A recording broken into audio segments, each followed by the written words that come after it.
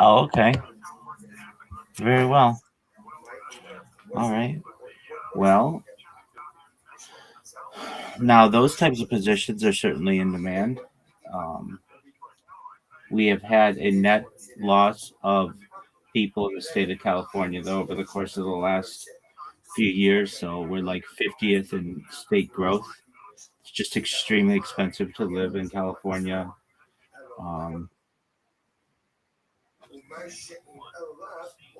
Somebody's got to be 50th.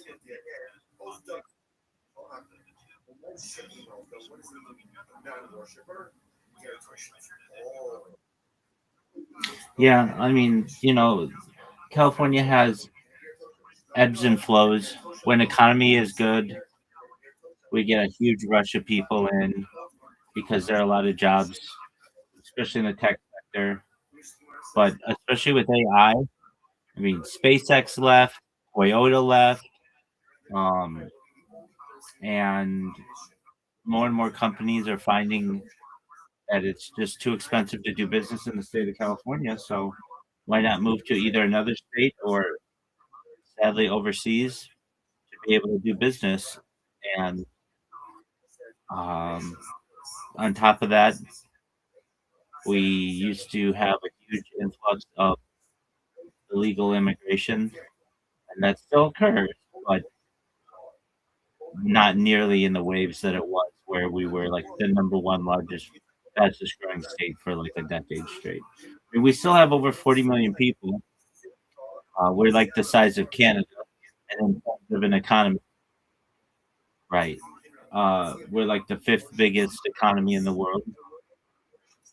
So there's a lot of production here. There's a California secessionist movement that is becoming more and more popular, where the state just leaves the United States altogether, which I could foresee happening. Not in the next couple of years, but perhaps in the next 100 years. People are fed up with having to basically support the rest of the United States, and like more than half of all of the crops, at least the fruits, the vegetables, and nuts in the United States are grown in the Central Valley of California, and many times exported to other states or other countries, and they're very expensive to buy even in the state of California. So there's a movement that perhaps wants to separate, and we have a governor who has presidential aspirations, and certainly looks like he's going to make a run in 2028. I don't know who we're going to have replace him in 2026. It'll be interesting, but there are basically four groups of people who run the state of California. There's the Pelosi's, the Getty family, the Brown family, and the um, the Getty family, the Brown family, the Pelosi's, and oh, other. I can't believe this is escaping me. The Getty, the Brown family, the Pelosi family. Give me a second. I gotta look this one up. Four families that control California: Getty, Brown, Pelosi.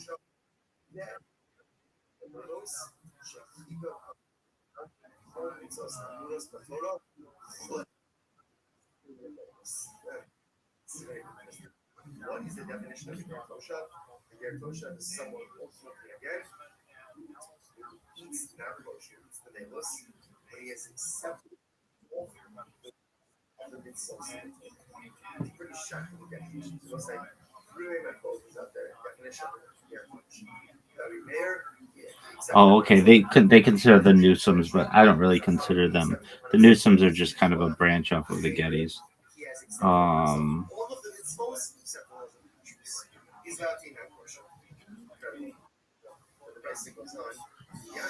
okay. But yeah, I mean, so it's just kind of the governorship just kind of rotates between those four families. I know Nancy Pelosi's daughter is becoming a state legislator, and it's just the same people. There's also a push for Southern California to break off from Northern California because we're sick of being controlled by a city that is an 8-hour drive away. Most people in Southern California have never been to Sacramento, and we don't like being dictated. So there's been argument to move the capital to Bakersfield or somewhere closer to the south. Whether that ever comes to fruition, I'm not sure. But definitely, there are a lot of people in the state who are fed up with the current system. So just like a lot of people in the United States are fed up with the system, whether you're for the right or for the left or neither or whatever, the same is true at the state level, and I'm sure it's the same where you are.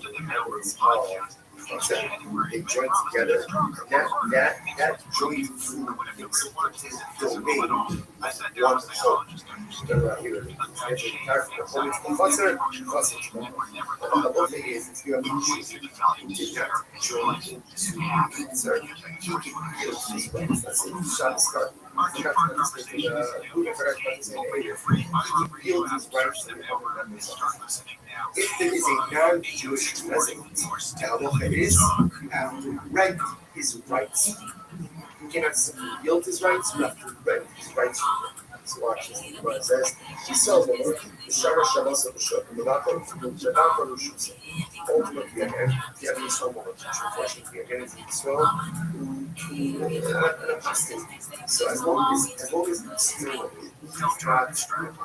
As long as externally, right, it's public to keep Shabbos, privately doesn't keep Shabbos, but at least publicly keep Shabbos, and that's the halacha. Without the Rosh all he needs to do is he didn't participate in the Eruv, he just needs to essentially yield his rights to someone else in the process. Shemesh Shabbos Rosh, without the Rosh, but again, if he publicly violates Shabbos, and essentially he's like an advocate, it's not enough for him to yield his rights and residents. Rather, you have to register his rights.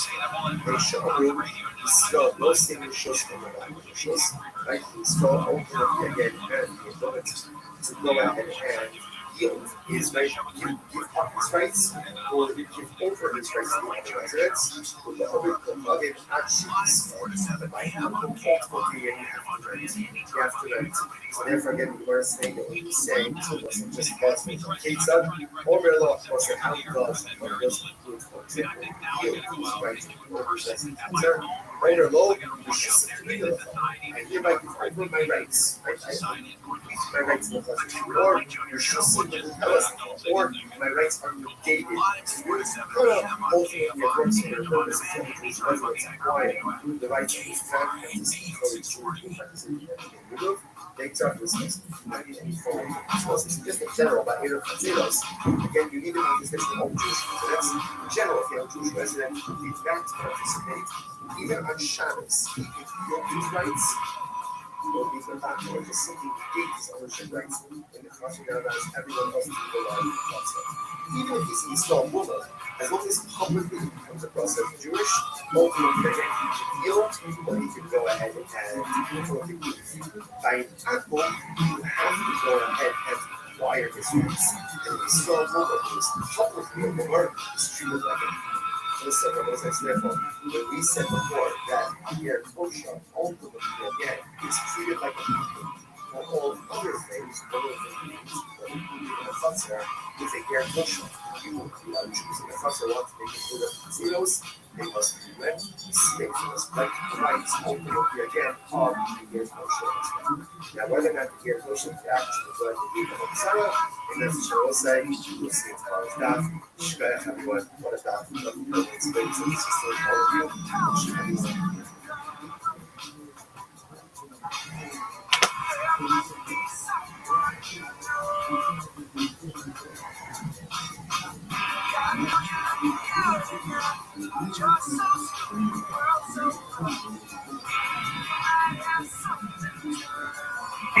We'll say a great spot for some TV with all of you this morning. In fact, thank you all of our sponsors for this morning. Sure to thank our annual conference sponsors. This is all very so dedicating all the German Russians this year. This is Swiss for those to us for having so. And their sponsors for the ones that have on the total Stephen raising in honor of their parents. Israel raising, Tina's raising, and Roses White in memory of Stanley Roses White in Rafa. Our week of learning sponsors, Dr. Anthony Wolf, version of the yard site of Dr. Wolf's father, Cyrus Wolf, Shalom, Jen, Steve Hirsch, Rafa, Mason, and Ralph Adler, in memory of their father, Ben Adler. Robert Baruch Mordechai Ben Arinanos. The sponsors for today, Jerry Applebaum, member of the Mother Rosalind Applebaum, Rachel Bass, with our parents and our families, all the commissioners, your families, and all those who live through Shepherd together, home holy Israel, comes well, who should have position, all of us, the Shalom, Karov, allow our resources to be successful in your fall of it was a nephew of us speaking. Today's nap is South Valley 64. A really incredible ground ahead of us. Today we are moving up from 7 people on the base 63 B, and we are picking up 2, 4, 6, 7 lines up from the bottom. Yes, sir, Rav Nachman, Ula, the Avinu, back up. So again, Rav Nachman, Ula, Avinu, are up in Russia, V'chiyava, Avinu, Gavai.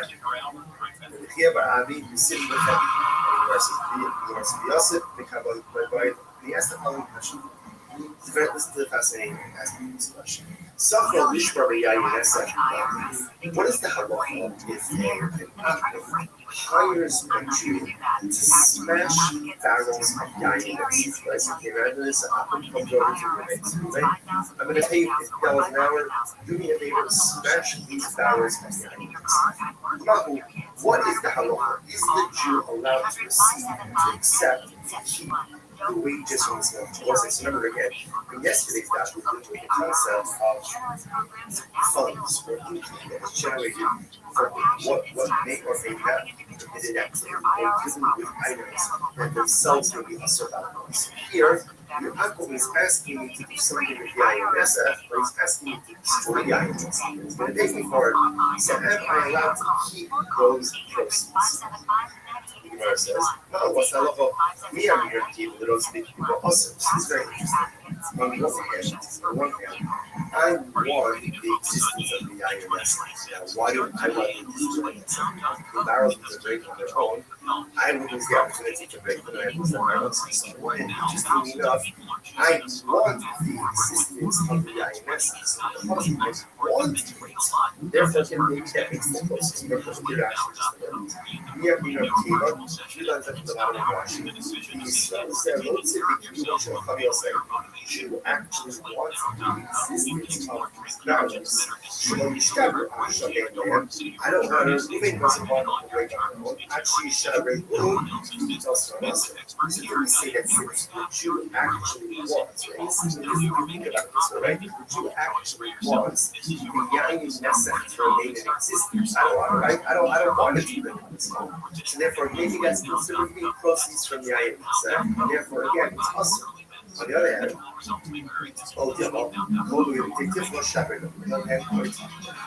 this is the destruction of the INS, the destruction of a Zara.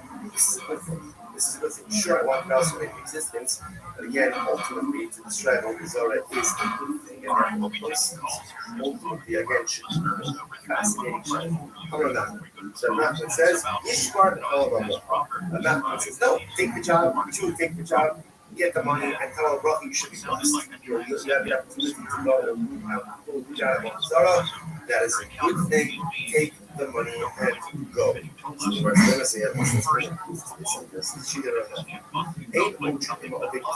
So let's say again. So we had such a let's say for example, we had that great points. That's the kind of getting didn't extra. So if you're going to help this kind of Jew can't go ahead and assist you know, you can't do that. It's not a 64. This is the hot dog over. What's up, Balloon Park? It's okay. I'm watching the stream, but it's like behind a little bit, so I gotta turn it down.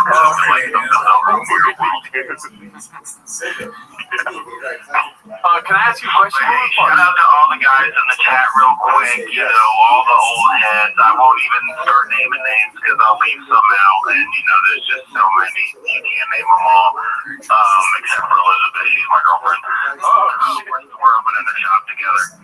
But yeah. And these are like, you know, he's our property manager, but anywho, just love the show. Glad you guys got BGL on again. I'm sorry I missed Brian Campbell. I'm a big, you know, MMA fan, and I like his work in boxing and all. So I just and he noticed Balloon Fart too. It's just a weird chat name that people seem to like him just noticed. Well, that's my question. I was going to ask you. Can you tell me the origins of Balloon Fart?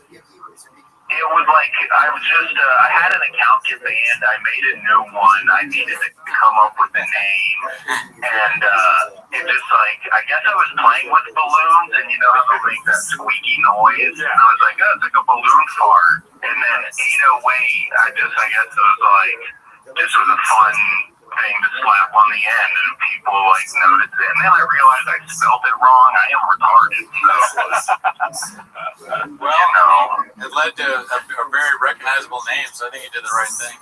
Yeah. And it's like people just seem to notice, and then like same with Easy, like we seem to have the same taste in everything because we are in the same chat. Like this Crack Amigo, like MMA streams, or like different, like even in like different like comedy videos, I'll see like him in the comment section. Stuff I like. He has a great taste. So, a great honor to be able to chat with you guys, just a bit to say hi.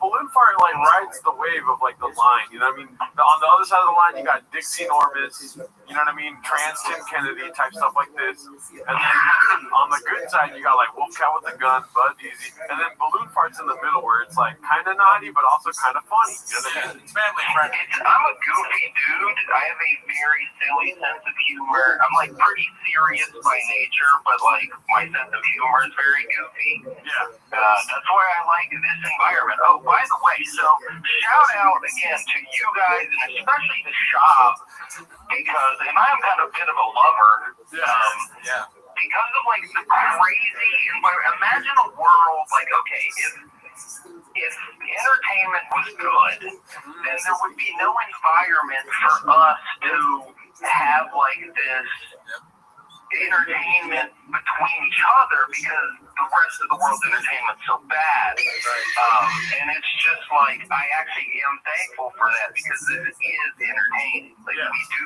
have fun. Yeah. Well said. Dude, like, you guys make my work day more enjoyable. You guys, the only thing I wish we could get more Dalia stuff. I love it. No, for sure. I just, honestly, it was, I think, one of the, like, dun, dun, dun, was, like, one of the bits that got me into you guys, and that's what made me hang out around chat, was, like, Cooney responded. Cooney responded to be like, I think it was that episode. And I was like, oh, cool, these guys actually, like, respond to fans. It's goofy stuff, so. And then, again, the name stuck out, so you would just see me around, especially I've been around so long, like, back in the day when there weren't many people in chat, you kind of, the name stick out, so. Yeah, you were born in the darkness of the Record Tweet Comedy Store. That was a lot of fun. And I missed the songs too, but honestly, like, I kind of guess I didn't notice you stopped. Oh, see, there we go. That's an honest answer, an honest human answer. Right. You didn't even notice. But also, given like changes of schedule, and I'm an East Coast boy, and like my schedule's all over the place, so I know I don't get to watch you live stream as much now too, or stuff. So, or I don't guess the premiere's the same, or something's different. I don't know. But anywho, one love, and I'm gonna get to bed. Good luck with you guys. Yeah. Thank you, Balloon. Night sleep. Don't get sleep apnea in your brain. Do you prefer Balloon or Fart? All right. I'm used to Balloon. Okay, cool. BS. Okay. Cool. All right. Well, yeah, dude, thanks for calling in. Yeah. No problem. Thanks for having me, guys. Later. Have a great night, everyone in chat. The chat cats, they're my real heroes. Right. Be careful. Some of them are bots. We're bots now. All right, guys. Later. I got somebody that called in that I think will appreciate. Okay. Adam and Ellie, dude. Oh, whoa. Yeah. Damn. The family calling in. And then Lovebirds. two more. We got Adam and Ellie, and then one more. I'm down. Let's see here. And then it'll be 23 4 hours. It'll be 25 after. Yeah. We already have 24 right now. I'm excited for this one. Hello? What's happening? What's happening? Oh, look at you guys. Nice. I can hear the love. What's up, guys? We've been watching you all day. This shit is fire. God, man, fun watching this shit. This is awesome. Glad to Yeah. I think we really enjoyed the BGL part. That shit was funny as fuck. Yeah, dude, it was like all happening so fast. I think I gotta watch it again. Yeah. Now, even if it was like recycled, he was able to, kind of add new things to it, make it more fun, and You guys always make it fun. The show is so fun to watch. Yeah. Yeah. Well, yeah, dude, I'm excited. I'm glad that we are able to talk. I know that we use you guys for a lot of bits and skits on the podcast, so I'm glad you guys got called in. Yeah, I would invite you guys if you're like, yo, this guy is just going to make another account. Say that guy. He always says that. He always says that. Hilarious. I believe you deep inside my heart. Yeah. What's going on? I thought you guys were running for 24 hours. Oh, bot, dude, what the fuck, bot? It is 24. Dude, I hung up. Oh, good. I can't let their bot thoughts get into our heads. Every time Mark tells the cat story, I want to go back in time and save this cat. I wish I could go back in time and save the cat. Okay, so Screenwriting book. we'll do this again someday. I kind of want to hear from this guy because he did donate earlier. Adam and Ellie sound like they're from Philly or Boston. Yeah, Something like that. I didn't expect it. from Botville for sure. Let's hear. I'm so sorry I hung up on You guys are doing 24 hours. I love that accent. It's my favorite. Hello, is this Sonny Spinelli? Yo. What's cracking, dude? Yo, this is fucking awesome, guys. I love watching you guys. I watch all your old episodes. Yo, Hell yeah. this is great. Thank you so much. You're very welcome. Thank you. Yeah. Yeah. Where do you Hey, call real quick, I celebrated 3 years of sobriety last week.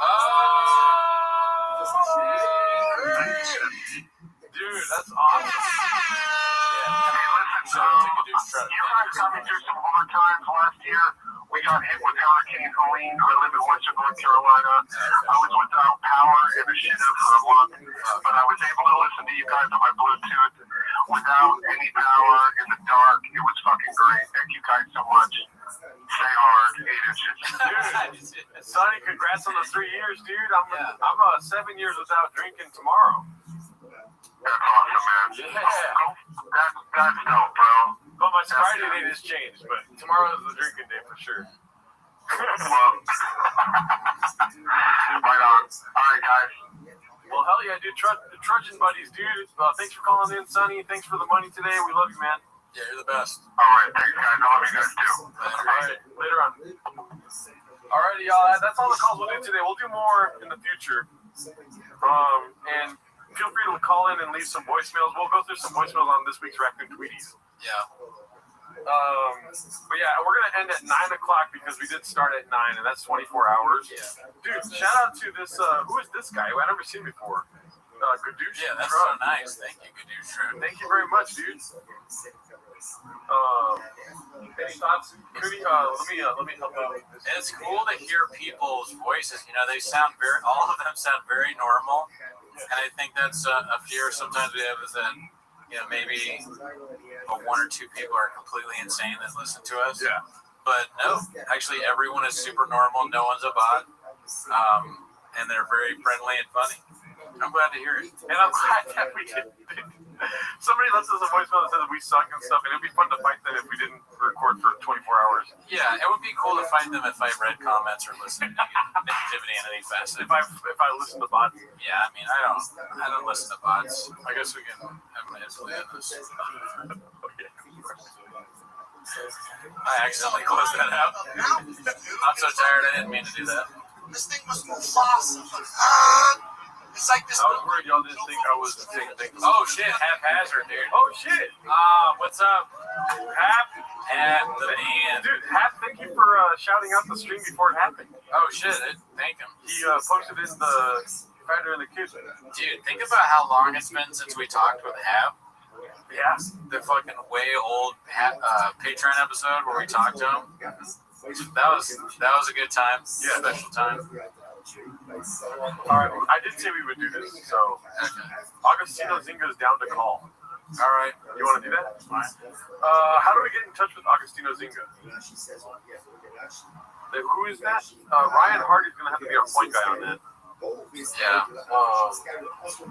I got 0 energy, so Agostino wants to take over the stream for the next 12 He's hours. just going to roast my apartment. No, it's Geraldo. He's got my Todd on the floor or whatever. I mean, I don't want you guys to find out that Augustino Zinga's a bot. Is he going to call in and talk about sliding into DMs?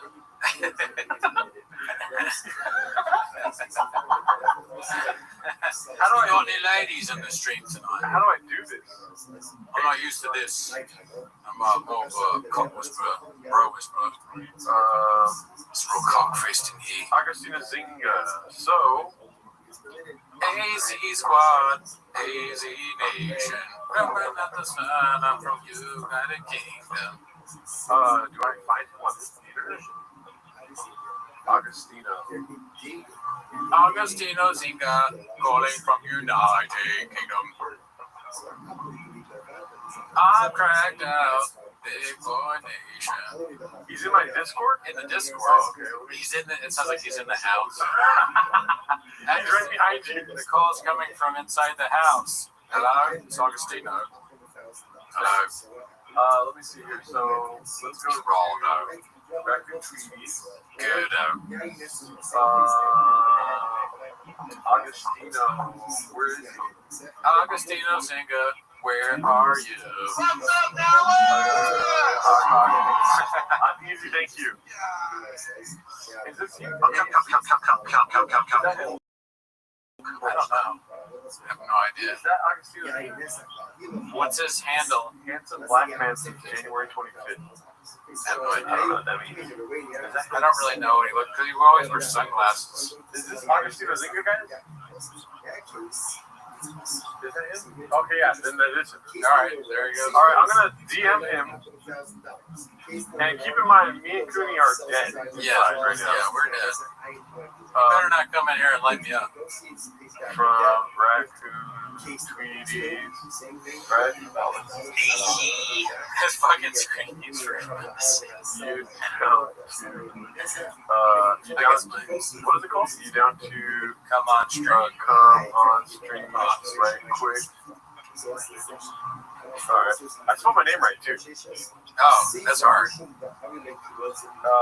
Beans cheese. He's not gonna recognize your name if you spelled it right. Post the Habe's phone number. No, man, Lehman. Yeah, cool.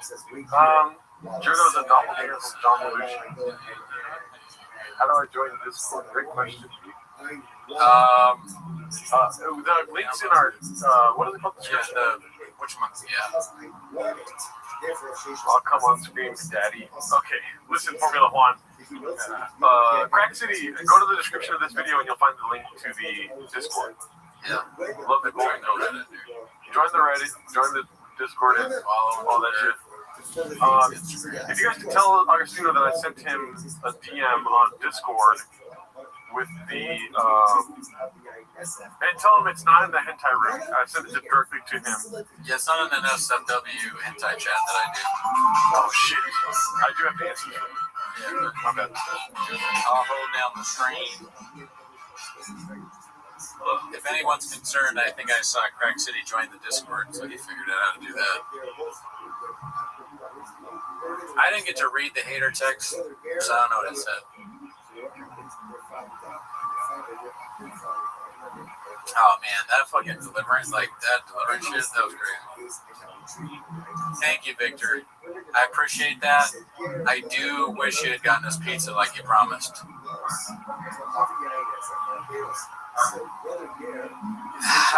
No. Fucking, I've come a long way around on Bert Kreischer. He sucks ass. But I'll argue that the machine is good. Taking your Coke off the spot. We're waiting on Agustino. Agustino? If you guys could tell him, I don't know if he's live or what, but Is he coming out then? is he coming on then? Oh, Yeah, cool. okay, yeah, cool. He just said that? Yeah. Yeah. Alright. So come on then. Do you want to stretch it all or no? I'm getting ready for this. Not really. I don't want to get up. I know, right? Or in the Rogan comics in the I'll say, I've always wanted to talk with him. He seems like a funny guy. I liked our back and forth. I kind of forgot after that. But, he was like, what are you saying? I don't really like this song, but treat him a great guys, never made him. He's downloading Zoom. Let's be understanding. Let's just hear him out. Right. His reasoning. We should just agree with whatever. We already said we like him before. Yeah, I love him. I don't even know the guy. I don't know. They don't have Zoom in England? Come on, they got Zoom. We should ask them about the English money we got earlier. Oh, yeah, huh? Can you tell us how much this is in US dollars? Yes, what's called? Johnny Taco just messaged me. Yes, this is a live stream. Nathan, since you're from Scotland, if we can't understand things that Axiom says from England, you'll have to translate. Oh, here we go. He just joined. Sick. Let's see here. Joining. Oh, shit. Nice. Oh, what's up, dude? How you doing? Yo. We can hear you. Yes. Can you hear us? Can you hear us? Okay, hold on. Let me switch off mine. I think you can hear us. 1 second. Sure. 1 second. Take your time. Hello? Yes. Can you hear us? I can hear you. Can you hear us? Yeah. Oh, no. So we're shadow banned. Good thing I know how to do sign language. We might be bots. Hello? Yes, can you hear us? Can you hear us? Yeah, Oh, nice. What's up, dude? Welcome, man. Hell yeah. I love the sunglasses, dude. Classic. Do you know? They're a staple. If you showed up without sunglasses, I'd be pissed off, man. I mean, we fucking love them. Solidarity right here, dude. Look at that. Dude, we're deep into the stream. We've been going for hours, man. I don't know. Have you ever done a 24-hour stream? Why are you doing this anyway? It's to prove a point. Why? Well, we're huge super fans of Brendan Schaub, first of all. Yeah. Well, you all up. Yeah. Shit, we're getting on sunglasses now too, dude. Yeah. I mean, solidarity. Oh, I like these. Yes. Another reason is, I live by a few codes. One is I always wake up at 4:34 anyways. So what's the difference between, I got up at 4:34 this morning. Yeah. Two is I'm tired, I have a headache. I watch the Gringo Poppy 1,000 times in a day. Good. It's just, Here, can I ask you a question to answer your question? Yeah, go on. Have you seen the stream?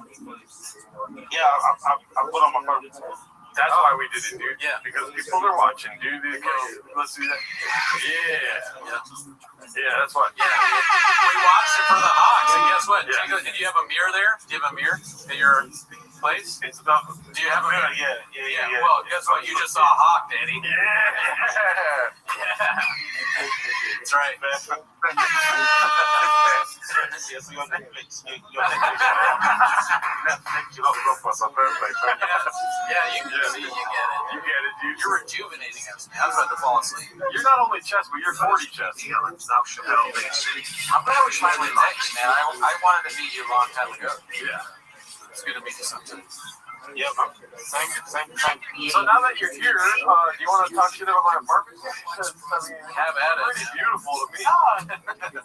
No, really, man. I heard you guys find a little clip. I'm not a big shitter. Yeah. I'm fairly Okay. no. It only applies to Brendan for the most part. I don't really talk shit about other people. That's good. I'm usually reigning in my chat. The chat is usually kind of crazy. They're the one that's saying, hey, you should say this, say that. I'm the one. I'm playing peacemaker. I'm like, remember that iconic scene where Jonathan Majors after a big cancellation, stop the street fight. Have a GR. Stop it. Or I'm like, you know what, Brendan told that story about street. He got in between Antifa and bikers when he went to, I don't know, some college thing. Probably. Hey guys, stop it. Probably. Yeah. That's all that. Good. I mean, now you've got a lot of bots in the chat. Yeah, it sounds like the bots are kind of controlling you there. It's been tough. don't know how we do it. Yeah, the sex bots run crazy. Oh, shit. Okay, all right. I think there's something that we can identify with, and it is that hater gene. You know what I mean? For sure. We both got that hater gene. What are your thoughts on David Lucas? What's the hater gene? Oh, that we just like we just sense these people that suck at comedy. We hate them. Yeah, I have violence. I have the violence. Violence in my DNA. I would push back on that. I don't think I have a hater gene. I've seen your content, Daddy. I'm more, yeah, but I wouldn't say I'm a hater. I think I'm more fascinated. I'm interested in the humans and how he acts and how he congregates. And I'm just like generally at my core, I'm just truly fascinated. Right. How like the worst people seem to like get away with it. You know, like the worst. He's like they don't have any redeeming qualities. They go out there with dickheads, but they seem to be doing okay in life. It's always fascinating. Like friends with a uncle.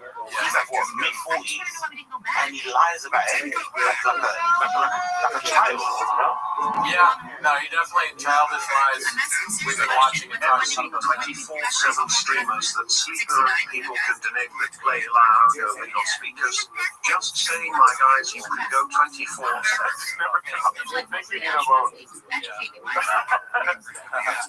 Sorry, I don't know if that voice is, that's offensive. Yeah, but David Lucas. Well, that's a roast, not memorable. It was weird because like he was fine up until when he kind of got crazy. Was it after my time or before that? I think it was before that. Before that, it seemed okay at first. It was the George Floyd thing. He made a joke about George Floyd, doubled down. Yeah. He doubled down, apologized, then doubled down again. So he was fine before he was getting mentioned. I think a lot of these guys, it's just if you see them, I think the same goes with Dave Attell. Like they lionize Dave Attell, and you watch him, you're like, yeah. You know? So I think these guys should have to just stop putting themselves out there. But if you don't put yourselves out there, you don't get fucking energy drink sponsors, you know what I mean? So you can put yourself out there. Yeah. And then people end up finding that, oh, Jesus Christ. We got a lot of rain going on over here. Yeah. I tried that once. One stream, I actually went all time to the shop.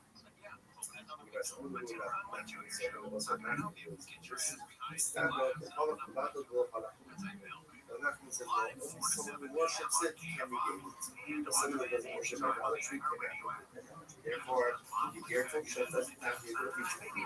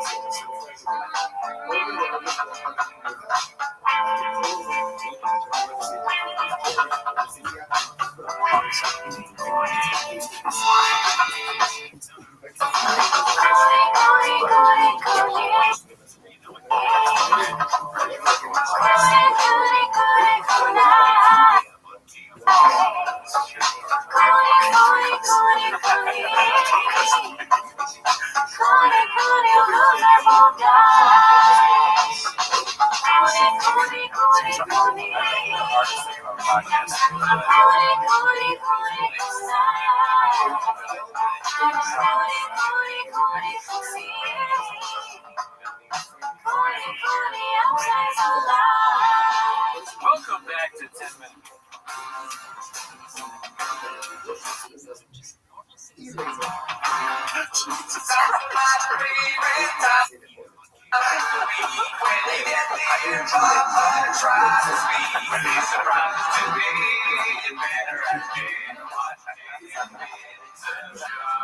Welcome back to 10 Minutes of Job.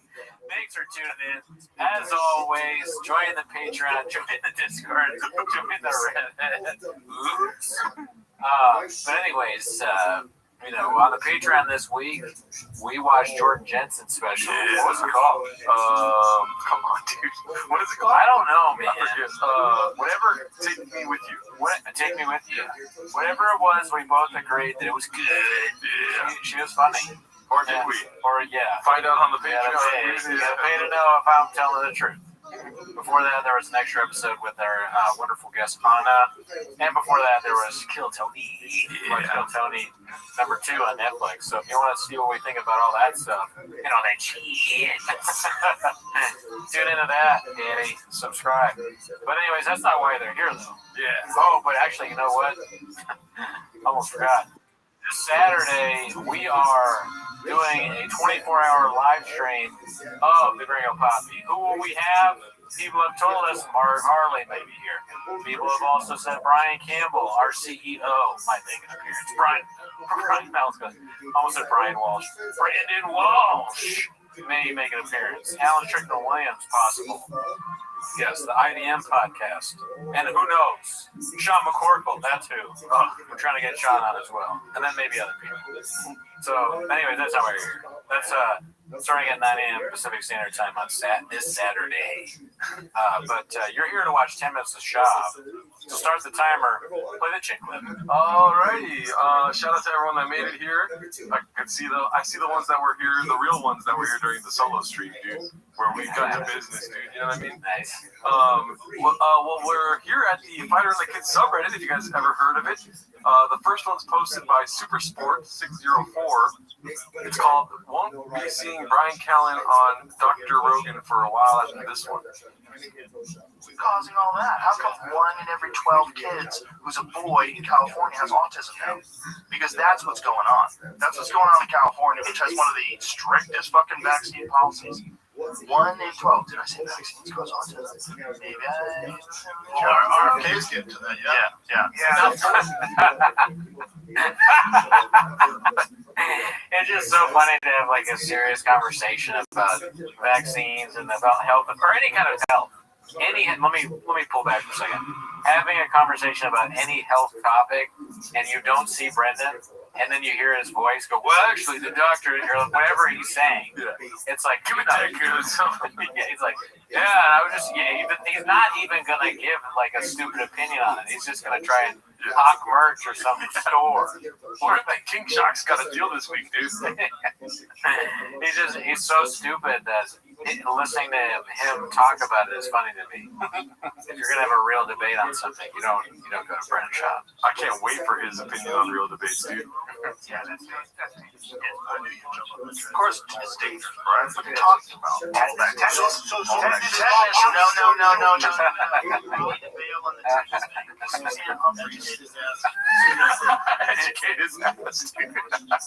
Everything is so good about this. It's like a sketch. Because Rogan is like the dumbass crazy guy, kind of saying his thing.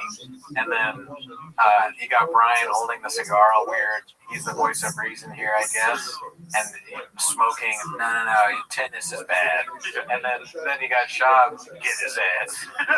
Educate him. Look over mom, but Gerardo has all his vaccines. Now we know what's going on with him. That explains the severe autism I suffer from, dude.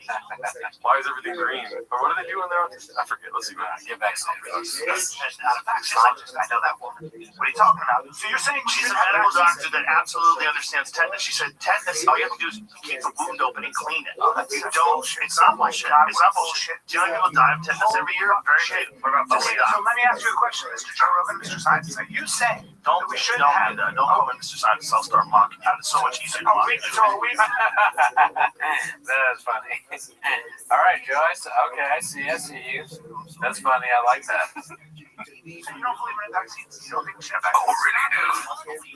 It's like, I don't think you should give a kid a Hep B vaccine when they're a baby. Different subject. I don't know. MMA vaccine is absolutely connected to a host of serious, debilitating fucking problems that kids have gotten from them. There's a lot of problems because they don't test vaccines in a double-blind, placebo-controlled setting. They test them against... Have you ever been tested in a double-blind placebo? I don't know how I would be tested in the placebo study. Yeah. Other than like buying drugs and the drugs not being drugs, I'm like, wait a minute, this is a placebo. I got violence in my DNA, so like every day I'm testing myself in double-blind placebos, and I pass. Okay. I want you to know that. Okay. Double, like they got 2 blindfolds on. I go in there and I got the placebo, and I take it. I eat the placebo. Yeah. I'm fine. Double blind, dude. All right, this. I was like, I don't know where I'm going. there's something funny here. I don't know how to do it. Fucking we'll do it live. Yes, you're right. You can make the argument for hep B. Here's why. Because the chances of Whoever edited this clip and posted it on the Reddit needs to figure out how to raise the audio because it's real quiet. Slow. the child coming in contact with the kind of activity that causes hep B is different. So now you say, hold on. disease. Right. So now you say this. That chance is zero. The chance for vaccine injury with the hep B is not zero. It's non-zero. Okay, so I understand that math. Okay. Damn, dude, this is what having friends is. I'm cool with being like alone forever. I mean, I could never see myself debating the Hep B vaccine with my boys. Yeah. That's it, dude. Last night we fucking went crazy over whether children should get Hep B vaccines. We were so mad at each other, dude. Yeah, I skipped the vaccine. I gave my kid Hep B, dude. What is it called? Hepatitis B. Yeah. You know what? Fucking, if the vaccine is dangerous, let's just give hepatitis B to the kids right away. Yeah, man, leaving it. This is friendship chain me to a fryer, dude. I like that. Oh yeah, hell yeah. That's where you get your real friendship, working in the kitchen. Yeah. I mean, where do you make your best friends? The fucking jobs that you had, your hourly jobs. That's true. Alpha brand is greater than vaccines. That's pretty good. When I worked at a restaurant, though, I loved it. Made friends with everyone. Ridiculous focused. What I'm trying to say is there are certain diseases. Pick up a history book. Smallpox, diphtheria, mumps. Have you ever looked at tetanus, polio, paralytic disease? Has he ever? Oh shit! We got a Hep B problem. We got to have B from y'all. Thank you, David. Right.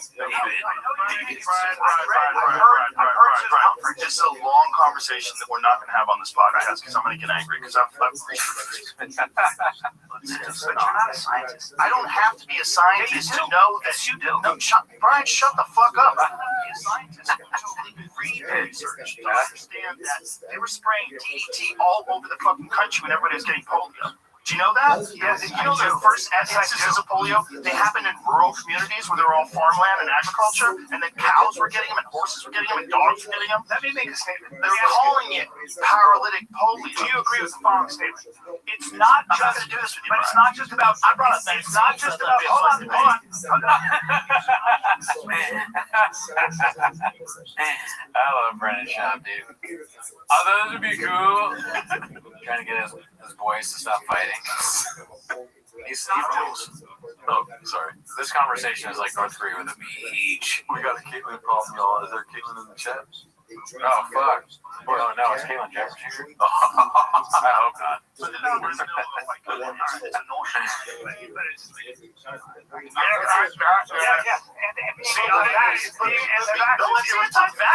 Anti-vax questioning why there's so many, though. My kids are Why there's so many vaccines. So did mine. So did You're not? Yeah, good for you. I don't think you need to. No, they're healthy as fuck. Wait, he didn't vaccinate his kids? Is that what he said? Do you believe him? No. Because I bet, okay, that is great. I didn't vaccinate my kids either. Neither did I, yeah. But that is such a funny question because here's how I take it, your question. I would say no, I don't believe him, but not because I think he's lying. That could be, but I think more likely is that he's so stupid that his wife probably told him, yeah, we didn't get a vaccine. Yeah. In the doctor. They were in on it. The doctor's like, let's just tell him that we didn't. I think that's a likelihood. Or, I don't know, I go back and forth now that I think about it. Maybe he is just lying. I think he's maybe lying and doesn't know it, like his kids are vaccinated. I think he's like, my kids are autistic. You know? Yeah, he saw them get vaccinated, but because they're not autistic, he thinks that they didn't get a real vaccine or whatever. Oh, they got double-blind placebos. Yeah, I mean, I take it back. I think he's lying. Yeah. Because he just wants to. He lies all the time. He wants to be cool. Same thing with these like. You gotta try. Oh, your kid has what is it? Epilepsy? Oh yeah, it's definitely have him take that. What is it? What was he selling? The thing that's not weed. THC, not THC. CBD. He's like, you got it, dude. Wet and Wild CBD. Give it to your kid. That's the name. Wet and Wild. He's not lying, dude. That's a lie. That's a lying face right there. Dude, if your kid is really sick, you should give him Gorilla Cock CBD. This face right here is screaming, I love drugs ever since I was a kid. Yeah. I sold comic books in my mom's basement. You called it. The zoom in really sells the lie there. He's for sure lying. He's like, please believe me, Rogan. Nah, dude, my kids are healthy. I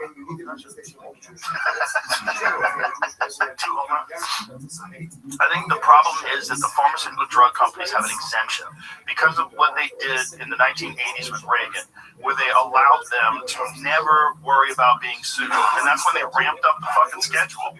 And that's also the correlation when you look at all the fucking host of all sorts of. Just put the fries in the bag, bro. Sirlis is an Arby's. There's a lot of other autoimmune issues. There's a lot of like serious problems. I think there are three things that have pushed us beyond our biology, and the reason we don't have a lot of children dying: nutrition, sanitation, and vaccines. And I think anybody who says otherwise is, I think it's crazy. We can't say all vaccines. I didn't say all vaccines. Just the good ones. It sounds like he is. Brian, you don't know what the fuck I'm saying. You don't. I know. Don't want to talk to him. Brian, I don't want to derail the podcast. That's why I show you statistics. If you look at when people stop getting all of these diseases, You mad? Oh, yeah, they're like, you mad? Is it annoying? diseases that are dominant in the population. Most of those diseases were eradicated by sanitation and nutrition. There was a huge problem in this country. People were living in fucking squalor. I agree. But there's still pathogens that are very dangerous. Sure there are. So the problem is that these pharmaceutical drug companies are fucking insanely, entirely corrupt. They've been corrupt for a long fucking time, and there's a revolving door between the FDA and these pharmaceutical drug corporations. They go from the FDA into these positions. They have this golden parachute, and then they ramp up the fucking schedule. Everything. It's not about public health. None of it is about looking out for you. All of it is about making money. That's the problem. Who wants to do some smelling salts? You haven't seen this? No, dude, this is amazing. Oh, man. Sean is the best comedic timing ever, dude. I love that guy. You're on the do some smelling salts. He's such a child. He's a child's brain. It's almost an insult to call him and say that he's a child's brain because it's smaller. Well, so what do you think happens now since you haven't seen this? What do I think happens now? He's like Borat. Borat and Ned Brennan Shaw, you probably think that Shaw was stupid. Why are you like this, Gypsy? I love America. Who wants smelling salts? I am smarter than you, even though you are American. So what do you think happens next then? I think they probably do smelling salts. Who wants to do some smelling salts?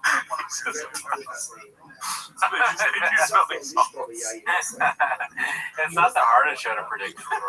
Hey, that's out behind. Oh, so there's also a part there where he's like, I'll fuck your mother or something like that. Oh, yeah, put it back. Where's the whole cut from?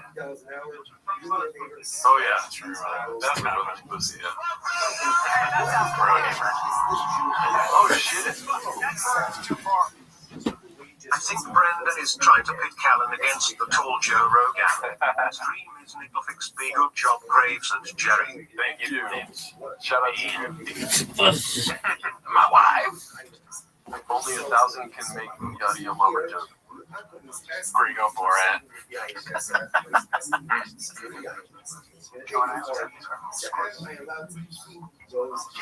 Okay. He does the smelling song. Such stupid bros. Why are they doing Yeah, this? dude. I don't know. It is funny though. Watch 3 stupid bros debate. Welcome to the bro debate. This is Jubilee. Everyone is stupid. They should have a Jubilee where it's 25 versus Brendan Job. Yeah. And it's different topics.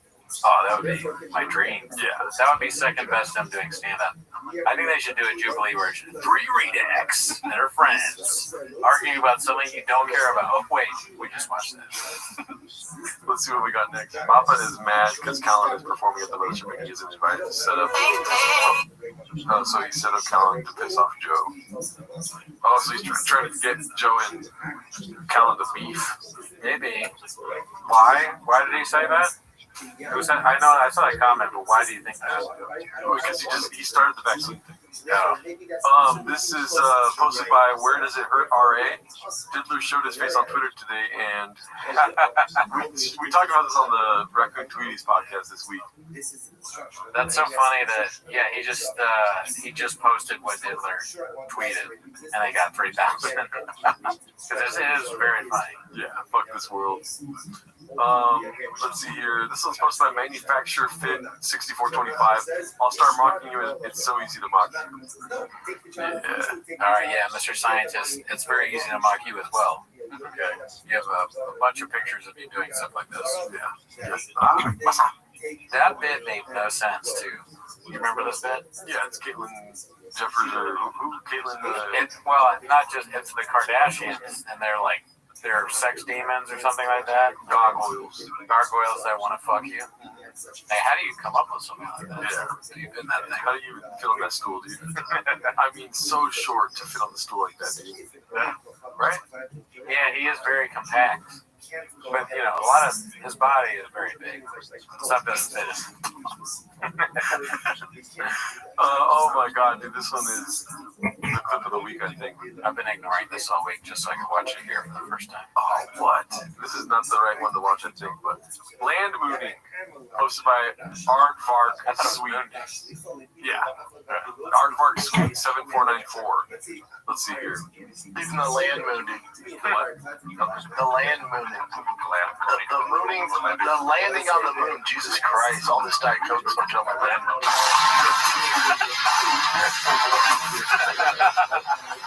Yeah, there you go.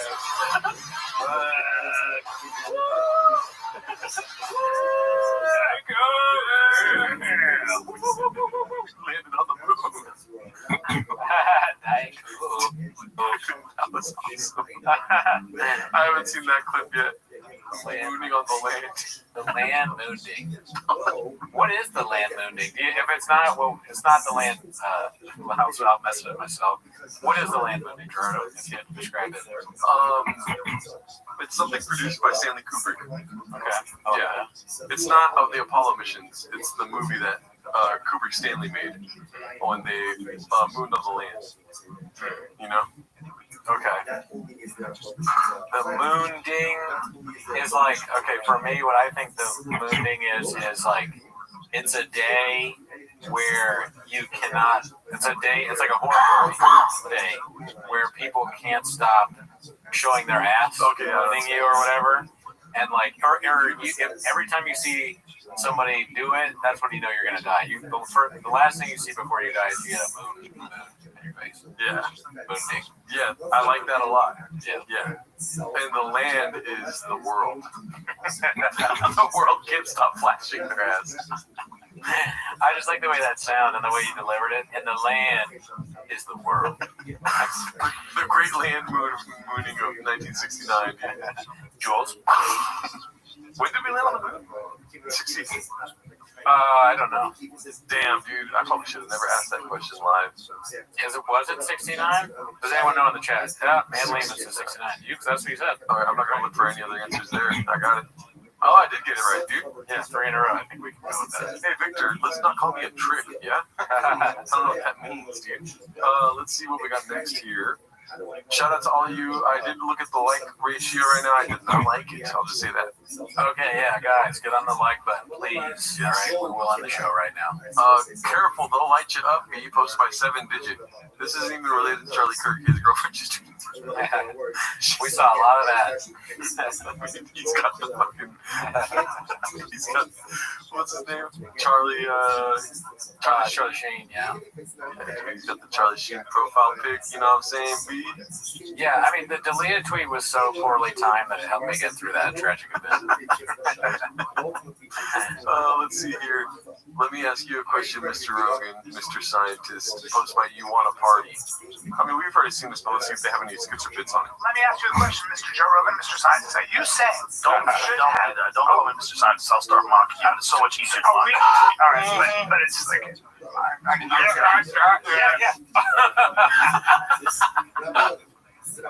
Only 249 comedians left. Oh man, Damn.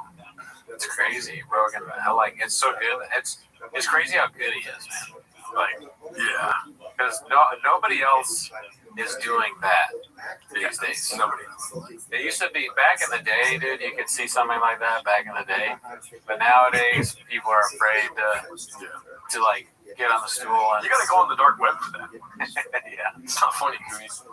No, you're right. I'm downloading tours left and right just to see some stool humping. I don't blame you. I every time this comes on, I'm like, we had it so good, and now people they just don't have the dexterity or the 4D chest brain to do it. Yeah.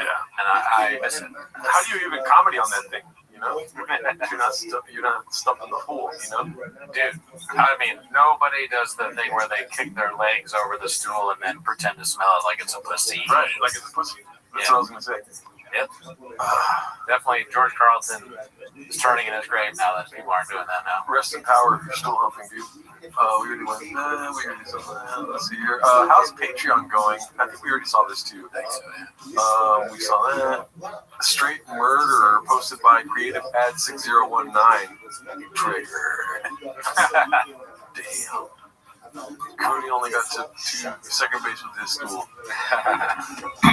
I wonder, if Jelly Roll sees this, Folks, if Jelly Roll saw that piece of art, do you want to see some athleticism? Man, it's great. And they shows Joe like, check it out, Joe. Dog, I want to listen to aliens. If this motherfucker is that exciting, I'm throwing fists. I'm gonna be so pissed.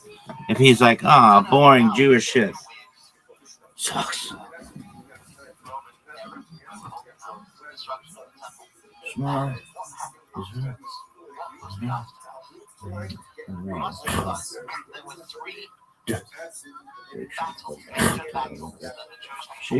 Mashiach at the gates, kids. Mashiach at the gates of Rome. We need a day. We need a day to remember all of this. I'll give you a day to remember all this shit, bitch. No, it's right the fuck now. So we remember the physical calamity as well. But there were If I get a copyright strike from these assholes, I'm gonna be the pissed. first one lasted 10 years. They renounced my religion like that kid in Bob with the boggle. Finished off with the destruction of the temple. 1 million Jews perished in those 10 years in the battles back and front until the enemy, till the Romans got into Jerusalem and actually destroyed it. They destroyed the entire Judea. It wasn't just Jerusalem, it wasn't just the temple. Everything was destroyed. And 1 million Jewish people perished one way or another. Many, we mentioned another time, committed suicide. Like Masada, but there were others. There were thousands, Josephus writes, who jumped into the fire of the temple. Because they felt there's no temple, they felt this was the end. There was no more Jews, there was no more Judaism, and they felt no reason to carry on. This was the calamity. We mentioned the zealots. We mentioned those people who put on a fierce fight. They carried on. Masada happened after the destruction of the temple. They ran. 1,000 people, with their leader, ran to Masada, and the Romans had put 30,000 Jews to go build that rampart. The famous story is that was after the destruction. They ran from Jerusalem to Masada. a major battle which happened afterwards, which happened about 40 years afterwards. So for a period, the Romans had marched in, massacred, destroyed, gone back, and whoever was left was left to pick up the pieces. Again, there arose a move to throw off the yoke of the Romans once again. 40 years after the temple was destroyed, the Jews wanted to rebuild it. This is not a very well-known fact. They wanted to rebuild the second temple, the third temple. Right? They wanted to rebuild the temple. There were negotiations. Delegations were sent to Rome. Rome would have it, but only under very restricted conditions. The temple would not be able to be built on the Temple Mount, on Har Moriah. You want to build it, go build it somewhere else. And they limited them in that sense that the Jews just were fed up. They went back and they made another uprising, which was based in the city of Lod, which is today,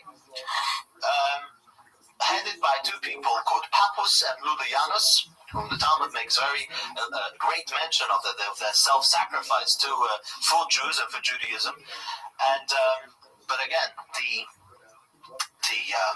Romans came and they quelled that revolution. They destroyed Lud, and that was pretty much. They killed Pappus and Lulianus, and that was pretty much the end of that. The third uprising is probably the most famous one, and that was the uprising of a man called Bar Kokhba.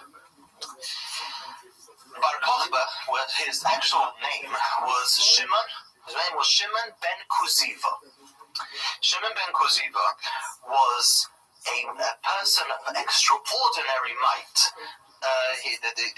We're told he was able to ride a horse and uproot a tree whilst riding the horse. He was such a character, a superhuman character.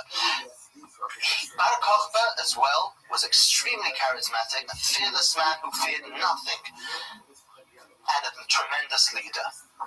Besides that, he was a good person, very frum. He kept the Torah staunch. He had tremendous faith in Hashem, an all-rounder. Somebody who the Jewish people at that time, many thought as Mashiach, including Rabbi Akiva. We're going to speak about Rabbi Akiva. Rabbi Akiva is the leader of the Jewish people at the time, pretty much. At this era, however many, within the next 100 years after the temple was destroyed, Rabbi Akiva backed him. He was a warrior, he was religious, and he had the backing of the rabbinate. He had an all-round thing to him, and indeed, he rounded up an army right in the beginning of 200,000 Jews, all of whom were of tremendous might. The test, if you were able to get into his army, was if you could uproot a tree. If you take a tree out, you were qualified. The Talmud tells us actually that he was so fierce that the initial test to get into the army was if you could chop off your own finger. Okay.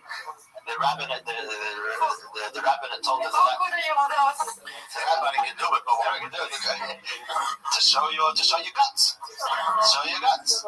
The rabbinate told them that the Torah doesn't allow it. The Torah doesn't allow such a thing. So the test became if you can uproot a tree. Where did you get this from? What, the finger thing? Yes. It's in the Gemara. Really? Yeah, it's common history as well. Bar Kokhba, there were no guns, so they didn't worry about the trigger finger. Bar Kokhba is very well documented. Now, what he did was he made an uprising against the Romans, and he kicked the Romans out of the Galil and made his way down. He pushed them out of Jerusalem. There was even plans, again, to build a temple.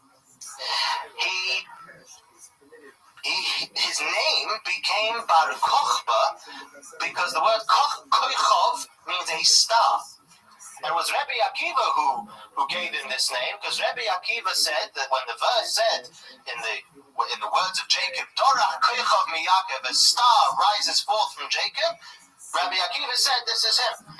He's gonna be the Mashiach. In the end, he got together an army of 350,000 soldiers and put up a fierce rebellion.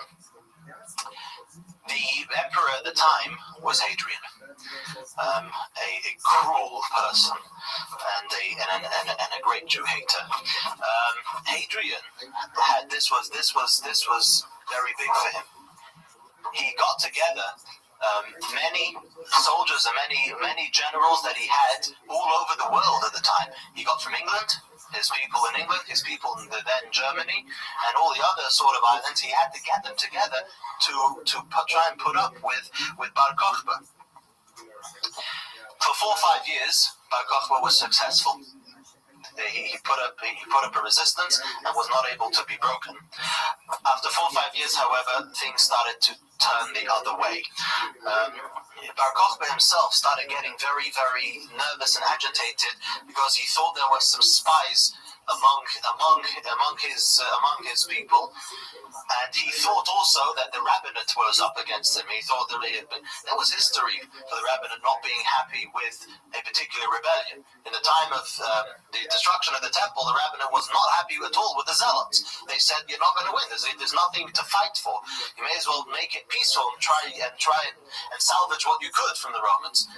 But anyway, Bar Kokhba, he grew to be very agitated and very nervous, and he actually put to death one of Rabbi Rothschild, one of the greatest rabbis at the time, and the rabbinate kind of backed out from his support.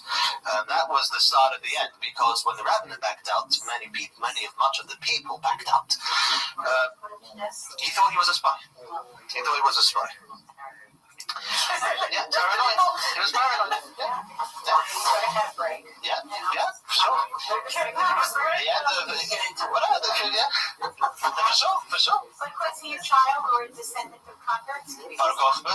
He had to be, if Rabbi Akiva adopted as a potential Mashiach, so? Why the other way around? He should be from the tribe of Yehuda. Mashiach has to be from the tribe of Yehuda. The descendants of King David. King David descended from a convent from Rus, yeah, but that's something else. So that's it. It's got to be from the Davidic dynasty, yeah. So what happened was, at the end, there came to a very sad ending. One of the reasons of why we mark Tisha B'Av is because many years after the destruction, there was a city which its namesake at least exists today in Israel, called Beitar. Beitar was a massive city. The Talmud gives us the proportions. It was a huge place. Where would that be? I'm not sure. You got me there. I'm not sure. I don't know if it's in modern day Beitar. There is a modern city called Beitar, but I'm not sure if that's the actual place. There are excavations of what may have been the original Beitar, and on Tisha B'Av, Beitar was broken into.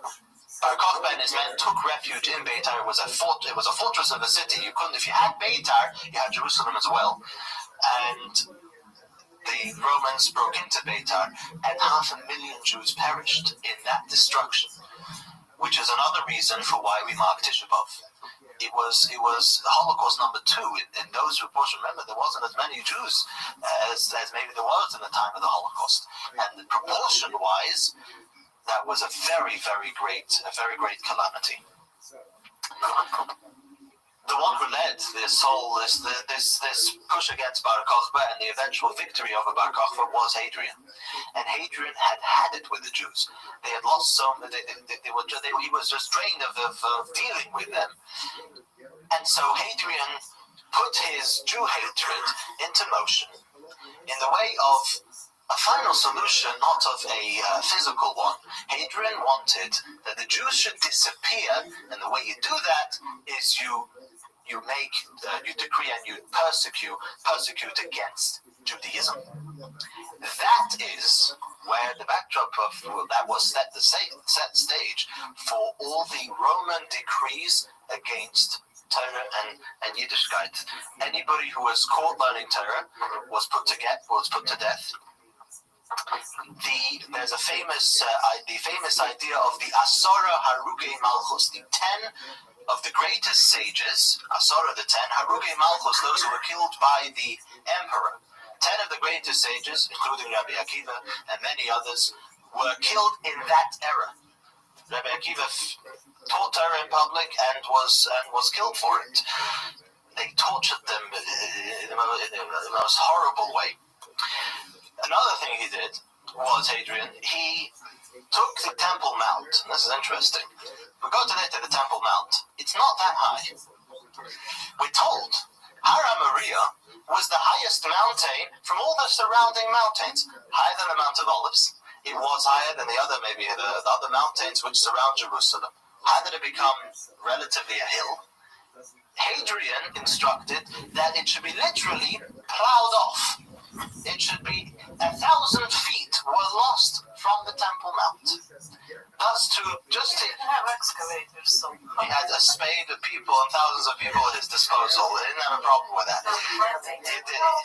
And there is actually a verse. The verse said, "Tzir and Soda Techorish," that Zion will be plowed like a field. He plowed it.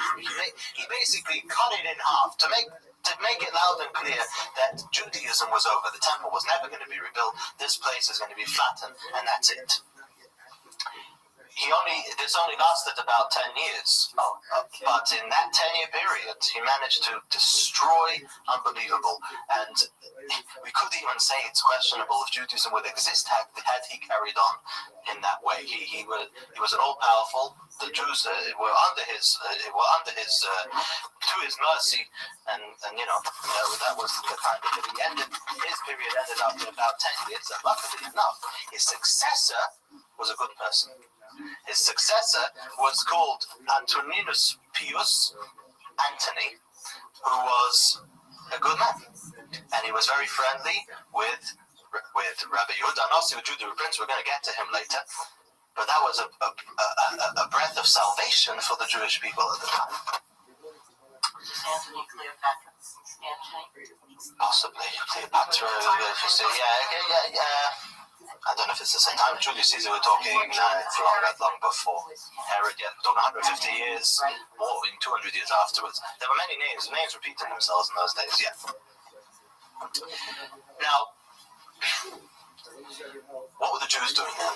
Well, you know what the sort of physical situation was. Basically, a situation of survival under Hadrian. And they were putting themselves together wherever they were. We mustn't forget about the Jews in Babylon. But we mustn't forget that this was the time when Jewish communities started cropping up in many places in the Roman Empire. The Jews ran everywhere, went to wherever they may have sought refuge and wherever they would be accepted. And we have the Jewish community in Egypt. There were many places. The face of the people then, the people merited to have in those times great leadership, which helped quite a bit. Rabbi Akiva lived in the generation after the destruction. Rabbi Akiva was a student of Rabbi Yochanan ben Zakkai, who was the spiritual leader of the people at the time of the destruction. Rabbi Akiva was his student. Rabbi Akiva's story is, as we know, a very moving one and a very amazing one, and how Rabbi Akiva, we'll go through it, how Rabbi Akiva was ignorant. He was illiterate till he was 40 years old. He was a shepherd by a man called Kalbo Savua. Kalbo Savua means the satiated dog, and he got this nickname because he was an extremely rich man and very charitable. And in his day, he had a kitchen where anybody who was hungry would be able to come in and would come out smacking his lips like a dog. And that was how he got this. He got a nickname like that, but everybody loved him. And he had a daughter called Rochel, and he was looking for her, so we would call it a Rockefeller Shidduch, something which would be really in it, and yes, money, the works. He was from the very honorable people in Jerusalem, but the Rochel noticed this shepherd who was illiterate but had a good heart and had potential, and they decided to get married, and Kalbo Savua banished her from the house. They lived in abject poverty, in utter poverty. And Rochel tells her husband to go and learn. And he protests, "What do you mean? I'm 40 years old and I don't know anything." She told him, "Go." And she pushed him and encouraged him, and he went. And the famous story is how on the way to school, on the way to learn with the little kids, he saw a stone with a big hole in the stone, and he was wondering of how a stone gets such a gaping hole, and he saw that on the top there was a brook of water which had like a niche which drops of water were dropping on this stone, and for years the drops were dropping on the stone and bored the hole, and he figured to himself, if a stone can get a hole in it from soft water, my head, even if it's like a stone, the waters of Torah will eventually, after persevering, will penetrate. The Talmud tells us how he literally went with his own child. He held the black, the luach, he calls it, the board of the right of the aleph base on one hand with one hand, and his child held it with the other hand. He went literally to kindergarten. With his perseverance, he spent 12 years and became a scholar. He came back after 12 years, and the famous story, he goes close to his home, and his wife, and he sees that his wife is still living the way he left her, and the neighbor is talking to her and saying, "Are you Meshuggah? Are you crazy? Your husband has left you. He's gone to learn." And he heard his wife saying that if he would be up to me, I would tell him to go back another 12 years. He heard that, and he turned around and he went back for another 12 years and came back to be the greatest of the great, the greatest sage of Torah of the generation. He came back with 24,000 students, and when he came back, a parade came, and his wife, Rochel, pushed her way through the crowds to see her husband, and she fell to his feet, and the students didn't know who this was. They wanted to give her, what is this woman doing here? And Rabbi Akiva held them back and said one of the most famous statements in Judaism, Sheli v'shalochem shalochi. What is mine and what is yours is really hers. And she is noted to be one of the greatest women in Judaism with that self-sacrifice, who really, in a sense, saved the day as far as Torah was concerned. The Talmud tells us that Kulhu aliba de Rabbi Akiva. There is not one Mishnah, there's not one law in the Torah that was not stated that didn't go through Rabbi Akiva. Remember, we're soon going to get to the time where the oral law was written down because there was a danger of forgetting it. The Talmud says if not for Rabbi Akiva, we wouldn't have an oral law. He was the one who went and heard from this one, heard from that one, and learned and studied and took the written law and understood it in the way that it needs to be understood, and got out of it all the laws of the Torah Shebaal Peh, and he was instrumental. He's brought in the Mishnah, the Talmud, thousands of times. His father-in-law, by the way, this is a little less well-known part of the story. His father-in-law was still around when he came and he had made a vow, as we know, that Rochel and her ignorant husband would not have any benefit from his possessions even after he died. He found out now that he didn't find out. He figured now he had second thoughts. It's his daughter and this. He heard that a great sage was coming to town, this Rabbi Akiva, and we know there's a system of annulling vows. Many do it for Rosh Hashanah, we do it in Yom Kippur, Kol Nidre. It's annulling vows. We make a statement that if I made a vow, he wanted to annul his vow. And so he had to go to a rabbi, to go to a Talmud Chacham to be able to do this properly. So, he's a rich man, you got Rabbi Akiva to come to him, and he said, I made this vow that my daughter and son-in-law will not have any benefit from my possessions. I have second thoughts. But I made a vow, says Rabbi Akiva, if you would have known that your son-in-law would be a Torah scholar at that time, it would just take a bit of time, it would become a Torah scholar. Would you have made that vow? He said, no way, if I would have known, but he didn't, he was ignorant. Says Rabbi Akiva, that's me. And they fell on each other, Thomas says, and they made up, they made amends, and everything was sort of good after that. The Talmud tells us that on high, Moshe Rabbeinu listened to when Rabbi Akiva gave a drasha. He listened to Rabbi Akiva say, and Moshe was jealous of him because Rabbi Akiva had found things in the Torah that he hadn't said. And Hashem had to appease Moses, and Hashem had to say that you gave the principle, you gave the source for everything. That well went through you. So really it's all yours. But that was the degree of Rabbi Akiva. Rabbi Akiva was a tremendous Kabbalist. The Talmud tells us there were 4 people who entered the learning of Kabbalah, of the secrets of the Torah, and not everybody made it out safely, so to speak. one has to be of stature to be able to take it the way it is and not to corrupt it and not to, it's a difficult business. It's the only one of the four in his generation who came out safely was Rabbi Akiva. Rabbi Akiva actually, the 24 years that his wife and he as well lived in poverty were made up for. Rabbi Akiva inherited his father-in-law. And there were two other things which made Rabbi Akiva exceedingly rich. One, the Talmud tells us he found a very big treasure from a shipwreck, which made him a very wealthy man. And another thing the Talmud tells us, very fascinating, he ended up, after Rochel Abediv passed away, he married the wife of Turnus Rufus.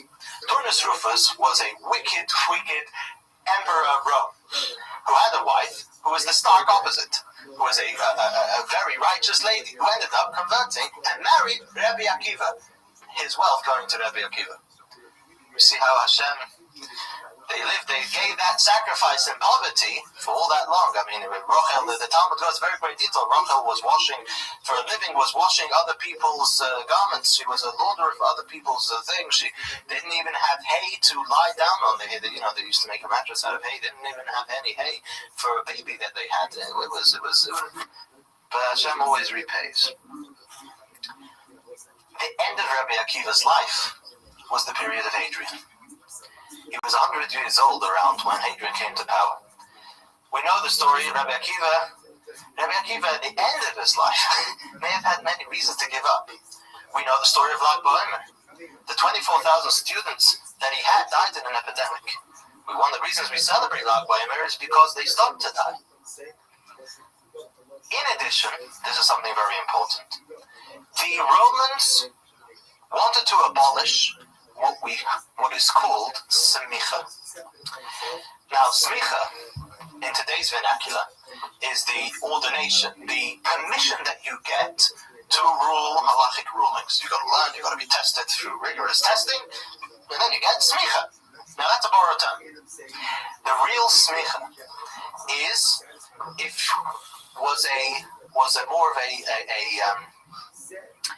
was more of something of spiritual nature. Moshe Rabbeinu, Moses, gave smicha to Yehoshua. He laid his hands, that's what smicha means, leaning your hands. He laid his hands on Joshua and Yehoshua and gave him the stature that it would be to be the carrier of the oral law. Many received smicha. In those days, if you received smicha, it meant that you were not just given permission to rule, you were an authority. You were the Torah. You were the continuum of the Torah. Torah is in books.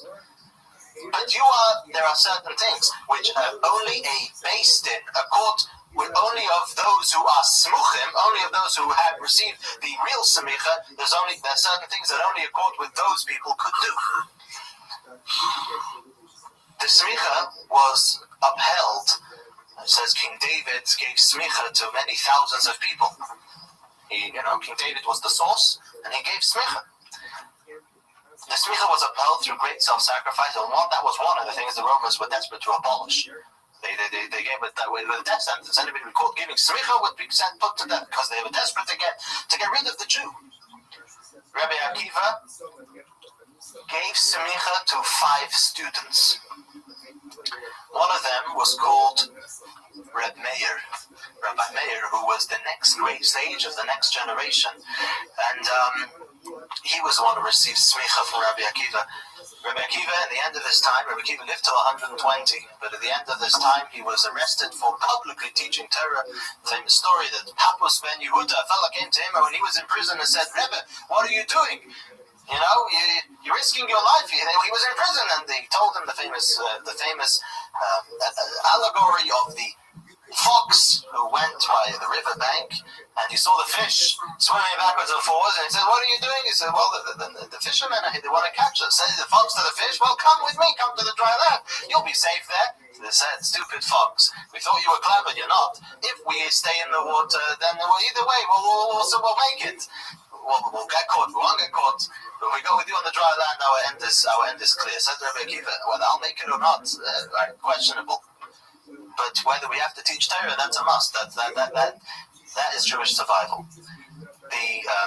the Romans tortured Rabbi Akiva in the most horrible fashion, and they combed him with iron combs, with steel combs, and he died with Shema Yisrael, and he died with the word Echad. And he told his students at the time. His students said, his students were standing there, and Rabbi Akiva said to his students that all my life I was waiting for the time when I could fulfill the verse, with all your heart, with all your soul. Now is the time when I was able to love Hashem with all my soul, when he gave his life up for Hashem. And that's how he died. But again, Rabbi Akiva lived to be one of the greatest sages ever for the Jewish people.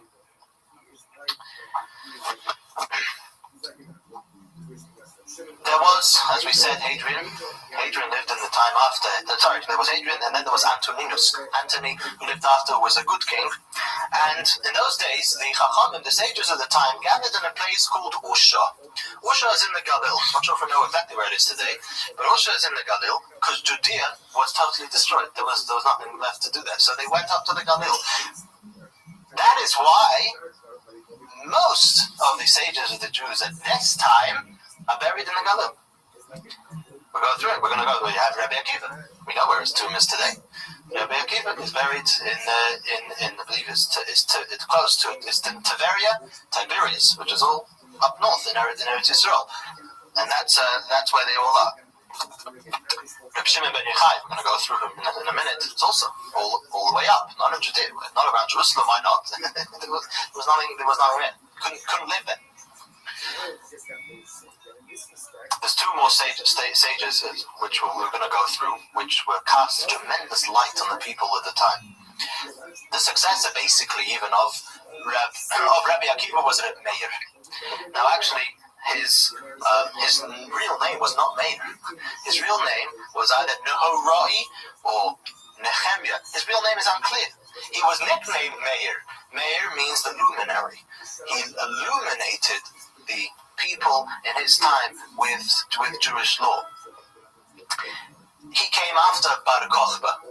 Basically, the time of Hadrian, the time of Bar Kokhba, the time of Rabbi Akiva. This was a Holocaust time. This was Beitar. This was terrible. And he came in the aftermath of that. Rabbi Meir came from converts. I forgot to say before. Rabbi Akiva was called Akiva ben Yosef. Many say Yosef himself was a convert. If anything, however, Rabbi Akiva's grandfather was definitely a convert. He was a descendant. His yichus was, do you remember Sisera? Sisera was the one in the time of Deborah, when she sang a song. Sisera was the general who came and attacked the Jews and got his head cut out there. That was the lineage of Rabbi Akiva.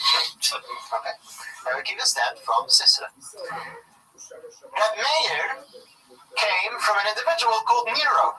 Nero in Caesar. Nero himself, according to the Gemara, converted because he gave up on Jerusalem because he heard that he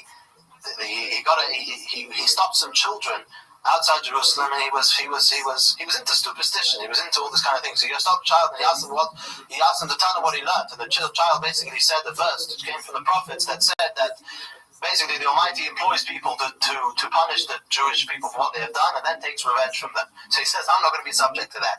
And he went and converted. And then from him came Rabbi Meir. Meir was a descendant of converts. Rabbi Meir had a very famous wife, talking about Jewish women. Have you heard of Bruria? Bruria is very famous among Jewish women. She was the wife of Rabbi Meir. A very fearsome lady she was. She was at the time when Rabbi Meir wasn't available to give the drasha, she would stand behind the mechitza, says the Gemara, and give it instead of him. She was one of those people. She was very sharp individual.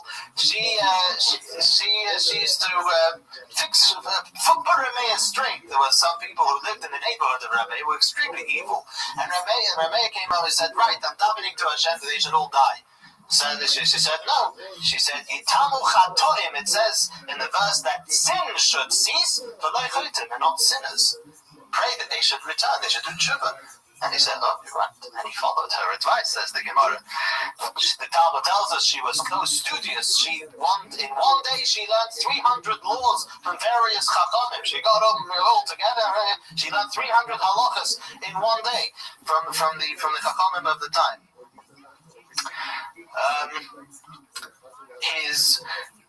Reb Meir is known today as Reb Meir Baal Hanes. Reb Meir, the owner of the miracles, the one who performed miracles. And the story behind that is, Reb Meir's father-in-law was a great sage who was called Rabbi Hanina ben Teradion. He was one of the 10 sages who was killed by Hadrian in that era. And Rabbi Hanina ben Teradion had a daughter, the sister-in-law of Reb Meir. What happened was, an unfortunate story happened, she was a very beautiful girl, and the Romans kidnapped her and put her in a place where she would be put to use, so to speak. Reb Meir was desperate to get her out. Reb Meir, what he did was he went to the place, and there was a guard there, and he told the guard, I'll pay you for this girl. The guard said, I'll be fed to the dogs if there's someone missing. He said, don't worry. He said, if anything happens, you say, Elakad Reb Meir Aneni, the God of Reb Meir, answer me, and everything will be fine. I laughed at him. He said, you want to try me out? Try me out. There was Alsatian dogs, which would rip up a human being. And said Reb Meir, send the dogs on me, look, it will happen. He sent the dogs on him. Reb Meir said, Elakad Reb Meir Aneni, the God of Reb Meir, answer me, and the dogs sat down, and it was all peaceful and good. He heard what he had to say. He took the money and he gave out the sister-in-law of Reb Meir. There was soon after that, the Romans made a head count. They saw one was missing. The guard's off with his head, right? He shouted at the Reb Meir Aneni, and something happened. The guard, there was a threat from the other side. They ran, he ran, and everything was fine. Reb Meir became known as Reb Meir Baal Hanes, Reb Meir, the one who performed miracles. In the 1800s, there started to be a tzedakah, there started to be a charity who printed the name of Reb Meir Baal Hanes on the charity box, and it was considered to be a merit to give charity which bear the name of Reb Meir Baal Hanes, and many saw miracles in that way. Until today, the charity exists. One of the big ones is Kodel Chabad, founded by the Alter Rebbe, by the Shnei Zam of Liadi, to support those who were in Israel, and that carries the name of Reb Meir Baal Hanes until this very day on the tzedakah pushkas. You'll see, and it was always considered a merit. That means the idea lasted all that time through. Reb Meir and his wife Bruria also went through difficult times. They lost 2 children. On one particular Shabbos, the 2 children passed away. Reb Meir was out in shul, and Reb Meir came back, and Bruria, being the woman she was, didn't say a word. Made as if they were sleeping. Once Shabbos, after Shabbos Eve, she came and she said, I have a deposit. Someone entrusted me with something. Should I give it back to him? Meir said, sure, of course you should give it back. So she said, come, and she showed him. She said, Hashem entrusted us with children. We have to give it back. And that's how she sort of even taught Reb Meir of how to deal with what they had. In the end, Reb Meir actually passed away in Turkey. The whole thing, he had to go up there. He passed away over there, and many say he's buried there. Although there is a tomb in Eretz Yisrael which is accredited to him. Many say it's not that, but it's anyway. The Gemara says he passed away in Turkey. The last one who we'll talk about is Reb Shimon Bar Yochai. Reb Shimon Bar Yochai also lived in Roman times. He was, again, a student of Rabbi Akiva. He was one of the 5 who received the smicha. He was one of the survivors after the 24,000 students passed away. As we know his story, the Romans persecuted him terribly and wanted to kill him. He had to hide in the cave for 13 years until the emperor died and everything was sort of calmed down and he was able to emerge again. Reb Shimon ben Yochai, or Rashbi, is very important. He was the first one. We're going to go into the transcription next week. We're going to talk maybe a whole lesson about how the oral law came and was transcribed and all the names and details of what we need to know about the oral law being transcribed. Reb Shimon ben Yochai transcribed the first official work of the Kabbalah. esoteric element of the Torah, which had again all been in tradition. The Zohar, which he wrote, had all been in tradition, although there were, according to some opinions, some earlier works, but not as major as his. As we know the story of Lag BaOmer, Rabbi Shimon Yochai, a man who was of the holiest of holy, passed away on Lag BaOmer. Many today, we have to understand Lag BaOmer for what it is. What makes Lag BaOmer? Why Rabbi Shimon Bar Yochai? There are 500,000 approximately of Jews who come to the tomb of Shimon Bar Yochai. Many of them don't know why they come. And what is Lag BaOmer? Why is it such a celebration? Rabbi Shimon Bar Yochai was the one who gave us, who transcribed the mystical parts of the Torah, on which everything is based, on which the Kabbalah afterwards, what the Chassidus is taken from, everything that is an entire segment of the Torah that is his credit. That is to his credit that we have. He was sort of the father, the Moses of the esoteric parts of the Torah, and it is to that reason why Lag BaOmer is such a celebration. It's the day of his Yortzeit, which he said should be a happy day and not a sad day. But it is for that reason as to what makes Lag BaOmer the day that it is. Again, he lies in the Galil. That's where everything was going on at the time. Next week, we're going to speak how in the days of Antoninus of Antony, there arose a man called Rabbi Yehuda HaNasi, Judah the Prince. He's commonly referred to just as Rebbe, just as the Rebbe. Okay, he was the one who transcribed the oral law, and thus made everything official, put everything into writing, and set the stage for Jewish survival, the survival of Judaism until today. And we're going to learn of many terms of the era that he lived. Again, wasn't an easy era, but just one last thing. We're told on the day Rabbi Akiva was killed in such a brutal way, Rabbi Yehuda HaNasi, Judah the Prince, was born. In other words, the Jews, this was Rabbi Akiva, the Jews, the sages were being killed one after the next. And Hashem said, Hashem takes care. Hashem makes the cure before the damage, before the pain. Hashem makes that, as the verse says, the sun will rise and the sun will set. Every time the sun sets, the sun rises again. There's one sun that may set, but another sun that is eventually in the making. A new day will come, and the Jews will forever survive. That was the interesting contrast. And next week we'll get into that, a major phase in Judaism, the transcription of the oral law and everything that came with it.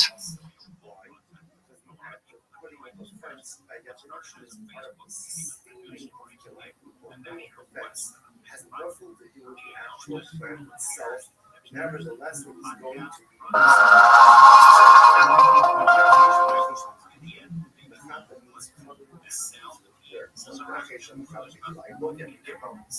We're at the point where in the travel through Jewish history, we're up to Rabbeinu HaKadosh. Rabbeinu HaKadosh literally means our holy rabbi, our holy master. He's also known as plain Rebbe. If you say in the yeshiva world, Rebbe, who is Rebbe? Rebbe is a reference to Rabbi Yehuda HaNasi, who is known as Judah the Prince. Judah the Prince. He, if we want to list 20, 30 characters among the Jewish people, to press hard.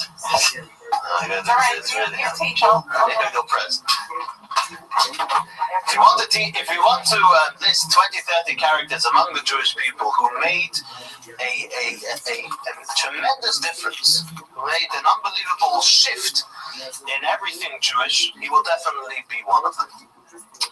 Because up until the times of Rabbeinu HaKadosh, up until the times of Rabbi Yehuda HaNasi, the oral law, the Torah Shebaal Peh, was transmitted from rabbi to student, from Moshe to Joshua to the one who came after him, and so on. But it was round about 100 years or so, little more. After the destruction of the Second Temple, which we've been talking, we spoke last week that Rabbi Akiva lived in the time of basically the aftermath of the destruction of the temple. He had a student called Reb Meir, who we spoke again last week, who was the generation after him. And after that generation came the generation which we will mark as the generation of Rabbi Yehuda Hanossi. He came more or less. Again, this is roughly, but we mark the generations by their grade. Rabbi Yehuda Hanossi came along and realized that something had to be done. The oral Torah was at risk, was in peril of being forgotten. And what he did is he got together everybody, all the sages of the generation, and wrote down in a concise form, wrote down the oral Torah. Now, this is something very, very key, very important. And it's so important because what identifies us as Jews today, what we have the Torah, we have the Sefer Torah. The Sefer Torah on its own, it is what it is. We understand whatever we understand of it, but that's very little, especially when it comes to the actual mitzvahs, as we've described many times. And the transcribing of the oral Torah was a hallmark, was a time when the Jewish people kind of received maybe even anew the Torah. They had now something they were able to learn. And wherever they may be, they may have been in Morocco, they may have gone to Egypt, they may have been in Babylon, they may have gone and been dispersed anywhere in the world, they were now able to set up communities, they were now able to be Jews, as Jews should be, because now they had the oral Torah written down. Now, what we're going to refer now, we're going to actually go through, I want to be able to go through all of it. The one who did the most brilliant job of running through the history of the oral Torah up until now was Maimonides, was the Rambam. Maimonides, as the introduction to his book, the Mishnah Torah, to his magnum opus, to his great book where he codifies the entire Torah, the mitzvahs of the entire Torah, he goes through the history of the oral law. So we called this evening, we called it on the email, we said, who made up all this Jewish law? People get very skeptic. People get what's this, we just blindly rely on this, what it says here and what it says there. Well, where is this all coming from? The Rambam knew of this, and many other sages knew and wrote down such things. The one who did a mega job, and a pretty short one, it was only a few pages, was the Rambam. And he goes through the unbroken chain and much of the history, which we'll learn inside here. We'll constantly refer back to this. The introduction of the Rambam, and we'll see just how all this comes. The Rambam starts his introduction in the name of Hashem, the Lord of the world. And he starts with a verse, then I will not be ashamed when I gaze at all of your mitzvahs. It's a verse, but the Rambam uses this verse through all of the mitzvahs because he's about now to write down the details of all the mitzvahs. The mitzvahs given to Moses at Mount Sinai were all given together with their explanations, as implied by the verse, and I will give you the tablets of stone, the Torah, and the mitzvah. It seems to be redundant. I'll give you the tablets of stone, the Torah. All right, the Torah, well, that's done. What's the mitzvah? So he explains. The Torah refers to the written law. The mitzvah to its explanation. God commanded us to fulfill the Torah according to the instructions of the mitzvah. The mitzvah is called the oral law. Here the pasuk, the verse, refers to as the mitzvah, not in the conventional sense, but in the sense of meaning the oral law. Moses, our teacher, personally transcribed the entire Torah before he died, the written Torah, that is. He gave a Torah scroll to each tribe and placed another scroll in the ark as a testimonial. As the verse states, take this Torah scroll and place it beside the ark, and it will be there as a testimonial. So the written Torah was given to every tribe and put in the ark. There was no change. The mitzvah, i.e. the explanation of the Torah, he did not transcribe. Instead, he commanded it verbally to the elders, to Joshua, and to the totality of Israel. As the verse states, be careful to observe everything that I prescribe to you. Moshe says, make sure you follow everything I'm telling you. For this reason, it's called the oral Torah. So that's how things started off. Even though the oral Torah was not transcribed, Moses, our teacher, taught it in its entirety to his court, to the 70 elders. We know the Torah said there are 70 elders. The Torah says that there was a time when Moses couldn't handle it. The Jews were complaining, and Hashem said, can't handle it, we'll give you, Hashem said, appoint yourself 70 elders, which was the beginning of the Sanhedrin. Now, who are the main ones out of those 70 elders? Elazar, Pinchas, and Joshua received the tradition from Moses. Elazar being the son of Aaron, Pinchas the son of Elazar, the grandson of Aaron, and Joshua the next leader. In particular, Moses transmitted the oral law to Joshua, who was his primary disciple, and instructed him regarding it. Similarly, throughout the life of Joshua, throughout his life, Joshua taught the oral law. Many elders received the tradition from him. Eli received the tradition from the elders and from Pinchas. Maimonides is kind of jumping. There was Joshua, Pinchas, who lived to see Eli. Samuel received the tradition from Eli and his court. David received the tradition from Samuel and his court. He's just going down the line. Achiel of Shiloh was one of those who experienced the exodus of Egypt. He was a Levite and heard teachings from Moses as a child. He was, however, of low stature in Moses' age. He was actually very young. He lived very long. Afterwards, he received the tradition from David and his court. Elijah received the tradition from Achiel of Shiloh and his court. Elisha received the tradition from Elijah and his court. Yehoiada, the priest, received the tradition from Elisha and his court. Zechariah received the tradition from Yehoiada and his court. Hosea received the tradition from Zechariah and his court. Amos received the tradition from Hosea and his court. Isaiah received the tradition from Amos and his court. Micha received the tradition from Isaiah and his court. Yoel, these are all prophets, by the way. All these names are prophets in the Tanakh. What does the court refer to? The court refers to each one of them had the Sanhedrin.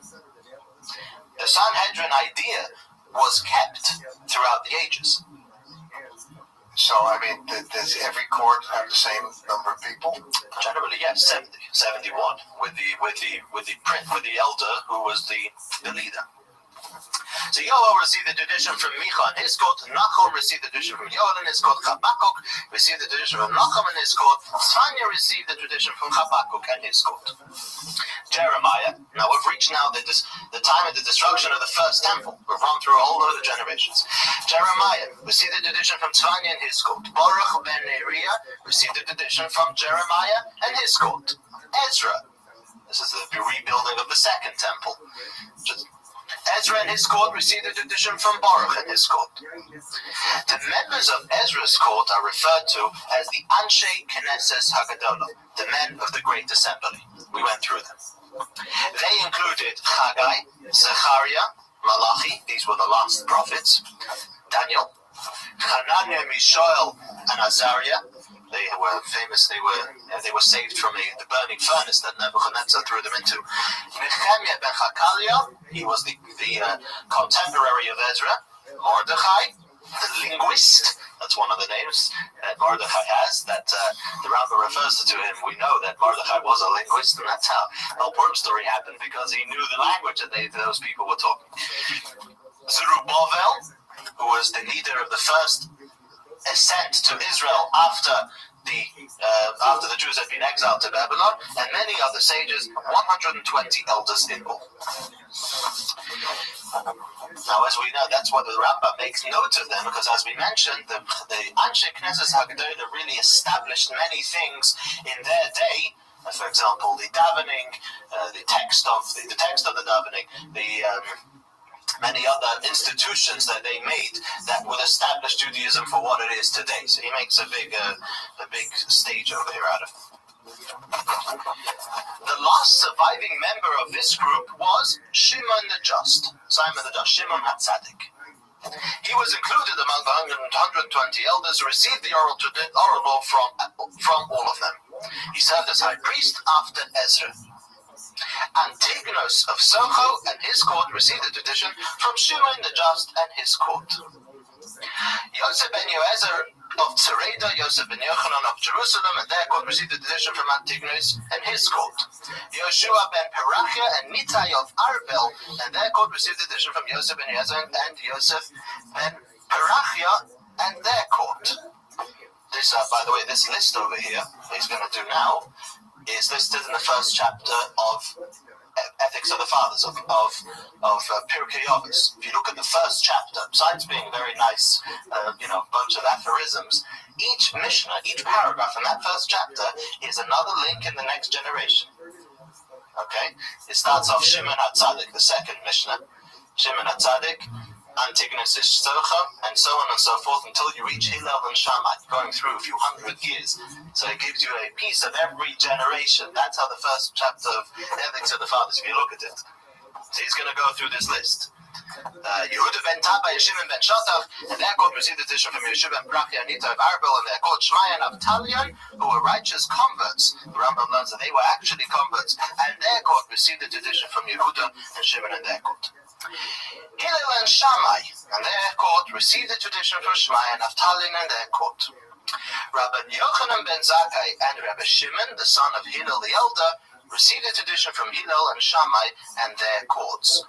Rabbi Yochanan ben Zakkai was the leader of the people at this time of the Roman times, at the time of the Second Temple. Okay, so we're close now to the time we're talking here. Rabbi Yochanan ben Zakkai had 5 students who were great sages and received the tradition from him. They were Rabbi Loza the Great, so he was called, Rabbi Hoshua, Rabbi Yosef the priest, Rabbi Shimon ben Nesanel, and Rabbi Loza ben Aruch. Rabbi Akiva ben Yosef, Rabbi Akiva, received from Rabbi Loza the Great. He's called Rabbi Lezer HaGodol. Yosef, his father, was a righteous convert. And the Rambam again, Maimonides is very good at doing this. He said the brilliance of the book of Rambam, you should know, just in the yeshiva world, is the simplicity in which he just lays things out. Rambam doesn't get into any discussion. The book on which most Jewish discussion is based on is the Rambam. If you go to yeshiva world, you'll find shelves of books on the Rambam, because the Rambam just, everybody, if you look at something in the Talmud, everybody's grappling, everybody doesn't know this, that, the other. The Rambam just puts it out nicely and smoothly and leaves you to find the source, which he doesn't write. And we had a question, it's a historical question. The son of convert, so his grandfather's father, Rambam said he was a convert. Yeah, go bang your head, it's the way you know it from. But the Rambam said, the Rambam sort of smooths many things out like that. Rabbi Yishmael and Reb Meir, a son of righteous converts, received the tradition from Rabbi Akiva. So we see Reb Meir was the next generation. Rabbi Meir and his colleagues also received the tradition from Rabbi Yishmael.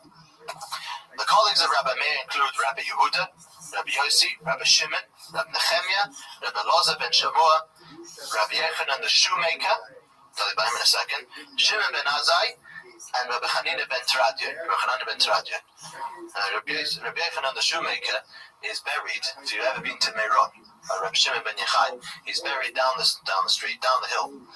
He was a shoemaker. The Rambam makes mention, when the Rambam speaks of the laws of Torah, of learning Torah, the Rambam says that many of the most ultimately greatest of sages were very simple craftsmen. They refused to use their Torah as making a living, although they maybe could have. Many of them were very poor. Hillel was a wood chopper. And at times he suffered tremendous poverty. And Rabbi Yochanan, he was a shoemaker, and he's one of the greatest. He's very not far from Rabbi Shimon ben Yochai. Similarly, Rabbi Akiva's colleagues also received the tradition from Rabbi Elazar the Great. Rabbi Akiva's colleagues include Rabbi Tarfon, the teacher of Rabbi Yosef Golil, Rabbi Shimon ben Elazar, Rabbi Yochanan ben Nuri. Rabbi Gamliel the elder received the tradition from Rabbi Shimon his father, the son of Hillel the elder. Rabbi Shimon his son received the tradition from him. Rabbi Gamliel his son received the tradition from him, and Rabbi Shimon his son received the tradition from him. You see the name Shimon and Gamliel repeating themselves. They named after each other. But there's a rule there's a rule which we know. The Rambam also rules this way, that if there's a position among Jewish people and the son is worthy enough of taking that position, then he has rights for it first. And that's why you'll see, many of these generations, they may have been tremendously great people who were the same generation. How did they decide who was going to be who? Who's going to be the head? Who's going to be the head of the yeshiva? Well, the first one was, if his son was the one before son was worthy enough, then he had it. That's the rule. Last paragraph, Rabbi Yehuda, the son of Rabbi Shimon, referred to as Rabbeinu HaKodesh, our saintly teacher, received the tradition from his father, from Rabbi Elazar ben Shamua, and from Rabbi Shimon and his colleagues. Okay, you can memorize all that and say it backwards. Gamliel and Shimon a few times and you get it, right? So in that case, because I missed it, so the father and son had the same name, they both living? No, the grandfather, yeah. Rabbeinu HaKodesh composed the Mishnah. From the days of Moses, our teacher, until Rabbeinu HaKodesh, no one had composed a text for the purpose of teaching the oral law in public. Instead, in each generation, the head of the court, or the prophet of that generation, would take notes of the teachings which he received from his masters for himself, and teach them verbally in public. Similarly, according to his own potential, each individual would write notes for himself of what he heard regarding the explanation of the Torah, its laws, and the new concepts that were discussed in each generation concerning the laws that were not communicated by oral tradition, but rather deducted from one of the 13 principles of biblical, that next word I don't know what it is, exegesis. I still like it. What is that? Learning out from, I think. Yeah? Okay. Accepted by the High Court. Let me just explain that. In other words, he said, what does he say? He said, everybody wrote down what had come into tradition from the oral Torah, its laws, and new concepts that were deduced in each generation, not directly communicated in the Torah, the oral tradition, but deduced using one of the 13 principles of biblical explanation, biblical deduction that we have. Now, what are they? This is also very important. In many sidurim, right before Hodu, when we start the service, you will find that we say there's a page that's called the Brisa of Rabbi Yishmael. Rabbi Yishmael says, Bishlosh Esrei Midos HaTorah Nidreshes. The Torah can be expounded upon using 13 principles. Now, what these are, I'll give you the first one. Kal v'chomer. Kal means light, literally. Not light isn't lightweight. Chomer means heavy. Light and heavy. What it means is, if you have a law which is a heavy law, meaning a law which is stated in a case, which is more stringent than another given case. For example, the Torah says a person may not marry a grandchild, a granddaughter. The Torah actually doesn't, or have relationships with, which, The Torah doesn't actually state that one cannot do such a thing with a daughter. So someone's going to come along and say, wait. So the first one of the 13 principles of the Torah, of deducing from the Torah, is kal v'chomer. If a law was said in a lightweight case, in a less stringent case, the law obviously applies in a more stringent case. Now, not all of those are as obvious as I just made it. That's a very big one. Okay? That's a very big one. But that now... Another one, I'll give you another example. The next law is Gezerah Shava. Gezerah Shava means a verse which uses equal terminology in two cases. A word or a few words which the Torah will use in a certain case and uses the same terminology regarding another case, from which we can learn some rules that apply in that case number one that we know apply there also apply in case number two, because the Torah used equal terminology. Now, these are principles which are used, but have to be very carefully analyzed. You can't, not every Tom, Dick, and Harry can go and say, oh, well, I'll juxtapose this to that, the pasuk uses this wording, that wording, we can know where all that will go. And that's why he said that in each generation, there were these principles were used. Now, these principles were given to Moses, and the Torah was always learnt and using these principles. However, these principles had to be brought to the Sanhedrin. The Torah tells us that the Sanhedrin in each generation, they are the end all of opinion. The buck stops there, and if they discussed it and agreed that this is a true deduction or a learning out of, then the Torah itself says that that's the law.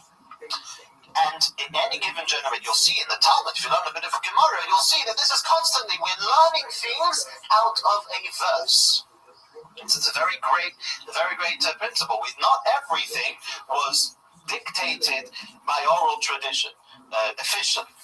Some things we learn out of verses. There are principles of how you learn a verse. What you can and cannot do. Even if you do follow the principles, it has to go through the pipeline of Jewish decision, which was and even is the Sanhedrin. And then when the Sanhedrin will decide that this is valid, then it's valid. So people wrote down everything that they had heard and that had been decided anew in previous generations. Second paragraph. This situation continued until the age of Rabbeinu HaKodesh. He collected all the teachings, all the laws, and all the explanations and commentaries that were heard from Moses, our teacher, and which were taught by the courts in each generation concerning the entire Torah. From all this, he composed the text of the Mishnah. He taught it to the sages in public and revealed it to the Jewish people, who all wrote it down. They spread it in all places so that the oral law would not be forgotten by the Jewish people. Why did Rabbeinu HaKodesh make such an innovation instead of perpetuating the status quo? Asks the Rambam. Why did he decide to do this? Because he saw the students becoming fewer.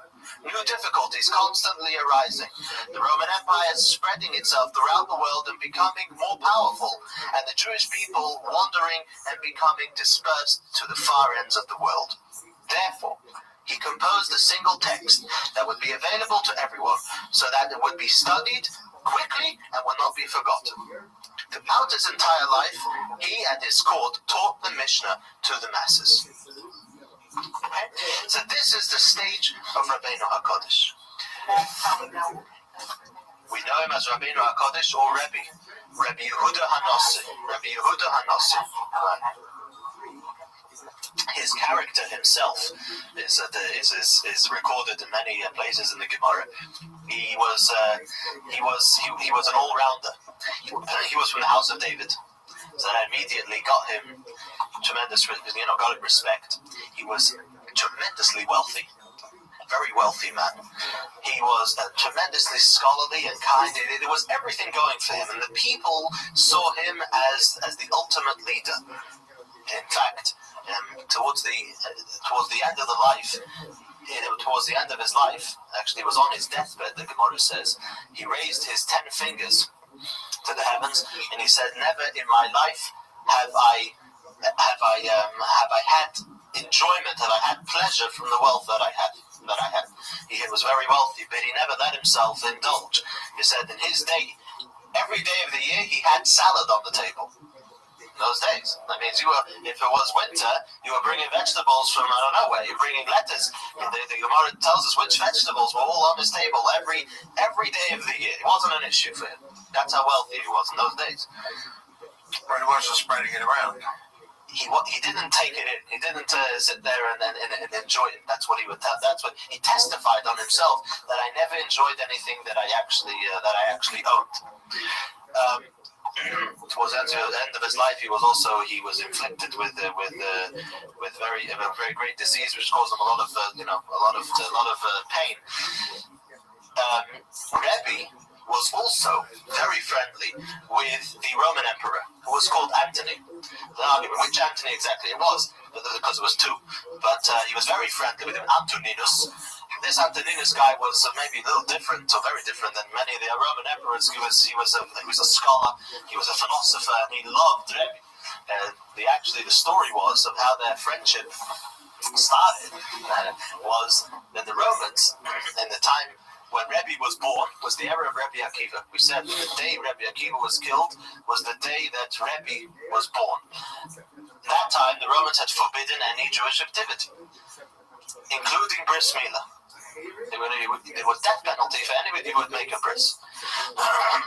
The mother of Rebbe, who was the wife of the sage of the time, was the night before.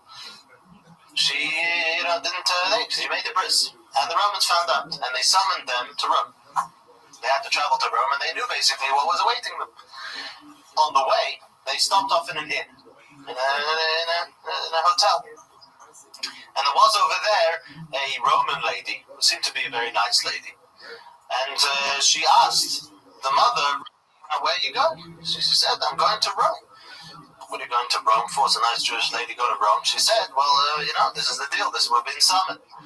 She was very compassionate, this lady, and she said, you know something, I have a baby which is exactly the same age as yours. Let's switch. Make a switch. Come back. He's not circumcised, obviously. You go to Rome, you see the whole thing is phony, and you'll come back and everything right. And she did. She went, they showed the baby, the emperor was furious with whoever gave him this false accusation, the baby wasn't circumcised. He did away with them. What are you lying to me for? The leader of the Jews is a good Roman guy. Everything is fine, and he sent them back. When they switched, that baby became the emperor.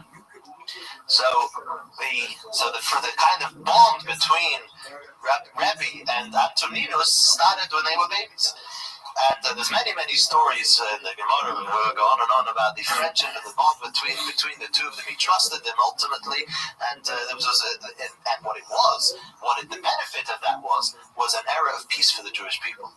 Was an era they were able to breathe in the time of Antony. Anyhow, now let's see a little bit further. These are the great sages who were part of the court of Rabbeinu HaKodesh and received the tradition from him.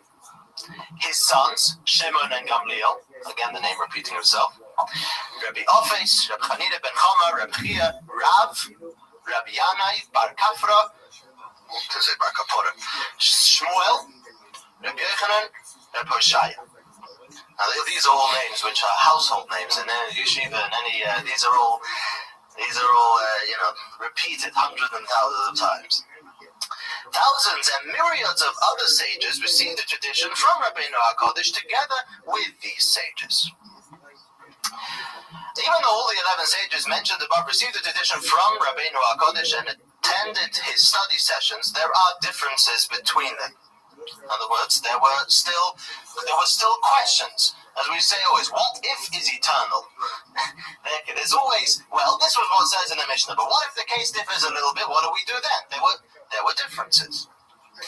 At that time, Rabbi Yochanan was of lesser stature. Afterwards, he became a disciple of Rabbi Yanai, received instruction from him. Similarly, Rav received the tradition from Rabbi Yanai, and Shmuel received the tradition from Rabbi Hanina ben Chama. The Rambam is going to say this, and we'll soon get there. But the Mishnaic period, the period of the Mishnah, is what we call the period of the Tanoim.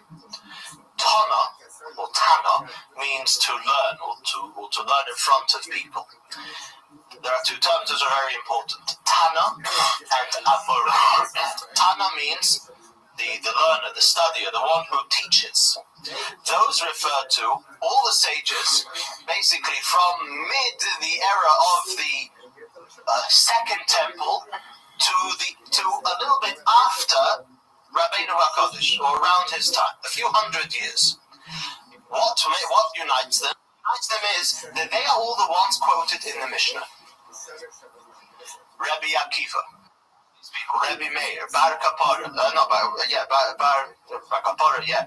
You have all the rabbis. They are identified, by the way, for the most part, as Rabbi. If you talk about Rabbi somebody, okay, you're talking about a Tana. You're talking about somebody who had joined in the Mishnah, Rabbi Elazar, Rabbi Hanina, Rabbi Yehuda. All these people are referred to as Rabbi. The next term which we need to learn is Tana, and then there's Amora. Amora is somebody who came after Rabbeinu HaKodesh, and they're the ones quoted in the Talmud. Amora comes from the word Omar, to say, to speak. They spoke over what the Tanoim, what the Tana, what they wrote or what they said, they spoke it over, they discussed it.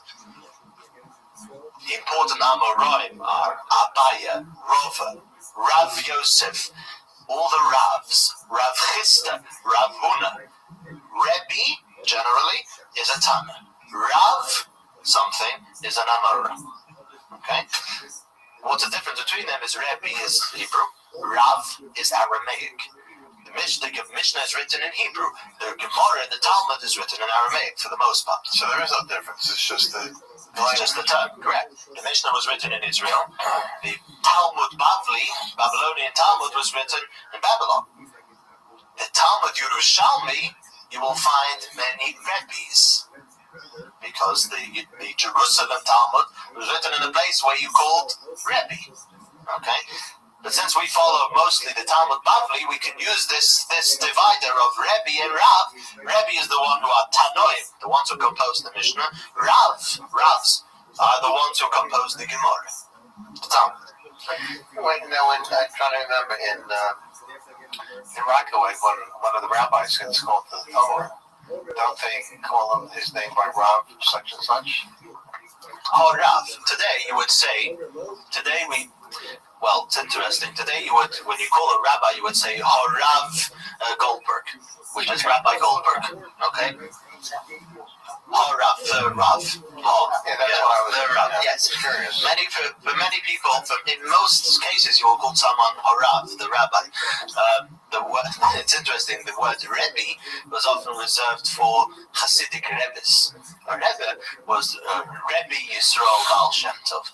So it might have been that was sort of the, Harav, maybe a rabbi of a kehillah, or the rabbi of the community, or the Rosh Hashiva. Somebody who was more of a holy nature, could be, I'm not saying that this is with a fact, but something more of a holy nature, a Rebbe was referred to with the Rebbe name. That could be possible.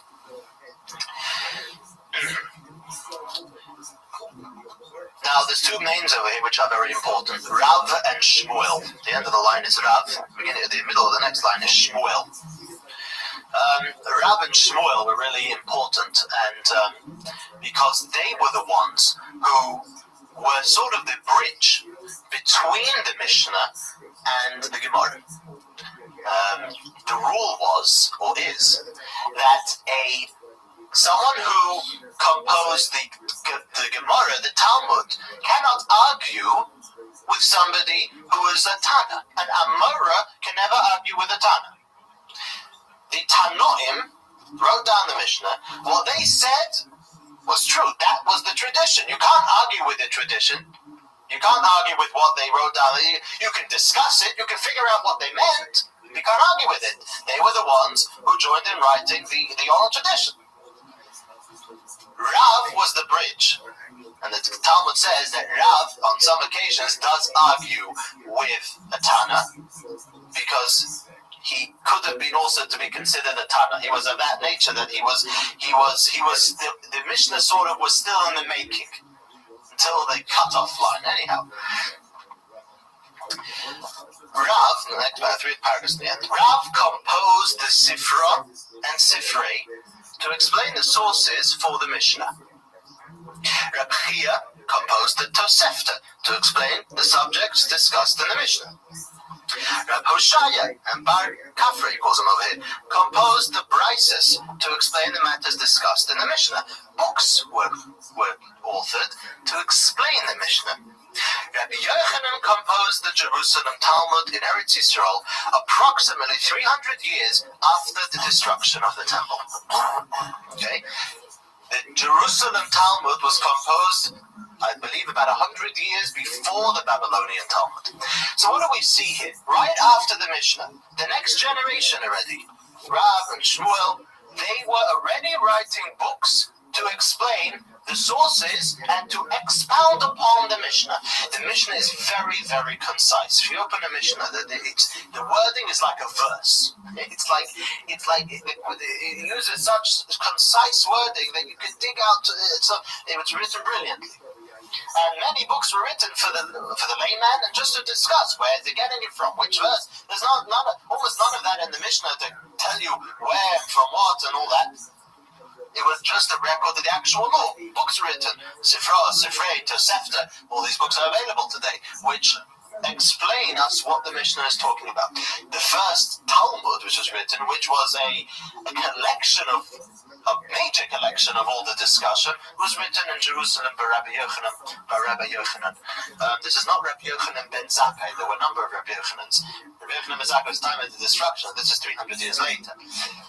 This Rabbi Yochanan, it's interesting. There are very many stories about all these people, but Rabbi Yochanan was the one who wrote the Jerusalem Talmud. He had a brother-in-law who was called Reb Shimon ben Lakish. He's known as Reish Lakish. You'll have hundreds of times. Rabbi Yochanan ben Reish Lakish. Rabbi Yochanan and Reish Lakish had a discussion.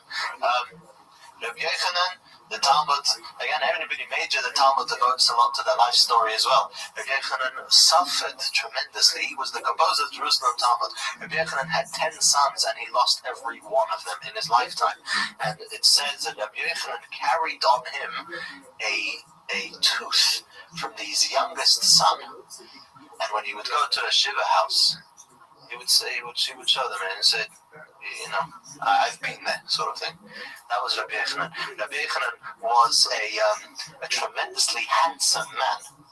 And it says, interestingly, that in his spare time, the time he was tired from learning, the Gemara says, he would sit by the mikveh in the evening. Although this is not something which is done ever, he would sit by the mikveh, and we know the significance of when a woman walks out of the mikveh, of the conceiving that she has.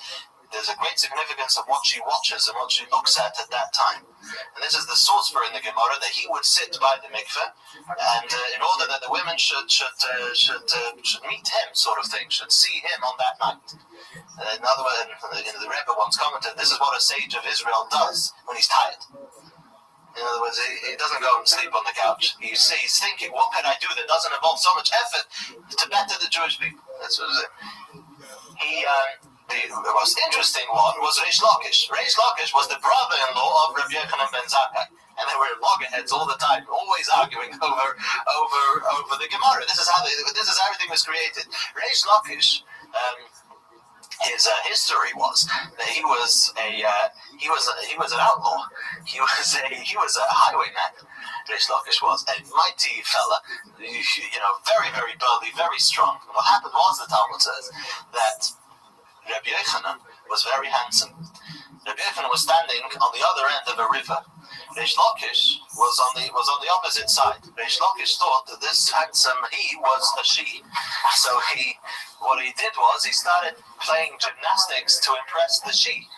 He did all somersaults and everything, and in the end he jumped over the width of the river. He was so tough. He gets to the other end and he sees that the Shi is a he. Anyway, all that wasted effort. So Rabbi Yochanan didn't flinch. Rabbi Yochanan, he realized that this young chap has a lot of potential. He's very strong, but he had it in him.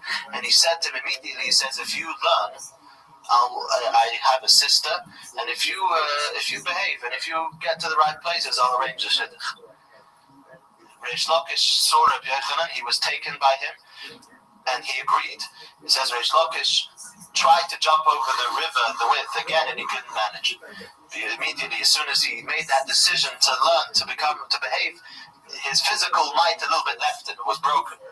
He delved into the Torah with the same strength that he had, and became Reish Lakish, the counterpart of Rabbi Yochanan, and became his brother-in-law.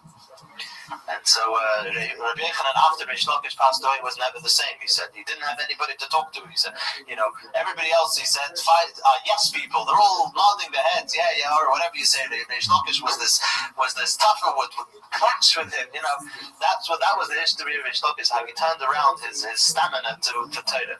Anyway. George Washington thinks Dallas Ball was yeah. Does it was how a person of that stature could have such suffering? This is the question of all generations. It's not for tonight. This is a shear. This is a shear, a separate shear. But they're obviously not perfect, but of such statures. There is. That wasn't punishment. That's something else. That's a whole separate. It won't do just if we just comment. Anyway. The second to last paragraph on the page. Among the great sages who received the tradition from Rav and Shmuel, that this is Rav and Shmuel, were the Rosh Yeshivas in Bavel, in Babylon. We're going backwards and forwards from Israel to Babylon. This is Babylon now.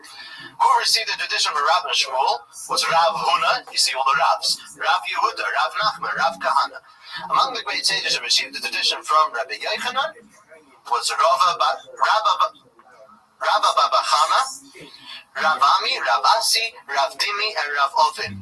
Now, the reason why they're called Rav is because they moved to Bavel. They moved to Babylon. They took from Rabbi Yochanan, because what happened was, we must realize that after the destruction of the temple, if you would want to have it on a graph, the population in Israel was going on an immediate down, year by year, especially after the death of Rabbeinu HaKodesh. In the days of Rabbeinu HaKodesh, the Roman Empire was very kind to them, and the Israel that was under the Roman Empire was doing very well under him. After Rabbeinu HaKodesh passed, there was sort of no reason to be there. No Beis HaMikdash, no Rabbeinu HaKodesh, no sage. So what for? What are we still doing here? And the Jews slowly but surely started moving to Bavel, to Babylon. 3 out of 4 Jewish people, after Rabbeinu HaKodesh passed away, slowly but surely made their way to Bavel. So many went to Spain. This was the beginning of the migration to Spain. They must have, the historians say at that time they must have gone to also to Germany and to France, or at least they visited there. That was the beginning. Then when everything started germinating of the Jewish presence in these countries, because there was nothing to be in Israel for. Jerusalem was destroyed. It was in ruins. It was very difficult to live there. You're in the Galil. What was in the Galil? So that's how things happened. Whereas in Babylon, at the time, there was a very huge and strong Jewish community. There were yeshivas. There were. We'll get to Babylon. There was entire cities which were Jewish. They had their own sort of monarchy. There was the Reish Galusa, the famous idea of a Reish Galusa, who were to be given autonomy by the Babylonian Empire to run all the Jewish affairs. He had extreme power. So this was the place to be. This was the Brooklyn. This was this was the yeshivas. The great people were there. These were yeshivas that were founded by Ezekiel 700 years earlier. Surah, which was a yeshiva, was the yeshiva of Rav, was founded by Ezekiel. This was history places, and this is where the people migrated. So last paragraph, among the sages who received addition from Rav Huna and Rav Yehuda were Rabba and Rav Yosef. Among the sages who received addition from Rabba and Rav Yosef were Abaya and Rava. You won't find 2-3 pages in the Talmud without mentioning these people. Abaya, Rava, Rabba, Rav Yosef, these are household names. Both of them also received a tradition from Rav Nachman. Among the sages who received a tradition from Rava were Rav Ashi and Ravina. Mar bar Rav Ashi received a tradition from Rav Ashi, his father, and from Ravina. Now this is the end of the line. Mar bar Rav Ashi and Ravina. They were the ones who wrote down the Talmud. Okay, so we've come full circle, and here comes the list that we were using. The list I was using was directly from the introduction of the Rambam. There were 40 generations from Rav Ashi back to Moses, our teacher, blessed memory. They were. Now, I won't read the full line. Rav Ashi, Rava, Rabba, Rav Huna, Rav Yechanan, Rabbeinu HaKodesh. You see now there were 6 generations between the Talmud and Rav Ashi and Rabbeinu HaKodesh who wrote the Mishnah. Rab Shimon, Rabbi Gamliel, Rab Shimon, Rabbi Gamliel, Rab Shimon, Hillel and Shammai, Shmai and Naphtali, Yehuda and Shimon, Yeshua and Nitai, Yosef ben Yezer and Yosef ben Yochanan, Antigonus, Shimon the Just, Ezra, Baruch, Jeremiah, Tzfanya, Habakkuk, Nahum, Yoel, Micha, Isaiah, Amos, Hosea, Zechariah, Yehoiada, Elisha, Elijah, Achia, David, Samuel, Eli, Pinchas, Joshua, and Moses. Okay? This is the source for everything. So when did rabbinical ordination begin? Smicha. Yeah. Okay, the way we mentioned this last time, I mentioned it again, it's important. Oh, you say, okay. That's an interesting phenomenon. You wouldn't go in front of Moses and call him Moses. Yet we refer to Moshe Rabbeinu. All the bigger, Elijah, Elisha, right? I was actually thinking about it today. There are those that give reason, others that don't. When did the Rav or Rebbe start? Okay, where do you find the first one? Number 11, I think. It's the last one that you were. Rabbon, Hillel and Shammai. You're right. Yeah. I don't have an actual reason. Although, if I may assume, it might be because there's no need. If you in a generation where things are obvious, then there's no need for titles. You understand? If somebody with his mere stature, if you said, Zechariah, then Zechariah is Zechariah. Isaiah is Isaiah. There's no Isaiah number 2. When the generations diminish, you need titles, right? Today everybody throws around titles, right? This guy is this and this guy is that, because you need the titles. So the title Moshe Rabbeinu is something we use, but not likely that they refer to him that way. The Pharaoh, I don't want to speak to him or somebody else. Actually, interestingly enough, now that I'm thinking of it, I believe there is reference in the Gemara that somebody referred to Rabbeinu Moshe, our teacher Moshe. So that was, whether it was Rabbeinu Yehoshua, I'm not sure. I don't remember if there's such a thing, but it's very interesting. Thus, the source of all these people's knowledge is God, the Lord of Israel. This is how the Maimonides puts it all together. All the sages who were mentioned were the leaders of the generations. Among them were the heads of the academies, the Rosh Yeshiva, heads of the exile, the Reish Galusa, and members of the great Sanhedrin. Together with them in each generation, there were thousands and myriads who heard these teachings. We're just naming one, says the Rambam. That's important to understand. Ravina and Rav Ashi were the final generations of the sages of the Talmud. Rav Ashi composed the Babylonian Talmud in Shinar, just another name for Babylon, a biblical name actually for Babylon, Shinar, approximately 100 years after Rabbi Yochanan composed the Jerusalem Talmud. The intent of both of the Talmuds is to elucidate the words of the Mishnah, to explain its deeper points, and to relate the new matters that were developed by each court from the era of Rabbeinu HaKodesh until the composition of the Talmud. New things came up. Okay. From the entire body of knowledge stemming from the two Talmuds, the Tosefta, the Sifra, and the Sifrei, which were the books written right after the Mishnah, can be derived the forbidden and the permitted, the impure and the pure, liable and those who are free from liability, the invalid and the valid, as was received in tradition, one person from another, in a chain extending back to Moses at Mount Sinai. Also, the sources mentioned above, this is important, relate those matters which were decreed by the sages and prophets in each generation in order to build a fence around the Torah. Now what that means is, there were rules which were created by the sages to make sure, you have a cliff and you want to build a fence around the cliff. A famous example is the example of muktzah. On Shabbos, we're not supposed to handle certain things. You're not supposed to handle a pen. Now, the Torah doesn't say it's not part of the oral tradition that you're not supposed to handle a pen. Why don't we handle a pen on Shabbos? Because it may come to right. Handling a pen, you'll come to right. That was something that the sages decreed, and the Torah gave authority for the sages to decree. Hanukkah, Purim, these are not fences, but these are new things. But still, the Torah gives authority for the sages, but it must be all the sages, to decree. We were explicitly taught about this practice by Moses, as implied by Leviticus, and you shall observe my precepts, which can be interpreted to mean, make safeguards for my precepts. That means, asum mishmeres lemishmart in Hebrew works much better. Make a guard for my precepts. Similarly, it includes the customs and ordinances which were ordained and practiced in each generation according to the judgment of the governing court of that generation. For example, Purim, Hanukkah. There were new things, novel things that obviously are not from the Torah. It is forbidden to deviate from these decisions, as implied by the verse, do not deviate from the instructions that they will give you, left or right.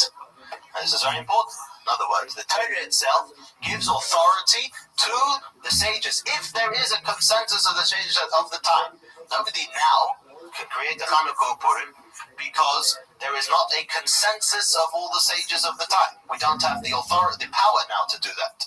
But the Torah says, don't deviate from any of the instructions they'll give you. If they will convene and they will decide that something is supposed to be law, then that's the law. The Torah itself, in other words, it predicts the obvious. In any country, in any lawmaker, in any place that abides by laws, there will always be new situations.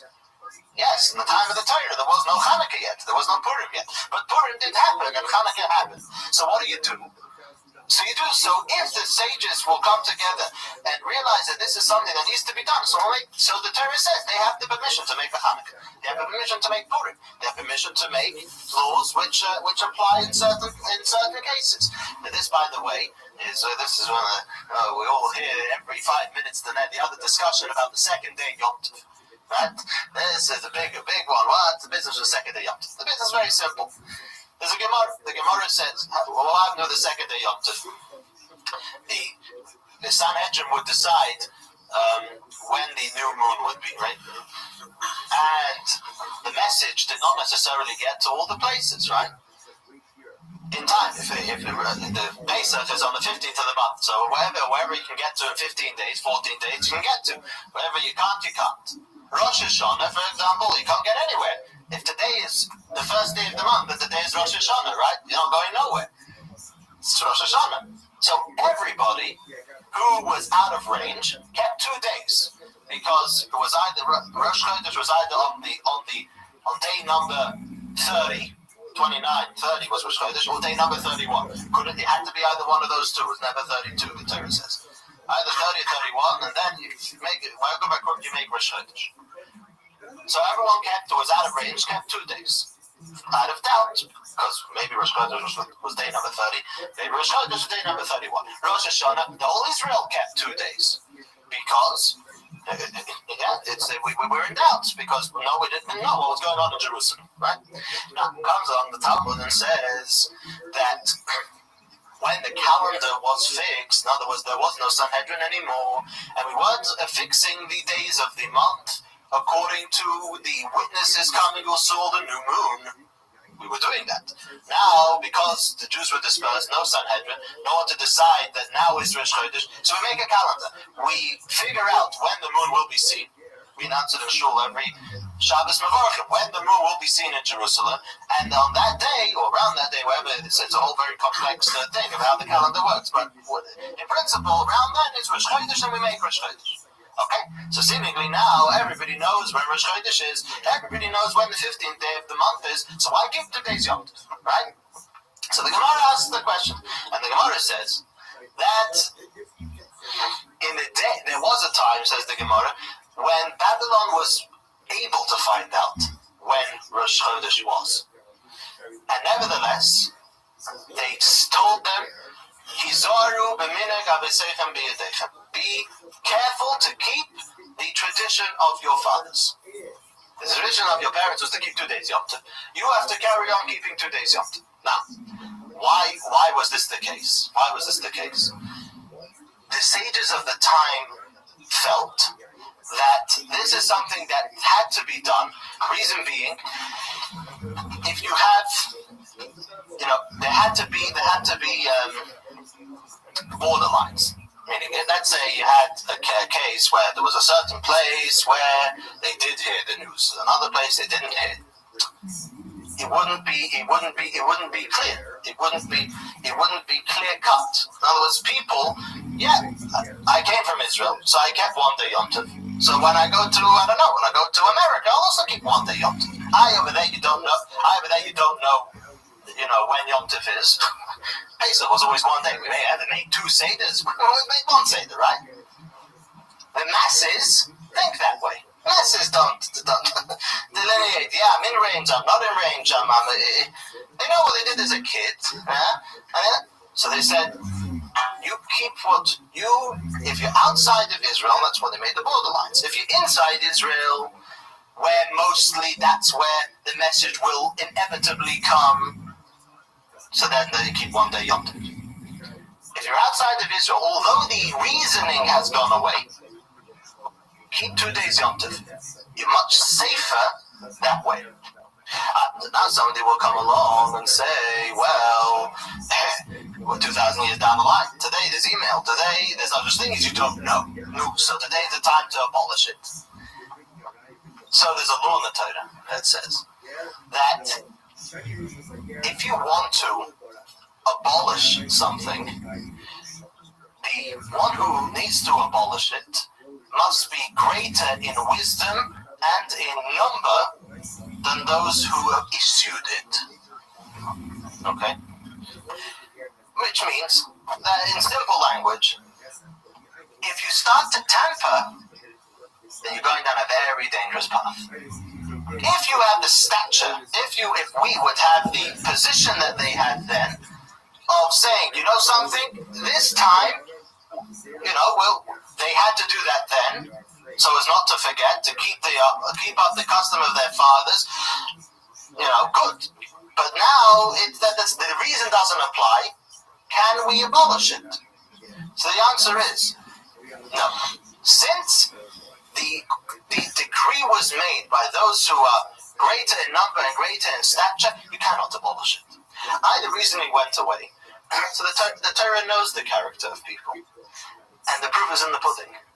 Those who felt that they could, abrogate this law, although they're not as great, and the consensus of sages of the time is not as strong, nevertheless, they will keep 1 day Yom Tov.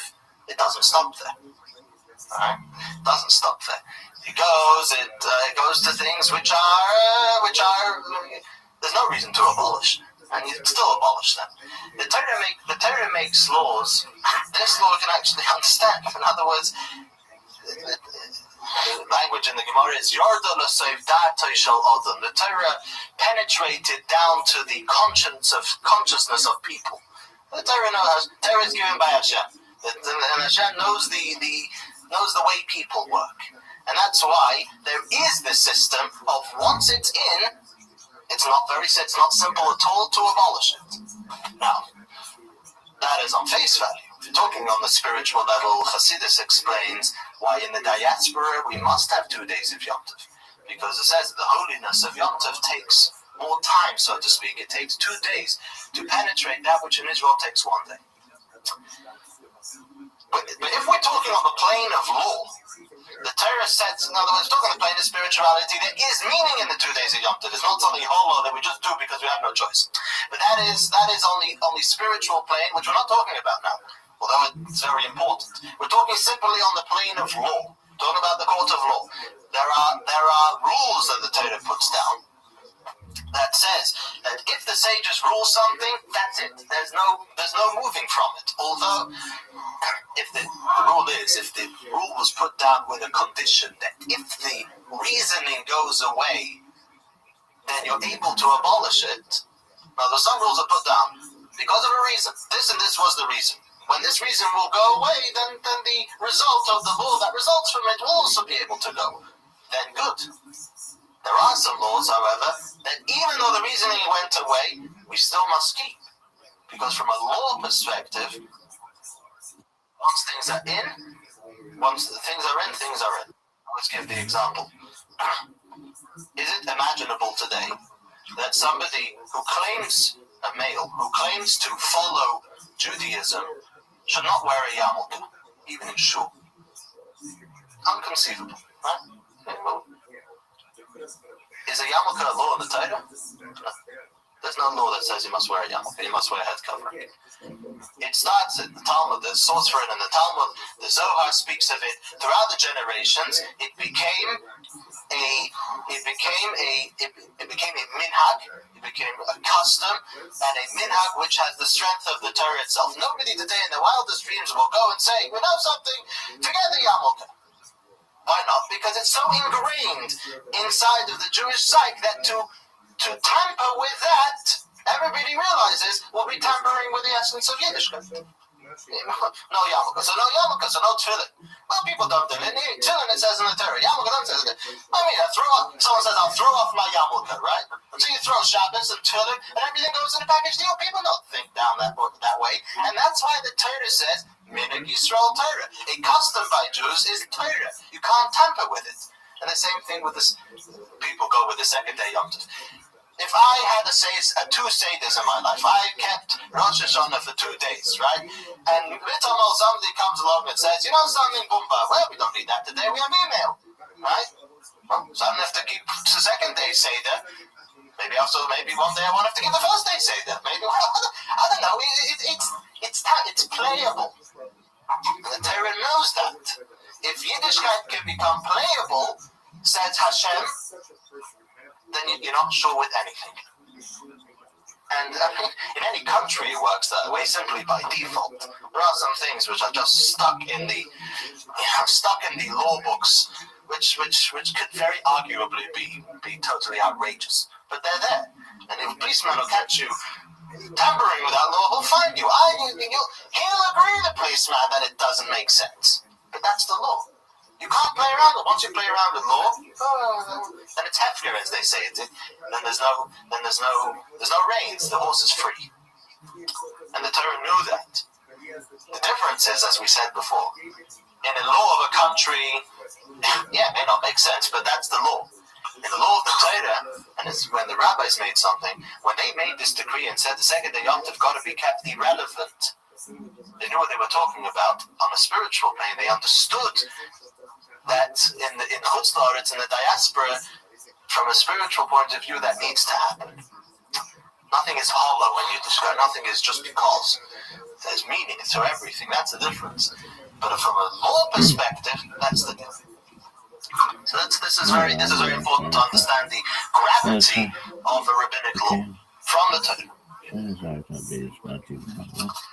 The paragraph also includes marvelous judgments and laws.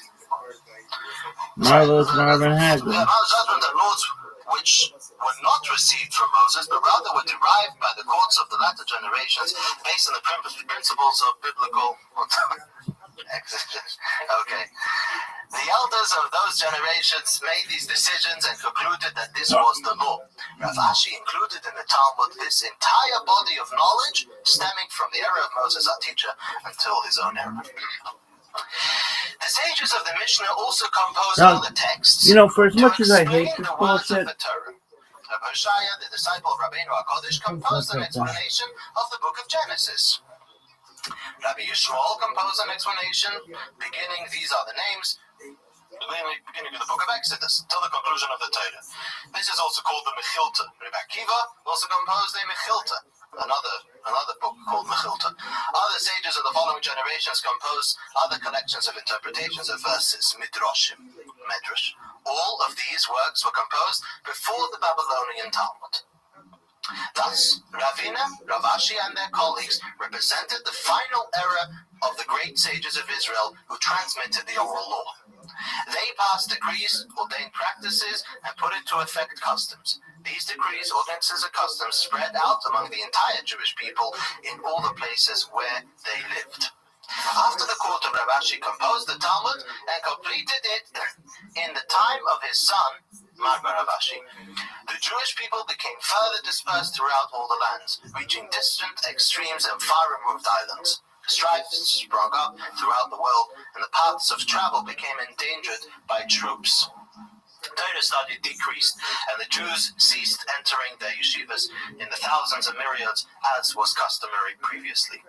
Instead, individuals, the remnant, whom God called an aphorism, would gather in each city and country, occupy themselves in Torah study, and devote themselves to understanding the texts of the sages and learning the path of judgment from them. Every court that was established after the conclusion of the Talmud, regardless of the country in which it was established, issued decrees, enacted ordinances, and established customs for the people of that country, or those of several countries. These practices, however, were not accepted throughout the Jewish people because of the distance between their different settlements and the disruption of communication between them. The most famous one was the ban against polygamy. Right? That was in the Ashkenazi world, and not in the Sephardic world. So again, what we see over here is after the Talmud, after the Gemara, there was no consensus of all the Jewish sages. And that is why the Gemara is the end word. There's nothing, we cannot decree anything. Nobody can stand up and say, I'm making something for the entire Klal Yisrael. Well, the rabbi down the street doesn't agree with you, right? The Talmud, that's why the Talmud is so much learned, because everything needs to be drawn from the Talmud. This is what he says now. Since each of these courts were considered to be individuals, and the High Court of 71 judges had been defunct for many years before the composition of the Talmud, people in one country could not be compelled to follow the practices of another country, nor is one court required to sanction decrees which another court has declared in its locale. Similarly, if one of the Gaonim, this was the period after the Talmud, was the Gaonim. We're going to learn about all this, but he's going further. One of the Gaonim interpreted the path of judgment in a certain way, while the court which arose afterward interpreted the proper approach to the matter in a different way. The opinion of the first need not be adhered to absolutely. Rather, whichever position appears to be correct, whether the first or the second, is accepted. Okay. So this is how things sort of got together, and the Rambam goes on as that basically the Talmud by the Gaonim was taught, and since the Talmud was written in Babylon, which was Aramaic, not everybody understood Aramaic, and so the Gaonim, the genius of the time, had to teach the people that Talmud.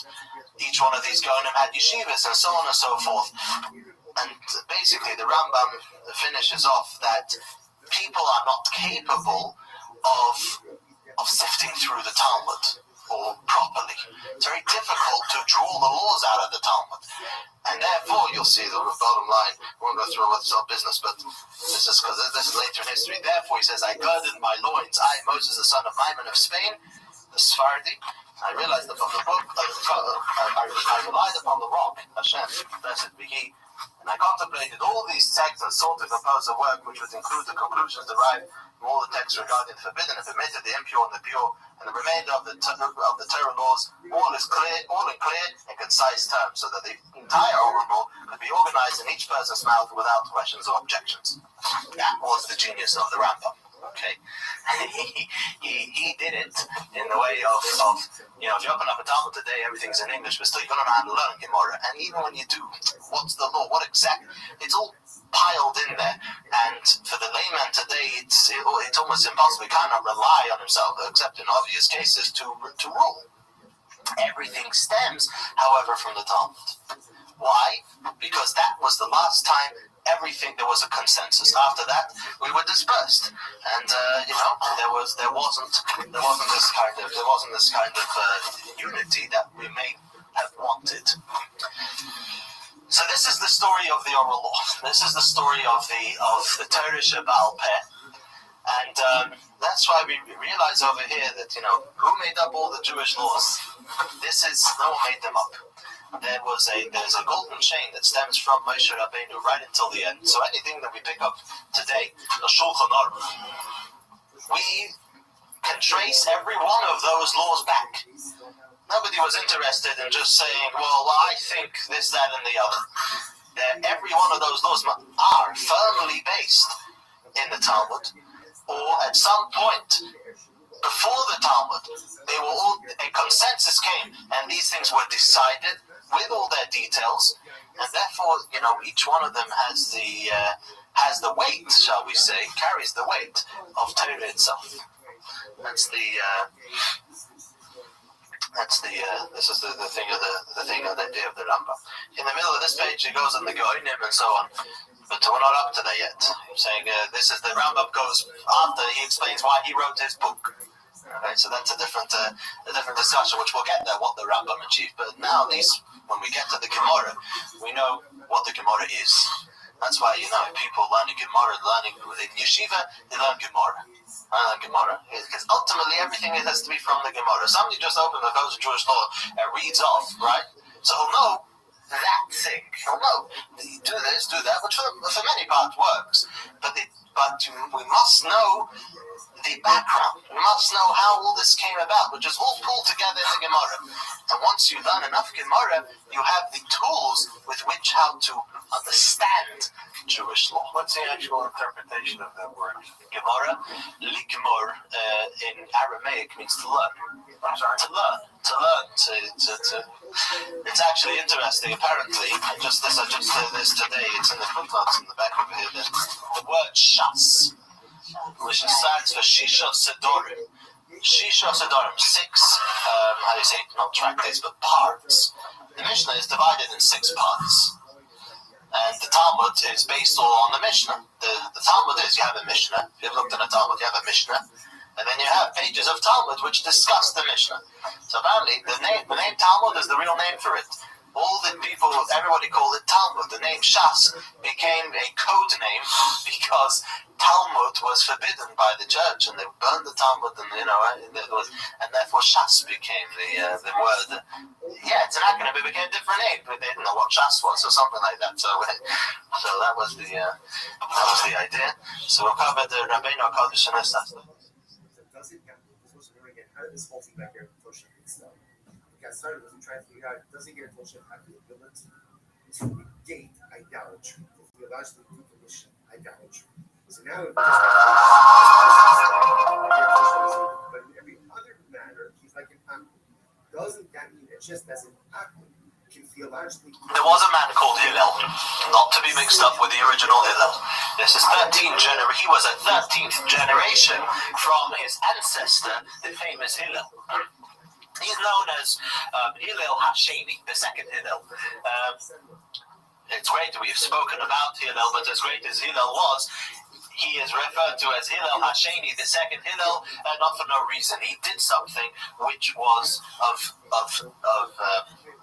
priceless value for the Jewish people, and that was he set the Jewish calendar. Let's get a bit of background. Up until this point, more or less, from the time of Moshe Rabbeinu until this time, the months were set and the years were set by the Sanhedrin. by the High Court that were in Jerusalem. How was it done? The Torah says that the authority to make the month lies within the hands of the Beis Din, of the High Court. And they did it by getting witnesses, the witnesses who saw the new moon, the new moon that came about after it had become sealed. Those witnesses who had seen the new moon came to Jerusalem, testified to the fact that they had seen the new moon, and the new month was proclaimed. And only when the Beis Din proclaimed it did it actually become a new month. They had a limit. It was either on day number, there was 29 days in a month, it was either day number 30 to be Rosh Chodesh, to be the first day of the new month, or day number 31 to be Rosh Chodesh. If no witnesses came by day 31, they proclaimed the Rosh Chodesh anyway. But that's where we get the 2 days from. It was either one of those 2 days. Therefore, the Jews who were able to hear of the new month being proclaimed had 1 day Yom Tov, and the Jews that weren't able had 2 days Yom Tov. That's how it all came about. We spoke about this last week. So, this is what was going on from the time of Moshe until this time. And what it was at this time when Hillel Hasheni, this Hillel, saw that the Sanhedrin was not going to be able to convene for too much longer. It had already been, so to speak, exiled.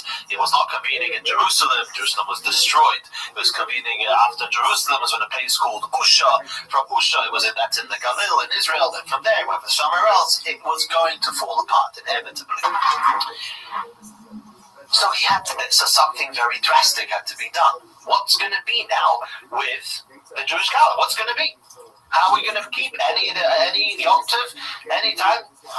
So what he did was, there are rules which, if you want to see even a synopsis of those rules, Maimonides puts down. Maimonides was a genius of a man, and he put down. He had a mind for astronomy like no one else. He studied all the books of the Greek books, all these things, and he laid down in clear language that even the layman can understand. You got to put your head to it. It's very difficult, but if you go stage by stage, slowly, you can understand the dynamics of the Jewish calendar. And the main idea is to be able to tell exactly where and when the new moon will be at that beginning of that month.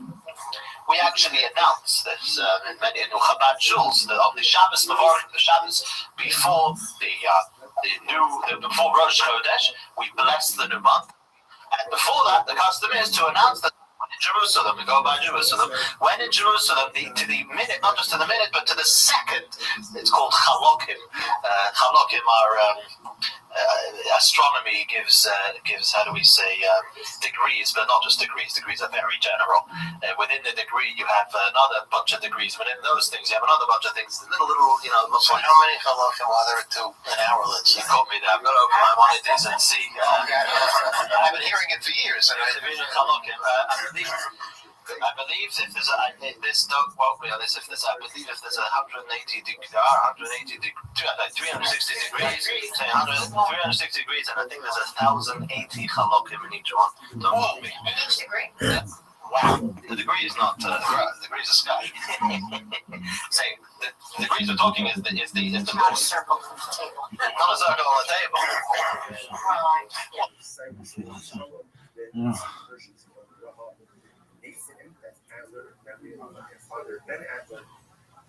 Robert Baruch Mordechai Young sponsors for today: Cherry Applebaum, Memory of School of Mother Rosen Applebaum, Rochel, Das, all of the shows have the families in all those near Fusha, all the Israel, all of our hostages, shown and encouraged, allow our resources to be successful in the sea. Today's down is Samach 64. A really incredible down ahead of us today. We are give up on the days 63. They got Orwood beat, man. I can't believe someone would do that to Joe. Start crying. Mitchie, I thank God Mitchie's not allowed to shoot him. Travis Moore, fuck you, dude. Gerardo looks like he gets his hair cut at Petco. Nah, true. My hair is not the best today. I did get more hair products in the mail, though. You know what I mean? Shout out to King Shocks and Kibitech. Oh, yeah. They're going to do me right, pause. Mark Ramirez, is not true. I know that rumors going around that grapes can be sexually transmitted. That's false.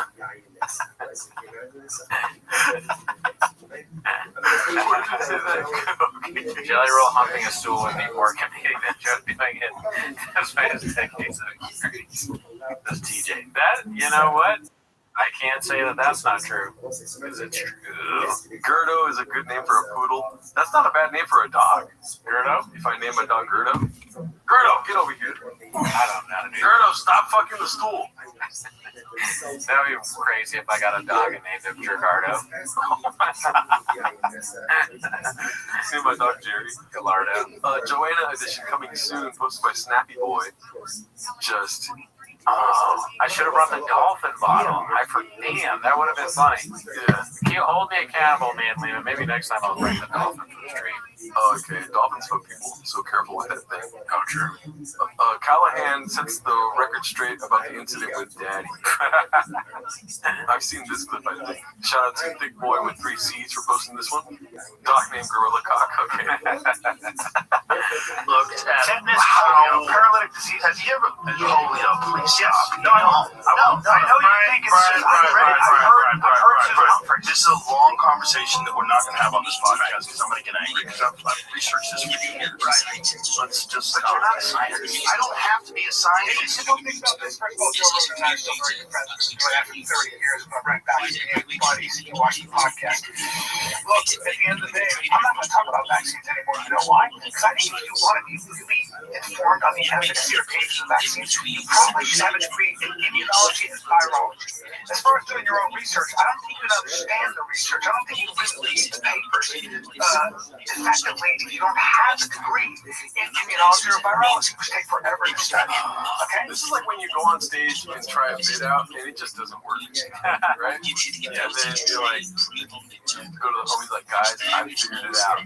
Dude, I should have thrown a Sharpie in my ass. Whatever the bit is. And then you go on stage and it just doesn't work. And then it just keeps not working and you don't throw it away. And then you get mad at the audience and eventually it just gets worse and worse and worse and worse. Sure, but you guys don't know real comedy. You don't get vaccines. I guess, yeah, no, the bit is not working. So I agree with you there. But counterpoint, devil's assistant. It's working for Brian and for his purposes because it's a controversy and he's using it to sell the show. He's trying to get people to come see it. Oh, you're right. So, like, this video is the best thing that's ever happened for Brian. Okay. Oh my God, Jesus Christ! What the hell, dude? What the fuck is that thing, dude? Who put that on the fucking goddamn Liz? He's got the same size seats as me. Oh, Brian rolling up that dick, dude. Oh, shit. Thanks, Brian. Rolling off that dick, dude. Let's see the rest of this here. And that's all I'm saying. I just worry that we're getting our information from health influencers, from politicians, from lawyers, from comedians. Have that on the list. And people who have something to sell. But I understand. Come to my show. I share the same distrust in our power structure, in our information structure, in our health apparatus, because they did earn that distrust. They Hey guys, just unmute and you can talk, no problem. Hello, how are you today? I hope everything is good in your neck of the woods. Yeah, I'm very well. How are you, buddy? Every day's a holiday, every meal is a feast. Do you mind if I tell you about my project? Yeah, shoot, go for it. Let's go. Excellent, I appreciate it. I first and foremost did my best to follow every single person I could in this space. I'd appreciate the follow back. I follow everyone back. I know that you're in the meme coin, so I want to drop one for you. It's known as Harry Potter Obama Sonic 10 Inu. The ticker's Bitcoin. It's been around since 2023. It's one of the OG meme coins. It's got a wonderful community. We have over 12,000 people strong on Telegram. And if you're into an amazing egregore, an amazing social community, the ticker's Bitcoin. That's all I have to say about that. I'm Rabbi Rothschild. If you don't know who I am, you will. I stream my life 24 hours a day, 7 days a week, 365 days a year for world peace. I've been doing so for more than 4 years. My streams go back to the pandemic. We've seen the death of a queen, the birth of AI, the coronation of a king, and everything in between. This is a real life Truman Show, a real life Big Brother. This is a timeline and a time capsule of human achievement. In the 1990s, Bill Gates coined the phrase content is king, and I'm making it true today. I'm king of the internet. This is the biggest event in global history, and here's why. In 2018, The Economist magazine stated that data had overtaken petroleum as Earth's #1 resource, and I have more data archived on the internet than any person ever, which is making me very influential. I'm going viral, and when I do, I want to make you, your friends, your family all financially independent. I want to ensure that you have generational wealth if you don't already, and I want you to be able to start charities and philanthropic organizations of your own. I'm unlike any influencer you're ever going to meet. I'm not live on one YouTube stream or 2 YouTube streams. I'm live on over 20 YouTube streams 24 hours a day. You can view my life in 360 degrees. I even have a ceiling cam. If you want to view my YouTube streams, the link's available in my profile. Additionally, it's in my pinned post. You'll also find in my pinned post a link to my link tree. I dare you to look at my link tree. Nobody dares you to look at their link tree, but I do, because I have more social media than any person ever. I have more content than any person ever. You also find a link to my Discord, discord.me/rabbi. I'm proud to say that we just surpassed 2,800 people in our community and continue to grow each day. In addition to making you all extremely wealthy and wanting to promote world peace, I want you to know that I want to help end world hunger through the use of technology, such as agricultural drones, floating greenhouses, saltwater greenhouses, hydroponics, vertical farming, cloud seeding. I want to help end world thirst. I'm sponsored by a cryptocurrency that's worth tens of millions of dollars, and one of the things that we do is we build wells and water towers in developing nations for the benefit of the less fortunate. Additionally, I'm an advocate for the Lifestraw program, and most importantly, desalination technology, where we pump Earth's seawater onto land to make it drinkable. If you are a reply guy, if you're a Web3 marketer, if you're a raider or a shiller, and you want a free mentor, coach, and friend, send me a follow. I will follow you back. Send me a DM. I will respond. I want you all to know that I'm here to support you both personally and professionally. I'm here to be a positive person in your lives. I'm here to have an optimistic view on the future. And most importantly, I want to give people hope. And with that, I sincerely appreciate the opportunity to share. Yeah, I love that energy. Thank you so much for bringing that. Positivity, positive vibes. It's a pleasure to meet you as well. I'll drop you a follow. I'll definitely stay up to date with what it is that you're up to. Yeah, I just love the positive energy. So thank you very, very much for dropping in. Now, as this is only a 30-minute spaces, I would like to get some others the opportunity to kind of just get like 2-3 minutes of speaking. So thank you so much, Rabbi, for jumping on and sharing some great knowledge, some wisdom, and of course insights on what you're working on. Now, I can see Forrest Pump is here. Would you like to unmute yourself and introduce yourself? Yeah, how you doing? How you doing? First off, thank you for having me up here, and yeah, I'll dive into it so everybody else has some time to speak. My name's Forrest Pump. My first project was Walk USA. Some of you guys might know me from that. I walked across Death Valley, hit a 1 million all-time high. Now I'm currently building an energy drink called Good Energy. If you go on my profile, you can see the XCOM and research more about the project if you want as well after this. But basically, it's an energy drink where I give a portion of the profits back to the consumer to onboard into cryptocurrency. It's on the Solana blockchain, it's on the Pump Fund blockchain, and yeah, it's going great so far. We've existed for over 45 days now. I have 2,700 stores lined up. The tech's fully built. And yeah, we have real business investors coming in, about $30,000 to $45,000 worth of investments coming in this week. So that's pretty much it. It's very simple. It's really good, and we have a really good community. Especially very heavy on Telegram. Nice. I'm definitely going to check that out. I've actually just dropped you a follow there, Forrest. I'll check it out as soon as the live finishes. Please send me some more information as well, if you can, straight after. But it sounds like a wonderful, causing trying to pull together. Fantastic. Love to hear community coming together and do something a little bit fun as well.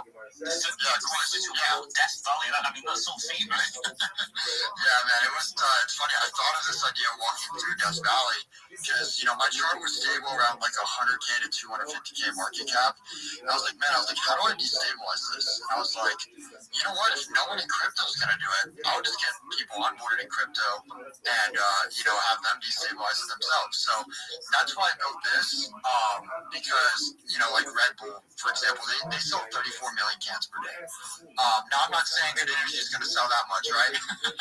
But, I mean, even if we can, steal a percentage of their, customers on a daily retention rate, I mean, you guys can do the math. Like, I get 50% of the profit back to the consumer when they buy my drink, as long as they scan the QR code. So once it's done in a mass and we're in a lot of stores over time, it's natural buy pressure. It's obviously going to set.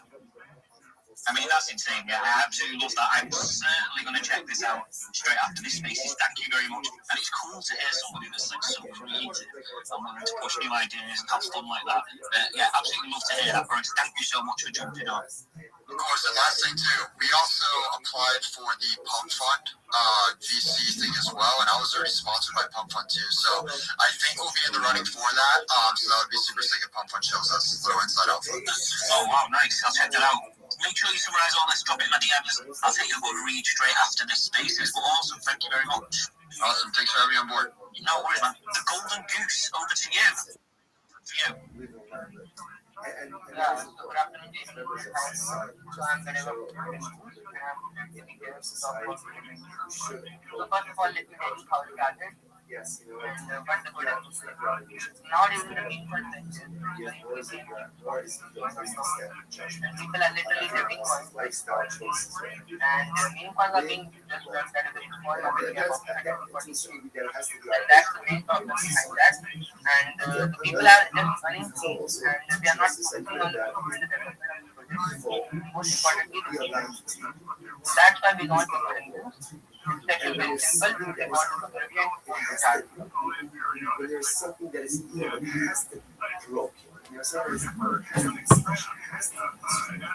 because if you let evil take He lied to us about the efficacy of a vaccine, about masks, keeping our children out of school for 2 years, saying that a man can get pregnant, etc., etc. And, you know, none of us can trust the mainstream media, right?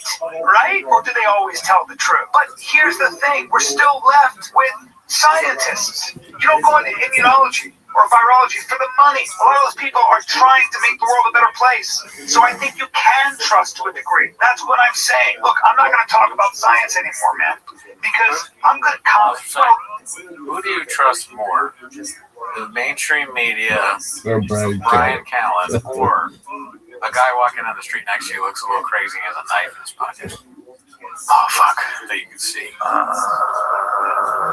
So mainstream media, Brian Callen, or a guy with a knife in his pocket that you can see. Does he have a shirt on? He has blood on his shirt. Jesus Christ. Okay, so you're making it tougher. Because if he had a shirt on, I would have said yes. But if there's blood on the shirt, I might look at Brian Callen and be like, "What you got, Daddy?" I love the question. Does he have a shirt on? Clearly, you need to get a new place to live.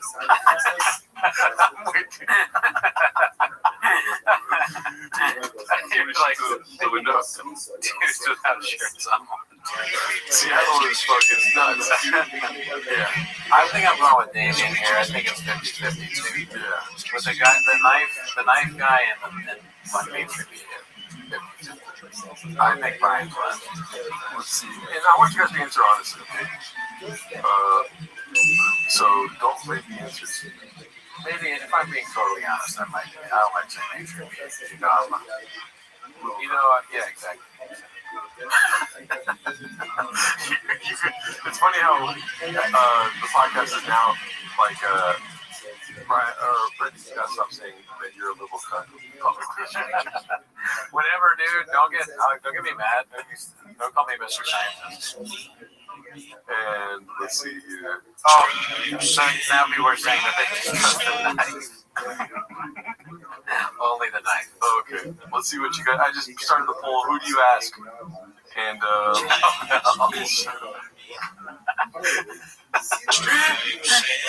would ask Cowbell. Dude, you gotta. If you guys want Cowbell back, you gotta be more vocal about it. I haven't really heard a lot about that. let's see.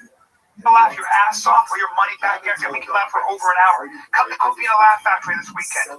Or come to the Charlotte Comedy Zone the next weekend. That's what I'm good at. I'm a silly goose. Honk, honk.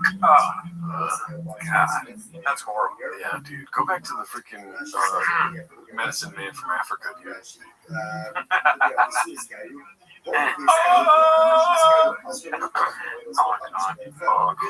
Dude. A home-cooked meal for the cats. Okay, I'm excited for this. Posted by Hall Crime 1000. Not gonna lie, It's been a great week at Chang's, dude. Oh yeah. Yeah. Good. I haven't seen this, but what we've got so far, dude, land mooning. Yeah, that was amazing. This is moving me to tears. And the argument. Also, it looks here. This is new. It looks like he's trying to do a Taylor Lewin bit. This is not you. Oh fuck. So you can see the background. This is when they could afford a CEO. This is before. This is redacted, dude. You know how like they have BC before Christ. This is B. BA. BSU. No. Before storage unit. Yeah, dude. I knew it. I just wanted it to be new because I wanted to say he's copying Taylor Lewin. Oh, you said it before. Oh, I have? Yeah. Oh, Jesus. That's the grapes. What's up? The most entertaining thing about Brendan Schaub is when people are making fun of him. You eat a donut or you eat cheese? Well, whatever it is, you sound exactly the same as you do when you don't have that in your mouth. Come on, Chris. Sorry. I was drinking at this time. That's why my face was fat. No, that's That's 15 years a slave. 15 years a slave. How come we haven't seen 15 years of slave? I know. I've never seen that before.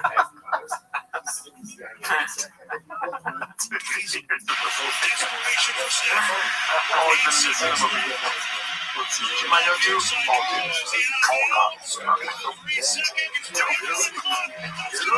watch Julia, I know you're gay. Don't marry white girls, boys. We don't do that stuff. You lost, boy. You're looking at where the future is going to take you, and that you can't do this forever. You know, and I think that's a very dangerous. Oh my God. You're a smart dude, and the problem with smart dudes is smart dudes think about concussions. When does damage start to show up in your life? He's yapping at the Rams bench team. Like the Valenciaga one. And I thought like this.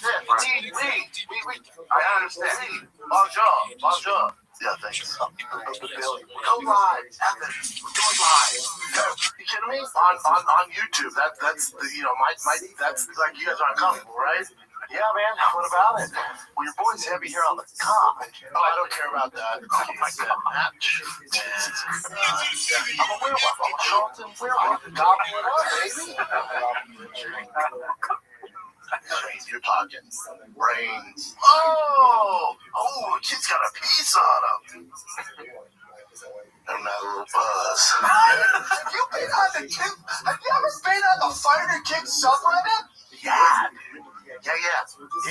Reddit hurts my feelings.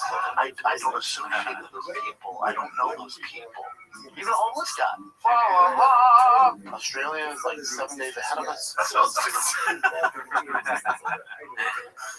So stupid. Don't even handsome bastard. Who gives a flying fuck? And I see the fucking Brendan Schaub's doing stand-up at the store, and I go, no.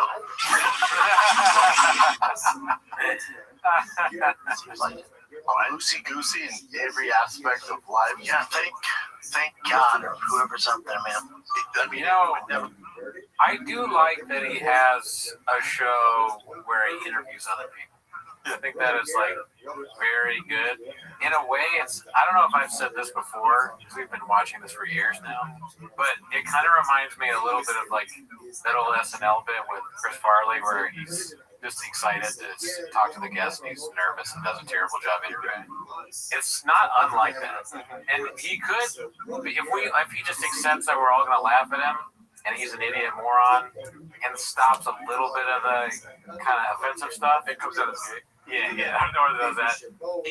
He could be like a mainstream buffoon clown that interviews famous people. Yeah. And I'd watch every episode. I honestly believe that. I'm not saying he's gay. I'm not trying to be funny. Yeah, okay. But I feel like if he is gay and he came out as gay, he would be one of the biggest influencers. Like, I don't know about the community or whatever, but I'm talking about like if he was. I feel like he's holding something back, dude. I hear what you're saying. So Brendan as like a gay person would be very interesting. Yeah. Like openly gay, like because he would do it in the most ridiculous, absurd way. Yeah. I can only imagine. Yeah, I was fucking 8 guys last night. Like, gay dudes would be like, you know what I'm saying? So she's like, I don't know if they'll embrace him that hard. but he would love it.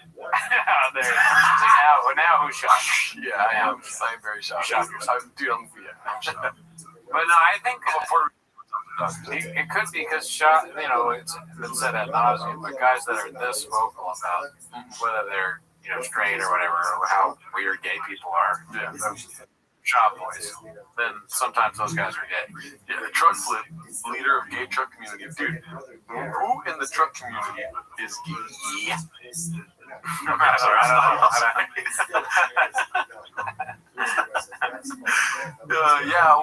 TB12 to go. Yeah, Renee Vaca is funnier than just Rogan. Yeah. I feel like he would. Listen, I know you don't want to talk about this, but I'm really onto something here. I feel like he wouldn't be accepted into the mechanic shop at that point. But he's speaking to a whole new crowd here. He needs to be in the mechanic shop. You know what I mean? I mean, he never even belonged in the mechanic shop to begin with, right? So it would be a better transition for him to be like at the gay community. Exactly. Gay to be Brett. Everyone has shab, I guess. Yeah, you're right. Let's see here. We all have a little bit of him inside of us. Pause. We're coming to that. I'd We rather, ride for the truck guy. Not bad. crush them with words. With the name your price tool from Progressive, you can be a better budgeter. It really shows your strings on the heart, dude. George Carlton. If he's a Carl. That's who inspired him. George Carlin. No, I'm the Diet Coke lab rat. They do enough draws. They just don't give enough draws. Yeah, I'm okay with the draw. Achievement I'm a fucking beast of a dad. I pride myself on that. You judge them based off the way they treat their kids. So I don't need to tell them, make sure your elbows up, make sure this, none of that. Soap story later. T, elbow up. I know. Elbows up. All right, big dog. But then if a coach has no professional sports experience, played in fucking 4th grade, goes T, elbow, goes right away, sir. I love the guy that bullied me in high school. I'm actually really nice. I'll remind his ass though. I'll grab him by the collar and be like, hey, motherfucker, you think you went professional to motherfucking sports? That guy can hold my fucking jock strap. He's gonna listen to me. Give him 2 hits. Big fat kid that's slow. Buddy, if this kid gets a hit off you, we're not pitching.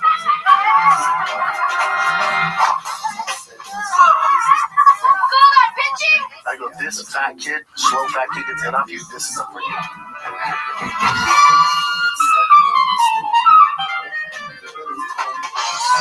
You should be rocking that kid going 30 miles an hour. And if you're not, it's all good, but you should be cutting oranges for the boys. Orange cutter? Yeah, you know what? You're scaring me as a dad. You might be the dad you criticize. Now I'm upset. Oh, here he comes. He's a hothead dad. T was at summer camp. There was this 12-year-old girl. 12-year-old girl looked like Kevin Durant with tits, man. I was like, bud, you gotta hit her once, dude. No one. You just all stood there. I did not like that word. It's one by one. Some hoe shit. It's not like redneck. What's this all about? You saying 12-year-old girl that did that? He was at summer camp. There was a 12-year-old girl that was as tall as Kevin Durant, had tits. You gotta hit her. What does that mean? I don't know. Maybe it's like he was getting bullied by a 12-year-old Kevin Durant. Kevin Durant. Oh, and then at that age, it's okay to hit a girl, is what you're saying. I guess. His son was beaten up by a girl. Y'all be pumping air when no one is left. Lugging. It's me nuts. Marlon was on the Breakfast Club today. Oh yeah, the girl was bullying him, says TJ. So Sean's suggestion was that he punched the girl. Oh. Yeah. And why does she look like Kevin Durant? 12-year-old girl looked like Kevin Durant with tits, man. I was like, bud, you gotta hit her once, dude. No one. So yeah, that's dicey, dude. That is a dicey thing to say. But Dad, she didn't say anything. Hit her once. What race was he? Imagine it like your son tells you that a girl is bullying him, and you go, okay, all right, we'll race them. Or was he there? How does he know what she looks like? I don't know. I don't listen to enough Golden Hour. I'm trying to get more hours of Golden in my life. Okay. More hours that are Golden. Yes. As in I'm listening to the podcast. And weekly. but I'm catching up on the back catalog. It used to be called The King and the Sting. So I'm still on that. Oh, I see. Yeah. Like, bully, the three of you, it's one by one. Some whole shit, Doug. Oh, shit. I mean, what's this all about? Don't say anything, you do. Just drive them, boy. You ever hit your balls to those fucking eat? He didn't eat that night. The son should be embarrassed. I don't know why was that reacted. Well, you know what it is, though, right? No. You don't know what that is? All right. Be ready, dude. That is from this crazy movie. I can't remember what it's called right now. But in that scene, there's these three guys. They go on a boat in like the backwoods or whatever, and these redneck hillbillies capture them. And in that scene, they they force themselves on that bad guy. And they go squeal like a piggy. I thought you were saying something different there. But okay, so they forcibly forced him to force him. And then he go, while he's doing it, he goes squeal like a piggy. Oh my God! Yeah. Why do you watch this kind of stuff, dude? It's a famous movie, Deliverance. That's Deliverance. It's got Burt Reynolds. Never heard of it. I'm good on that, dude. There's also this chicken who looks like Kevin Durant. Okay, yeah, dude. Let's see. Works, right? It works. It's very, very different. Those chairs. I miss Oh yeah, that's true. They're in a good place now. I sometimes like walk out of the door, just like I hold my eyes and I go, just good through the day. Yeah, I know, dude. I fucking jade off on them so much. You see? Well done. It's so good. Martin Scorsese over the Scorsese. And for the rest of America that don't subscribe to what this cancel culture is, for the rest of the world that don't subscribe to this toxic silencing of voices. That like maybe not. Let me say like this. Anyone who's going to pull a card and get, if you're in the person, then you can go ahead and you're a strong guy, you're a big guy, but there's shit that other people can do. Damn, that's like an art. It's like a puppet shit. It's a puppet of you and the very best guys in the world. And I don't know if you can cross that bridge. That's the reality of life. Yeah, I was worried about you. I think you have one foot out the door. You can't do this forever. That's a very dangerous place to be. Oh yeah.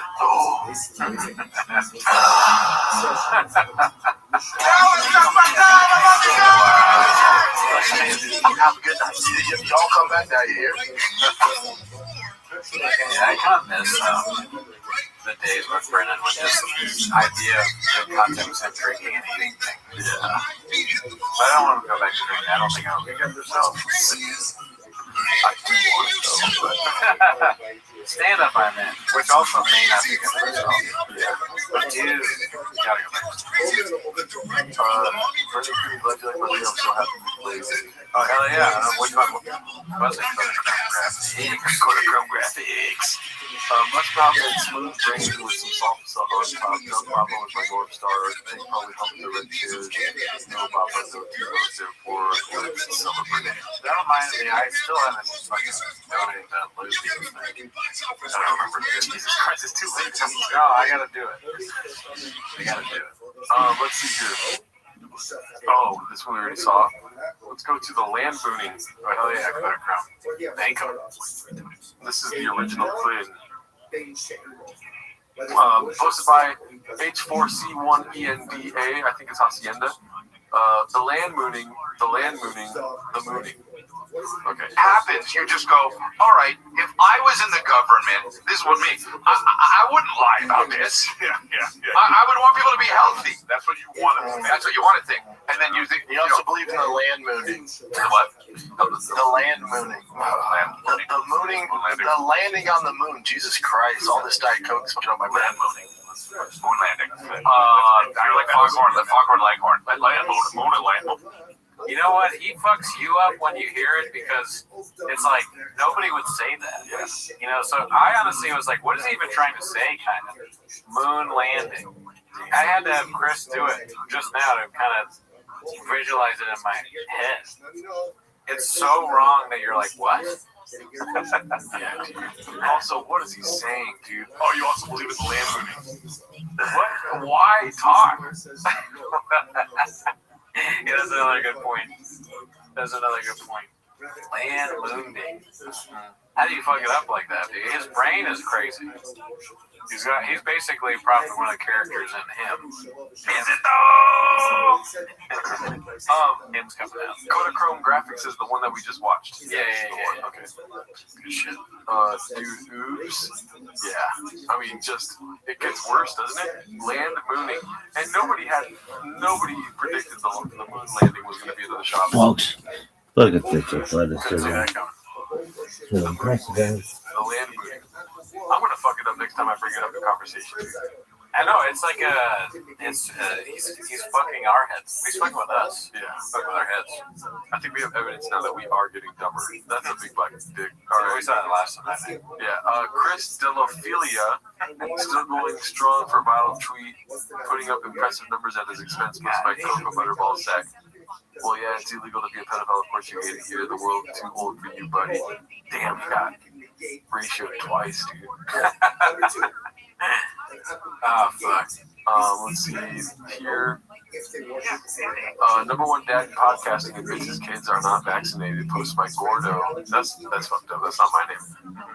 The other one was Cocoa Butter Ball Sack. We already saw that. This I'm down to watch this again, dude. This is so weird. I'm gonna watch a 1 hour special of Bert Kreischer or 1 hour politics talk with Ben Shapiro. 1 hour with Ben Shapiro. Dude, I'd rather watch my family get murdered. Look at me. I'd rather watch my family get murdered than watch 30 seconds of Bert Kreischer. He's a talentless oaf. Never said a funny thing in his life. It's not one story that he tells over and over, and it's not interesting. Yeah. Oh, damn, dude. Shout out to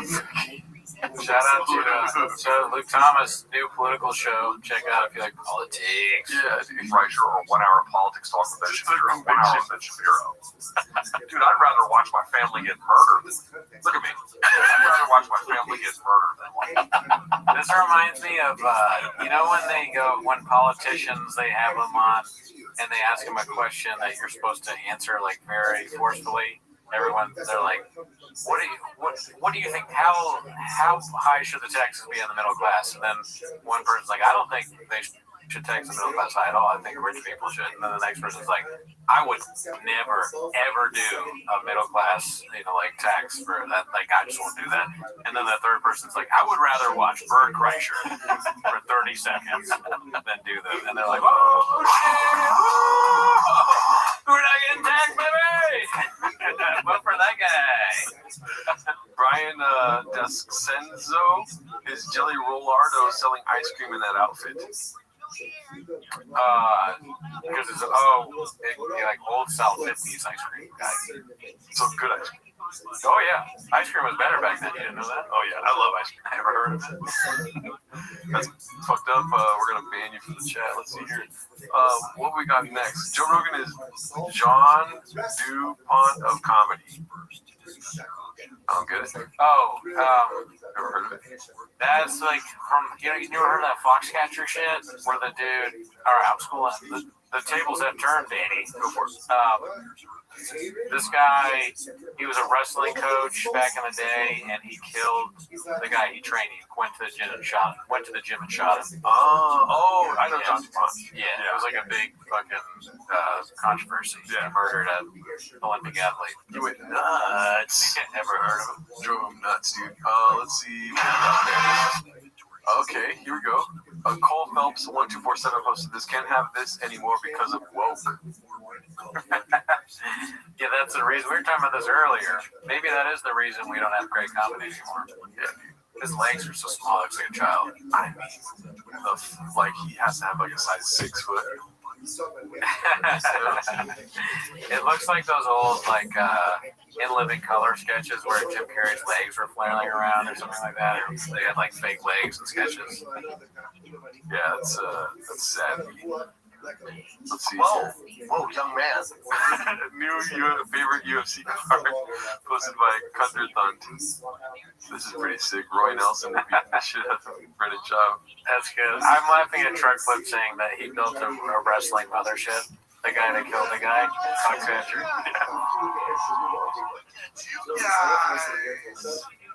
Cooley, you forgot that you missed last week. I'm in Australia. Yeah, dude. Thank you, them and XT. Yes, I did. I was deep in vacation mode. I can't talk about it. But if you want to hear about my journey, what I did on my vacation, well, I guess you got to watch Record Tweets. Uh-oh. This one's posted by OneUsual4460 BCEO talking about land mooning. Good. Hell yeah, dude. Okay. This week in vehicular manslaughter, let's go to this race. Oh, Christ. Oh, all gas and brakes. Oh, my God. Wow. Drive fast, all gas on that one, right? That's it. That looked that looked worse than the land mooning. You know what I mean? I mean, if that even happened, right? That must, yeah, all right. Time for your t-shirts of the week here, Luke. I mean, relatable, right? The Pounder 69. That's a classic. Okay, all right. Let's go over to Ted Lasso. There's a whole section of the show that just gets a bit. Hell yeah, dude. Dude, I don't think I love anything more than BC in this world. That's facts, B. Like, imagine if I ever have the chance in the afterlife to be reincarnated as anyone, it's gonna be Brian Campbell. Damn. Yeah, no, that would be sweet. And then I'll be like, let me check out what Luke Thomas got going on, and then that'll probably be just, you know. I think I would.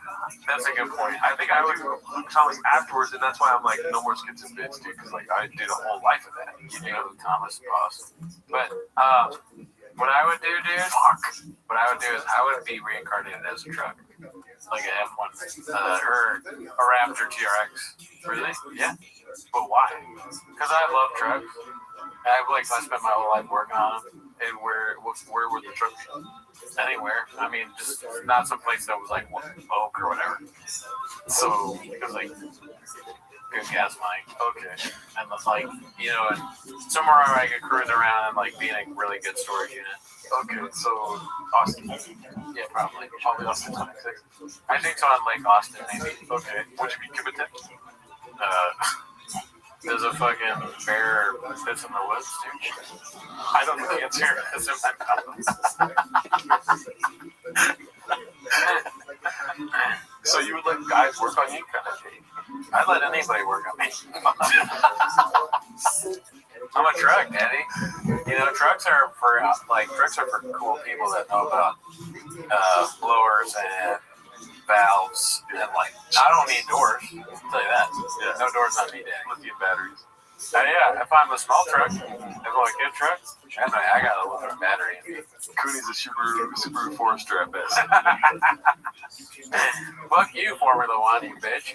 But no, that's really cool that you would be a truck. Business T-Most. I'll see ya. Look, I threatened you last time, and you're so close. You're so close, you don't even know it. Let's see what we got next here. Chris tries to jump in on the trending situation. Posted by SPVC Jam. We already saw this. Damn. Getting a lot of likes on TFK here. The Eagle has mooned. Some of the best brains say it never happened. Posted by Cordell Walker.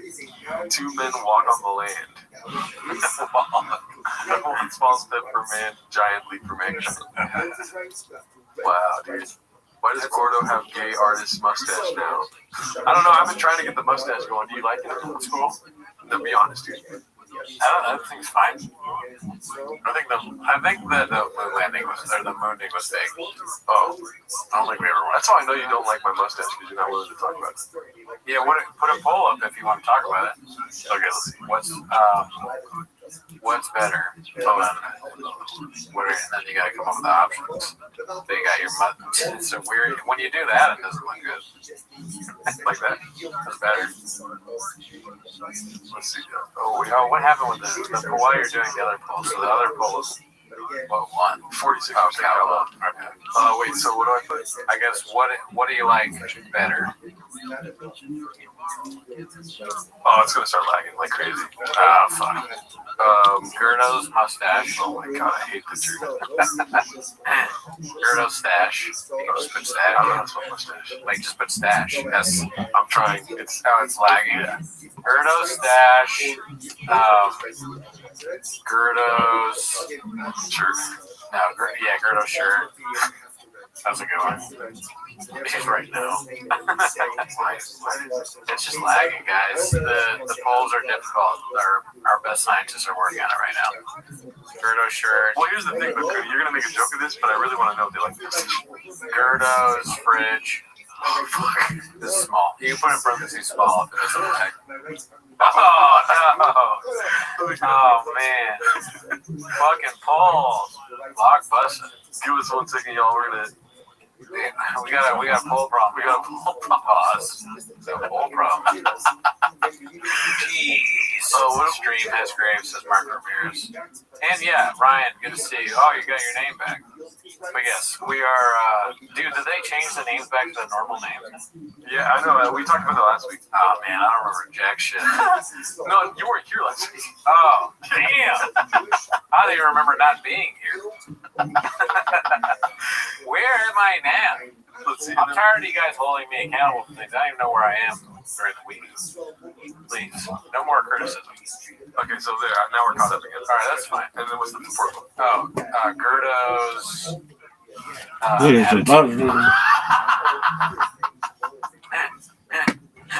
Let's see what you guys got here.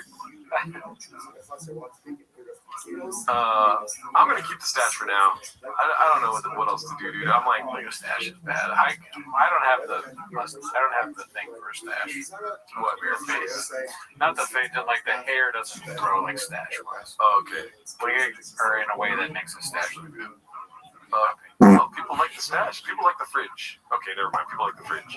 Well, they like a small fridge. Dude, do me a favor. Keep talking to the chat, and I'm gonna go Restream real quick because I'm pissing my pants. A small fridge, you don't know this shit. Very popular. It's coming back. A lot of people are talking about small furniture these days. They're calling it Allerhonic. Yeah, I mean, I don't think there's anything wrong with the shirt. It's fine. It's you said it was tight before you got on, which I was like, that's a choice. That's a choice. It does. I won't say it doesn't not look like an ice cream thing, kind of. I didn't realize that when he walked in. I was like, oh, that looks like a '50s ice cream salesman. But I forget which one he said that, and now I gotta think it does. Keep the fridge. Trick question. Oh, let's look into the polls.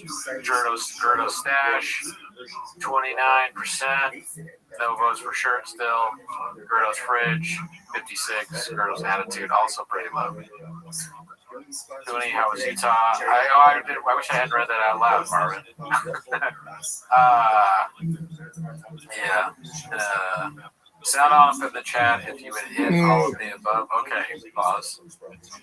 What's up, Italicizer? What are you doing right now besides watching 10 minutes of shop? Homie cats. Good to see you. Dude, I wonder when Shop does a thing like the moonbeam, whether he thinks, man, this is going to be something that people talk about this week, all week. I wonder if he's like, when you do something at work, when you fuck up at work and you kind of get nervous, like, oh, shit, damn it, this is going to be a big deal. I wonder if Shab ever has those, like, feelings when he says something like the moon thing. I mean, there's no repercussions for him, but damn, nobody likes the shirt, dude. Where did I go on the trip? Oh, you didn't watch Raccoon Tweety's truck flip? What the hell, truck flip? I don't even feel like saying where I went because you didn't watch the show. We have another show. It's just as good. Watch it, if not better. Yeah. Alrighty. I don't think anything's better than Reddit Chop, though. That's true. It's a heavy competition. Let's see here. What's next? He also believed in the land moonding. Let's see what this is. Posted by Matlock MMA. Happy you guys enjoyed this edit. Thank you. He also believed in the land moonding. The what? The land moonding. The mooning. The landing on the moon. Jesus Christ! All this Diet Coke's fucking up my mind. Oh shit, dude. Thanks for doing the live shows. No, thank you for the comments, Italicizer. I know. If there's anything that's harder than doing a podcast, it's commenting on a live stream, right? Facts. Talk about it. Commenting and liking the stream, the YouTube, hardest thing that anyone can do. We think that like your name should be on a wall. Yeah. I love you guys. You're important to me. It's just so important to just continue to like the stream, especially given today's atmosphere and environment of. It's been a lot. Everything's been a lot, and if you're able to like the stream, at least we're gonna make it to tomorrow, dude. We're about bringing people together, dude. If you cross me in any way, I'll squeeze your neck off. Oh, Jesus Christ. I have violence in my DNA, and I will hurt you. Yeah. And I'm like, sometimes I'm violent for no reason. Because clothes don't fit me. Yeah. And I'll hurt you. And I'm not a nice guy. I'm not going to do anything, but if we're in a room together and you will leave scathed, and I won't leave at all. And if you try and make me wear a mask, I'll squeeze your neck off. Yeah. I couldn't have said it better, dude. Yes. And I'll hurt everyone. You know what? The fuck is that shit, dude? That's fucking crazy. Yeah. Come on. What is that? That's bullshit. There's no reason to even fucking do any content of any kind. Yeah. Okay, get it up. Like we tell you every week, dude. At 185 likes, we fuck a stool. Yes. And it has never happened. And we're using the French we, so Gerardo will do it. Yes. Oui. I am fucking the stool. It's my wife. My wife. I'm the Gringo Borat. Oh, man. I can't believe how little likes we get. But honestly, if we ever get to 185 likes, I will fuck the shit out of my stool. Sorry for cussing twice. Oh, Eric Flat. Glad you brought that up. We actually have one. So get on it. Patreon, unless you're on it. Eric Flat says need a Patreon. Oh, yeah. Join the Patreon. Yeah, that too. Oh, shit. Thank you, Truck Flip, for the 99 cents. Thank you, Truck. Flip the truck. Alrighty. Let's see here. This is... Oh, we've seen that one. That was hilarious. Texas Chef are about to begin. Posted by Dave Oz.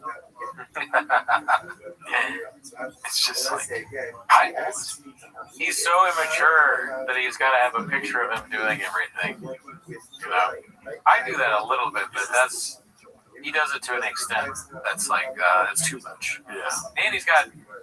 It's one thing to just be, hey, I'm doing something, take a picture of me because I'm, whatever. It's another thing to do that while you bleach your hair, too. Bleach your hair. Texas flag on the shirt. Doesn't know, like, you know how, what's that one movie, Ricky Bobby? Talladega Nights? Yeah. He's like, what do I do with my hands, you know? He's always like, what do I do with my face, dude? Would you eat something that Shop cooked? Yes. Yeah, me too. I would. I'm willing to risk it all, dude.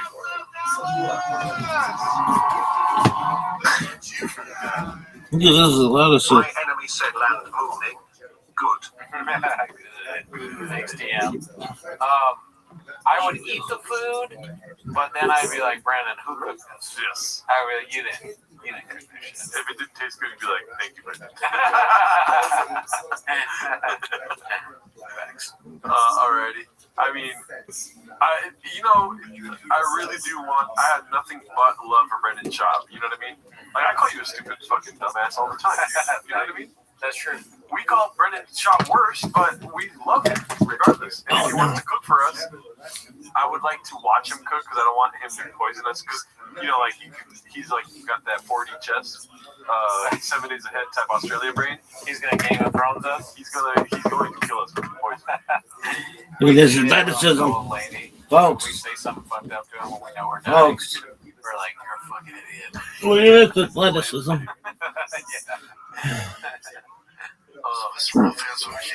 Jason. I don't feel comfortable playing these because they're from his Patreon.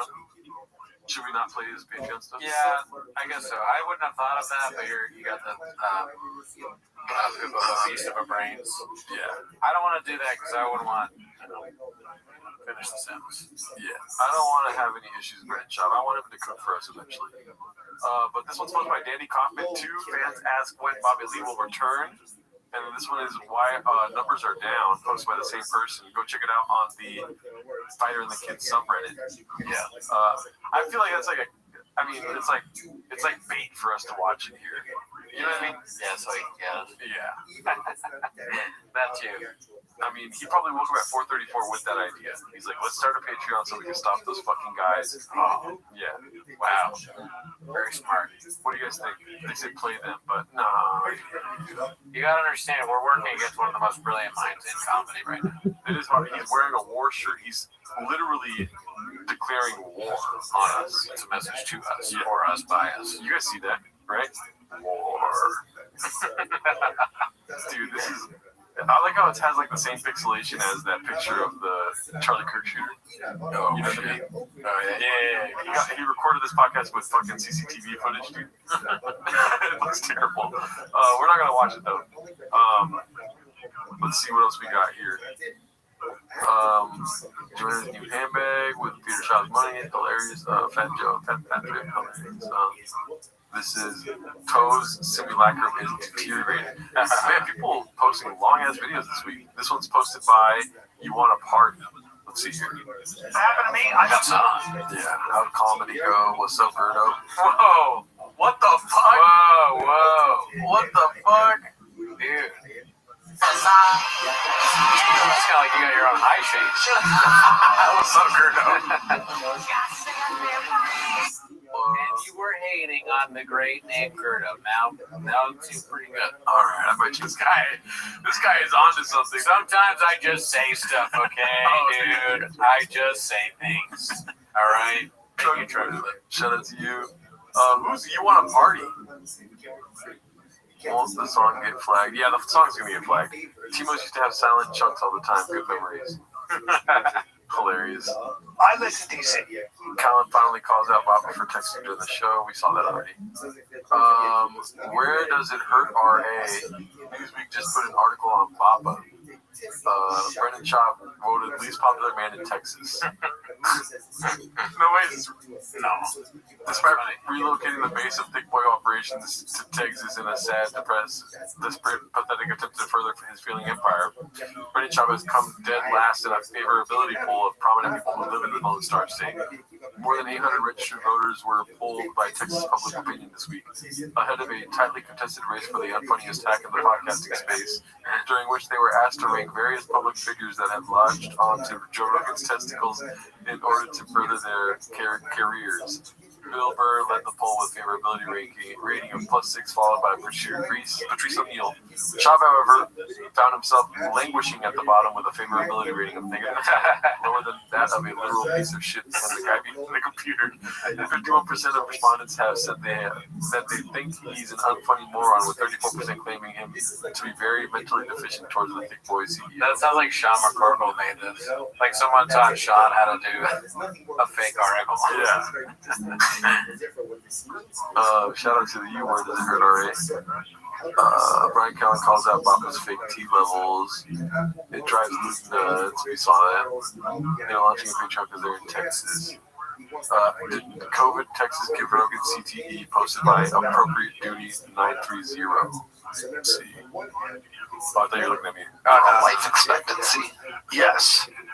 That might be the craziest statistic in the world right now. You've seen this, right? Yes. Since 1930, of course, it goes this way, this way, this way, this way, because you fucking live longer, because technology and medicine. And then 2020 it levels, and then it starts to go down. It's down 2.5 years since 2020, which is unheard of. Yes. Unprecedented. What could that possibly be from? I don't know, Tony. Weird. So strange. It's not like there was a gigantic medical intervention that was forced upon the population during that time period. Again and again, and booster and booster and booster. And you're not allowed to say it, or you're a conspiracy theorist. Yes. So people they're in a fuck trance because being on the side of reality and facts is so against 4.4 for both of us is so funny. narrative that the liberals were correct, that there will We estimated that 232,000 deaths could have been prevented among unvaccinated adults that have been vaccinated with at least the primary series. going to ignore excess deaths. that we're willing to ignore an increase in all-cause mortality that's shocking. Yeah. They're willing to ignore it. And they're the trust the science people, but only when it leans to their favor. Smoking a Canada's That's so good, dude. It's funny to also smoke a cigarette while talking about it. 5.3, 4.6. Damn. So that's interesting that one shot higher rated than Burn the Boats. Burn the Boats is like fucking Apocalypse Now compared to One Shot, dude. Yeah, no, I agree. So much better, dude. At least there's one funny joke in Burn the Boats. Yeah. There's nothing even that approaches anywhere near funny in One Shot. One Shot is an open micer that got his way. like, I want to have one shot. It's going to follow me the whole time. David. An open micer that got his way. Damn. All right, I didn't know I was going to throw the poet. Yeah, dude. You got a poet that serves ice cream, bitch. And they're like, just ice cream today. If not only but a dream is stuff that shouldn't be seen. Just put the fucking. You know what? Okay. I'm sorry. What were you saying? The italicizer says haven't seen One Shot. I'll tell you why, italicizer. Because it's not on the internet, B. It's hard to find. We spent hours researching to be able to get it. You guys usually don't believe us, but it did take us 6 months to get that 2 hours of content. Yeah. Man. I'm definitely trusting Joe and Tony, me football. That's true. Thank him. And next. Yeah, we had to get 3 way back machines to look into each other and pause. And then somehow we found the data to produce the code that made One Shot special. I mean, I'll never forget, I told the story before, that one time that other open micer had the entire belly room laughing and clapping and chanting for him by making fun of Hinchcliffe's stand-up special to his face.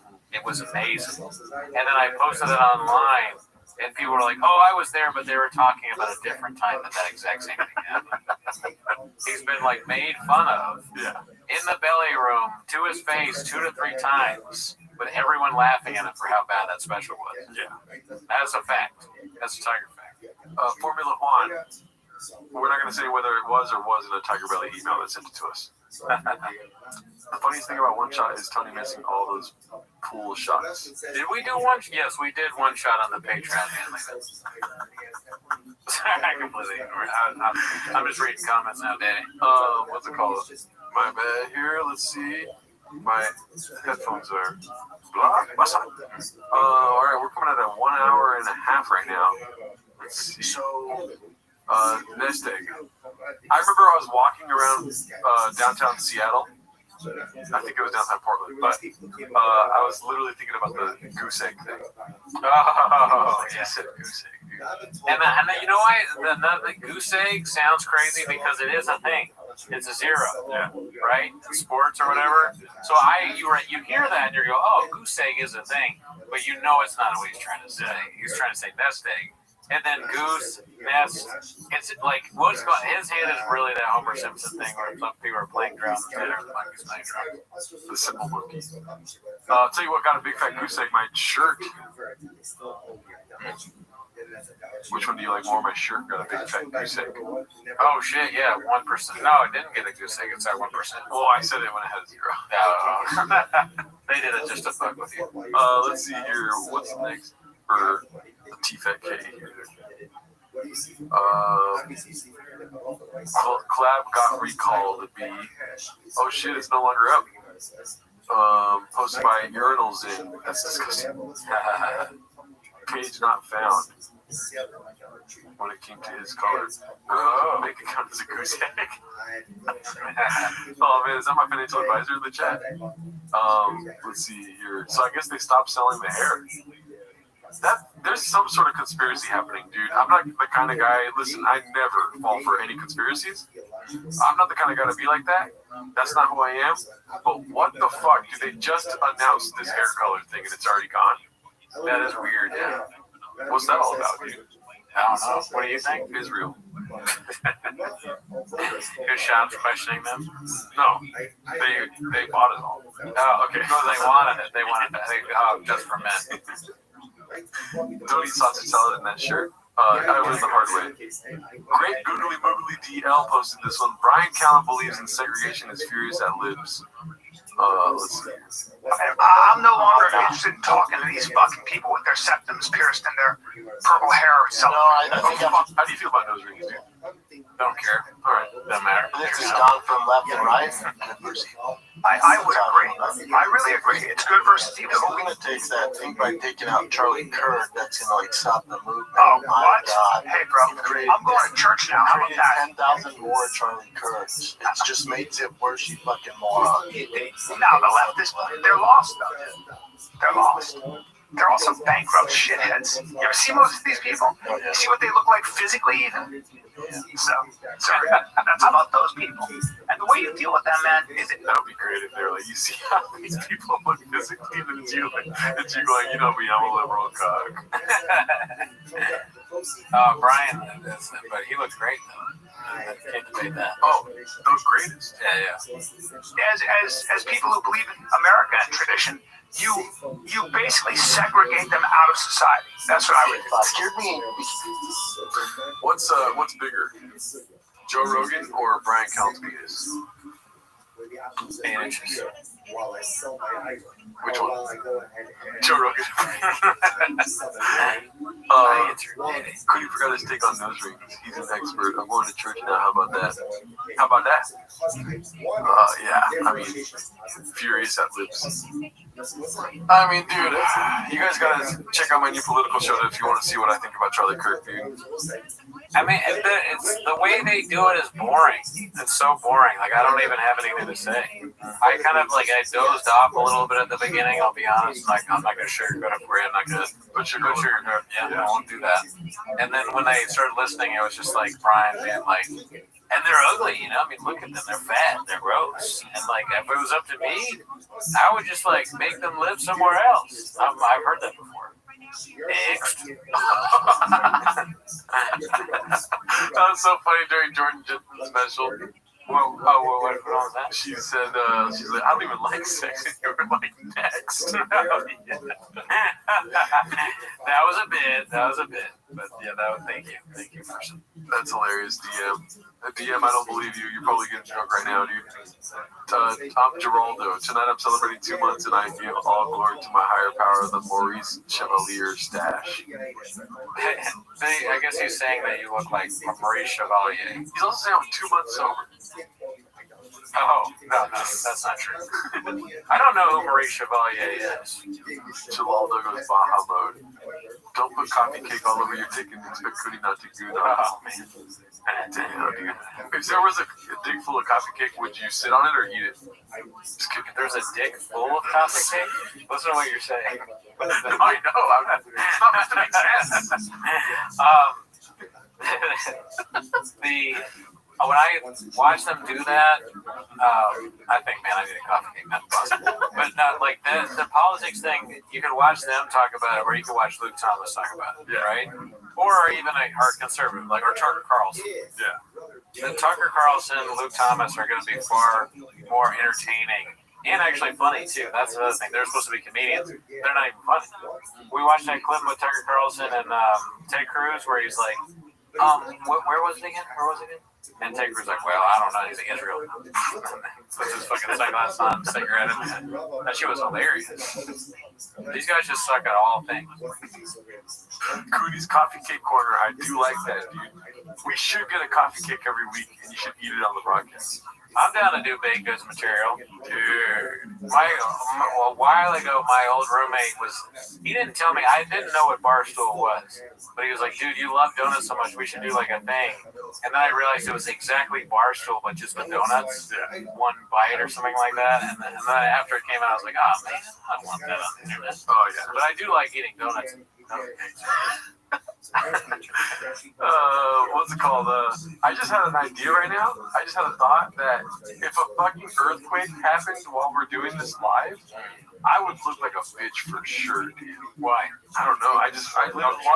While you were talking, I just pictured myself on a YouTube screen going, ah! That's fine. So you think you're like way scarier of earthquakes than me? Yeah, dude. I guess so, because you're, Yeah, you have a bit of DNA that has fucking bit of violence in it. The Earth is full of fucking violence in this DNA, dude. I wonder what would happen, the earthquakes, and you're like screaming or whatever, and I'm like scared but not as scared. Well, what do I do? Then I have to save you, I guess. You're gonna start laughing. That's how much I'm gonna freak out. I got to save Gerardo. I'll do it. No, I mean, I would be literally out the door as fast as possible. Just running. But what if it splits here, or if it splits there, then you're gonna run that way? The Earth is not gonna split, Cooney. See, this is why you're incapable of you being truly fearful of like a justified rationalization of what an earthquake truly is. The Earth's not gonna fucking crack, dude. You think that, but that's because you're vaccinated. What if the Earth starts shaking, your thyroid falls into your throat? It's funny. That is a good question though, because a lot of times you're the one planning things here, right? But the earthquakes, and then it becomes me, and what do we do? And then I'm like, open the window or something like that. That's what I'm thinking. Sausage salad on the next live stream. All right, let's be cool. All right. And if an earthquake happens, I hope this fucking couch falls. You literally think I'm scared of earthquakes because the Earth's gonna crack? But no, I mean earthquakes are scary. The shaking and things falling. The shaking is the state of the city that I live in. You think that the code's up to date here, dude? Oh, you're saying it's like, this area is like not safe, but like it's not earthquake proof. Yeah, we don't allow architects in this part of the. I thought you were saying that you were like worried, like in general about Los Angeles, like the place I love, but then it's just that you're worried that this place is shit. Yeah, dude. I guess that's a legit fear. Yeah. I walked out and walked back in to get you, and it smelled like shit in my apartment. You know, realistically, what happens? The best case scenario is earthquake, and then Shop pulls us through the window because you watch Moana. Dude, Shop saved us. That's some weird kismet fucking God type shit. God is real. Okay, now that brings me to my next question. Go for ready for this, B? Shop saves us, really saves our lives. Can we keep doing the show? Yes. Yeah, I think we should. Oh, yeah. And he's like, dude, really?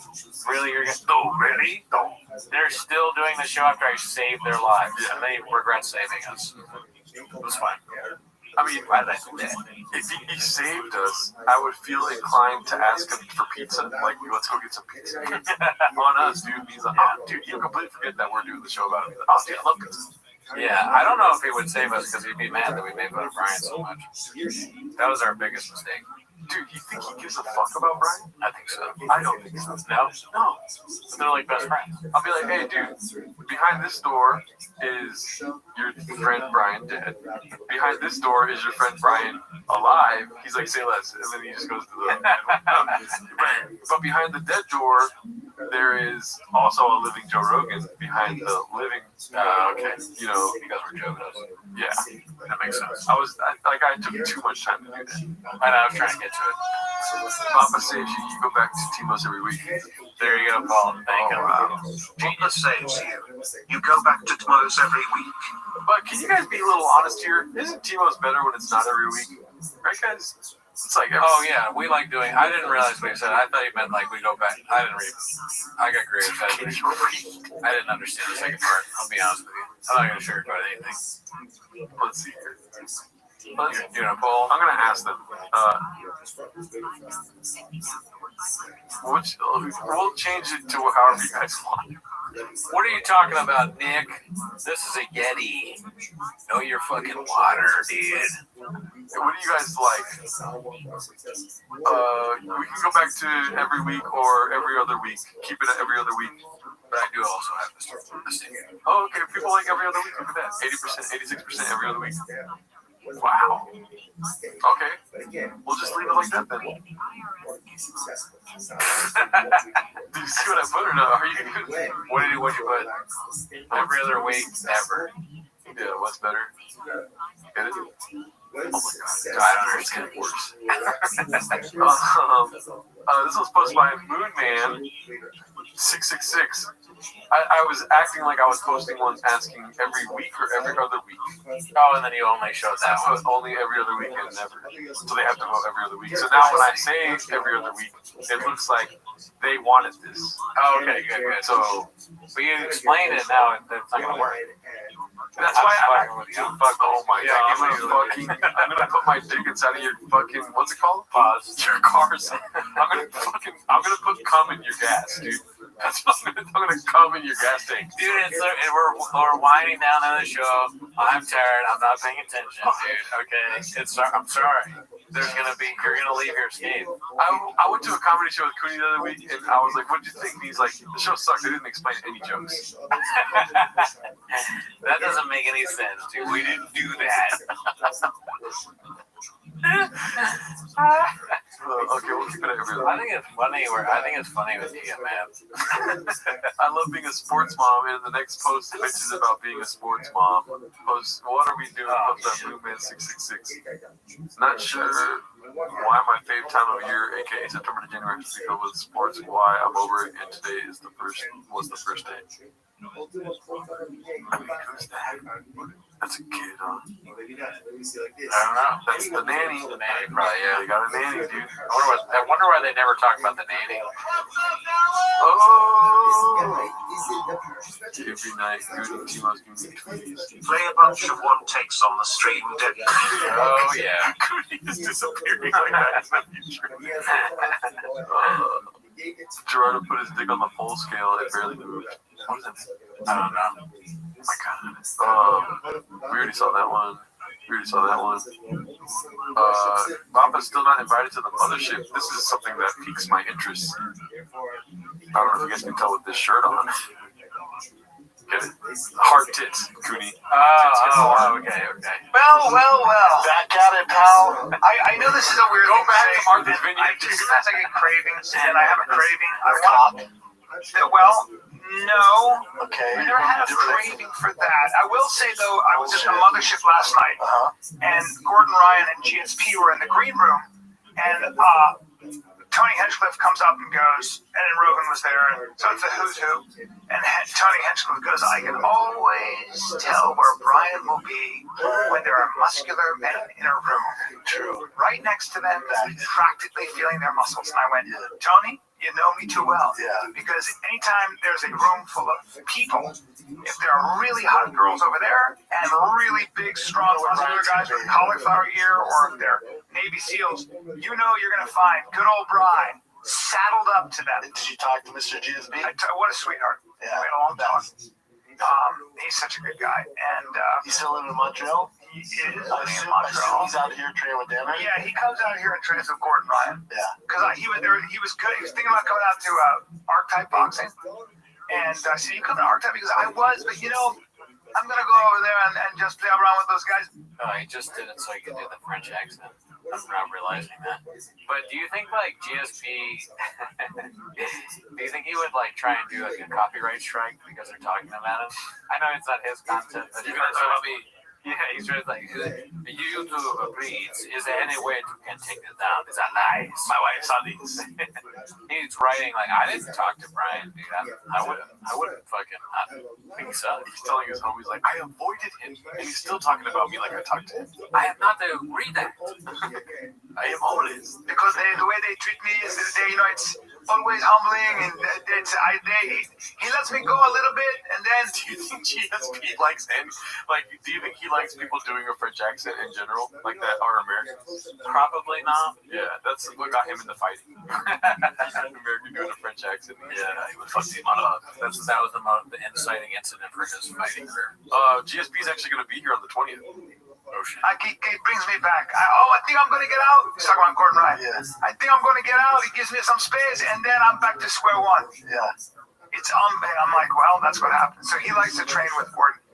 I don't know if people understand how much better Gordon Ryan is than everybody. I know jiu-jitsu people do. We do. Yeah. But like, everyone knows that. But like, you're not in the area code as that motherfucker. It's just unbelievable. Especially if you're just doing straight jiu-jitsu. No. But anyway, so there was that. So that's my one craving, which is of course muscular guys. But I want a donkey. What? Well, I thought this was gonna be good. No. Wow. So he's not allowed at the mothership. I think, like, if he went to the mothership with Brian Callen, there would be no more show. Why do you say that? Because they wouldn't have nothing to talk about. Brian Callen's like, the only way Shop talks less is if I tell him what happens in the mothership every week. He's just so he can have his own part of the show. Yeah, I get it. Yeah. I mean, that was all just the standard Brian shit. I'm into hot guys. I like drunk dudes. I like girls that avoid me. Then Papa is talking about UFC. So classic TV. Muscular guys at Donkey Kong for dicks. That is a weird turn at the end there. Thankum gets Muscular guys at Donkey. Code for dicks. Isn't it because... Okay, so I'm pretty sure he brought up the donkey because he has to kiss an ass. No, that's something else. I mean, I think, if I had to guess, I think he really means a donkey. He probably has some bit. I mean, it's like the horse thing, so he can do that. There's probably some donkey noise he does. He's like, oh, he does that, you know. Well, there was one time where he was a cow and Steven Crowder fucked him. So, yeah, dude, everything Callen says is just a setup to see whatever stupid voice he can do. Yeah. Big donkeys make hard guys weak men. Right? Sad donkeys make me sad. Big donkeys make me happy. Hard donkeys make soft men. Yeah. Soft men make donkeys hard. Hard donkeys watch CFK. Roy's dudes jiu-jitsu. Oh, why do this live? It was much better as a video with editing. Mitchell Bowman, thanks for fucking fuck you, dude. He could do his brilliant Scotsman riding a donkey bit. Soft wrists make limp plants. Wow. Sad men make me hard. Oh yeah, I think we said that one. Dr. Rogan makes hard times. That's a good point. I mean, everyone will die from being unvaccinated. Yeah. Well, shout out to everyone in the chat, dude. You guys are awesome. Hard times make Brian frustrated. Hey Hachi Mishima, say what's up to Japan for me. Small fridge make big man. Nice. Small fridge make woman wet, dude. I'll tell you that right now. Late night make Cooney sleep. Long pod make Gerardo nuts. Graves make Brennan forget. Yeah, dude. Be wrestler. Good night, UV night. No, he's a hard man that comes from soft men. Pause. Anyways, shout out to Mr. Bonner in the chat there. Thank you, Marvin. Yeah. All right, guys. We'll see you next week. Have a good night, everybody. Hope you enjoyed the stream. And we shall see you in Valhalla, dude. Small teeth make happy, man. That's the last thing. What are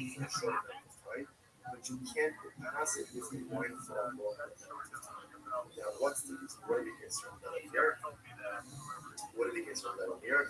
We're concerned ultimately again that Rashi says after the Rashi says here, we saw when after the Hanu, so actually you let about Yosef actually thinking of it.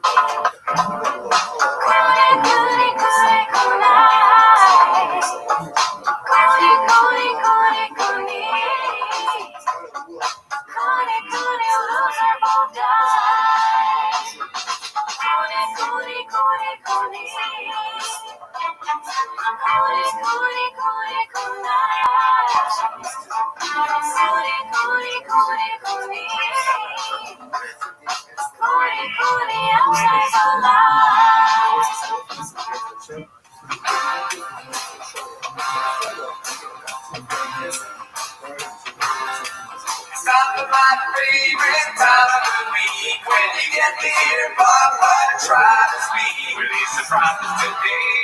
You better actually watch 10 minutes of show. Welcome back to 10 Minutes of Shop. Thanks for tuning in. As always, join the Patreon, join the Reddit, join the Discord. This week on Patreon, we watched Jeff Dye Hates Women. Also, Kill Tony Madison. Oh my God! I had so much fun watching Jeff Dye talk about how he likes women that I forgot that we watched the second episode of Kill Tony. It's the second one, right? On Netflix. On Netflix, yeah.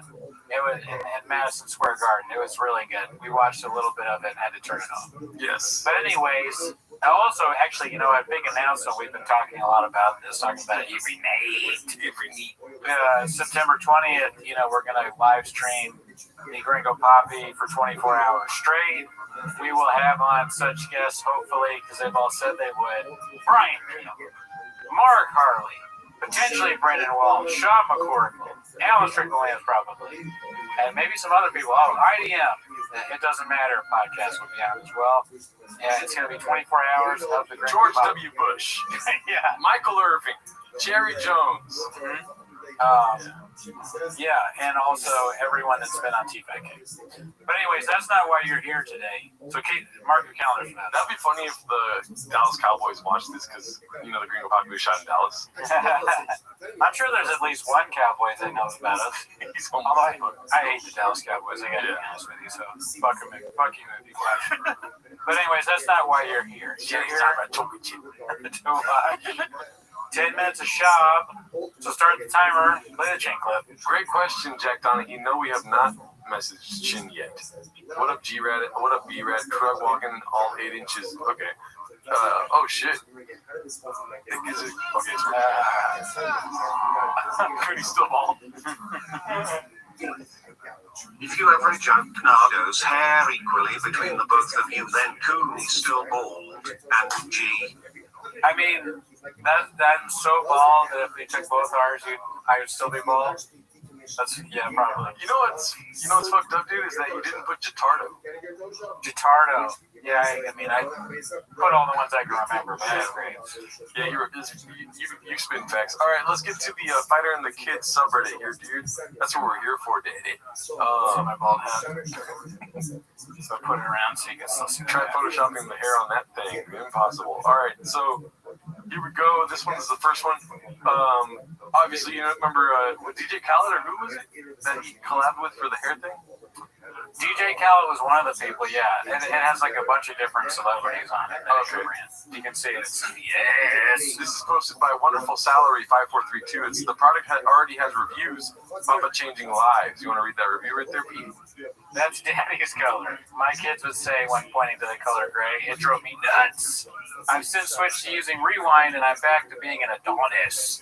Best brains in the business behind this product. What are we doing here? Order this now! Exclamation point.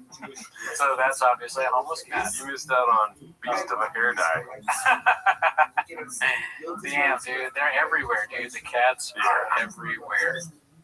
Jack Donahue said, are you guys planning on falling asleep on the stream like AZ did in his earlier tonight? Oh, he fell asleep. It's tough. You guys, we joke about how hard we work, but this is a tough gig. When you're working the fryer, sometimes the oil's not hot enough. You know what I mean? Podcasters are the last line of defense between the woke me and the wall. That requires waking up at 4:34 in the morning, working all night, which is something I'm sure AZ does. I don't know, British people with their time difference is probably 7 days or something like that. But yeah, he works just as hard as us. Hard guys make soft guys come harder than soft guys would come with hard guys. That's close, but it's actually hard guys make podcasts. Yeah. So, yeah. And easy times make for hard times when podcasting is the guys that are hard. Easy times make for audio is king. Yeah. What are we doing here? This is real. We already saw that one. We watched this on our other live stream, but let's see, let's refresh. I know Cooney has never seen. No, that's Chris D'Elia, by the way. I don't know if you know that. Mr. Graves. Honestly, a clip that I've seen before that I didn't see before. It's actually the third time that I've seen it before it registers in my Graves riddled brain. Is it though? Brendan's IQ on full display as he crashes out on comedians on a podcast posted by Successful Egg 8345. Let's see. I have a problem with everyone going on podcasts and talking shit about everyone. It sucks, dude. Chris, no good comments are doing that. I haven't seen one like legit today, Junior. Yeah, he really struggled with that one. If you stutter that much, you shouldn't be allowed to wear a rock like this, dude. What do you think? Is that a Rollie? It's golden. Expensive watch. AP on my wrist, homie. I'm gonna talk shit on that one. Like there are no public. Well, right. There. A few moments later. Listen, Marin's a soft cup. Marin would be like, bro, come on, man. And I like Justin. Justin makes it from the Mark. Mark's a salty bitch. Just our community. You guys keep saying this community. Right. Well, what's supposed to be soft people? Well, it was. I've been around for a while. Yeah, there was a community. Exactly. Yeah, there was. Yeah. I haven't seen one like legit comic talk shit on that one. Right. Like there are no public. Well, right. There's no. I mean, look. You respect. I like how he knows Chubb is wrong, so he goes, well, in his brain you can see, like, that's not true, but he's like, doesn't want to, gadoosh him. Yeah. Funny. Also, I mean, Brendan Schaub talks a lot of shit on comics. Oh, yeah, all the time. I was listening to a little bit more of that. I forget now which podcast went over it, but D'Elia talks about comedians talking about other comedians, like podcasts. He's like, dude, I was watching this podcast and like these two guys were like talking shit about it. I was like, so fucking lame. Like, why? Who's the they? And he was doing all that, and in my mind, I know I don't matter and I don't count. Yeah. But in my mind, I'm thinking he's someone else. Imagine them going to Joe Rogan's studio. Like, have you seen these guys' parody songs? And he shows Joe Rogan Landslide. Yeah, I don't know. I don't think he would do that because Rogan, you don't want to like Graveyard said. You have to respect the czar. Yeah. You don't want to show him things, but I would be less surprised if like one of these guys went on Rogan and took Jamie aside. He's like, "Have you seen this?"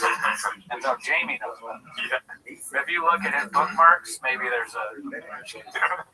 What's it called? This next one is shout out to Red Bar. Have you seen the most recent Red Bar? Some of it hilarious. So when he talks about Sam Cedar. Oh no, I haven't seen that part. Yeah, dude. So this one's looks like a screen grab from that podcast, talking about a black version of Quinn B. I saw that. It's crazy how much it looks like it. Posted by Rascal's Wager. But yeah, dude, that's wild. Talking about Blasians, dude.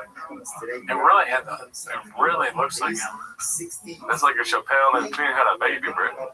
If I were Ken, I would want people to send that to me so I could see it. Yeah. And show people like, look at this. Look at that. Look like that guy. I want to see a black comedian. Oh, people have done the Facetune. Like at my job, my staff made like different versions of me and sent it to me, and they're like, "Hey, just so you know, this is what you look like if you're Asian or black." I was like, "What's that?" Send this in the group chat. Yeah, I was like, "This is funny for me."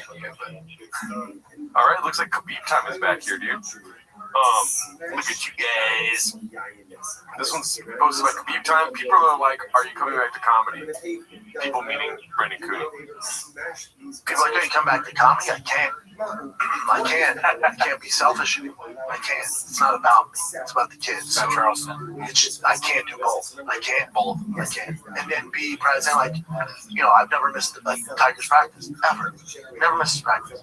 Bossy starting out, never misses practice. You love it so much. That's what I was born to do. Yeah. Like, I was sharing this with his dad the other day. His son's 7. He's on travel ball. And his dad was like, "Yeah, it's our first time." And, and I was like, "I'll let you know now, it's a lot. It's a lot." And summer vacations, those are gone. Like, parents in the neighborhood, like, "Oh, we're going to Fiji or Hawaii or Tahiti for a vacation. What are you guys doing?" I'm like, "Playing baseball." That's it. And now you might hear that and go, "What? There's nothing better." I love that. That's what I told Dad. He's like, "Man, no vacation, this." I know. Outside looking in, you're like, "Oh my God, Mom, I'm telling you, it's worth it.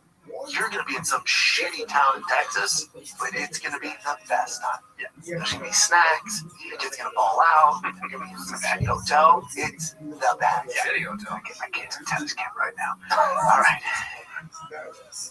Interesting. So travel ball means you gotta go to Texas and stay in Motel 6 while they're playing? I guess. I mean, dude, you want to see shitty hotels? Go right here across the street. Yeah, it's pretty rough. It's the complete opposite of an AA meeting. Because they get in a circle, but they're doing drugs. The drugs in the circle. Yeah. Damn, dude, no vacations or nothing? They don't go to places? They go to places, too. Okay, so it's He's the podcast. Dude, you never told the truth on podcast. I wonder. Anybody in the chat have a kid that does travel ball? Is this real? Or is your life over? Is it completely dedicated to travel ball at that point? I'm curious. Because I don't think, baseball doesn't last all year long, really. We could, I guess. I hope that, that'd be interesting if this is a real narrative and his kid becomes like an amazing baseball player. I doubt it. Probably not. They going to bet on it right now? I hope if he's a Dodgers player that wins the World Series, you're gonna have a lot of forgiveness to ask for. Yeah, I'm gonna have to fuck my way out of a room for sure. So we got, I think, one person in travel ball. Is your chompy in travel ball? One person. Two people. So the people whose chombies are playing travel ball, how much time do you spend doing that? Yeah, 8 inches. That's what they're gonna say. All right, let's see the next one. We'll wait for the response. We already saw this. Let me turn the audio off really quick. We already saw that one. Oh man, what is this? Dude. Oh no. Oh my God. Jesus Christ. What are you doing? Jesus What are you Christ. doing here? You can't have that on there. Oh my God. That's fucked up, dude. That's so Wait, I'm gonna take it off the screen. Hopefully it wasn't on the screen. He reigns as best marketing mascot. Man, that's terrible. That's crazy. Well, let's see the comments. This has been up for 4 days. What's up, Ryan? Good to see you. Everyone in the chat works at grocery stores. I missed it, fellas. What's up with that facial hair beat? If you guys didn't see it, it's him choking on a fat cat. We can move on. Papa checking out Big Black Dick, talking about NFW, dog. Yeah. Alrighty, let's see what we got next here. This one's posted by Monsters Balls, who, not one of our guys. Oh yeah, that's Stavros from the new Yorgos movie. You ever heard of him? I've heard of Stavros, but what's the Yorgos? You never heard of Yorgos Lanthimos? He's like, what has he done? Killing of a Sacred Deer, Colin Farrell. He's in a lot of movies with the red-haired girl. I forget her name right now. Emma Stone. The Favorite, The Lobster. Okay. They're good. I like them. I saw Tony Hitchcock in The Lobster. I'm a motherfucking lobster. They're very weird movies. Yeah. But I like them. He's Greek. Looks like a very weird week at Chang's too. Same set, different animal. Damn, Luke, be cool. Oh, dude, I don't know what's up with Luke, dude. He says the wildest shit on his streams. This is posted by Meow Mix Mario. Let's see here. This is on the screen, right? What? It's on the screen right here. Watch a 1 hour special of Mark Reicher or 1 hour of politics talk with Ben Shapiro. 1 hour of Ben Shapiro. Dude, I'd rather watch my family get murdered. Whoa! I'd rather watch my family get murdered than watch 30 seconds of Mark Reicher. He's a talent. Never said a funny thing in his life. He's got one story that he tells over and over, and it's not interesting. Oh man. It's so funny how he does not want to be involved at all. See the wildest shit about other comedians. It's almost like this is who DeLeo was talking. Didn't he say something like, I've heard people talk shit about Bert? Bert's funny, bro. His violence in his DNA for sure. Listen, Luke, would you kill? Never mind. Luke would have you? That's a guy that's never seen The Machine. Right? Yeah, he's not seeing The Machine. Wasn't that bad? Let's ask the chat. Would you rather watch Bert Kreischer? Watch your family. Let's see what you guys think. But he was a big facts there though for sure. Yeah, Bert is very bad. We watched both of his specials on the Patreon, and it actually got worse. It's rare that the special gets worse. There's only a few comedians that are gifted enough to make it that much worse. And, actually, it's not rare. It often gets worse. I don't know why I said that. All right, let's see here. So this is, I think, in correlation with or in reference to, or commenting on, or an example of Raja Jackson. Okay, I don't know why I did that, but let's see here. It's posted by Successful Egg 8345. Shop blames online trolls in attempts to protect Rampage's image, then admits to trying to sway public opinion. Have you seen this clip? I don't think so. But maybe, I think I saw a little bit of it. This is ridiculous, dude. The way he says it, he's like, I'm trying to think of a way to like defend Rajan. I got nothing. Oh, no, I haven't seen that. Whoa, young man. What in the world gives you that impression? People think you're a bitch. My son's a big one because he's a bitch.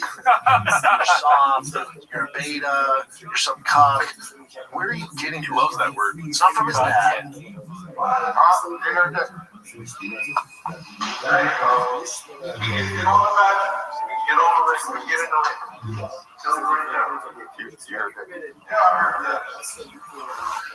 Because those people making comments, they don't give a flying fuck about what happens when they tell you to do something. Say you won't do this. I'm fucking on doing this damn time, man. Shut the fuck up. You a bitch, you got a bitch, you're gay, whatever they're calling it, brother. There's an insecurity in Raja. You can see just after this event when kids happen. Watch, my dad can't never call me a bitch. Straight up. Like, I'm always playing and shit. Call me bitch and shit. Not a fucking bitch, bro. Because when I heard about this, I went, all right, how can I defend Raja? You can ask Beer at Jackson, you can ask Rampage. I went, how can I defend him? Everyone's coming for his throat, how can I defend him? And they're kind of like, both of them like, God, let us know if you come up with a way. Yeah. So I'm like, all right, let me look into it. I'll come up with something. That's my thing. Let me come up with it. He's your lawyer. Shaba's like your attorney. How do I get out of this? How do I get you out of this? I'll tell you when I have a decision. He says it with the guy that does not know how to help you, who goes, let me think about it for a while. And you never hear from him. Yeah. Watch the Ariel Helwani interview Rampage did. It really paints the picture of how bad of a father he is. Yeah, I mean, Rampage is kind of a, or at least the impression I get is he's a maniac, kind of nut job. Like, he himself has had troubles, probably related to head injury. And then he's also a macho guy. You see him call his own son a bitch. And, hooking on a man with booty shorts. Yeah. Laser nukes. That's not what you want as a dad. No. You want Joe Rogan as your dad. Yeah, Joe Rogan as a dad, if he ever gets too uppity, you can just sit on him, pause. Not like that. The best dads out there, Joe Rogan, Brian Callen, Chris D'Elia. Brendan Schaub. Brendan Schaub, that's obviously.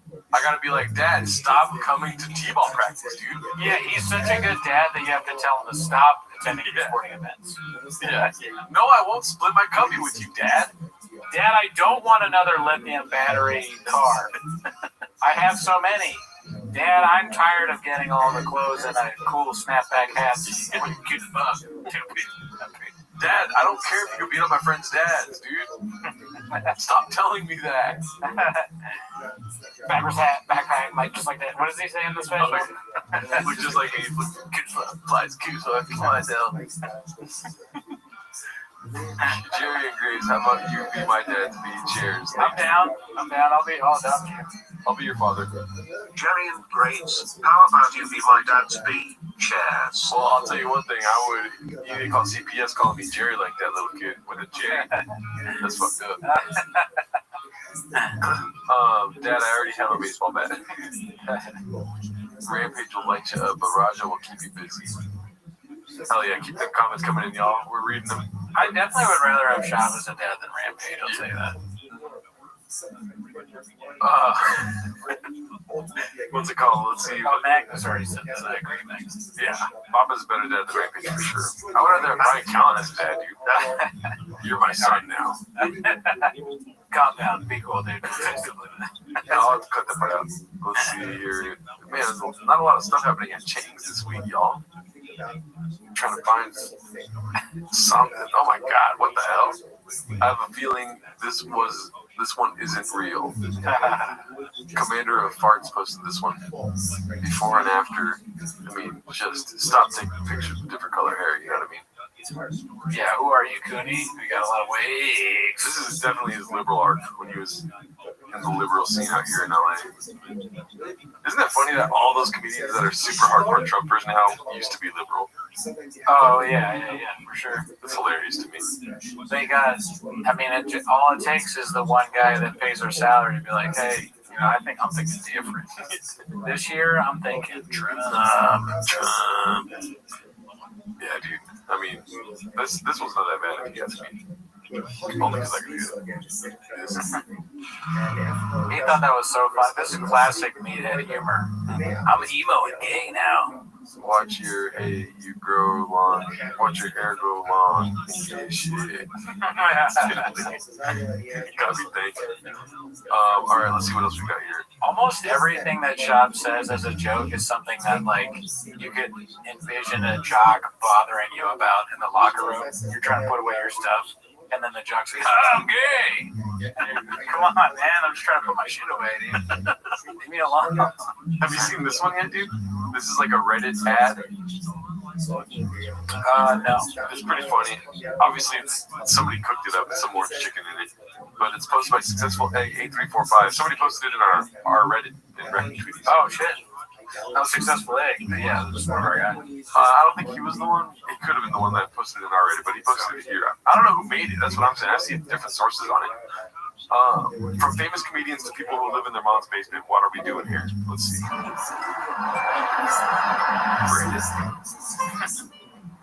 This is great. Oh, I was looking at Reddit. I was looking at the Fight of the Kids Reddit. Dude, fucking hilarious.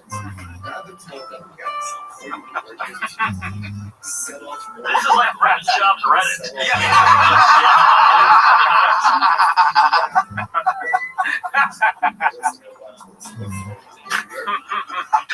I'm a comic.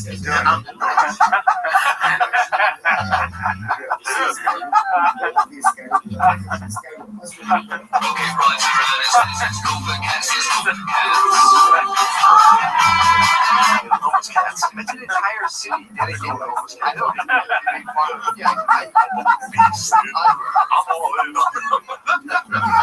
Renamed Skyo Stew and followed up with a lot of heavy punches to Skyo Stew. Psycho? That's no Psycho. No, but that's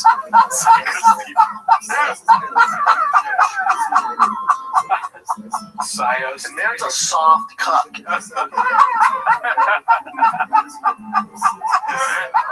Mark's a salty bitch. Community. You gotta keep saying this community. What's supposed to be soft people. I'm comic. I'm fucking submerged. The whole thing. Fire your manager. No, but here's the thing. Figure it out, dude.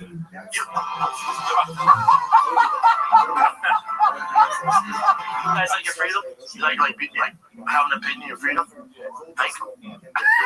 You're welcome.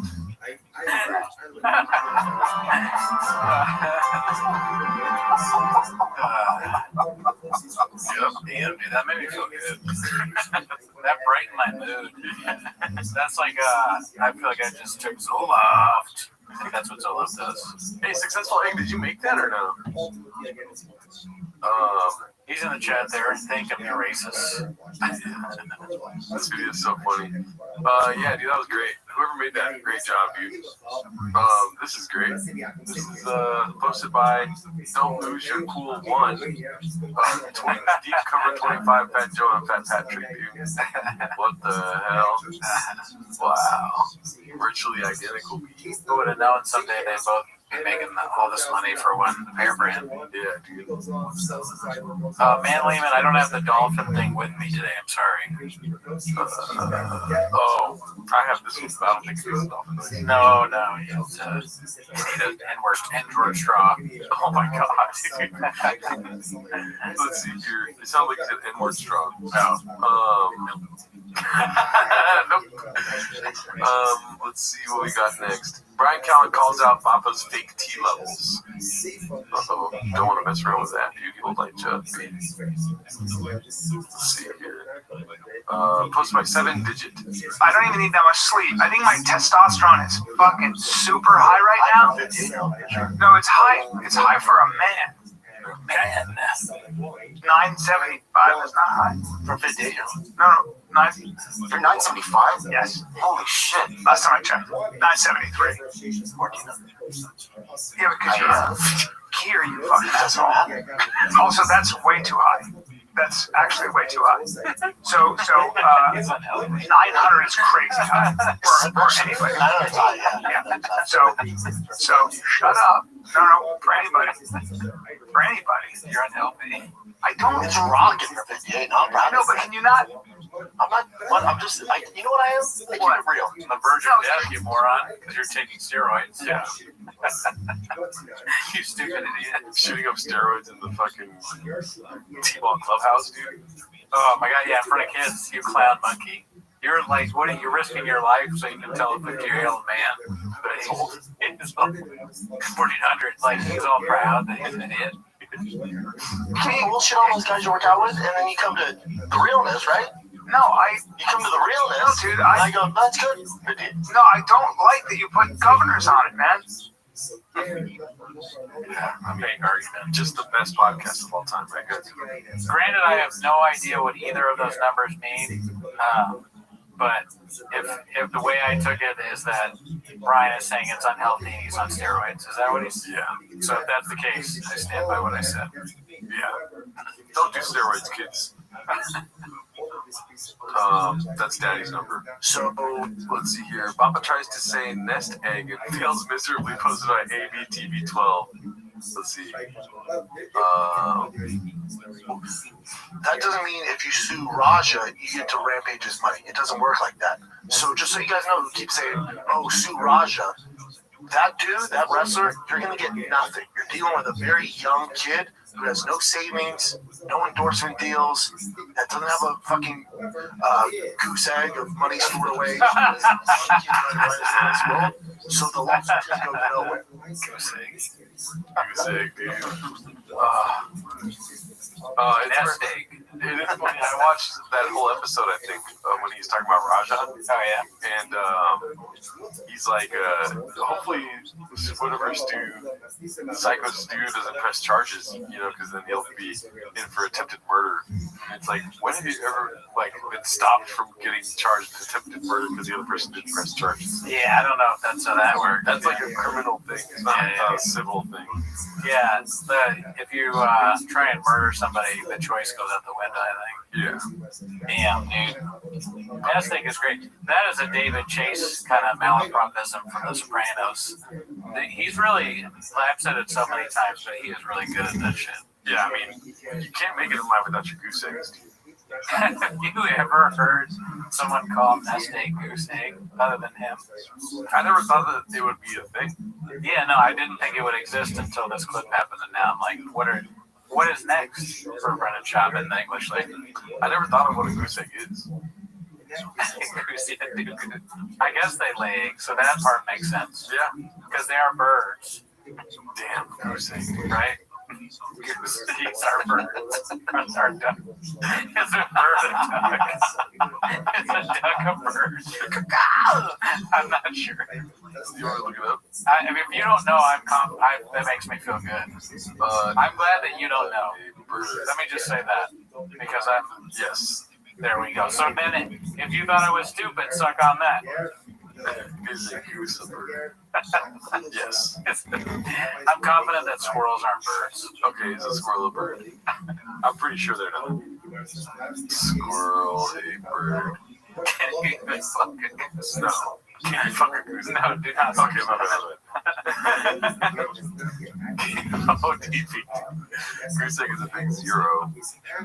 Yeah, goose egg is, oh yeah. Isn't that what they say is like, with the scoreboard you got a goose egg, meaning they got a big 0. Oh shit, that sounds right. That doesn't even have 0 points. Look at the scoreboard, he doesn't even have 0 points. Scoreboard. What do you think? If you had to guess what his next malapropism is, what would it be? I guess it depends on the topic, B. I'm nowhere near as good at Chop. I'm not sure I'd even attempt something like that. Do you have something? Or are you trying to get the throne? I'm trying to see like how Judostromus can I be? Judostromus? Yeah. I don't know. We should just one of these things just look up sayings and then mess them up on purpose. Let's see what we got next here. This was posted by Dandy Kaufman 2. It drives Luke nuts. I don't know what happened to my speaker right now. You made a choice to have minimal offense in favor of maximum positional control, and the fucking audacity of people out there, fighters and media alike, be like, if you don't like this, you're a casual. No, you're a fucking casual. I feel like this drives you nuts. Forget me to jack off to 21 minutes of positional control. I understand it is skillful, and I don't mind it.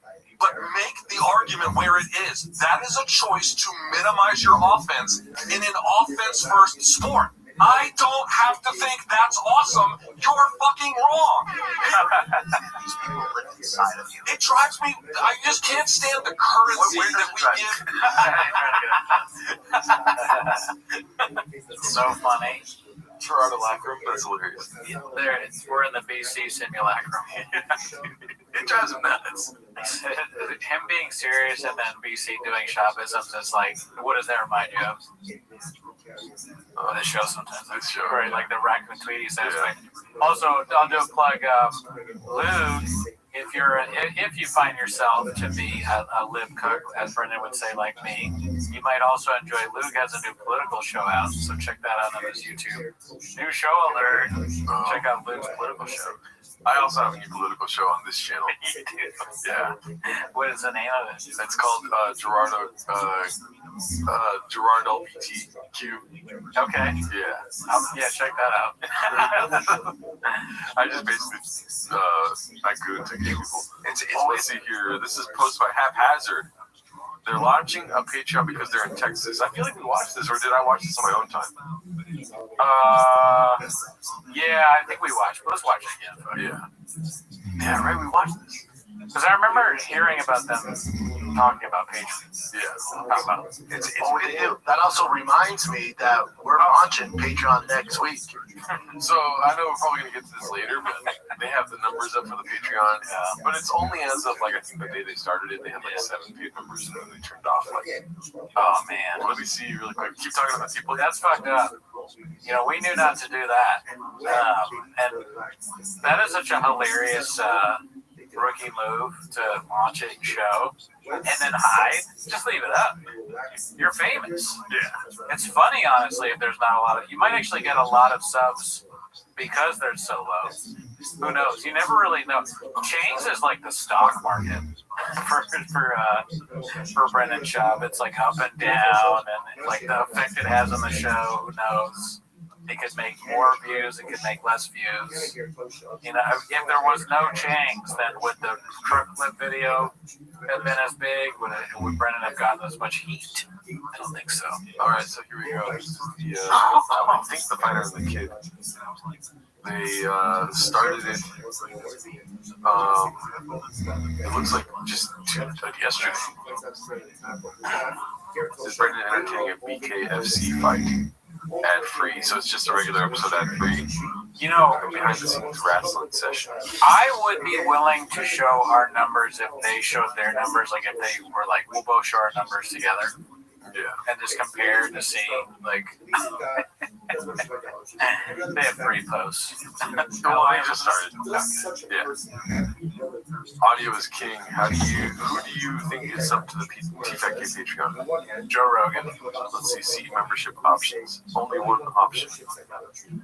Okay. Wow. They probably don't have a lot of content, you know? Yeah. 2 extended bonus episodes every month, ad-free, at least 1 Q&A every month, behind-the-scenes footage and clips from the show. So they're not doing extra episodes. It's just going to be BTS. I mean, they basically already post all their BTS though. So now they're saving their BTS. You want to see Jin get choked out? Like, it's not going to show up on the fucking TFAT cable subreddit, dude. It's like there's no control. The making of Toontown, or I mean, Dry Pastel Gas. It's hard to keep up with all the shit. So this is for the hardcores. It's for the fans. We're for the engaged. We do Q&As on there. You get 2 shows every month, ad-free. We're ad-free. Listen, we're well aware how many ads. It's just the lay of the land now in podcasting. You listen to. It's the lay of the land. What are you zooming in on? Is something on his hand? Just oh fuck! Oh, yeah, missed it. I'm so used to it. Why would you ever call something out that you do all the time, dude? You know, straws, chest hand, talking shit, and he's saying that they're gay. Yeah, this is not the straightest of hand motions I've ever seen. I don't think this is gay. Brendan Chop thinks it's gay. And he thinks that straws are gay too. I mean, it's not. It doesn't mean anything. But if I were to rate, like, if there's a spectrum of like straight motions, this is the straightest. You're right. Yeah. Compared to like a Sig Hail, it's not pretty straight. I mean, it would be more concerning if he was Sig Hailing every time we talked to them. I wouldn't even have noticed this had he not said something about it. But then, you know, I gotta like contort my hand to do this. Yeah, it's not. It doesn't come natural to me. That's when you start doing like bad things all the time. You have to start talking like this to be like, for reals though, my bad. He does so many stupid animations. And the fucking classic YouTuber. All right, fam, we're here at my truck show, and then all that. All right, fam, we're outside this pizza restaurant, and this, and then this. And doing all this stuff when he's yelling about he's going to beat someone up. Yeah, C-clamps. Whatever show you listen to, there's just so many more ads. Yeah, these companies got involved. It's just the way podcasting works. We're very familiar with the mass amount of ads. So our idea is to launch this Patreon so you can get ad-free shows. They're going to be extended by 20 to 30 minutes, so you're getting bonus content. And then bonus content and questions, and then behind the scenes, Brian's been wrestling his ass off doing questions, and then 20 to 30 minutes, so you're getting bonus content, and then bonus content and questions, and then Brian's been wrestling his ass off doing jiu-jitsu and fuck you, shut up. Competition grappling. And he's been doing it in order to beat me. We're gonna see if Brian can beat me on. Shut up. We're literally gonna go over the things I've learned, and Brandon's gonna show how you counter it, and I'm gonna show you how you counter that. Yeah, and then we'll go live and see if your training's paid off. We'll see how it goes for you. Yep, that's gonna be great. And then I'll give a tour of my cars, the studio, behind the scenes of the shop, all that stuff. That's every month in that bonus content. It's $5 a month. $5. So it's 3 to 5, or is it 5? It's $5. $5. So skip one day at Starbucks, and that covers you ad-free, firing the kid, bonus content. This is for the hardcores. This is for you guys. We're well aware of the army, the mass amounts of ads. Yes. Yeah. We should have done a Patreon a long time ago. We should have. But we're finally doing it. We can commit to it out there in Texas. And that will be next week. It'll be promoted all week. Hold on. What's up with that watch?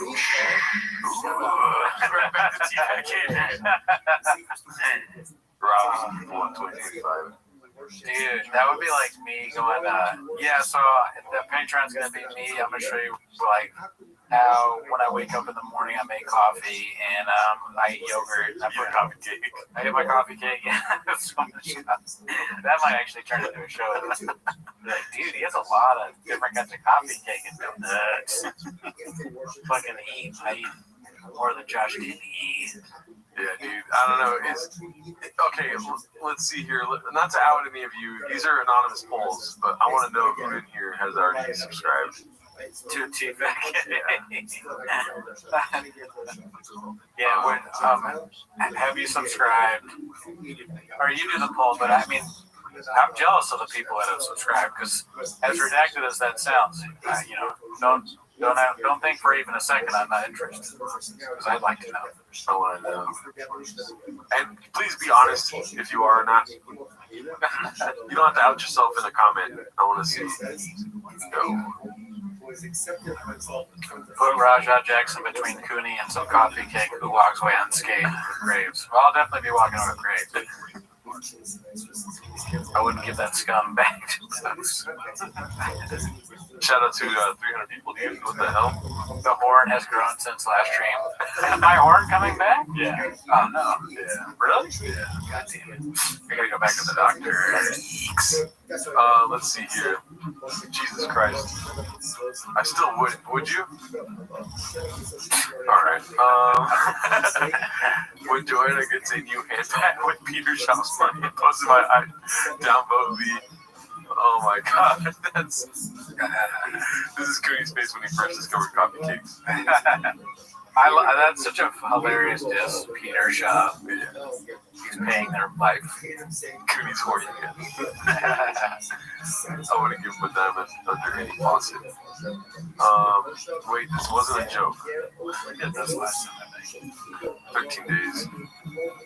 This chin looking for a new job. Lindsay, we did that one. Update on our boys' health in case you're wondering. Post by appropriate duty 930. I know this is all over media right now, and I have absolutely nothing to say regarding what transpired, but I want everyone who is concerned with Stuart Smith to know that he is awake now, but in bad shape. So please give me your prayers. It's going to be a long road to recovery. I'm just happy to know that Scion Fred is healthy. You know? Yeah. It's a good thing. Yeah. It's not a sad thing. Yeah. Psychological Steven is doing better now. This guy, though, is something else, dude. This guy says the N-word. Oh, shit, right?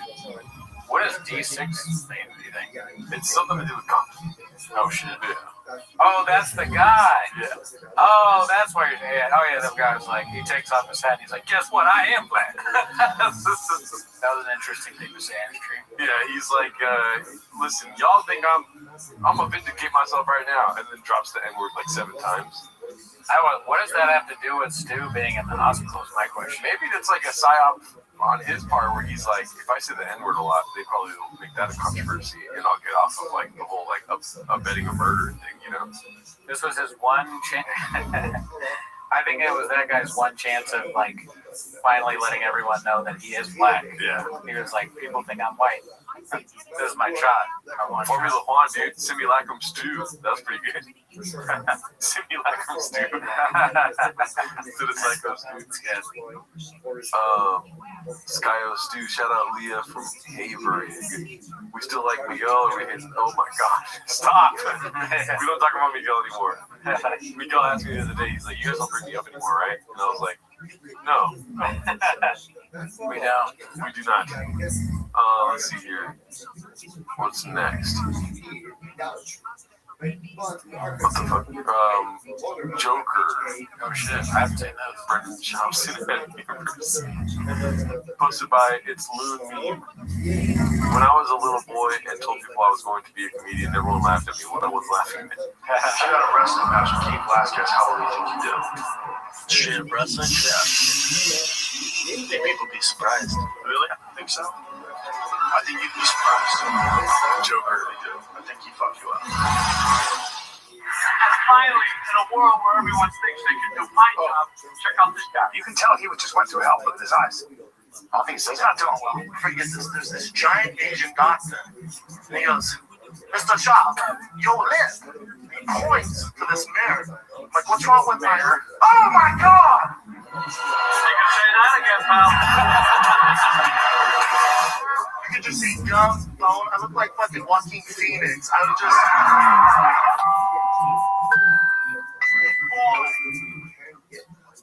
Oh, man. I'm starving, bro.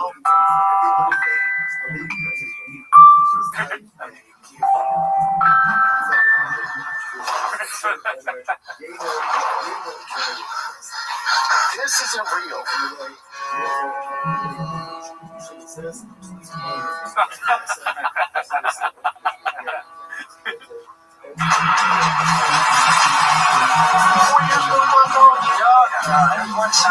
But also you shoot for the moon, hoping to land somewhere on the stars.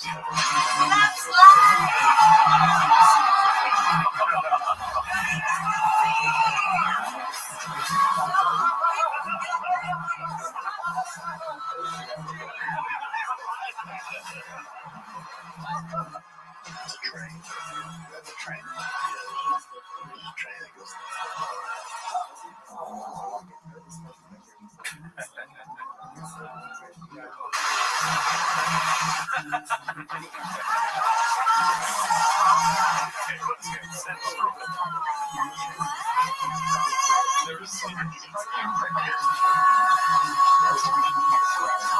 the end of the day, I will twist your fucking neck off.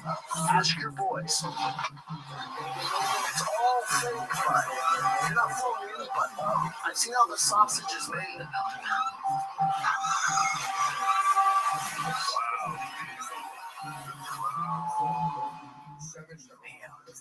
Yeah, that was like artistic. Yeah. Well done. That's the same guy that has the website.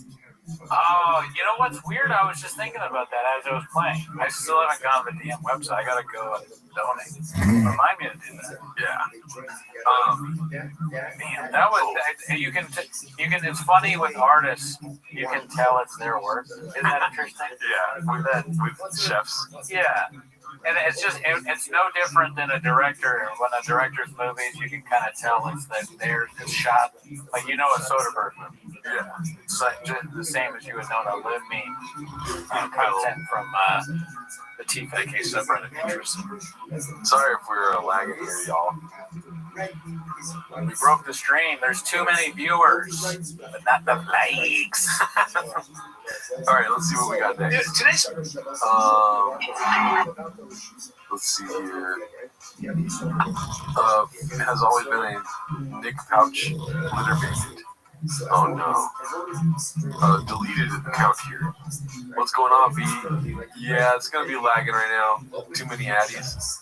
Yeah, the stream needs more Adderall for sure. They're saying that the lag is caused by we need at least 5 people to subscribe to Patreon. I just got off the phone. I know you didn't see it, but that's because of the lag. Yeah. I just got off the phone with the president of YouTube, and he said, B, I'm telling you, don't kill me. All right, but you need to add 5 more Patreon subs by the end of the stream. And I said, I can't ask them to join Patreon again. I've already done that. And he said, no, you got to do it. And I said, fine, I'll do it. So just join Patreon right now. And even if it doesn't seem like that fixed the stream, it did. It fixed the stream. Somebody joined. I think 5 people joined the Patreon. Yeah, no, it did. It fixed the stream as soon as you join the Patreon. You'll notice. Even if it seems like it did. That would be funny if there was a flood of people that were liking the stream because they think that it fixes it. They're like, oh my god, fine, I'll like it. Likes help, but the Patreon subbing on Patreon is what really fixes the stream. Yeah, I feel like the only way that the stream's going to be back up is if this number goes up to at least 130. If it went up to like 250 likes, then I think the stream would also be fixed. But not without the Patreon subs. You know, that shit. One like. Oh, all right. Well, good news is, after the fact, it's not this laggy whenever it's on YouTube. So this one's posted by a deleted account. Papa has always been a nicotine pouch litter bandit. Let's see here. Sometimes when I'm the first time I watch a fight, like when I watch a fight, he's rubbing his legs. You know, that's so funny. The company actually invested in one of the guys winning. I know, there's trouble when he starts rubbing it. Oh yeah. Notice that I lean towards it out, interpreting it as the other guy winning. Just I think like I'm like, oh, why, dude? Just throw it on the ground. You just threw it on the ground. That's crazy. Bro, you know he's literate. Whose job is it to clean up at this place, do you think? Not Jesse on Fires. I don't know who this guy is. That's Frank Beer. I wonder why it says Wise Guys in the back. Why does it say that? Maybe it's in Utah. So he flew out to Utah to do a podcast with Jesse on Fire? I guess. I'm curious. That's maybe a while ago because he's drinking Reyes and drank recently. Damn. That's disgusting. Listen, guys, Casamigos. I get rid of my nicotine pouches in used bottles and used nicotine pouches. Better than throwing it on the ground, Petey. Yeah, you're not going to find... The ground is full of them over there, though. Only when I'm on the podcast I put them away properly. Your littering area. Yeah. With anxiety, But see that. When I watch a fight live, if I'm really emotionally invested in one of the guys winning, I notice that I lean towards interpreting it as the other guy winning. Just I think like I'm like, damn, dude, just throwing on some guy's work. It just every time Jan would land, I'm like, oh fuck. That's what I think. That right is funny. The coach goes, it just. Oh, this is old. There's Tiger thing. Damn, I didn't even see that. Dude, this is that hand movement is so feminine. That's why I think it just right. What the hell? I told you. I felt like he's gonna knock him out, but Ew, man. Ew. Bro, you put your hand in your mouth. That was a big shot. Big shot. Then I'm reading the comments. I was like, do your fans like you? Oh my God. When Mr. Stinkfinger came down.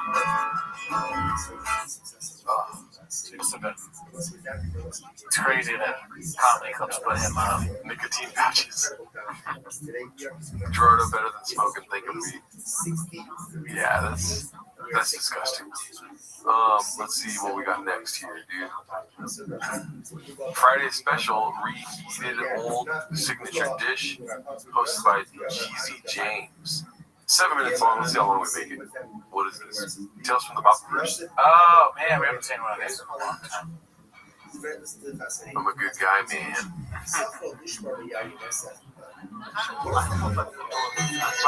Oh yeah, dude, this brings me back. The biggest bitch I like one trip, and then I come home and he puts sticky notes all over his entire I eat all it and I throw out the rest. I'm ready to throw it down. I'm like, but why? Yeah, it doesn't really make sense. Makes sense. Wow.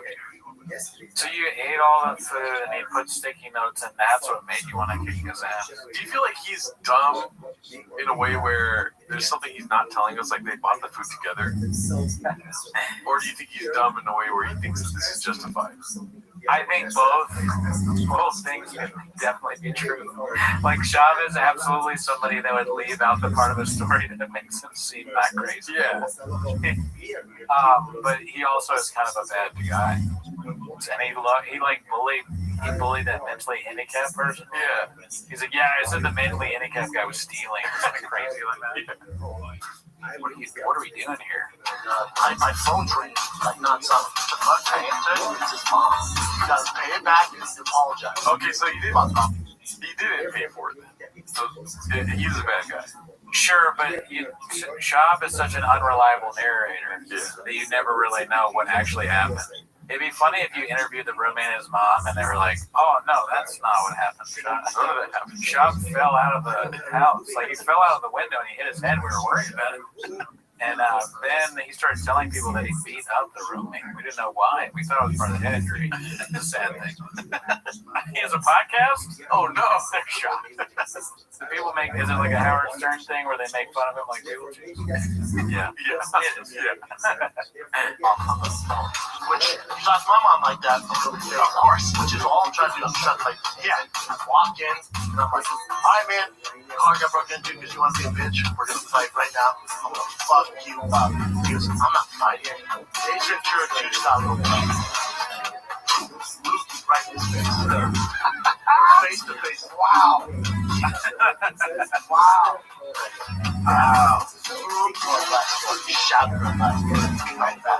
That doesn't even make sense. Really. The entire team, what happened? I'm a good person. I'm a good fucking person. I'm a good guy. It's a mama. Take it from me. I'm too nice. I get taken advantage of all the time. All the time. You know this. All the time. I'm so nice. I used to back in groceries. And there's a kid in Boston doing one of those bags too. I hated my job there. So I grab all the magazines and candy and joints, just sit in the back. Crumple the magazine, and then I put the magazine back. And finally, that's right. He blamed it. I was like, hey, where the fuck are you doing the magazine?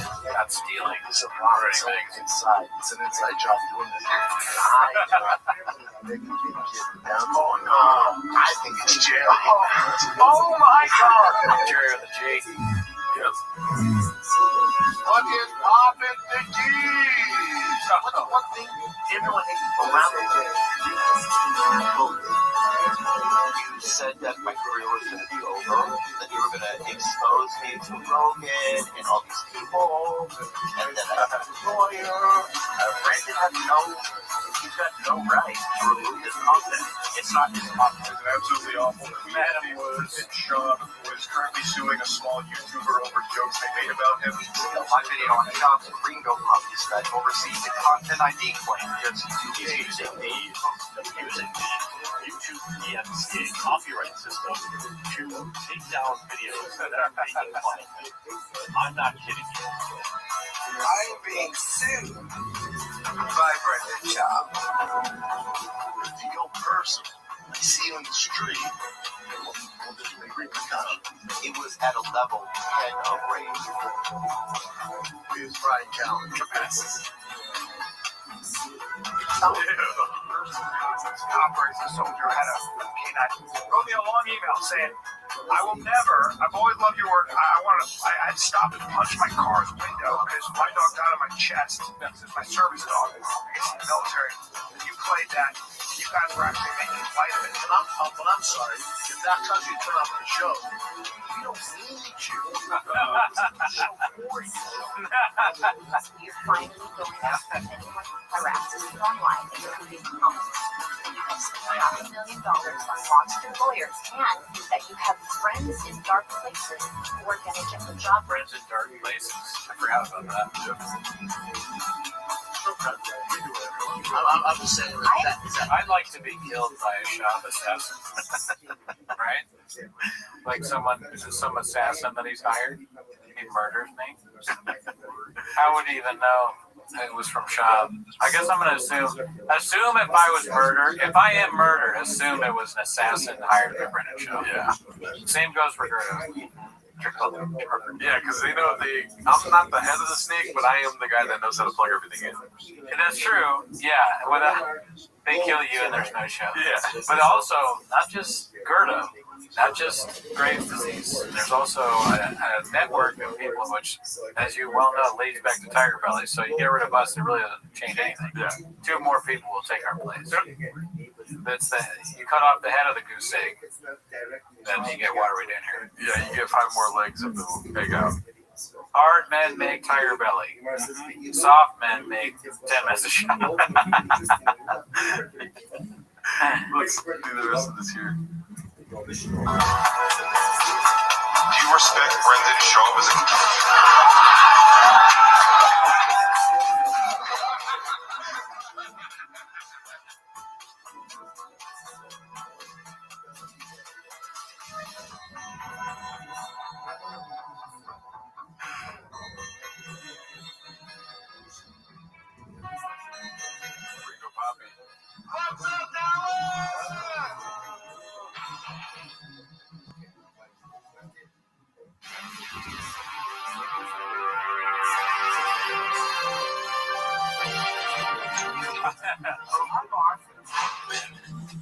Using RX Calculator, I might be able to collect the mainframe cell direct from Axiom into the download.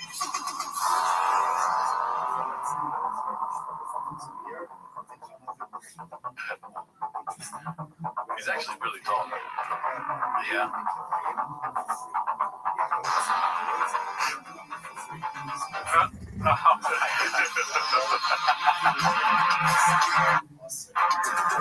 I like the music a lot in this.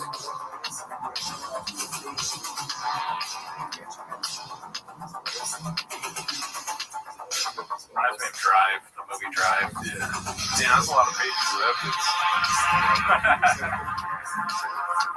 Bobby. Our boss. Yep. I feel like I just got caught on the 10-minute break. This is what's interesting. Explain this however you want. When I notified you guys of the harassment and going back to Tiger Belly, that account stopped posting, took the Tiger Belly email off, and changed it. Never posted again. Do you know how Reddit works? No. It's great. Just facts. I haven't seen that in a long while. I'm gonna be honest. I don't think I've ever seen the whole thing. Everything's Well, let's move on though, because that was 7 minutes. This is posted by 7-Digit. It comes in dark. I feel like it was posted in like a series, like different parts, right? Yeah. I remember for a long time people would be like, "Watch those." We did watch some of them, but I don't know if we ever watched the whole thing. Yeah. Jordan, do you think you've had more sausages in your mouth from sausage salad pods or Baba had chicks walk to his truck? I don't know, dude, because I was doing 5 sausages when it was really bad at once. But I had like an idea of like, oh, I should bring back the sausage salad thing. But then I would have to eat it. Yeah, it was never a great idea, I don't think. This place smells like sausage. Yeah. Right when you walk in, it's just like sausage. Hot burned sausage on cold salad. I mean, they're both good things, but I don't know if they necessarily go together. Don't knock until you try it. Y'all already talked about Donnell? Not yet. No, is that on the sub? Hopefully. I mean, I know that he was like a guest host and they didn't like it. Oh, really? Yeah, I think he got hated on. Oh, God. People in the Kill Tony audience don't appreciate Donnell Rawlings. I feel he's blockbuster as a what are they called? Yeah. What are they called? Hosts? Mark Ramirez. I will not hear people talking about this is crazy, this and that if you haven't tried it, all right? Get 5 sausages, get a salad, put it together. It's fucking delicious, dude. There's a reason why I had it every day for about 4 months, all right? I scroll through Reddit, and on Reddit, because we watch the stuff Kill Tony pops up a lot, so I see all the Kill Tony posts, and one of them was like, Rob Schneider is the GOAT or something like that. Oh my God. And I mean, I like old Rob Schneider in movies. Yeah. But have you seen Rob Schneider lately? Have you heard him talk? His stand-up is terrible. It's pretty bad. He's pretty unfunny. So that's where Kill Tony's fans are at, though. They're at Rob Schneider's go. Rob Schneider is a stapler. This one's posted by 7-Digit. It comes in dark. Brendan Chop, circa 2022. Oh, the mustache. It's just weird. Like, do you dye your mustache? No. That's crazy.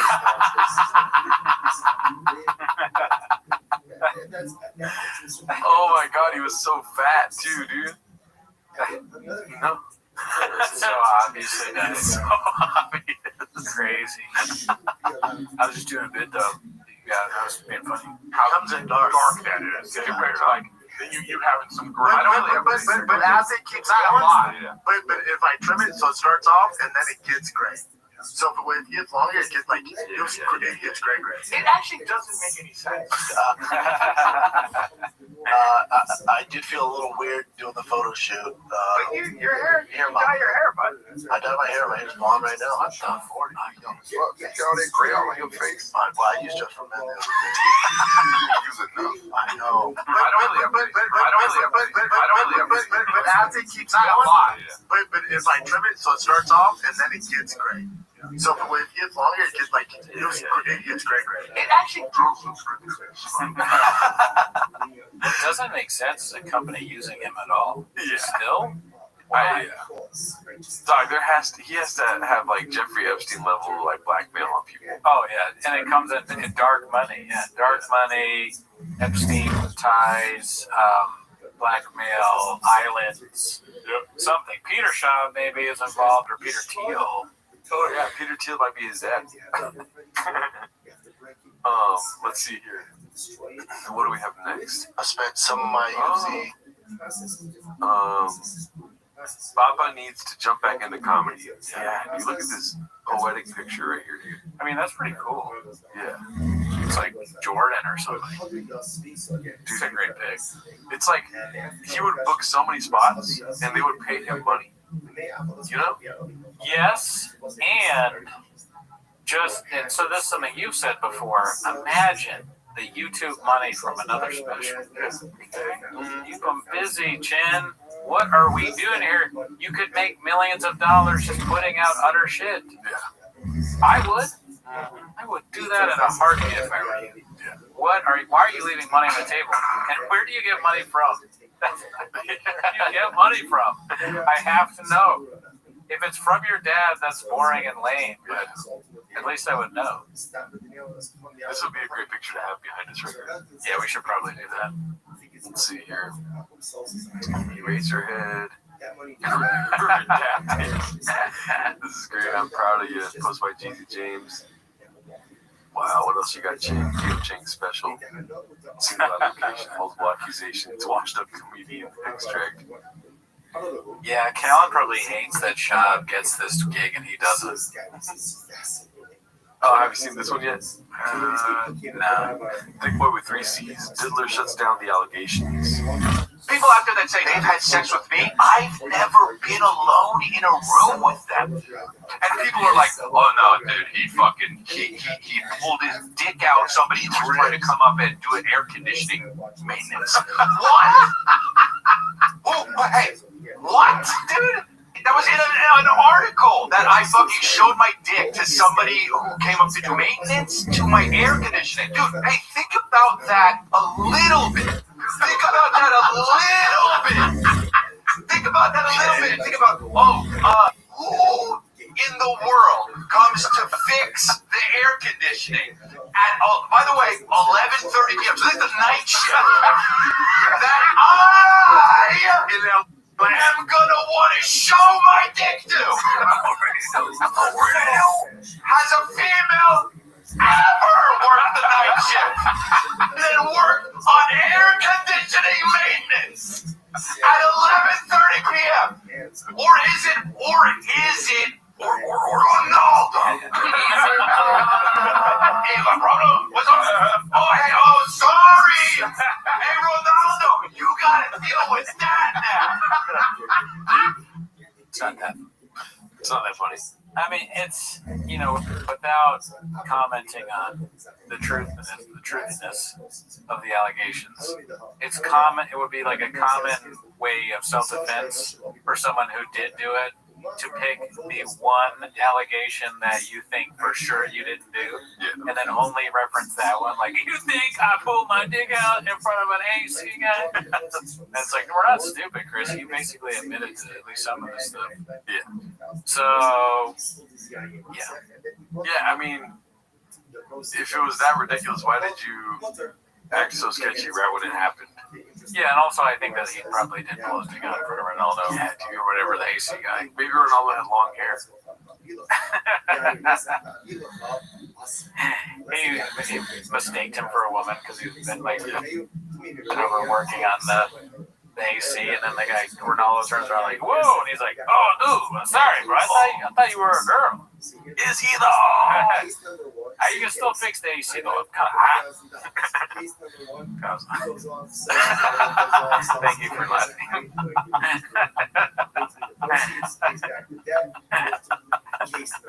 I'll be stupid. Delay a voice all night. Well, It was a thing. How are you thinking that I did that when I let's like we have this one's called Psycho Dad, posted by Dandy Kaufman too. a tournament one time in Chino. We went to stay in Chino, which is not a great place in LA. Okay. Outside of LA, so we had to stay there for 2 nights. Tiger had a rough weekend. He went like 1 for 7. Yeah, I'm not thrilled, dude. I'm not fucking jumping out of my seat with excitement that I'm in Chino for fucking 3 nights. And I'm sitting there watching him have a bad series. It fucking sucks. Yeah. It's the game. Yeah, it's the game. Yeah. And then some coaches go, How did your quad? And then some coaches go, dude, not legit. Some coaches like that.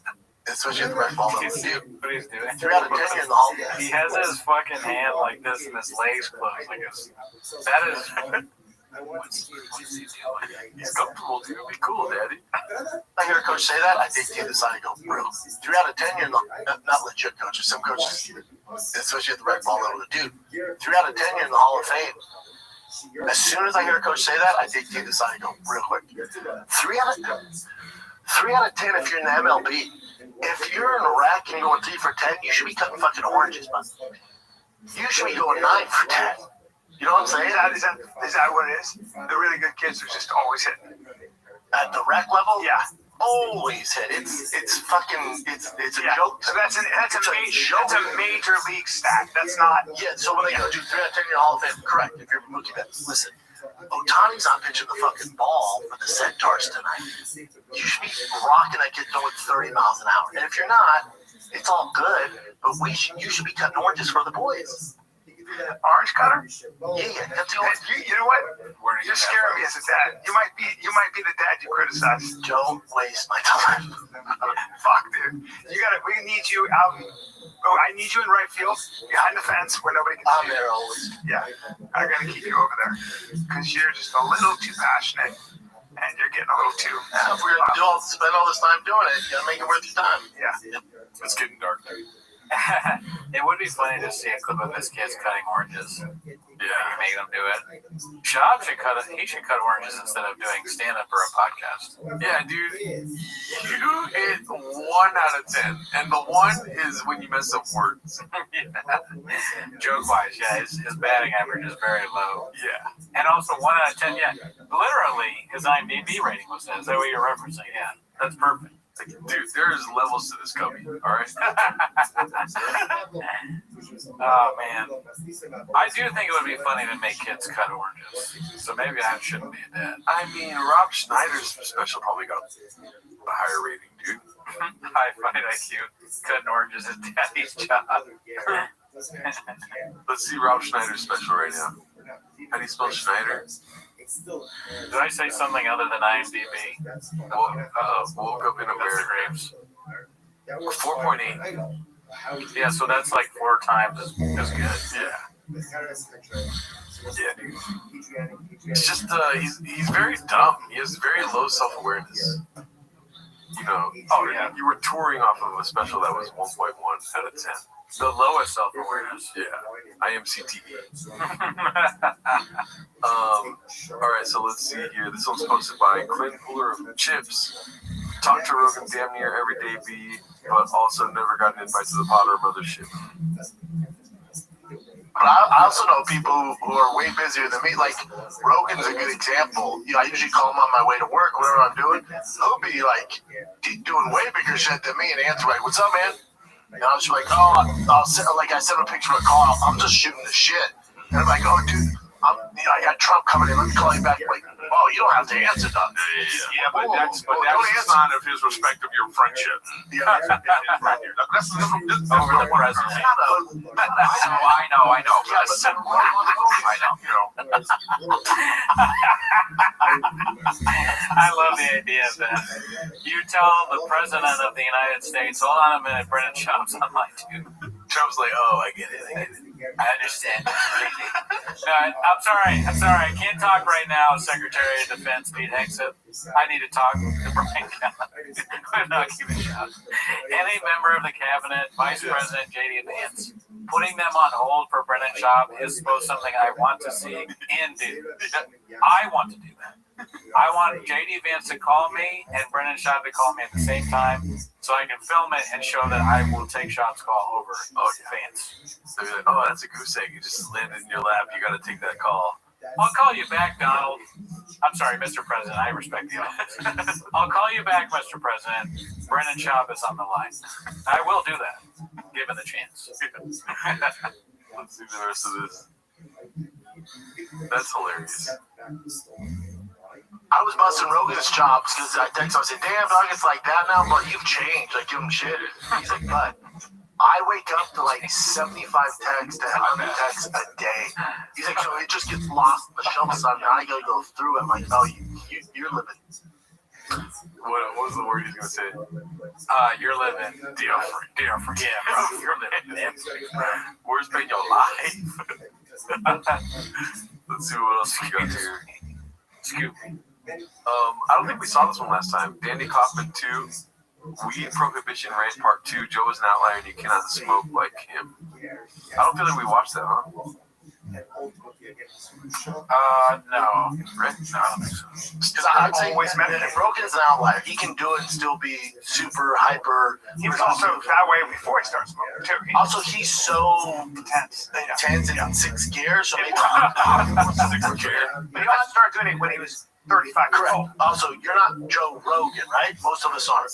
So the idea that this can be a less dangerous drug to help people out, it couldn't be more wrong. Now, there's some health benefits to it, you know, with inflammation, stuff like that. But as far as like making it less dangerous, I just think it's moving America in the wrong direction. It's like some people get schizophrenic doing it. Like there's just, I just think people would be so much better if I'm not saying there's not a use for marijuana. There definitely is in medical cases. I just think we'd be so much better off if marijuana, drinking that fucking whiskey, Jim. If you just put your fucking whatever you drink. If you just put your fucking tennis shoes on and go for a run, and if you can get the same euphoric feeling, you get the same endorphins, whatever drug or choice, whatever alcohol of choice, if you do something hard and that makes you sweat, you're going to get the same endorphins. There's a reason why so many athletes become long distance runners, because they're getting the same endorphins. There's ways to do it where you're going to smoke and sit on your couch and be not productive and scroll Twitter and Instagram and do some dumb shit, dude. Yeah. I just don't see it. I don't get it. I don't get the movement. I don't think it puts us in the productive direction. I don't get any of it. I don't get any of it. Well, I mean, Chog sells kratom and rain, so yeah, it's kind of the pot calling the kettle purple. Sure shot too. Yeah, sure shot is only for if you're drinking. Yeah, you have to drink to like for that product to even be relevant to you. Yeah. What? Does Sure Shot taste really good? You're just like, I didn't drink today, but Sure Shot is coming, dude. Yeah, I'm gonna drink a Sure Shot. I don't know, man. I don't think Brendan should take weed, but I don't think Brendan should be giving advice about how to live better. True. Yeah.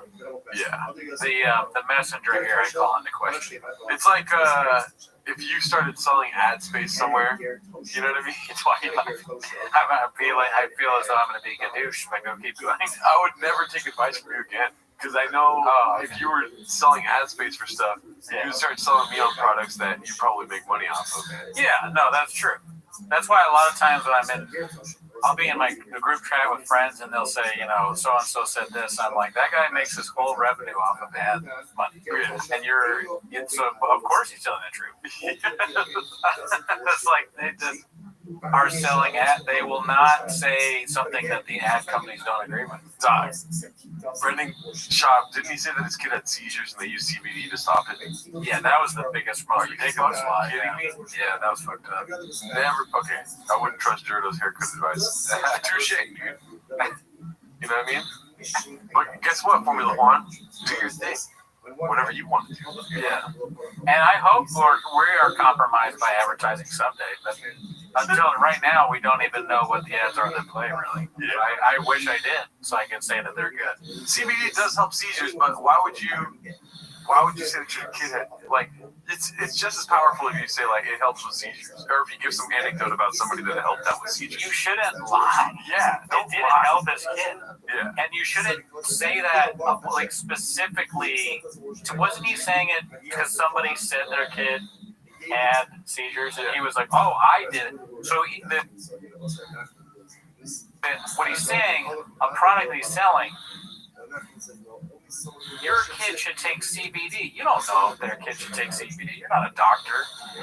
So, does it treat seizures in children, adults? Has there been studies done? He sells kratom. Kratom, which we had that long debate with you guys for a while, kills people. So, I literally talked to somebody today who is a meth head, and then he said that during coronavirus he was out there doing kratom, and he said it's not good for you.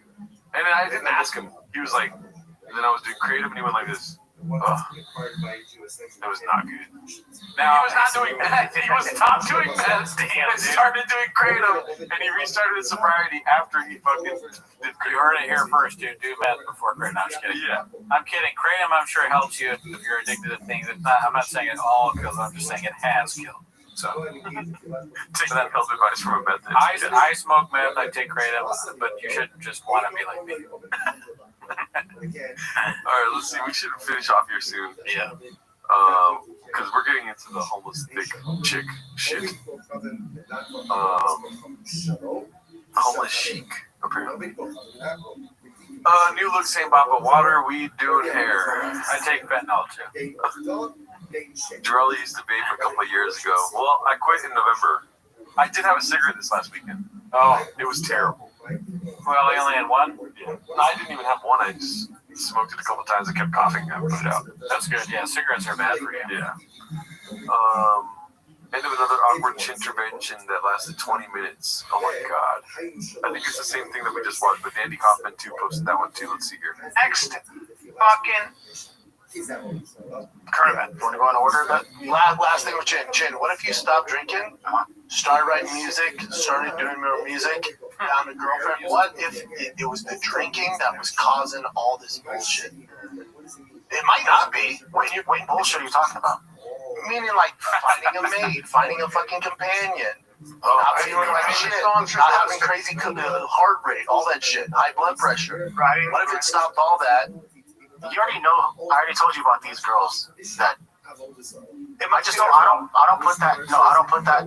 I used to talk about my girlfriends or my girlfriend on here and in my YouTube videos. I stopped doing that. Jen, your first love right now is alcohol. It's not music. It's not women. Your first love is alcohol. You're going to guard it. You're going to protect it. It's your mistress. It's your love. I get it. No. That's the nature of addiction. You love it too much right now. You're in love. You guys look, it's like you got to break up with a guy. I love him, Mom, but he's in and out of jail, honey. He's always on a motorcycle. I love him. All right, I'm running away with him. Damn it. God, you guys are you're looking at a surface level. Defend your alcoholism, nigga. Let's go to the next current event. When have I ever? I've been super honest with you guys. I told you you're very honest. I told you guys I'm tapering now too. Like I'm trying to. It's your first love. I get it. I understand. First love. Oh my God. You'll figure it out, Chin. Get us to the next. Yeah, you get it going. We've made no progress. Okay, let's start smoking marijuana. Damn, Jesus Christ. They don't give a shit about Chin. Why is Chin still there? I don't know. And it's fun, like, hasn't he been posting stuff like he was like over it? I don't know about that. Wasn't that a narrative on Chang's for a while? Or he was like, well, you had like the job thing at Blizzard. Oh, yeah. I feel bad for him dealing with that. It's where he clearly doesn't want to talk about the girls.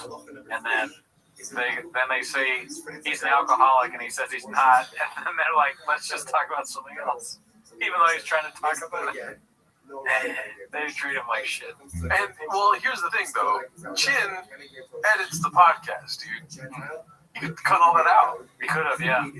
This doesn't make sense. The cut. Bro, T-Fat makes no fucking sense, dog. Yeah, that's why they're starting the Patreon. The episodes are going to be them talking to him about like their interventions. I think the Patreon is probably Chin's idea. He just wants more money. Maybe. But yeah, man, I think we're done for this week, dude. Let's read some comments while we. Yeah, thanks for tuning in, guys. Let's see, what's TKC? Rogan answers B's phone call, but what was even B calling about? Just to tell Rogan, oh yeah, do your thing with President Trump. I was just calling the bullshit anyways. Papa and Formula One. Papa thinks if Clint stops drinking, he'll stop being Asian. Probably. That's fair. It's a fair guess. What else you guys got? Keep commenting. We don't really read comments during this episode. Yeah, not on the T-Mos. We read comments more on Radical Tweeties Live, which, I should announce that. I don't think that'll be next week, because I'm going to be gone next week. I'll probably be on, though. You'll do it? Yeah. All right, cool. Yeah. Maybe I'll try and come in or something. This next week is going to be a podcast without Cooney, Patreon without Cooney, and a live without Cooney. And the reason being is that he's called me the wrong name too many times. I'm taking control of the podcast, dude. I'm in timeout for a week. Yeah. Listen, Gerardo has more power than we were aware of. And it's unfortunate, Yeah. And sadly, there's nothing we can do about it. So it is what it is. Gerdo has unallowed me from the show for 1 week, but I'm back on after a week, which is nice. Thank you. Why did you say Gerdo? That's 2 weeks, dude. Fuck you. Fuck you, Gerdo. You just come back with full Baba dye beard. I know that would be crazy if I dyed my beard. I can't do that. Cootie back in the comb. Oh man, dude, he knows about the comb. That's a long time ago. Wow, Graves Free Podcast Week, dude. Yeah. Yeah, you know, and maybe there'll be guests, there'll be surprises. Who knows? Yeah, I'm watching all 24 hours on the 20th. Is the Baba Kid Head Seizure story definitely untrue? I don't know. I mean, dude, he sold comic books in his mom's fucking closet, dude. It's really hard to know what's true and what's not. You need a starry background with the stage on 920. Cooney comes back as Cowbell. Ready for the 20th, fellas. 20th is what, 2 weeks from now? Yeah, it's a ways away, but I gotta remind these guys. I gotta shoot out some texts to make sure we don't lose the guests of that book. Yeah. So I'm gonna do that, dude. Yeah. But yeah, guys, thanks for liking the stream. We got 111 likes. That's just enough for me not to end it all. Adam Ray is replacing Cooney. That would be wild.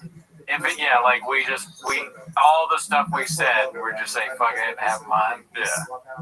You know, I mean, probably would do it honestly, even as much as I hate him. Cowboy make him come back. Pause, but we'll see. All right, y'all. Love you guys. Have a great rest of your days. Later.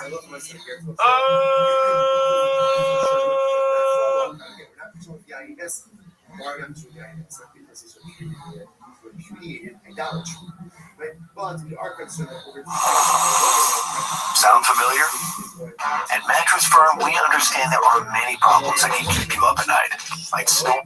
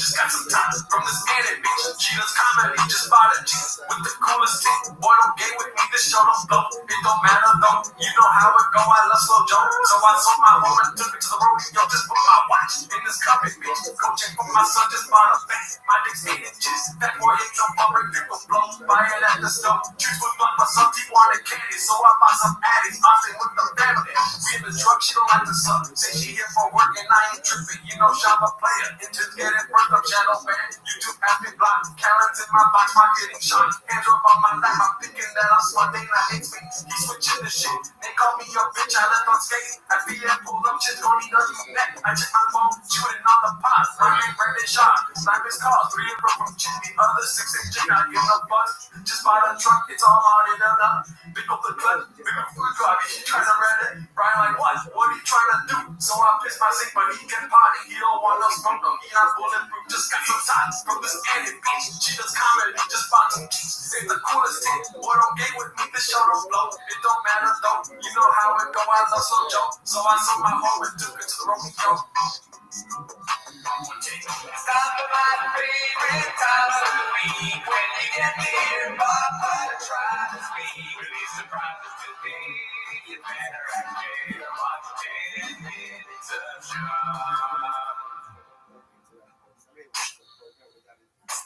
Welcome back to 10 Minutes of Show. Thanks for tuning in. As always, join the Patreon, join the Reddit, join the Discord on this week. The Patreon. Why are you laughing so hard? Am I not on camera? Because it came on and you were just sitting there. Yeah, guys, I can't nail it every week, okay? We do it in one take. Where's T-Moss? You should create the tackle.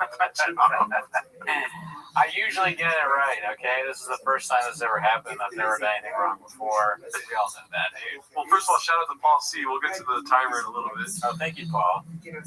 Appreciate it. Where's Timos? It's happening right now, Katie.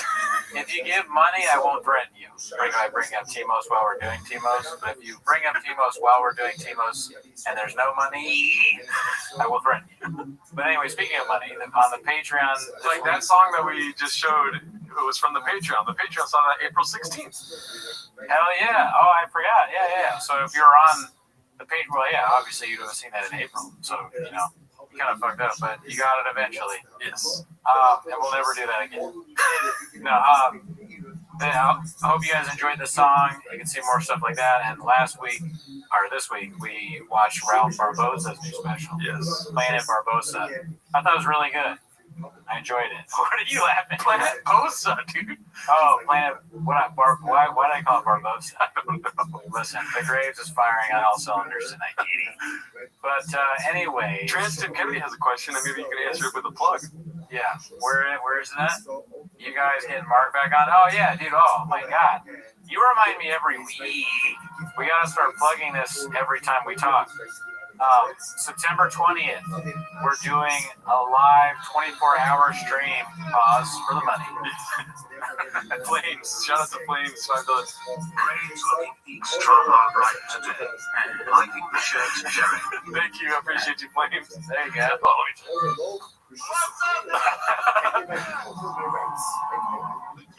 That's funny. I like that. Me small teeth. It took me so long to figure out the meaning Fauci meaning Delta thing there. It was like, me. But back to, that's not why they're here, though. They're here. September 20th. Yeah, I didn't even 24-hour live goddamn 24-hour live stream. Mark should be here. Alan Strickland should be here. Nini Fauci. Nini Delta. Check us out. Hopefully Brennan Wall, Sean McCorkle, the IDM pod guys, we're looking at what?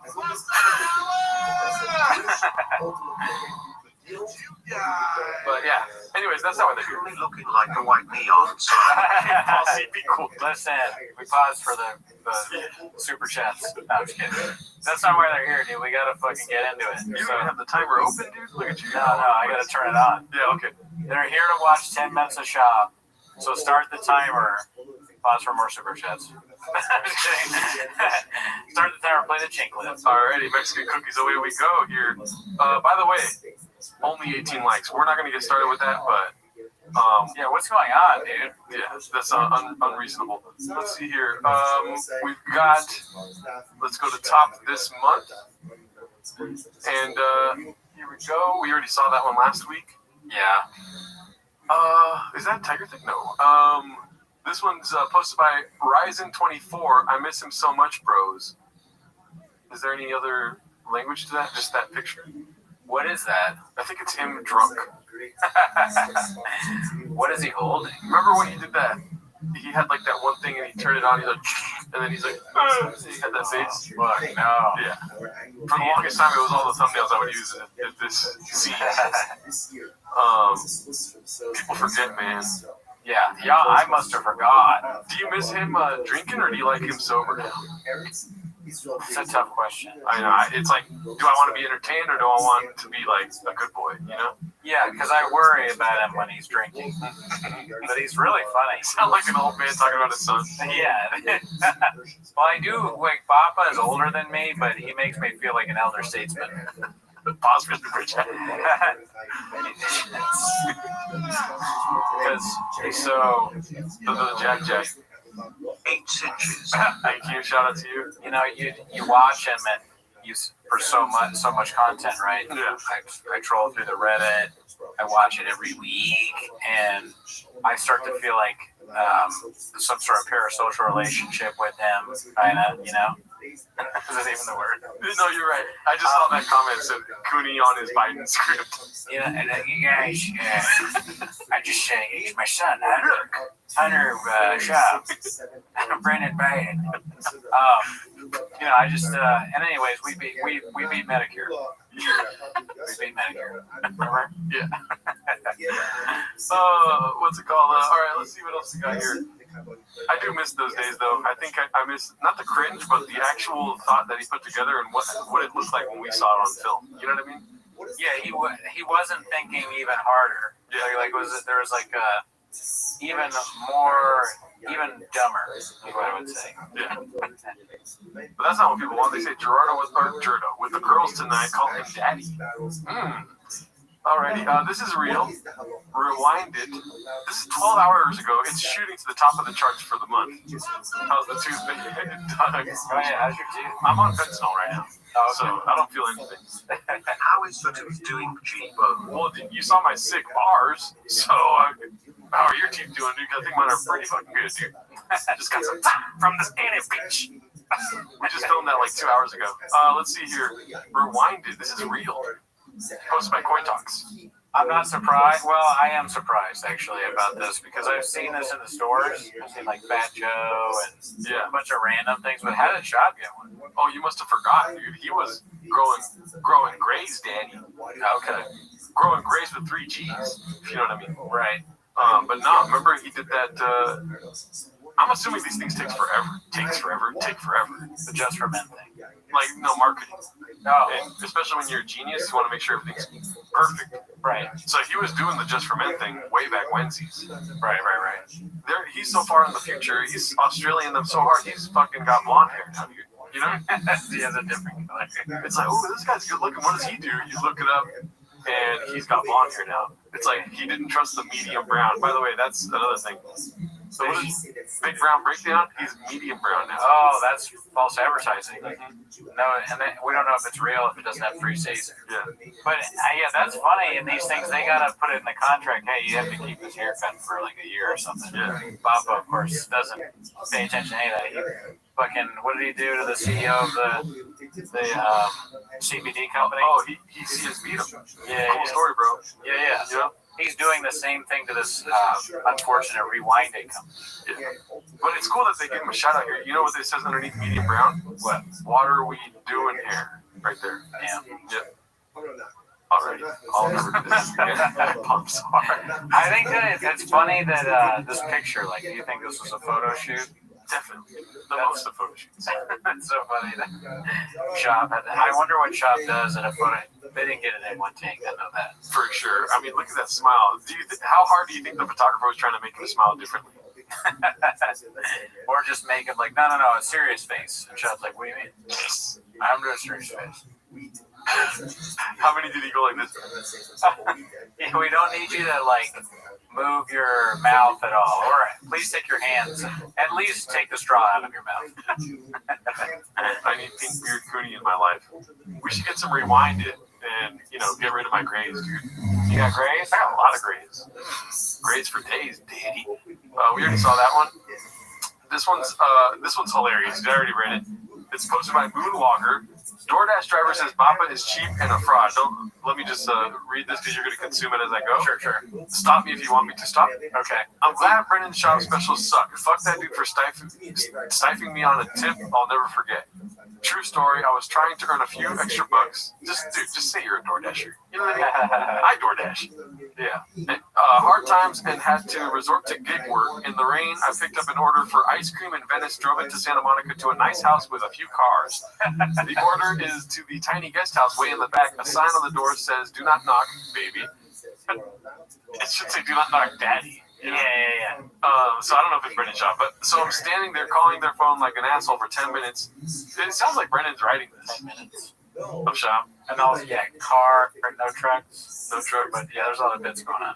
The wife sees me through the window, and he comes running out like I'm a threat. I hold up the bag. He snaps back to normal, looks me in the eye, says that he appreciates it. He didn't spell it right. Appreciates you, bud. And that he will tip me in the app. Zeroed out. It was all a facade. The house wasn't his car. The house wasn't his. Cars weren't his. There was a nice Toyota parked in front of his little guest house. So, strange story. It's very, it is like, you know how like a movie, you're like, when does it get good? And then the ending is like, oh, holy shit, it all makes sense. I think that's what he was trying to go for, but who's Toyota? Or what are you inferring here? That he doesn't have trucks? Doubt it. I don't understand that. No, this might come as a shock to you. I don't understand this at all. But like, he's living in a guest house. I get that it's bad that he doesn't tip, and it wouldn't surprise me if he didn't tip. Yeah. But also, Papa might tip though. I think that's actually. You know what? I'm gonna take that back. I think Papa tips. Okay. I think he gives. Do you want to bet your life on that? Not my life. Okay. But a door guy told me that he gave him money once. Okay, so let's see here. ABTR16 follows up with this here. I don't know if this is real or not, but I've seen it with my own eyes. He's 100% a cheap cunt. You want to take back? No? Okay. Not yet, no. Okay. I told this story before and read it in some other sub long time ago. I used to work at an LA comedy club years ago, B. At first I thought years ago B was the comedy club name. MMA wasn't as mainstream at the time, so I was kind of the MMA bro to my coworkers. One of the servers comes up to me and goes, hey, I think a fighter is here to see the show, Joe Rogan and Friends show. I'm like, get the fuck out. Who? He says, I don't know. He's huge, and they say he has a famous podcast. I was like, it's 100% Brandon. But he spelled his name wrong. They were at Fox Studios at the time with Evan the Beard, etc. I tell the server, who's a good friend of mine, put him in the owner's booth, make sure he's taken care of, and bring me the tab at the end of the night. I'll have it comped. He agreed, and the night went on. Him and Mexican had a couple vodka crayons and some wings. Would have been maybe $40. My boy brings me the bill end of the night. I comp it and tell him to tell Brandon that a T-Fat-K fan on staff got his bill tonight, no more, no less. So he's stoked and goes to tell him. End of the night rolls around, and my boy just comes back defeated and goes, dude, he just said, oh, thanks, brother, and they left without leaving a tip. I mean, not $1. God damn it, I was so fucking embarrassed. I apologized profusely and tipped him 20 out of my own tips. I came home that night, put on my apron, and hit the fryers. I've been here ever since. I mean, I don't know. That's it's a great story, but I'm not sure if I believe that either. Brendan, if two people call you a crackhead, you might be smoking crack. Shout out Cat Williams. It wouldn't shock me if he's like that, but and also some of the lines sound like something you'd say, like "Thanks, bro." Yeah. But do we know? Wouldn't we know about that if somebody worked at a comedy club and they didn't? We'd have heard about that. I feel like. Here's the thing, though. Like, karma is. Oh, here. How do we only have 40 likes for these hawks? Thank you, James Freeman. Appreciate that, brother. Yo, how do we only have 40x for these hawks? Thank you. Here's the thing. It's just like, it happens way too often. I think this is another one here. I have first-hand knowledge of a girl I know at a cafe he used to frequent in LA. She was a barista, although she says he did tip average $1 or $2 for a coffee, which is normal for common folk. Her gripe with him was the way he carried himself. She said he'd pull up like he was a celeb, would park if handicap was available. Oh. He'd walk in there and always be on the phone talking to somebody, wouldn't look the baristas in the eye or even say hello. He said, give me the huge, usual. Now that I say it out loud, that makes sense. I thought he was saying, give me the huge, like a big gulp. Right. And wouldn't even wait in line, literally just yelling out and wait. That's hilarious. I'm going to start doing that at my coffee shop. Granted, she says he never complained about the time if they were busy. He'd just sit and wait as he talked. And when they call his name, he'd go up and pay, not say bye or thanks, and drive off, and then always lift the truck blasting loud music and driving erratically in the little parking lot. So that sounds a lot more believable, I gotta say. Okay, well, it's got 56 upvotes. The other one has 100, so who are you going to believe, dude? They're all funny. I enjoy the stories. It's funny to live in the world where you talk about different things that Shop did years ago. And so I can totally picture Shop going in there with a phone and just blaring the conversation, because there's two reasons. One, he's a loud idiot, and so he can't help that. And two is he wants the stories that are definitely true are the whole like, hey, I'm British Shop, and I just got a call, and like he wants everybody to know that he's a celebrity. Is that your takeaway? Yes. Okay. Well, here's the thing. He does thankless work. You know? He's not only getting coffee, but why is he getting coffee? So because so many people work for him, he's got to stay, Busy. Good that you were wrong right there, because that's also true. Another reason to have comedy. He's got a pod for 9 hours straight, dude. Oh yeah, that's right. It was like, and at one point he had 12. Yeah, 12 hours straight podding. You want me to tip on top of that? Like, I'm giving my life away. Is that not enough? You know? Yeah, he might feel like he's giving so much back already to the community that he's like, what more do you want? Yeah. I got a family. And everywhere he walks, he's like, that's a listener. That's a listener. That's a listener. Yeah. So he can get away with that pod. Like, tipping. If a guy comps my meal because he's a fan, I'm going to tip him, dude. Yeah, definitely. Yeah. I would, absolutely. You would tip just because they're a fan. That doesn't even make sense logically. What's the difference between daddy and father? 8 inches. Ask Charleston, Texas, or Charleston, South Carolina. Yeah, ask Jay. Jay. Question about that, then. Yes. So I'll give you a hypothetical. Give it to me, Daddy. Okay. You have the choice of a good tip, whatever job you're working, very good tip, or a story about Brendan Shaw, something like where he does that. He comes in, he orders all this shit. You tell him that you're a fan, he still doesn't tip. He goes, "Thanks, Pete." Let me tell you what I would do. The story. I would do the story over 50% tip. That might just be me. Do you want me to cook, or do you want me to just like go do whatever you want? I'll tell you one thing. I'm not taking the money, dude, because there's fucking victim blamers like you out there, dude, that won't believe my story when I put it on Reddit. You're gonna read it and be like, "That's not true," because I love Brendan Schaub, dude. And it is true, and I put my fucking karma at stake, right, to tell you a story that you weren't there for, dude. Sound off in the comments. Is it true or false? You heard it. All right, what do you want to pull? Or we do a poll. I mean, they're here right now. What do you want to pull first? First, do you want to ask the question? Are these? Oh yeah, that's actually more fun. I think. Do you take the money or the story? Money or story? Money, story. Take it easy. 8 inches. All right, let's see here. Boom. Listen, I've always told you that I'm on Shop's side.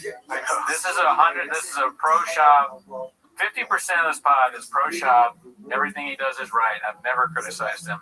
The other 50% is the haters. They write comments because they look at it. Look at what you're looking at. This is a parent's basement if I've ever seen it. Okay, he's got, what is that? Did you say meow? I heard a meow. Yeah. Meow. This is my second day of school shirt. My mom bought it for me. Yeah, you're a child. Yeah. You fucking kid. You fucking mean, dude. You're just jealous of Brendan Shaw because he has trucks and you don't. Right? When's the last time you had a truck? Never. Do you really think a business shark like Papa would tip a fucking DoorDash driver? Thank him. Business shark. Oh, fuck, man. This poll is invalid. Alright, we already saw the Baton one.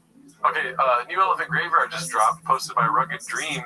I'm assuming you watched it, right? It's so good. I mean, everybody's been saying that. All the important people have been saying it and agreeing too. It's just a great thing. There's so many lines. I want to start incorporating the lines from it into my daily life. Yeah. Like, what is the simulacrum? What do they call it? A simulacrum? Or oh, yeah. I know what you mean. What was the word I'm looking for? I forget. I love that though. Yeah. Whatever it was. Simulacrum? I don't know. It was very funny. Leave it in the. There we go. Simulacrum. Simulacrum. Thank you, Deez Nuts. Thank you, Deez Nuts. Oh, fuck, dude. Wait, what are you saying? All right, I mean, I don't know. You're quoting. It made me think. I'm somebody that always asks why. And it's like, if you're somebody that always asks why, you end up in two places. You either end up a physicist or in a mental asylum. And let me tell you something, Daddy. I'm a scientist. I tried. You know, when you write them out in your head and then you say them out, it just, I should have waited until it was natural. Which one is that one? Is that one Bert or Eric? That's Eric Weinstein. Brett, not Bert. Not Todd Brett Weinstein, Eric Weinstein. Oh, fuck. Yeah. You're right. I like how we were laughing together at different things right there. I'm laughing at myself, dude. The Graves is off the charts tonight. I'm sorry. It's not even a 10 minutes of shop episode. It's just like Graves flare up, constant Graves flare. You either end up at Flappers or Jordan's apartment. You tell me which is. I corrected you. You said the names right. Eric or Bert? Eric, and actually you said one name wrong. Yeah. And then I was like, it's neither, dude, but it's both. I'm kidding. Brett Weinstein or Eric Weinstein? I don't know which one is which, but I do not like both of them now, dude. Yeah, I don't think I like either one of them enough to know the difference. But I would, if I had to guess, I would say David. That's what we should ask Adam Ray. Here, let me cook for a second here. So, do you know that one podcast of that bald English man? It's like, if you looked at life like that, and it's like, how do you look at life? And it's like a scientist across from him, and it's like, has a nasty bokeh, like good cameras, and it's just like scientists talking about sleep or the brain, stuff like this. Brett, I think, or Eric, I forget. I don't know which one's which. Right. One of them was on the show. Right. And I watched the whole thing because it was so funny. Remember that one thing I did to you that before, and you started laughing, like, ask me a question? Yes. Go for it. What's your favorite shoe? Why are you looking at my shoes? You should be looking at my intellect, my brain. People like you are always lost on the shoes. But green. Here, let me go for it. Yeah, that okay. What color is this couch? You don't get it. The couch color is irrelevant. You're asking the wrong questions. It's blue. Are you happy? But you should be thinking about, where are my pants? Okay. Are you happy? And then the fucking English dude was just taking it. Some people don't know how to respond to that because they feel like, oh, this person is mad. They might be right. Maybe I did something wrong. But that guy just has the personality of an annoying person that is probably insane. Just like, and he's living in a simulacrum. Yeah, a simulacrum. Simulacrum. So he's completely insane. I love listening to other podcast people shit on the Weinstein guys. Yes, because they sound like. There's this one guy, it's like Professor Dave or something. He's a former comedian that knows about science, and he just destroys the Weinstein guys because one of them thinks he's like deserves a Nobel Prize, and the other one is just mad that he's not more popular on Twitter, or they might be the same. I honestly can't tell the difference. I think they're simulacrum. Okay, I think they both have the same grievances. One hates Elon Musk, and that's hilarious. Yeah, that I know from the Too Lazy videos. He hates Elon Musk, but he loves Elon Musk. You know? Yeah, he was like writing something to Elon about, Elon, I just thought you should know, as if they're friends on a public website. Yeah. Your website is, there's some sort of login issue. I've asked for a request to reset my password, and it's just not coming to my inbox. And then your support tells me to check my spam, but I don't even know how to do that. So he's a scientist.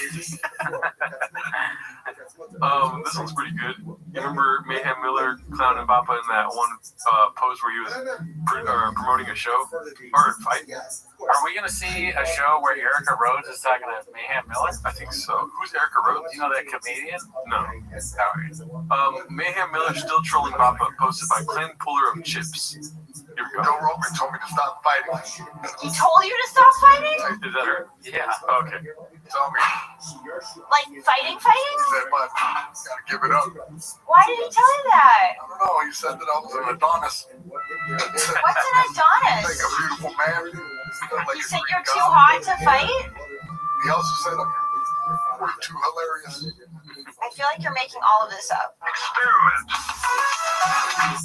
Whoa. That's damn. So he's gone full homeless cat. Yes. He's really milking it. Good for him. If he's not aware, we are going to watch the Gringo Pop for 24 hours. I think we probably need to get Mayhem Miller on. Yeah. I mean, he's talking to Erica Rhodes, and why not us? Yeah. Welcome to the, well, you were a part of this already, well, yeah, come on, Timos. I was like, welcome to the world. I don't know what I'm doing. But come on, get on the show. All right? We defeated Mick. Brett Weinstein hawks all over Musk. Okay. I'll be there for at least 4 of those hours. If you're not going to show up for 24 hours, don't show up at all. I'm just kidding. Please sub it however much you can. Thank you, user710 for the $1. How you watch Brennan Schaub one time is how you watch Brennan Schaub every time. Okay? Is Cooney wearing a shirt? He's paying the shit. Oh, make sure you check out the Patreon and all that shit. Oh man, skits and bits, dude. I think every UFC fighter should make fun of Brennan Schaub. I won't stop doing the show until every single UFC person, retired and current, has at least 3 videos making fun of Brennan Schaub with a comedian I know. Yeah, I agree. I'm not gonna watch UFC until they start saying "fuck Brennan Schaub" before. Walking Dead XX1723. When is the start time in the 24 hours stream? It's going to be a roughly 9 a.m. start time on September the 20th. Yeah, 9 a.m. around that time. User 710, thank you for the $1. We did discuss the hair dye sponsorship. It was one of the first posts that we went through. Let's see here. And I'm only answering that question because you gave it off. Let's see here. So this is the one I used for the opening crawl. Chin catch. I haven't seen it yet. I did upload, I guess. Chin catches Baba out. Calls Baba out for stealing an MMA take from Ariel. Posted by Busy Middle 8108. Ready? He knows for a fact the UFC offered John $30 million because John was like, I want 30. So he goes, I want Wilder money. I want Deontay. His exact words is, I want Deontay Wilder money. The UFC at first goes, you're fucking crazy. And some money came in from the Middle East. They went, we'll pay that $30 million. And the UFC comments, all right, bud, we're gonna call your bluff. We came up with the 30. We'll give you 30. He goes, I'm out. That's a fact, Jesse. He turned the fight $30 million down to fight Tom Aspinall. So when they say he's ducking him, that's why, ooh, 30 didn't get him out of bed? Take that. Wow, I was waiting for the hand on the chest. Did he do it? No, I don't think so. No. I looked away for a second, so I don't know if he like snuck it in. You know what I mean? I can't hear you. What's gayer? This? And there's nothing wrong with being gay. You know what I mean? This or this? Just on fire. But I think I can't get over the fact that we both have on a white shirt. And Schaub, maybe I could do fake bleach. Do fake bleach, like a wig that's bleached, and then do a Schaub character. I'm on my all day long. I've been texting Jar like, maybe I could do these characters. He's like, please stop texting me. Delete my number. Are you gonna make the noise? Okay. Oh yeah, you guys want the noise? Don't spit on my couch. It's just so fucking funny, the noise of this shit water bottle. Dolphins fuck people. Dolphins drink water. Let's see. He turned the fight $30 million down to fight Tom Aspinall. So when they say he's ducking him, that's why, ooh, 30 didn't get him out of bed? Take that 30 and lose. He must have forgot. That is like Mr. First. 30 million. That's Bleach your peers. Oh shit, that's crazy. Damn. For $2. That's hilarious. Let's see. Day? That shit came out today? Turned out 30 million? Shit, I know what I'm filming when I get home. Ariel said that before, though, right? But he said this on the. But he like confirmed it. Okay, so he said on Logan. She went on Logan's and talked about it. Yeah, Ariel was great on that. Yeah, I don't like that word because I think it's disrespectful towards him, but I think he didn't want to fight him. And I think it was a calculated decision on his part. Why did you drag this out all the way until June when you knew you weren't going to fight him? He gave the UFC number. I believe it's in the $30 million range. Did you catch it or no? No, I missed This is exactly what Brennan Schaub just said. Yeah. Like the back and forth between the shit. But yeah, he's just regurgitating. For this fight, which, by the way, I think he deserves.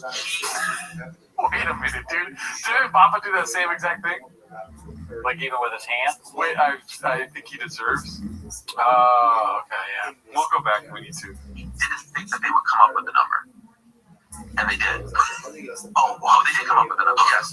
And I believe that Saudi Arabia was involved. The big dogs were involved, right? He said yes. And then 2 weeks later, 3 days later, whatever, he said, nah, I'm not about. Ariel needs to zoom in for the watch party. I mean, that would be amazing. Oh yeah. I don't even know if we ever tried to get Ariel. I don't know how we can get in touch with him, but that'd be fucking epic. Let's see. I mean, we would probably get in touch with him, but he would just say no. Yeah. And that's why when he announced his retirement, Dana said he gave me his word, and then he went back on his word. I think he was hoping that they would not meet the number, and then he could be like, "Hey guys, I tried." Turkey was just like, no, we haven't. And they met him. Turkey's only reaching my back pocket for 30. But in 2020, he threw out a massive number. They said no, and then the fight fizzled. This time they said yes. Wow! Here's a few more bucks to die happy. Here's a few bucks. Why would he say wow? Like, you just heard that, and then you heard it again from the guy that told you, and then you heard it from Ariel. Let's see how similar it was. The take. I feel like it was verbatim, honestly. Like the beats that he used, I'm pretty sure are the same. You know, for a fact, the UFC offered John $30 million because John was like, I want 30. So he goes, I want Wilder money. I want Deontay. His exact words is, I want Deontay Wilder money. The UFC at first goes, you're fucking crazy. And some money came in from the Middle East. They went, okay, never mind. He didn't do that. I thought he said like which I think he deserves, which is like no, yeah, or Saudi Arabia. But it's like, yeah, it's what he does with Lou and Ariel. But yeah, he definitely took a take again. We already read the Shaman Corporal thing. A shout out to you for the $2. Take me somewhere. Seaweed Remarkable posted this one. The white boy that works too much. It drives me nuts when I see Slojo being this redacted. One hand on the wheel, one recording on her phone in a doorless cart. All while Slojo Sr. is holding their newborn when she should be in a car seat. Unreal level of redacted. All for the gram, though, am I right? Let's see.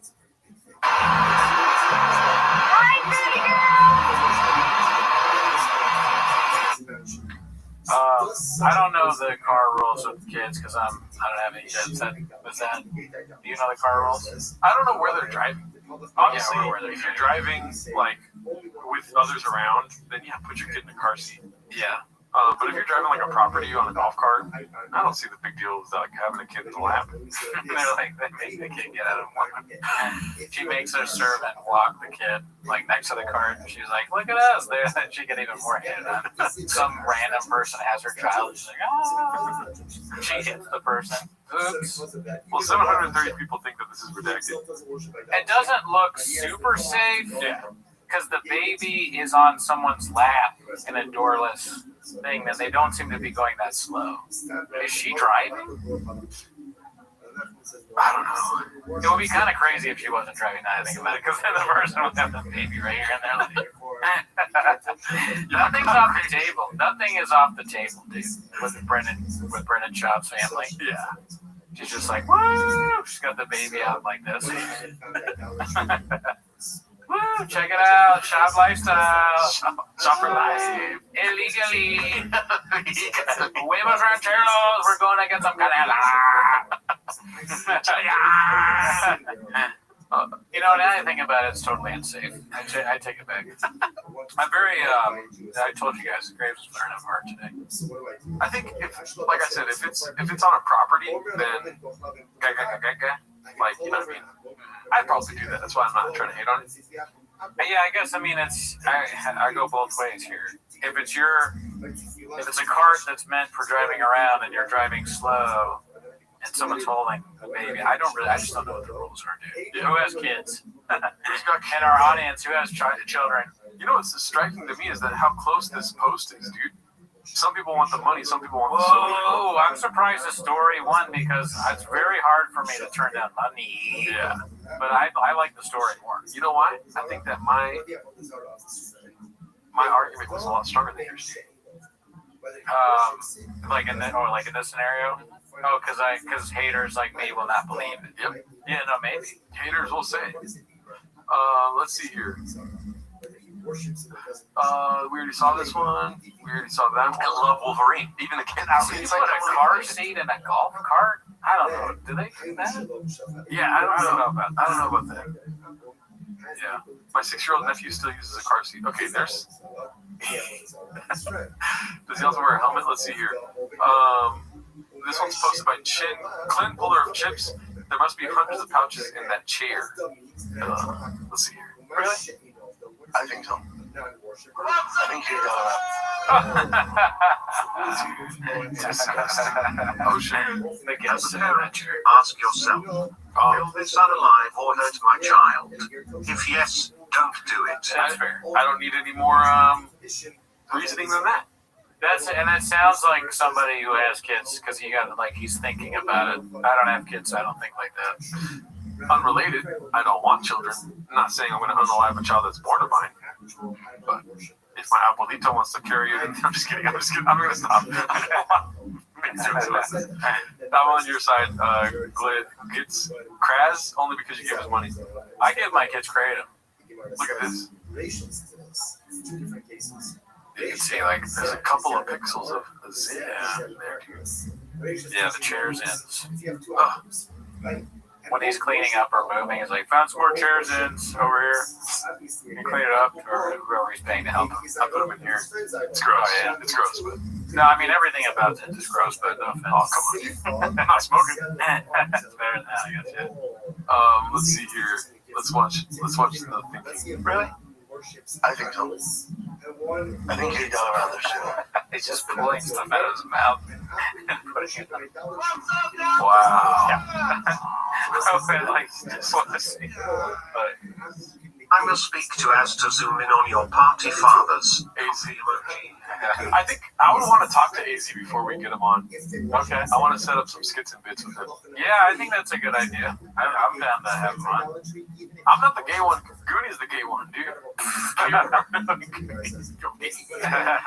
So fucking gross. Yeah, I think what's it called? Because remember we had a beef with him, but not real beef, but we were joshing back and forth. No, I mean, we're going to have so many. It's going to be like a long stream. We need guests.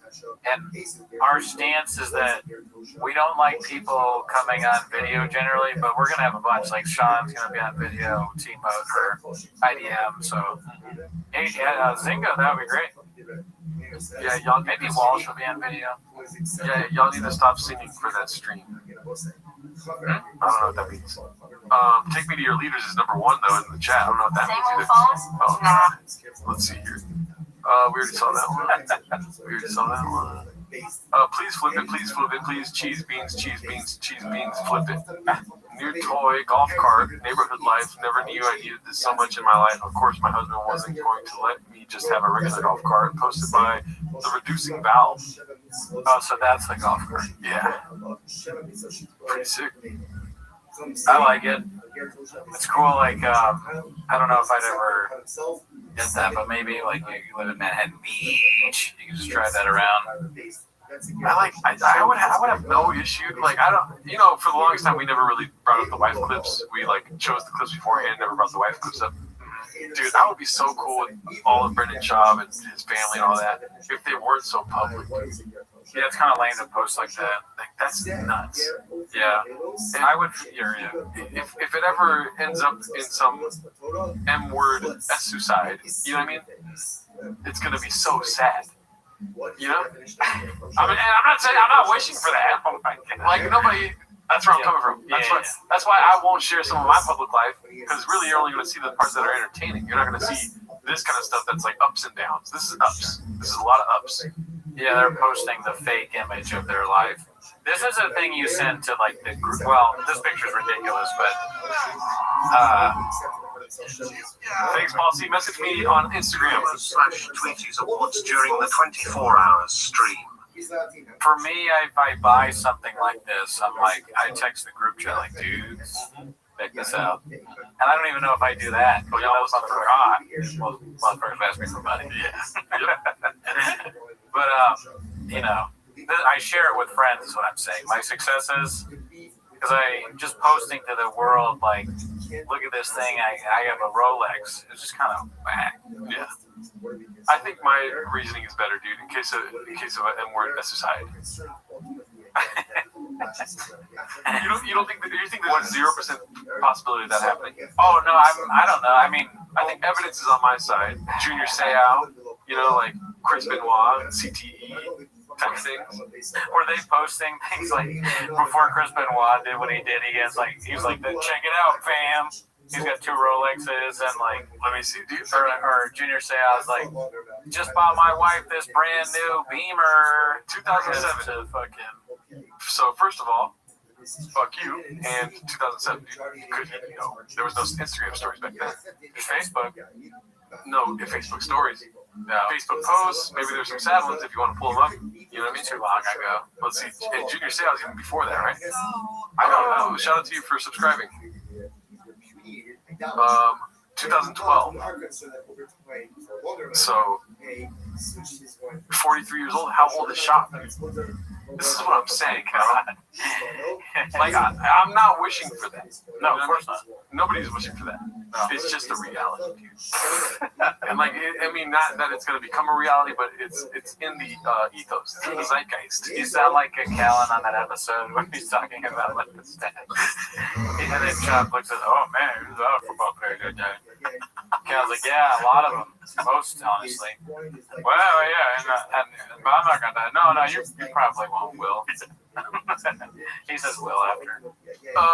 Gerardo, be real. You're fucking slow, Joe. She gave you the chance. I probably would skip out on it, honestly. It's a lot that comes with it. She might share it to her Instagram story. I'm like to buy her a lot of stuff. Yeah, you gotta buy her a lot of stuff. Somebody else said none of Chris Benoit's close friends knew that he was gonna do it. No signs, no nothing. It'd be funny if Slow Joe posed with things that you bought her. Like she's like, oh my god, Gerardo bought me this small ass fridge. All your appliances are so small. And he got me another one of these tables. I can barely fit 3 reins on it. He's got 8 desks in my room right now. Let's see here. This one's posted by Hey Mark Wigsky. I haven't seen that name in a long while. Called Reheat when Brendan did his best Michael Scott impression. Let's see here. Love them. I have a TRX. That thing's it's a badass. That thing's the shit. Rebuild my TRX now. I got a new one. We're doing, the big wheels and the tires, and the 4-inch and 39-inch tires. And you gotta go. You gotta get the And Gerardo, will you dye your hair medium brown during marathon? You guys. Is Slow Joe more Latino than Gerardo? Yeah, she's illegal. Yeah, you already know that from the special. Yeah. Dude, that would be fucking hilarious commitment to the bit if you bought the Rewind It somehow from Shop and did that. That's just a crazy thing to do. I think I wouldn't mind dyeing my hair again, but like not right now because I'm growing my hair out. I'm not pressuring you to do it. I'm just saying you have to do it or you're off the pot. Medium brown. If that's the case, I will not dye my hair, good sir. I don't know if brown hair might look kind of strange on you. Well, he's saying medium brown because of the shop color. Yeah, I know that. That's not like a commitment. Because I think mine is brown. I thought it was black. You know what I mean? That's my essence. You feel me? But it is brown. Like on my license plate, it says on my driver's license, it says brown. Can I ask you a very stupid question? And this sounds very dumb to me in my head. I'm still going to ask it. Yeah. Is it possible that medium brown is actually black? Because, can we, I don't know if we can get back to it, but now that I think about it, it says medium brown, but to me, that hair also looks black. And also, I have to admit, I don't know if I've admitted this publicly, I am mildly colorblind as well. That looks black to me. Yeah. It looks medium brown. But maybe I don't know what medium brown is. Do you think they even told him the color? Like Brendan would have been like, can you call it big brown, please? Please. I'm surprised you didn't mention that, yeah. But that's not good marketing. Can you call it 8-inch brown? Chocolate. Gelato Alarcon 5'10" dirty blonde hair. Shout out to J Cruz, thanks for following. Yeah, let's see where we're at here. I think it might just be black, honestly, but I just don't know. I don't really know what brown is. Ever since growing up, I was always like, I have black hair, but I forget if it was a doctor or my mom or my dad, because there's no difference. Right. But they were always like, no, your hair's brown. People always fuck that up. I mean, my own father, I remember when I got a passport, he put the color of my hair as blonde. And me and my mom looked at him like, are you, what? What are we doing here? How do you not know that? My dad was born with blonde hair. That's what he said to me. He said, you were born with blonde hair. We were like, no. My dad was born with blonde hair. Really? He had blonde hair when he was a kid, and then it turned brown. That's more believable than, I mean, obviously I believe that, but than me, I never had blonde hair. Oh, yeah. Let's see here. I think the stream is lagging. It's lagging because of all these super chats, dude. Thank you guys. In 2004. In 2004, I sodomized my brother with a piece of steel rebar. I shouldn't have done that. I'm sorry, Andy. Shout out to you, Christian. Thank you. Yeah, that happens, dude. Yeah. I mean, it's good that you're admitting it now on our lives. That's Daddy's here. Shout out to you guys. Thank you for all the money. Let's see the ending of I this. did. Did you get that after you helped me move and you saw mine? Yes. Let's be built right now. You used to have the GGD. Get rid of TRX. I'm getting rid of TRX.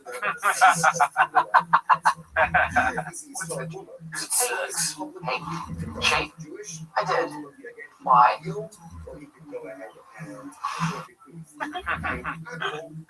Hell yeah. Adam, shout out to you. Where's Ellie? Adam? Oh shit, look at you, dude. What the hell? You're on here? Yeah, dude, crazy. Wow, same set, different animal, it says. And this, I don't know why they would post my real stand-up on. Yeah. Brilliant Crow 5928. It's crazy you filmed this before the Gringo Poppy.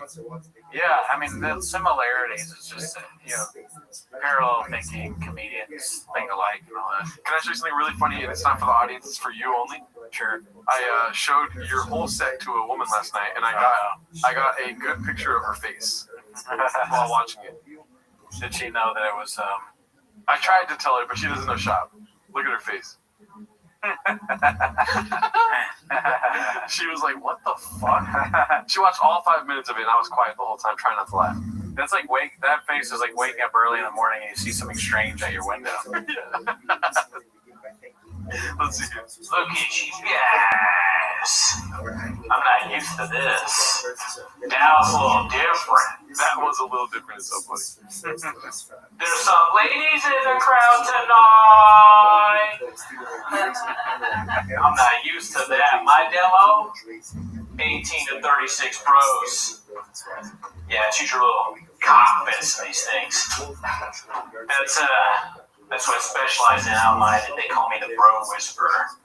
Yeah. How we doing tonight, Dallas? You're doing so much better. What's that? You're doing so much better. I know. Backstand. Where? There's always that one guy. Dicey. The hand was late. Right? There's always that one guy. No fucking way, bro.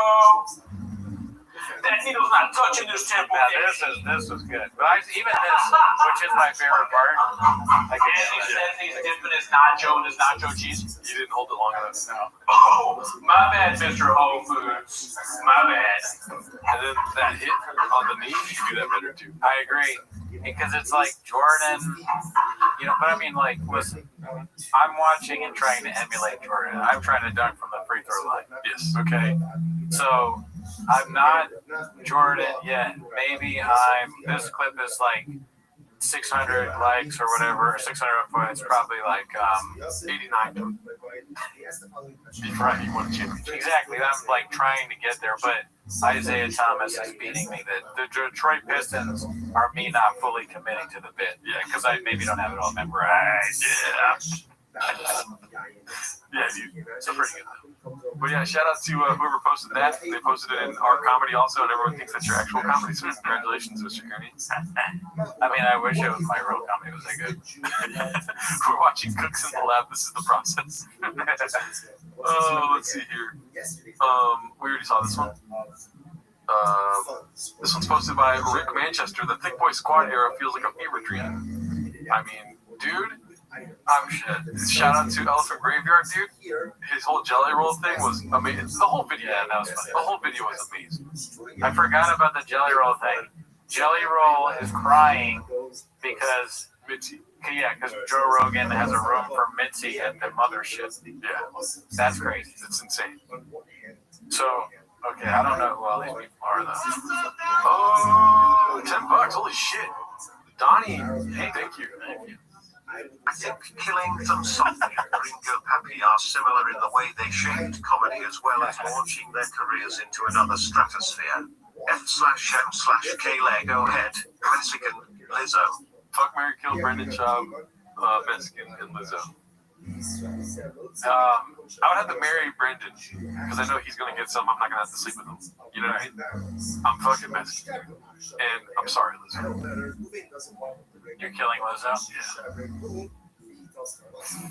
I am gonna kill Brendan Schaub. Oh, dude. I'm gay. I'm fucking gay. Yeah, that's honest. Who's the guy in the middle? This guy? It looks like Paul Elliott. I actually don't know who that is. And I don't know who. I meant the guy in the front. Oh, this guy. That's Lil Browse. Oh, yeah. I thought it was Yvonne Chin. I don't know who that is. Maybe the old intern? Yeah. And then this is Foot Lady. What's her name? Feet. Cat. I think. This guy. I mean, this guy deserves. There is a special place in hell for people like this dude. If I had to guess, I think that's one of the old people from before. The guy with the hat. I have no clue who this is. Yeah, I don't know. It looks like a UFC fighter. Dude, Lizzo rolled her truck. Okay, that's hilarious. Brendan Schaub. Yeah, sad times, dude. It's just like, I thought they were gonna last forever. I think, yeah, this shit. They fucked Chin's face up for sure. They were like, Chin's not gonna last. They thought that he was not gonna be around. They're like, let's make him look like another intern that he might hire. I thought we were gonna fight. What happened? Chappelle Lacey. Oh, Jay. Is that Jay? No. Maybe. Actually, it might be Jay. Yeah. Or an old intern named Christian. You know who would be good to ask for this? Mark. Oh. Let's see here. It is hilarious how they go from this to having. I think Mark replaced like 8 of these people because he's just like always on go. But it was like the pros and cons of having Mark is like he will nuke the room when he's leaving it. Say his name, Hot Chip Graves guy. He's a man with many hats. Say his name, Hot Chip Graves Gay. The good comics don't fuck with Rogan. I think that was the intern. Okay. Or it could be hat guy or beanie guy using his hat names. I have no idea. I'm sure it's another one of those things where it's like people go, they don't know anything. Yeah. We don't. And we don't. I'd rather it be that way. I've not watched the show once. This is posted by Busy Middle 8108. Let's see how Bappa spins this one on the Shabi show later today. And then you'll don't get it twisted. UFC is a proven pay-per-view success. They have a business model. They would never ever give that up and sign all their media right deals to Netflix and go to pay-per-view. Because let's say in 4 years it doesn't work out, and then like, oh, hey, remember that Netflix you're paying for every month, and it included our fights? Well, we're going back to pay-per-view. They would never ruin that. That's just bad business. Get that out of your head now. So all these reports are off. What else you got, Jen? A few moments later. UFC announces New Zealand Paramount $7.7 million for 7 years. All numbered events will be on CBS for free. What? Yeah, you didn't hear about that? I've been offline. I've been trying to fix my tooth. He got into the group chat. And I also saw, I think, correct me if I'm wrong, but I think Luke said that he was like, I wonder what the fighters are going to get paid now that the pay-per-view money's gone. Like whether it'll affect fighter pay. Yeah. Damn. So it's going to be on regular TV? CBS. You're right, I think. Or Paramount, I guess. Because is that Paramount Plus now? I don't know. I'm not a numbers guy. That's so weird. I mean, $7.7 billion for 7 years, that means like $1 billion for each year. Listen, right. When it comes to numbers, I'm your guy. It's probably like half of what Sean makes, but I'm assuming that's to keep some sort of like pay or compensation like where it's at. Maybe it doesn't go upwards. Yeah. You know what I mean? I don't know jack shit, but they're also gonna be making money probably off promos and stuff. Paramount Plus sucks, says DC Inc. I don't know. I think I had it, and what sucks about it, I forgot I had it, so I had to pay for it for a long time, and they wouldn't refund me. So yeah, I agree, it sucks. Yeah. But I would rather pay for Paramount Plus and get the UFC fights for $11.99 than pay fucking $80 or whatever the fuck it is now. Yeah. So I'm down with that. Gerardo doesn't even have a billion pennies. I have a lot of pennies though. You'd be surprised. He's like, actually, pennies? I got a lot of those. Yeah, I've been collecting. Gerald looks like his pronouns are gay as shit. Okay, come on. I'll kick you out of here. Successful Egg. And you do on the podcast, but no. Successful Egg needs to keep posting on Reddit. Yeah, you have dropped the what is it? What time is it, Successful Egg? Interesting, you just showed up to work now. You're supposed to be posting viral clips on Reddit. Well, let's not clock out till 5 a.m., please. It is when the stream ends, you better get right back to the Reddit. This is amazing, dude. We saw this last time, I think. Ladder Attitude 6409. I see homeless cats everywhere. Dude, so great. Yeah, very funny. Good editing work. Let's see here. Always been into groceries. We already saw that one. We already saw this one. What the hell? Did we see this one? Yeah, this is the foreign translating. Yeah, this one was great. Battery. Let's see here. Jumanji. First day of school outfit. Oh my god. Posted by Sweetie Honey J.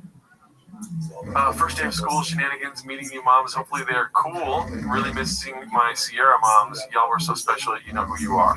I mean, just ready to make enemies. Just like, I hope they're cool. Imagine having to impress another mother. Or impress the mother of all mothers. Yeah, the Gringo mother, the slow mother, the Gringo mommy. Have we ever said that before? Gringo mommy. What's up, Austin? I wonder what it takes to be considered cool by Slow Joe. Money. Okay, so that's easy. You gotta hate your kids. Easier. Coffee. Pussiest. With milk. Oh yeah. I don't think she's getting black coffee. No, not a chance. If you're getting black coffee, you're on her shit list, dude. Because you know why? She calls it shit water. I bet you that Shab and her, no chance they're getting like black coffee or iced Americanos, even though unless they're copying, because that's like the bit the comedians are doing. I know. I'm so sorry, guys. This is what I was doing. I said, "What's up, Austin?" I forgot to put the screen on. Oh yeah, we're just looking at her mom. She's just the brown mommy. Medium brown mommy. What would you do to make friends with her? To make friends with her? As a mother, not like as a guy.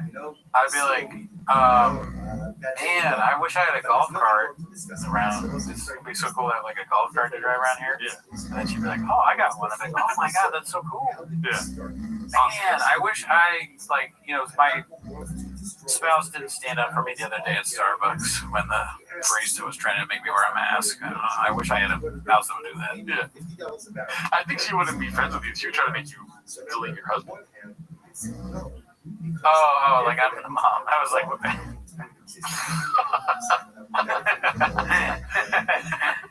yeah, probably. Yeah.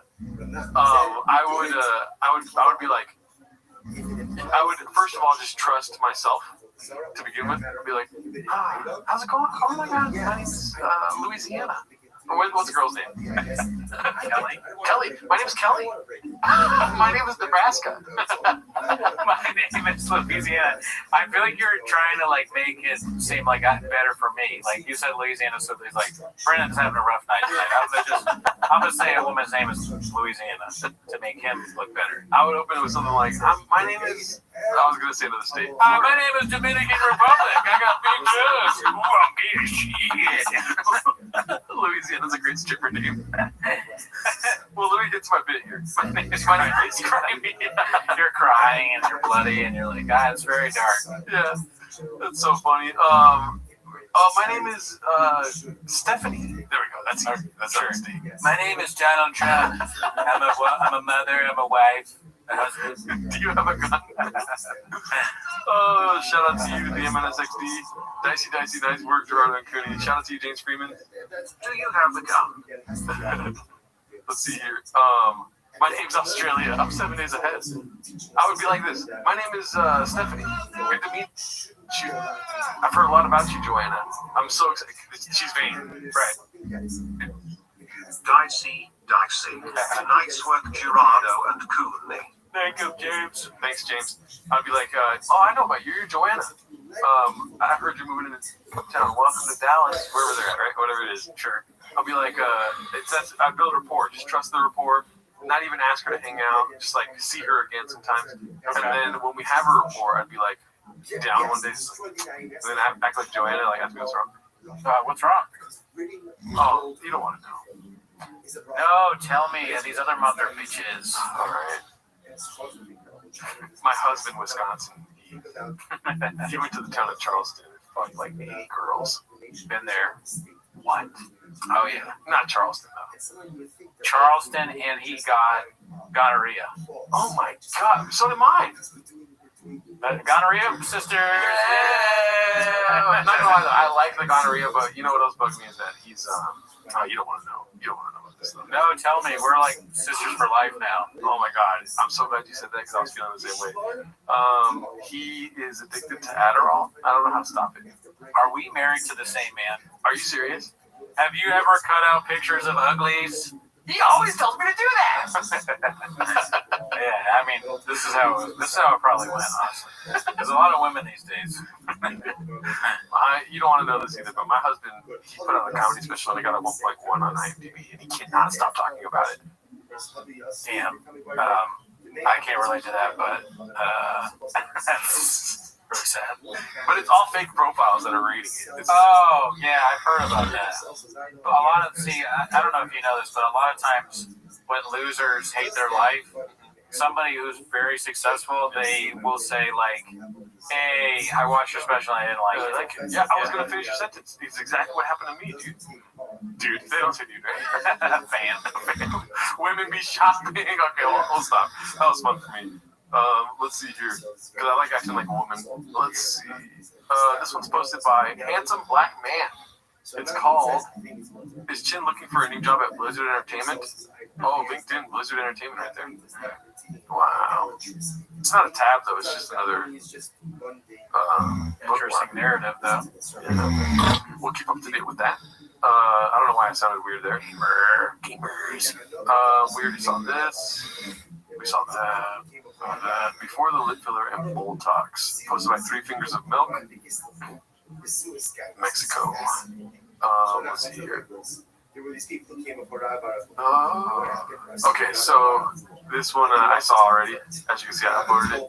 Pretty great, dude. I don't know if you've seen this yet. Callum finally calls out Papa for texting during the show. Posted by Mr. Haphazard. Oh, wow. Shout out to Hap. I mean, just the title itself. I saw it as a notification. I was like, I gotta see this. Yeah, you gotta see that one. Let's see it. I lived in D.C.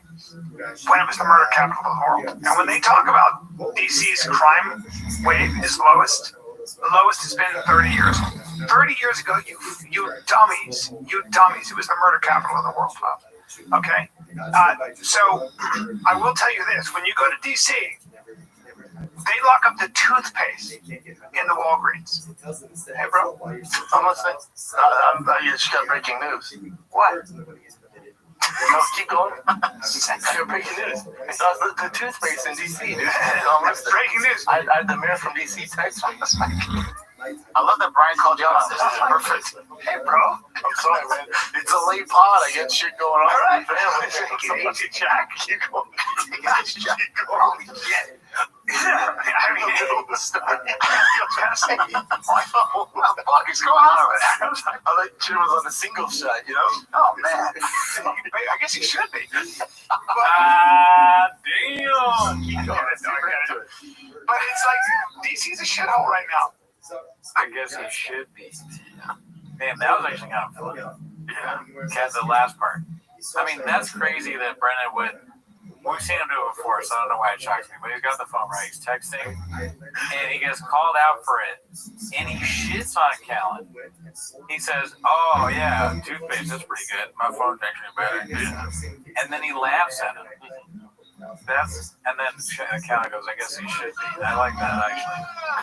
Hey girl. Hey girl, I also named my daughter after the wrong character on Stranger Things. I wonder, do people want the hosts to hate each other? Because if they do, if there's any of that, you're on the right path. No,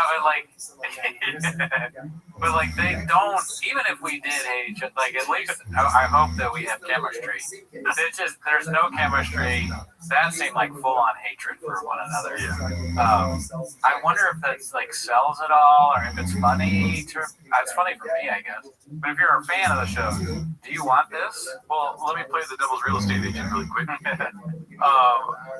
If they're going through a hard time, keep in mind the hard time has been going on for a long time. Are you in here for a hard time or a long time? Facts, both, right? They just moved, right? Yeah. Both. You remember that song? Okay, sorry. You don't agree? How you both? Right. But they just moved. It's gonna be rocky, dude. You know what I mean? They're gonna have a lot of resentments. They're gonna have a night where they fucking kick it and they talk, you know? And then they're gonna come back one day and be like, everything's great. And then it'll be rocky again, dude. You know what I mean? Simulacrum life. Yeah. Hard times make soft men. Soft men make hard times. Hard Times was a restaurant in DC that served barbecue food. Or chili, I mean. I'm sorry, it served chili. Sorry if the stream is lagging. Yes, you was gonna have to do that smarter than the chat. It's lagging right now. Hard times make hard men. Soft times make chili at hard times. Hard times make soft men. Soft men make me watch T-Fat-K. Hard times make Cincinnati chili. Hard men fuck 8 ladies in Charleston. Try stuff. Hard times make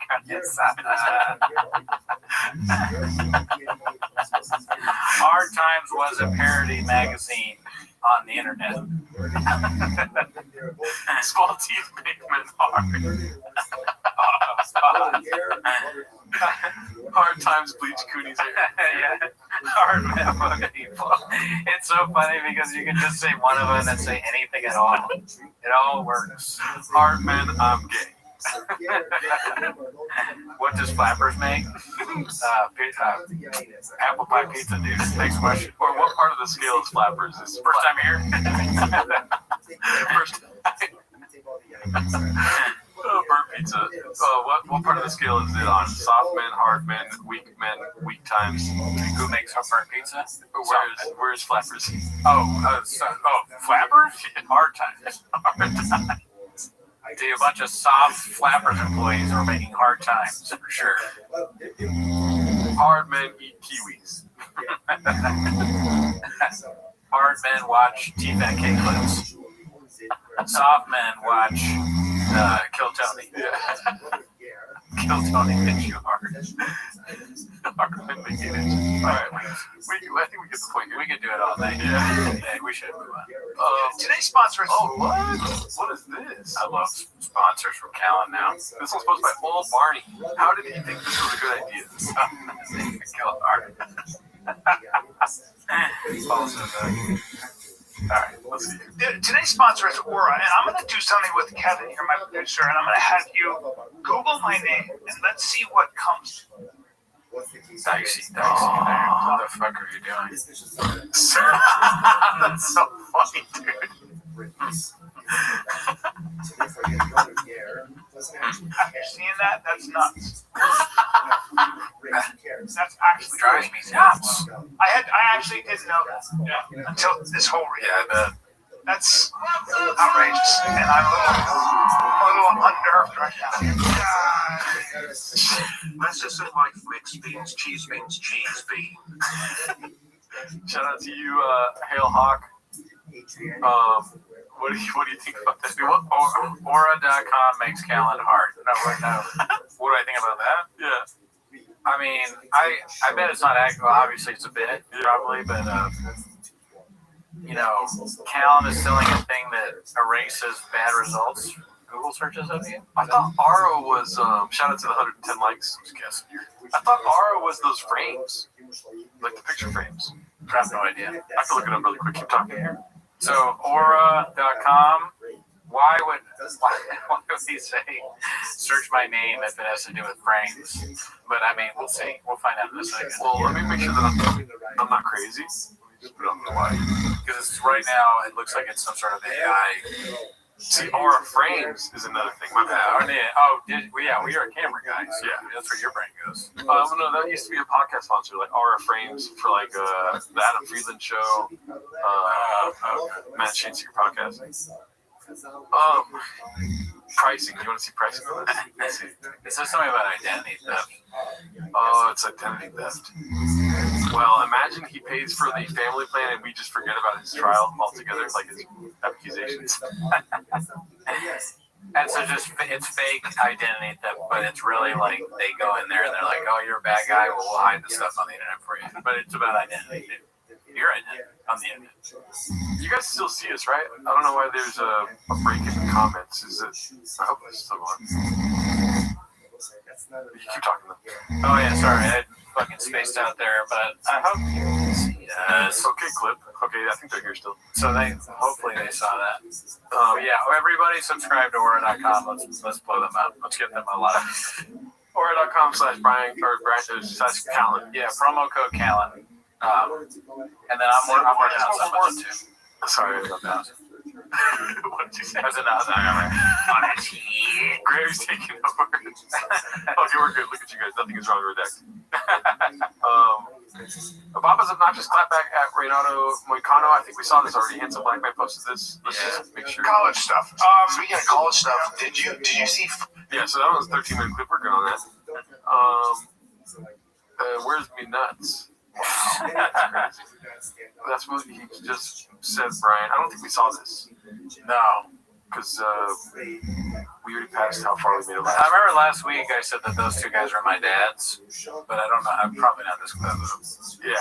Let's see. That's what he fucking just said, Brian. Posted by Life is Dope as Fuck. I love that she's the head of HR. That's the best part. Yeah, she resigned right away and he got fired shortly after. But he still has all his jobs. He owns the company, so he resigned. No, he resigned. She got fired. Yeah. Oh, they're talking about the astronomer. Yeah. That's so funny. He said the wrong thing and he's like, that's what I just said. Oh, fuck, I said the same thing. So look, he just said, I love that she's the head of HR. Oh, wait, am I wrong? I'm confused as fuck. Best part. Yeah, she resigned right away. Oh, okay, yeah, he resigned right away, so he said it wrong. He got fired shortly after. But he still has all his jobs. He owns the company, so he resigned. No, he resigned. She got fired. Yeah. That's why I said that. I mean, I can definitely see myself doing that one, dude. But then the CT, obviously. I mean, I don't know if it's worth going through again really quick, but just look at the body language, dude. They just hate each other. Yeah, they're kind of far from each other. And I'm not trying to argue that that's true. I'm just noticing it.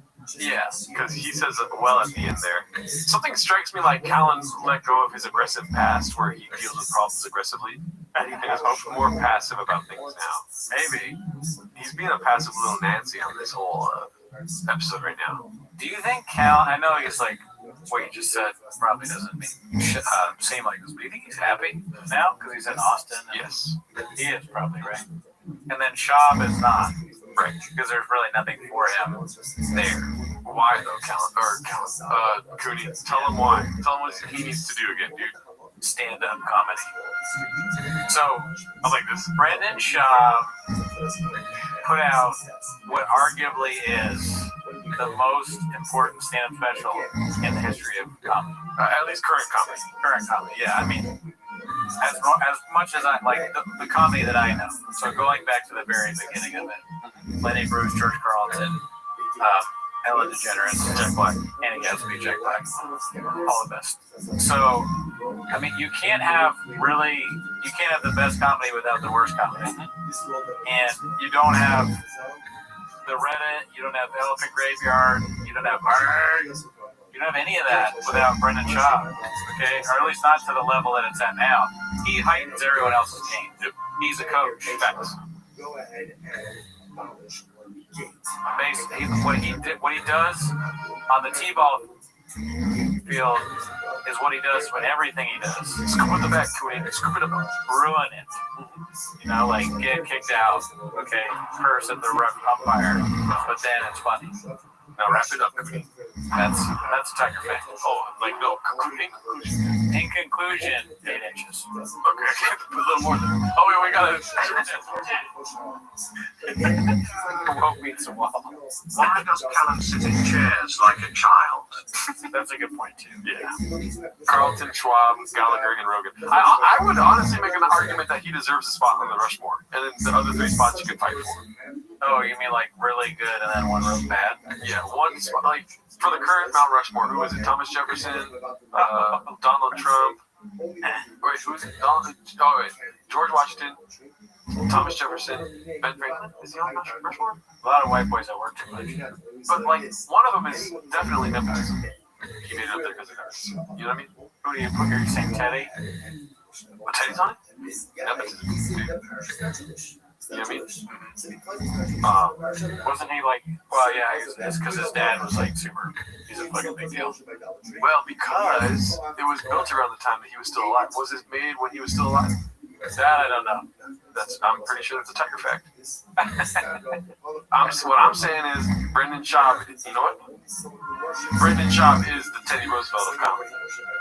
Okay. Because he's like less he's less famous than the other 3. Yeah. Yes, 3. Thank God it's 3.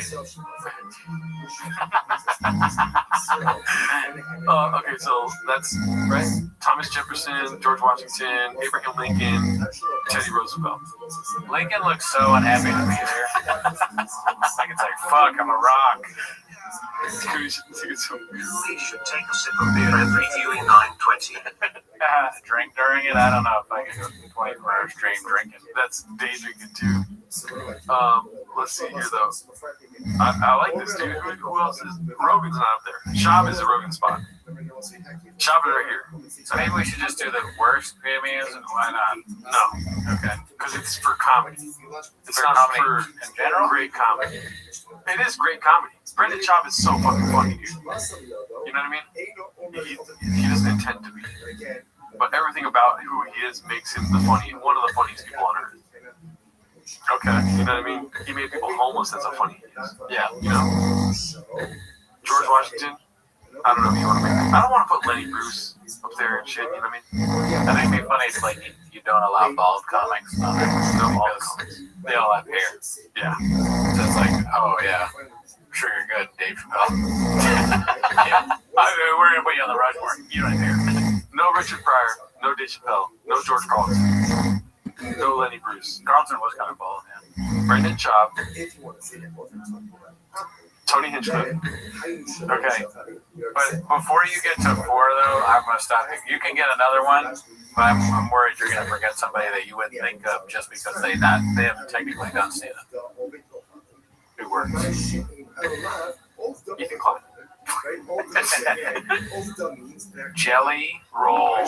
Jelly roll. Yeah, jelly roll. Jelly roll's gonna be Abraham Lincoln over there with the face tats. Yeah, I get that. Mm-hmm. You're like carving out face tats and the rock. You never felt more redacted than when you do that. If you're the stonemason. Somebody put jelly roll. Shecky green. You mean to tell me you don't think Jelly Roll tried stand up? Maybe. I mean, you stand up in my heart. Let's see. Has Jelly Roll lost weight done stand up? In a pre-interview. Let's see.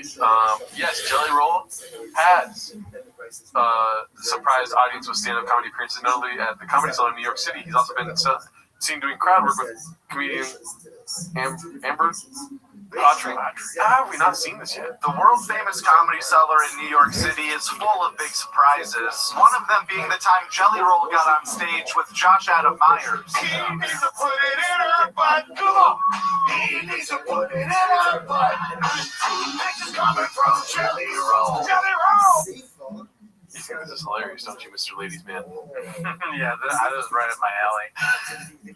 He's a star song and making music. That's the truth. There was anybody to listen to.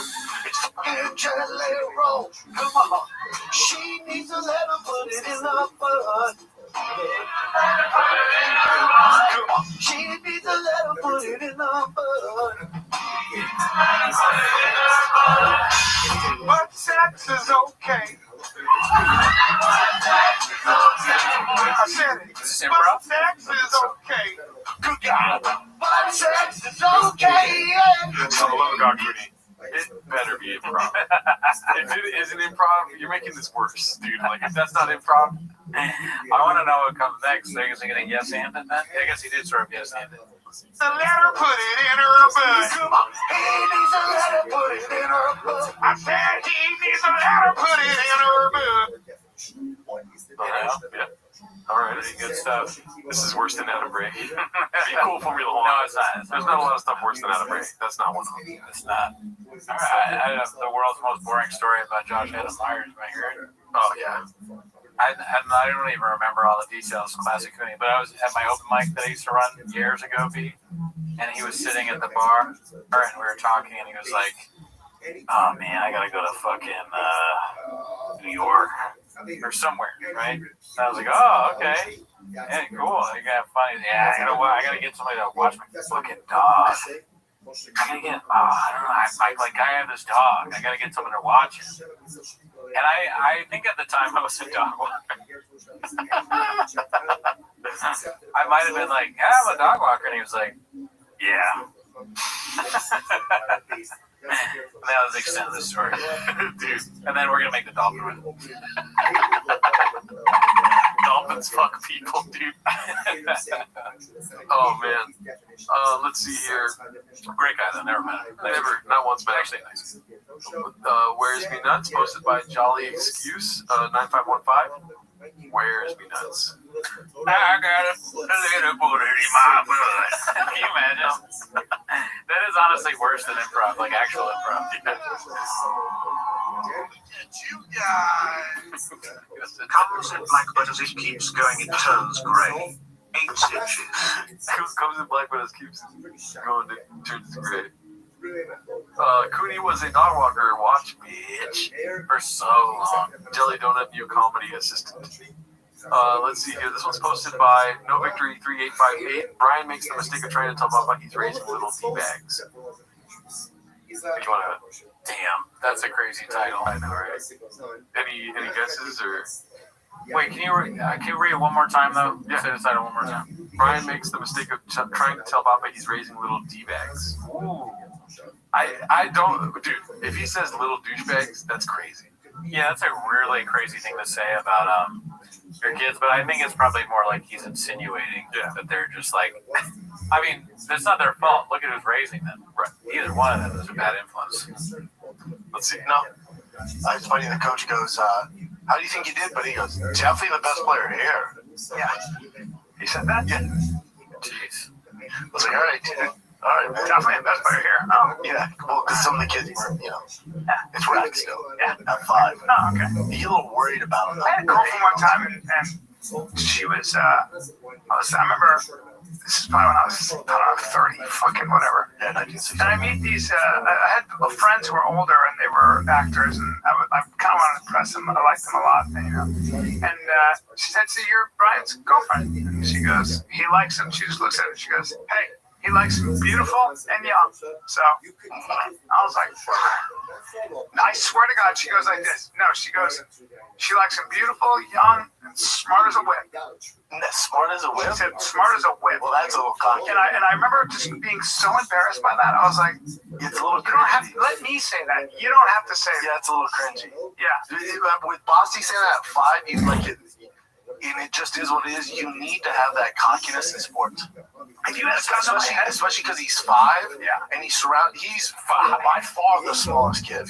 And he's amongst these giants. And for him to go, best kid here, you're like, all right. So, gun to my head. Different than your girlfriend, right? I don't know if she said smart.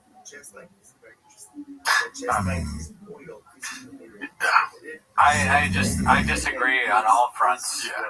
The girl saying that is saying it clearly. She's saying it as a joke. Right. He's like, he likes him beautiful. That's kind of funny, honestly. It's not bad, and it shouldn't embarrass Brian. He's a fucking what an idiot. Here we go again, Mr. Cooney. Strike 2.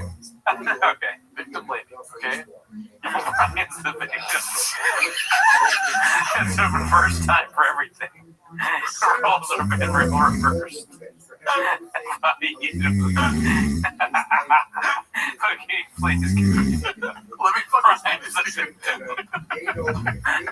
Turn us a podcast. I'm right by. He's like, who's this victim? Unfairly accused, falsely confused. Honestly, if you ask me.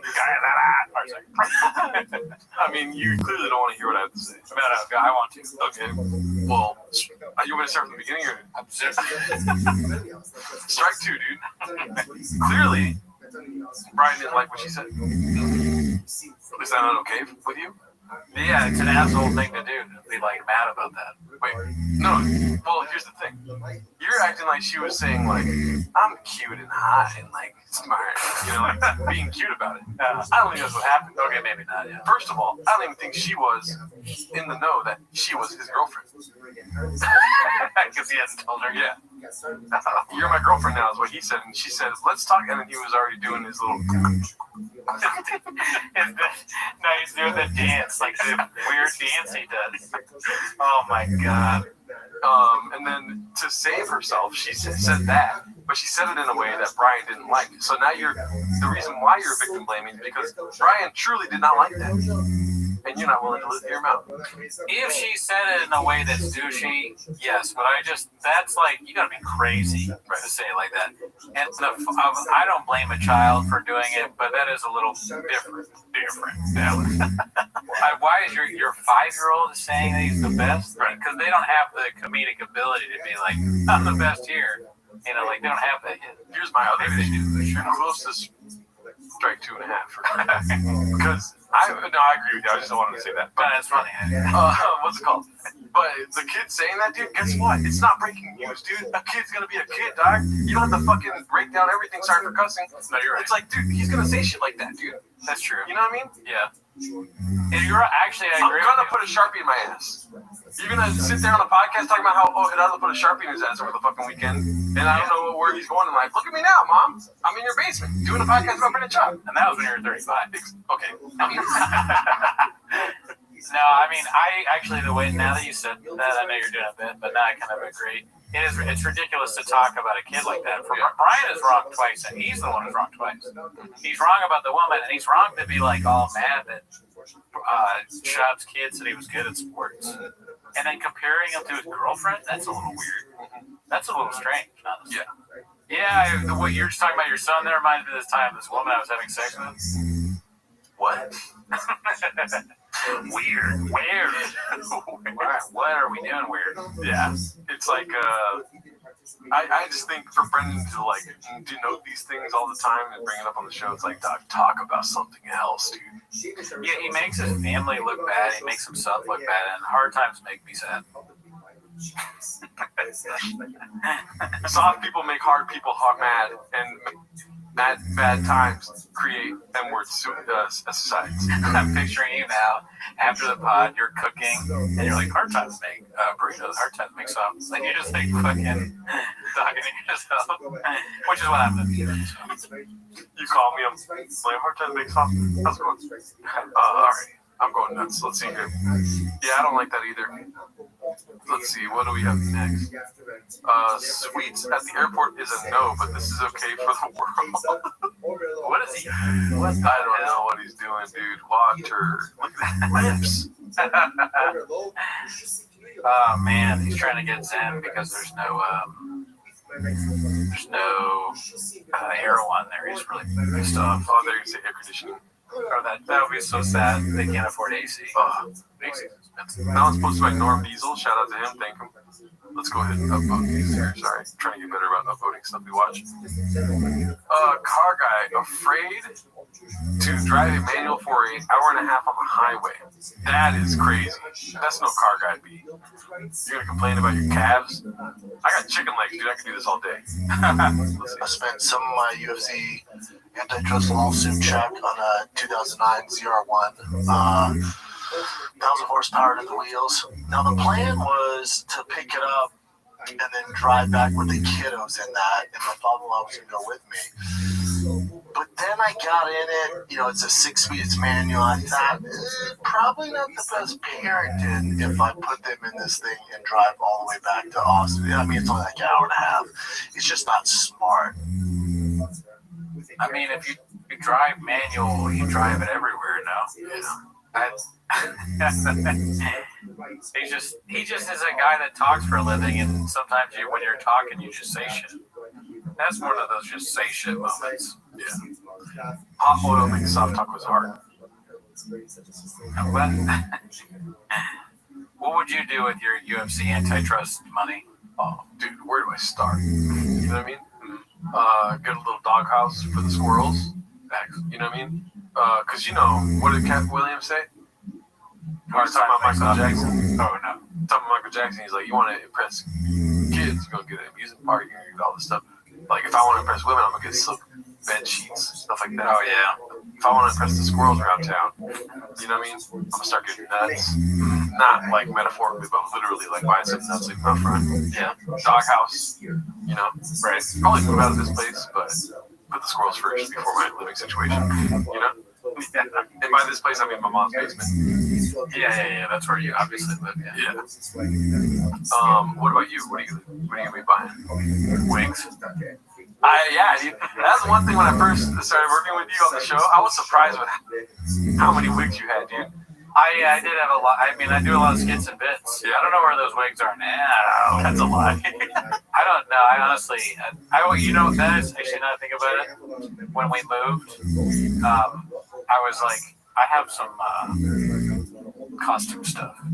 Everybody goes, and she goes, all right, put all your wigs and costume stuff in that box. So I don't know where that box is. Oh, can she get it from you? Yeah, I don't know where it is. Yeah. But I mean, I probably do have some. They're shit though, man. I want like better wigs. Yeah. I want to be like a costume extraordinarily British shop. Let's see what else we got here.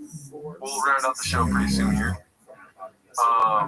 Can someone else please post these so I don't have to cry her caption as well? LMAO. Keeping it PG for the kid. Okay, that's a strange thing to say. Yeah. I mean, I wasn't even looking at the picture saying that. His name is Penis Poop 69.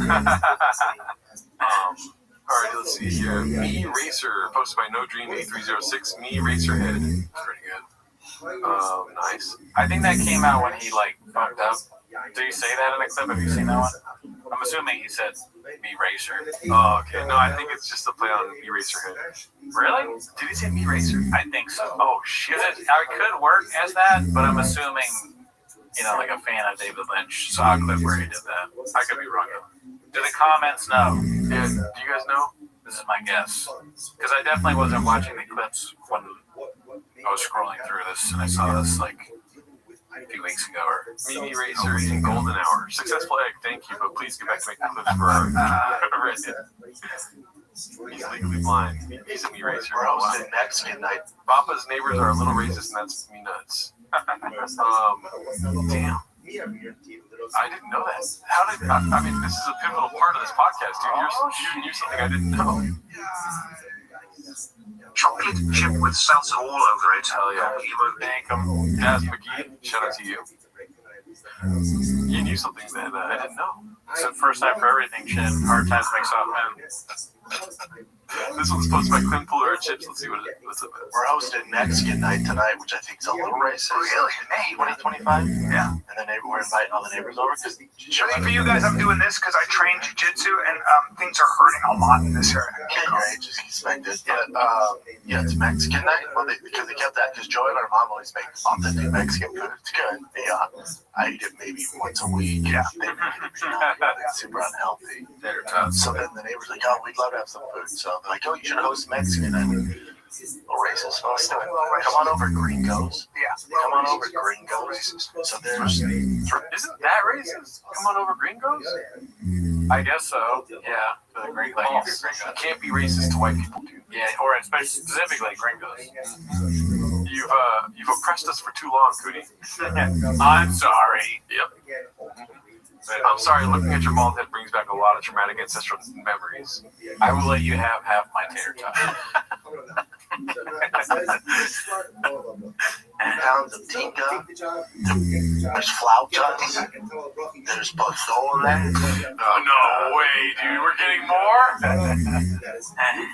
Oh, man. This feels like a deleted scene from the Gringo Poppy. I know. It's like, it's the end of the show, and they're like, save the best for like the end kind of thing. Yeah, dude. Like, is he gonna do more? Can I say one thing before he starts? I want to make an admission to you. And I'm gonna play the duck noise. I kind of find it funny when he makes fun of Brian for being old. I think some of the old jokes are funny. And I'm sorry to everybody that watches. I would have laughed. I kind of laughed a little bit when he said that. He said he was hurt and he said, "A man your age." I'm sorry. Can we move on from that, or is that's the end of the show? We'll talk about this later. We specifically said no laughing at British on me. I know. I mean, he says it so much that I have a thought on it. Oh yeah, what is your thought? Like, dude, get another knee-jerk reaction. You know what I mean? It is hacky because he does it every time. He does it every time. You're right, Curto. It allows him to be on his phone. My name is not Curto. He's on his phone because he thinks it's like so good that he doesn't have to. He's like, yeah, whatever, fucking 86-year-old bitch. Is that what they say the return around? That's so funny. Earlier when he said he was 30 years old, and Chop said, "Oh, back in '68." I saw you go like this. I didn't know it was a place of life. 60 actually. He said 60. Oh yeah. God damn it. I want to hear these Mexican names. Pounds of tinga. There's flautas. There's pozole. Now I go, I'm white, right? I'm white as fuck. I go, okay, It's super Mexican looking. I know, but white. But the hardcore. Actually, super white. Yeah, shortstop for the Dodgers. That's it. Yeah. Not my wiener. But anyway, On Logan Paul's podcast. Not my wiener. I won't laugh at that. You have to have some foresight in saying that he's funny. I don't care if his dick jokes are stupid. I enjoy them too because they're that bad. But the old thing, like I almost unironically enjoy that. I'm sorry. R.I.P. T-Mos. Mama, it's taquitos. In the stream.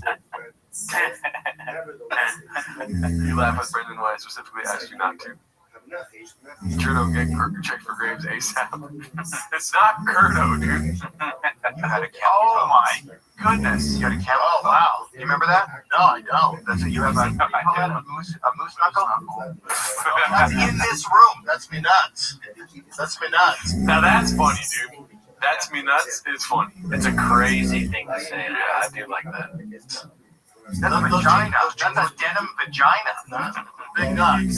No, not big nuts. That's a denim vagina. No, that's my nuts split like that. You know what the problem is? The jeans are too tight. No, that's not the problem. No. You really think about It's Photoshop. With Italian. My nuts are too big. That's not where you go. What size shoes do you wear? 13. Well, you know what that means. Giant nuts. You have a giant vagina. Oh, fuck. It's so small. He just gets destroyed nonstop. He gets destroyed all the time. It's so funny. It never stops. Cooney's in too deep, they're saying. Oh, yeah. I'm a big fan, dude. Next thing you know, we're going to hear Adam Ray jokes that Cooney's quoting. No, get the fuck out of here. Adam Ray's worse. You know what I mean? Not yet. That's what I have to say to that. It only gets worse, never better, when you start going down the path of, what is it called? Destruction like this. That's my time.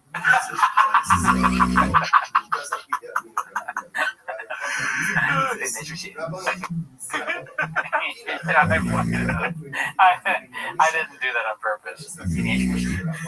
God. Damn, I'm not even lying right now, dude. Shout out to the 318 people in here. Earlier, somebody left a comment and said, let's get them up to 200 likes. And in my mind, I was like, yo, we're close to 200 Oh, yeah, likes. James said that, yeah. Dude, what the the fuck am I looking at right now? I appreciate James Freeman doing that because it's kind of like he's like the kid on the baseball team when you're down 10-1. Come on, guys, we only got 2 outs. We can do this. What the fuck? 74 away from that number, James? What the fuck are you doing? He's like, come on, guys, we can do it. Shut up. Put on your rally cap. Shut the fuck up, James. Thank you. Rally cap. Let's rally, guys. Well, I'll only do it if you guys believe. We're losing by the slaughter rule, James. The mercy rule. I guess they used to call it the slaughter rule when I played. Oh, wow. That'd be on the tip of the head. That was not good. Were you on the Redskins or the Indians? Damn, I don't remember a single name of our baseball team. Well, I'll tell you what, if we don't get to at least 300 likes right now, we're not going to stream 24 hours of Gringo Hobby, dude. Yeah, we're calling it out. I'm calling it out right now. Yeah, it's got to be over 300. After. I don't want to have to do this. I thought we were going to get a huge surge when I said that. We didn't. Make the noise, dude. You're lucky I'm not in the mood. No, you know which noise I'm talking about. Dolphins fucking. Oh. This is I love doing this one.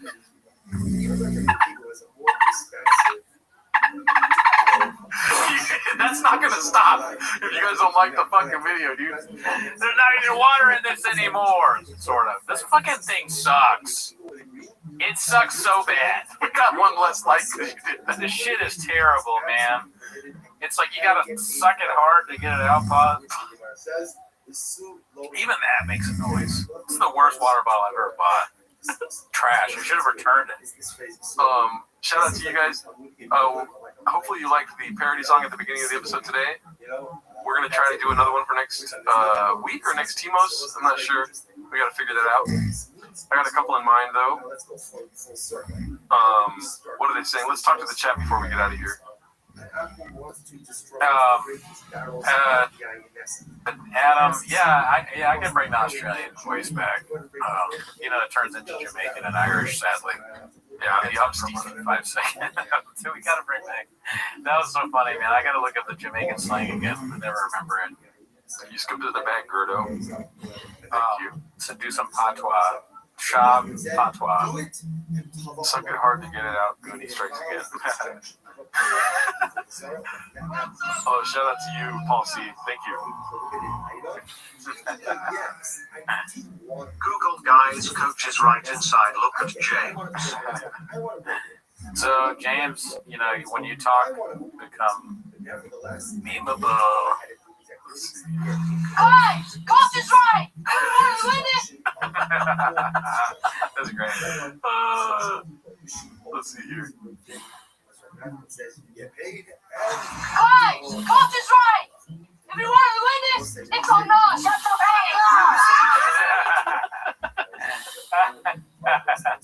That's great. Shout out to you. So good, man. Hell yeah, dude. Thank you, Cooney. Legs is a beast at scoring these business deals for Danny.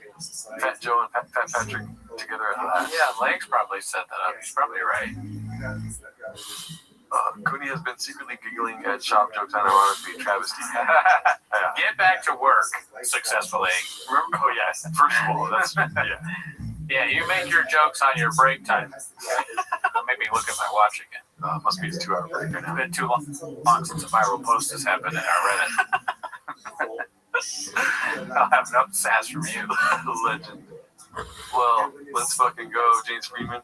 Was that Gerdo as a kid? Probably. I was chubby. Okay.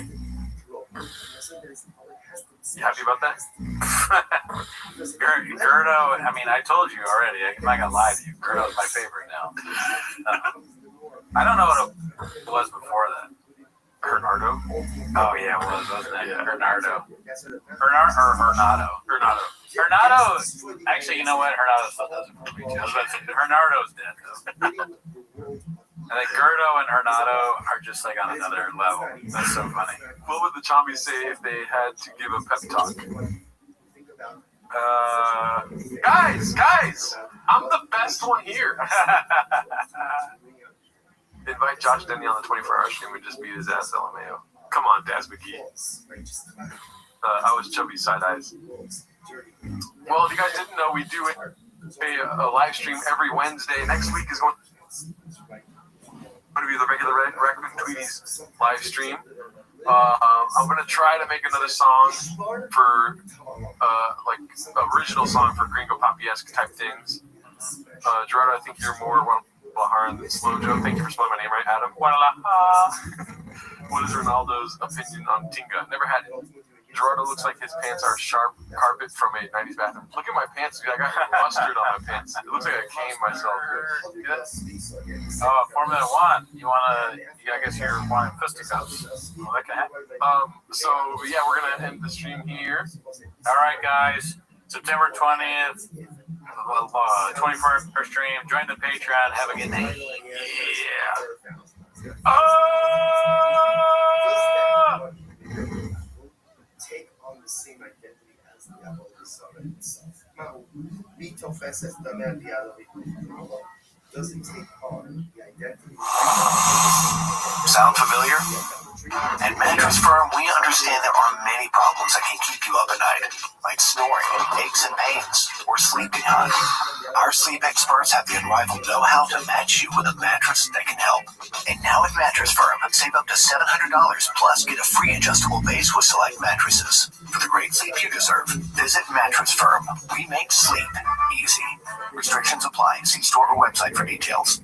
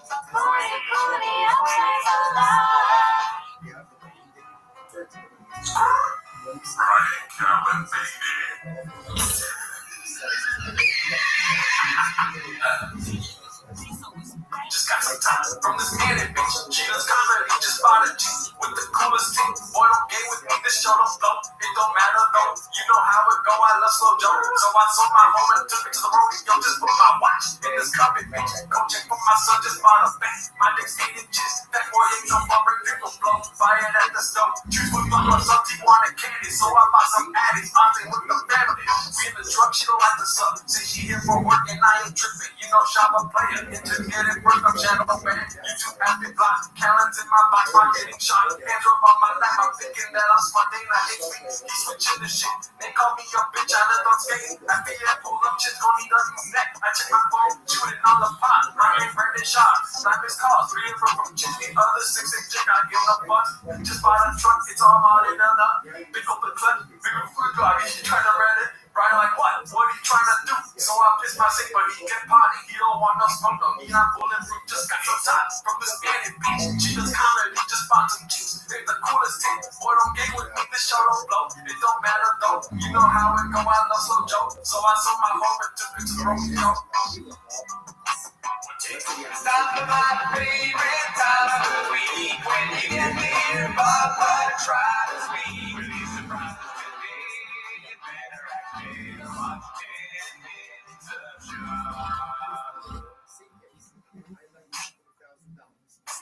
Welcome back to 10 Minutes of Show. Thanks for tuning in. As always, join the Patreon, join the Reddit, join the Discord. On this week, the Patreon. Why are you laughing so hard? Am I not on camera? Because it came on and you were just sitting there. Yeah, guy, I can't nail it every week. Okay, we do it in one take. Where's T-Moss? You should Graves attack on I usually get it right. Okay, this is the first time this ever happened. I've never done anything wrong before. We all know that, dude. Well, first of all, shout out to Paul C. We'll get to the timer in a little bit. Oh, thank you, Paul. Appreciate it. Where's Timos? It's happening right now, Katie. If you give money, I won't threaten you. I bring up Timos while we're doing Timos. But if you bring up Timos while we're doing Timos and there's no money, I will threaten you. But anyway, speaking of money, on the Patreon, like that song that we just showed, it was from the Patreon. The Patreon saw that April 16th. Hell yeah! Oh, I forgot. Yeah. So if you're on the page, well, yeah, obviously you would have seen that in April. So you kind of fucked up, but you got it eventually. Yes. And we'll never do that again. I hope you guys enjoyed the song. You can see more stuff like that. And this week, we watched Ralph Barbosa's new special. Yes. Planet Barbosa. I thought it was really good. I enjoyed it. What are you laughing? Planet Bosa, dude. Oh, Planet. Why did I call it Barbosa? I don't know. Listen, the Graves is firing on all cylinders tonight, Katie. But anyway, Transton Kennedy has a question. I mean, you can answer it with a plug. Yeah. Where is it at? You guys get Mark back on? Oh yeah, dude. Oh my God. You remind me every week. We gotta start plugging this every time we talk. September 20th, we're doing a live 24-hour stream. Pause for the money. Flames. Shout out to Flames. $5. Graves looking extra hard right today. Liking the shirt, Jerry. Thank you. I appreciate you, Flames. There you go.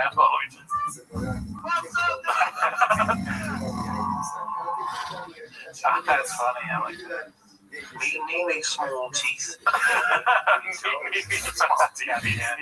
It took me so long to figure out the meanie Fauci meanie Delta thing there. It's like me. But back to it. That's not why they're here though. They're here September 20th. Yeah, I didn't even 24-hour live goddamn 24-hour live stream. Mark should be here. Alan Sugarland should be here. Meanie Fauci, Meanie Delta. Checks out. Hopefully, Brendan Walsh, Sean McCorkle, the IDM pod guys. We're looking at what.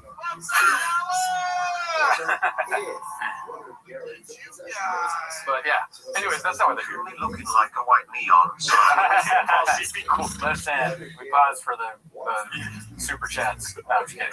That's not why they're here, dude. We gotta fucking get into it. You don't have the timer open, dude? Look at you. No, I gotta turn it on. Yeah, okay. They're here to watch 10 minutes of shop. So start the timer. Pause for more super chats. Start the timer, play the chink clip. Alrighty, Mexican cookies, away we go here. By the way, only 18 likes. We're not going to get started with that, but... yeah, what's going on, dude? Yeah, that's unreasonable. Let's see here. We've got... Let's go to top this month. And here we go. We already saw that one last week. Yeah. Is that Tiger thing? No. This one's posted by Ryzen24. I miss him so much, bros. Is there any other language to that? Just that picture? What is that? I think it's him drunk. What is he holding? Remember when he did that? He had like that one thing and he turned it on. He's like, and then he's like, and he had that face. Fuck no. Yeah. For the longest time, it was all the thumbnails I would use in this scene. People forget, man. Yeah, I must have forgot. Do you miss him drinking, or do you like him sober now? It's a tough question. I know. It's like, do I want to be entertained, or do I want to be like a good boy? You know? Yeah, because I worry about him when he's drinking. But he's really funny. You sound like an old man talking about his son. Yeah. Well, I do, like, Papa is older than me, but he makes me feel like an elder statesman. Pause for super chat. Because he's so... Jack. 8 inches. Thank you. Shout out to you. You know, you watch him, and he's for so much content, right? Yeah. I troll through the Reddit. I watch it every week, and I start to feel like some sort of parasocial relationship with him, kind of, you know? Is that even the word? No, you're right. I just saw that comment said Cooney on his Biden script. You know, and you guys, I just say he's my son, huh? Hunter Shop, Brandon Bryan. I just and anyways, we beat Medicare. We beat Medicare. Remember? Yeah. What's it called? All right, let's see what else we got here. I do miss those days, though. I think I miss not the cringe, but the actual thought that he put together and what it looked like when we saw it on film. You know what I mean? Yeah, he wasn't thinking even harder. Yeah. There was like even dumber, is what I would say. Yeah. But that's not what people want. They say Gerardo with the girls tonight. Call him daddy. Alrighty. This is real. Rewind it. This is 12 hours ago. It's shooting to the top of the charts for the month. How's the tooth been? Oh yeah, how's your tooth? I'm on fentanyl right now, so I don't feel anything. How is the tooth doing the cheekbone? Well, you saw my sick bars, so how are your teeth doing, dude? I think mine are pretty fucking good, dude. Just got some from this Anna bitch. We just filmed that like 2 hours ago. Let's see here. Rewind it. This is real, dude. Post my coin talks. I'm not surprised. Well, I am surprised actually about this because I've seen this in the stores. I've seen like Fat Joe and a bunch of random things. But how did Shop get one? Oh, you must have forgotten, dude. He was growing grays, daddy. Okay. Growing grays with 3 G's, if you know what I mean. Right. But no, remember he did that. I'm assuming these things take forever. The Just for Men thing. Like, no, marketing. Oh. And especially when you're a genius, you want to make sure everything's perfect. Right. So he was doing the Just for Men thing way back when. Right. He's so far in the future. He's Australian them so hard. He's fucking got blonde hair now, dude. You know? He has a different color. It's like, oh, this guy's good looking. What does he do? You look it up, and he's got blonde hair now. It's like he didn't trust the medium brown. By the way, that's another thing. So Big Brown Breakdown, he's medium brown now. Oh, that's false advertising. No, and we don't know if it's real if it doesn't have 3 C's. Yeah. But yeah, that's funny. In these things, they gotta put it in the contract. Hey, you have to keep this haircut for like a year or something. Yeah. Papa, of course, doesn't pay attention to any of that. He fucking, what did he do to the CEO of the CBD company? Oh, he CSB'd him. Yeah. Cool story, bro. Yeah. You know? He's doing the same thing to this unfortunate rewinding company. Yeah. But it's cool that they give him a shout out here. You know what it says underneath medium brown? What? Water, weed, dew, and hair. Right there. Damn. Yep. Alright. I'll never do this again. I'm sorry. I think that it's funny that this picture, like, do you think this was a photo shoot? Definitely. Most of photo shoots. It's so funny that Shop had that. I wonder what Shop does at a photo. They didn't get it in one take. I know that. For sure. I mean, look at that smile. How hard do you think the photographer was trying to make him smile differently? Or just make it like, no, a serious face. Shop's like, what do you mean? I'm doing a serious face. How many? Did he go like this? We don't need you to like move your mouth at all. All right, please take your hands and at least take the straw out of your mouth. I need pink beard Cooney in my life. We should get some rewinded and get rid of my grays. You got grays? I got a lot of grays. Grays for days, daddy. We already saw that one. This one's hilarious. I already read it. It's posted by Moonwalker. DoorDash driver says Bappa is cheap and a fraud. Let me just read this because you're going to consume it as I go. Sure. Stop me if you want me to stop. Okay. I'm glad Brendan's shop specials suck. Fuck that dude for stifling me on a tip I'll never forget. True story. I was trying to earn a few extra bucks. Just say you're a DoorDasher. You know what I mean? I DoorDash. Yeah. Hard times and had to resort to gig work. In the rain, I picked up an order for ice cream in Venice, drove it to Santa Monica to a nice house with a few cars. The order is to the tiny guest house way in the back. A sign on the door says, "Do not knock, baby." It should say, "Do not knock, daddy." Yeah. So I don't know if it's Brendan's shop, but so I'm standing there calling their phone like an asshole for 10 minutes. It sounds like Brendan's writing this. 10 minutes. Of shop. And also, car, no truck, but yeah, there's a lot of bits going on. The wife sees me through the window, and he comes running out like I'm a threat. I hold up the bag. He snaps back to normal, looks me in the eyes, says that he appreciates it. He didn't spell it right. He didn't spell it right. Appreciates, but and that he will tip me in the app. Zeroed out. It was all a facade. The house wasn't his car. The house wasn't his. Cars weren't his. There was a nice Toyota parked in front of his little guest house. So, Strange story. It's very, it is like, you know how like a movie, you're like, when does it get good? And then the ending is like, holy shit, it all makes sense. I think that's what he was trying to go for, but who's Toyota? Or what are you inferring here? That he doesn't have trucks? I don't understand that. Well, that's my come as a shock to you. I don't understand this at all. But like, he's living in a guest house. I get that it's bad that he doesn't tip, and it wouldn't surprise me if he didn't tip. But also, Papa might tip though. I think there's actually, you know what? I'm gonna take that back. I think Papa tips. Okay. I think he gives. Do you want to bet your life on that? Not my life. Okay. But a door guy told me that he gave him money once. Okay, so let's see here. ABTR16 follows up with this here. I don't know if this is real or not, but I've seen it with my own eyes. He's 100% a cheap cunt. You want to take that? No? Okay. Not yet, no. Okay. I told this story before and read it in some other sub long time ago. I used to work at a LA comedy club years ago, B. At first, I thought years ago B was the comedy club name. MMA wasn't as mainstream at the time, so I was kind of the MMA bro to my coworkers. One of the servers comes up to me and goes, "Hey, I think a fighter is here to see the show, Joe Rogan and Friends show." I'm like, "Get the fuck out." Who? He says, "I don't know. He's huge, and they say he has a famous podcast." I was like, "It's 100% Brandon." But he spelled his name wrong. They were at Fox Studios at the time with Evan the Beard, etc. I tell the server, who is a good friend of mine, put him in the owner's booth, make sure he's taken care of, and bring me the tab at the end of the night. I'll have it comped. He agreed, and the night went on. Him and Mexican had a couple vodka crayons and some wings. Would have been maybe $40. My boy brings me the bill into the night. I comp it and tell him to tell Brandon that a T-Fat K fan on staff got his bill tonight, no more, no less. So he's stoked and goes to tell him. End of the night rolls around, and my boy just comes back defeated and goes, "Dude." He just said, "Oh, thanks, brother," and they left without leaving a tip. I mean, not $1. God damn it, I was so fucking embarrassed. I apologized profusely and tipped him 20 out of my own tips. I came home that night, put on my apron, and hit the fryers. I've been here ever since. I mean, I don't know. That's a great story, but I'm not sure if I believe that either. Brendan, if two people caught you a crackhead, you might be smoking crack. Shout out Cat Williams. It wouldn't shock me if he's like that, and also some of the lines sound like something you'd say, like, "Thanks, bro." Yeah. But do we know? Wouldn't we know about that if somebody worked at a comedy club and they didn't? We'd have heard about that. I feel like. Here's the thing, though. Like, karma is. Oh, here, how do we only have 40 likes for these hawks? Thank you, James Freeman. Appreciate that, brother.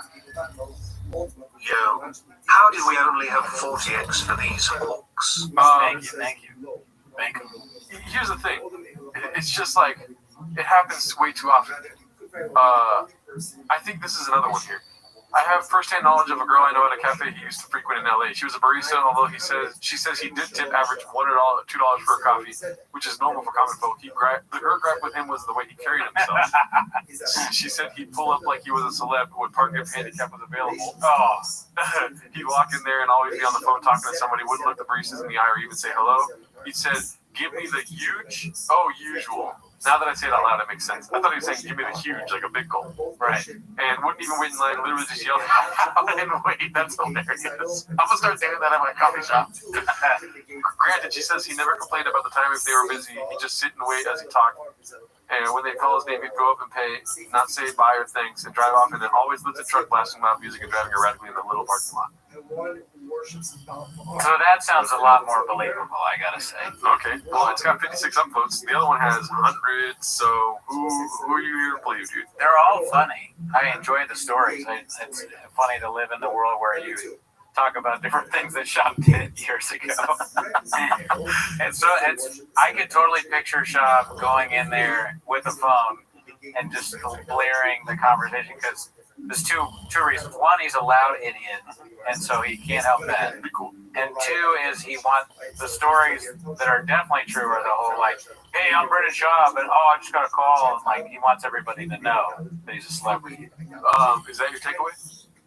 Yes. Okay. Well, here's the thing. He does thankless work. You know?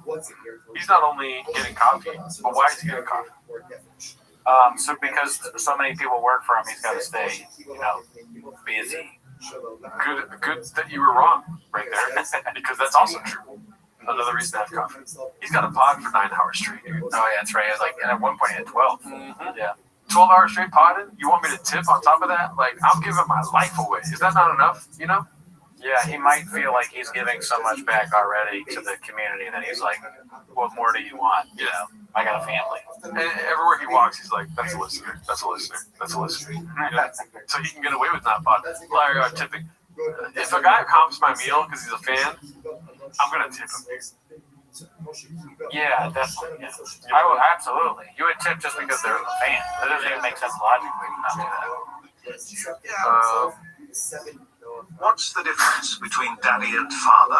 8 inches. Ask Charleston, Texas, or Charleston, South Carolina. Yeah, ask Jay. Question about that, though. Yes. So I'll give you a hypothetical. Give it to me, man, daddy. Okay. You have the choice of a good tip, whatever job you're working, very good tip, or a story about Brendan Shaw, something like where he does that. He comes in, he orders all this shit. You tell him that you're a fan, he still doesn't tip. He goes, "Thanks, Pete." Let me tell you what I would do. The story free. I would do the story over 50% tip. That might just be me. Do you want me to cook or do you want me to just like go do whatever you want? I'll tell you one thing. I'm not taking the money, dude, because there's fucking victim blamers like you out there, dude, that won't believe my story when I put it on Reddit. You're gonna read it and be like, that's not true because I love Brendan Schaub, dude. And it is true, and I put my fucking karma at stake, right, to tell you a story that you weren't there for. Sound off in the comments. Is it true or false? You heard it. All right. What do you want to pull? Or we do a poll. I think they're here right now. What do you want to pull first? First, do you want to ask the question you asked me? Are these? Oh yeah, that's actually more fun. I think. Do you take the money or the story? Money or story? Money, story. Make it easy. 8 inches. All right, let's see here. Boom. Listen, I've always told you that I'm on Schaub's side. I know. This is a pro Schaub. 50% of this pod is pro Schaub. Everything he does is right. I've never criticized him. The other 50% is the haters. They write comments because they look at it. Look at what you're looking at. This is a parent's basement if I've ever seen it. Okay, he's got, what is that? Did you say meow? I heard a meow. Meow. This is my second day of school shirt. My mom bought it for me. Yeah, you're a child. Yeah. You fucking kid. You fucking mean, dude. You're just jealous of Brendan Schaub because he has trucks and you don't. Right?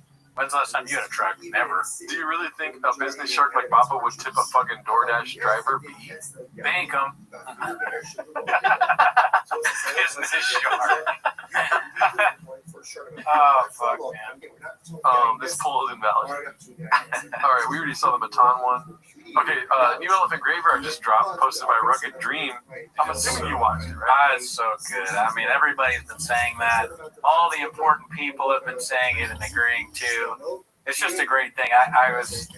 There's so many lines. I want to start incorporating the lines from it into my daily life. Yeah. Like, what is the simulacrum? What do they call it? A simulacrum? Or? Oh, yeah. I know what you mean. What was the word I'm looking for? I forget. I love that, though. Yeah. Whatever it was. Simulacrum? I don't know. It was very funny. Leave it in the... There we go. Simulacrum? Simulacrum. Thank you, D-Nuts. Thank you, D-Nuts.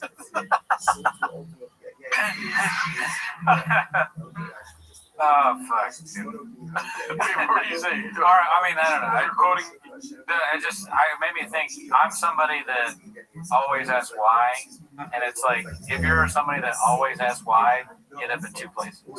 You either end up a physicist or in a mental asylum. And let me tell you something, Daddy, I'm not a scientist. I tried. You know, when you write them out in your head, and then you say them out, it just says, I should have waited till it was natural. Which one is that one? Is that one Bert or Eric? That's Eric Weinstein. Brett, not Bert. I thought it was Brett. Brett Weinstein, Eric Weinstein. Oh, fuck. Yeah. You're right. I like how we were laughing together at different things right there. Now I'm laughing at myself, dude. The grades is off the charts tonight. I'm sorry. This is not even a 10 minutes of Schaub episode. It's just like grades flare up constant. Constant craves. You either end up at Flappers or Jordo's apartment. You tell me which is better. I corrected you. You said the names right. Eric or Bert? Eric, and actually you said one name wrong. Yeah. And then I was like, it's neither, dude, but it's both. I'm kidding. Brett Weinstein or Eric Weinstein? I don't know which one is which, but I do not like both of them now, dude. Yeah, I don't think I like either one of them enough to know the difference. But I would, if I had to guess, I would say David. No. That's funny. We should ask Adam Ray. Here, let me cook for a second here. So, do you know that one podcast of that bald English man? It's like, if you don't look at life like that, and it's like, how do you look at life? And it's like a scientist across from him, and it's like, has a nasty bokeh, like good cameras, and it's just like scientists talking about sleep or the brain, stuff like this. Brett, I think, or Eric, I forget, I don't know which one's which. Right. One of them was on the show, right? And I watched the whole thing because it was so funny. Remember that one thing I did to you that before, and you started laughing, like, ask me a question? Yes. Go for it. What's your favorite shoe? Why are you looking at my shoes? You should be looking at my intellect, my brain. People like you are always lost on the shoes. But green. Here, let me go for it. Yeah, that okay. What color is this couch? You don't get it. The couch color is irrelevant. You're asking the wrong questions. It's blue. Are you happy? But you should be thinking about, where are my pants? Okay. Are you happy? And then the fucking English dude was just taken. Some people don't know how to respond to that because they feel like, oh, this person is mad. They might be right. Maybe I did something wrong. But that guy just has the personality of an annoying person that is probably insane. Just like, and he's living in a simulacrum. Yeah, a simulacrum. So he's completely insane. I love listening to other podcast people shit on the Weinstein guys. Yes, because they sound like there's this one guy. It's like Professor Dave or something. He's a former comedian that knows about science, and he just destroys the Weinstein guys because one of them thinks he's like deserves a Nobel Prize, and the other one is just mad that he's not more popular on Twitter, or they might be the same. I honestly can't tell the difference. I think they're simulacrum. Okay, I think they both have the same grievances. One hates Elon Musk, and that's hilarious. Yeah, that I know from the Too Lazy videos. He hates Elon Musk, but he loves Elon Musk. You know? Yeah, he was like writing something to Elon about, Elon, I just thought you should know, as if they're friends on a public website. Yeah. Your website is, there's some sort of login issue. I've asked for a request to reset my password, and it's just not coming to my inbox. And then your support tells me to check my spam, but I don't even know how to do that. So he's a scientist. This one's pretty good. You remember Mayhem Miller clowning Bappa in that one pose where he was promoting a show or fight?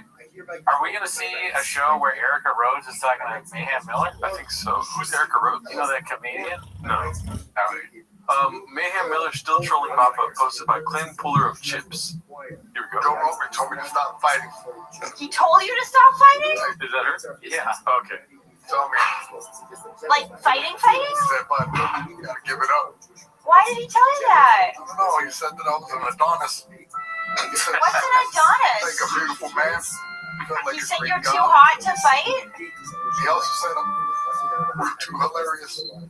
I feel like you're making all of this up. Experiment. Whoa. That's damn.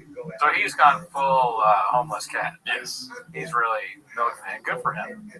If he's not aware, we are going to watch the Gringo Pop for 24 hours. I think we probably need to get Mayhem Miller on. Yeah. I mean, he's talking to Erica Rhodes, then why not us? Yeah. Welcome to the, well, you were a part of this already. But yeah. Come on, Timos. I'm like, welcome to the world. I don't know what I'm doing. But come on, get on the show. All right? We defeated Maker.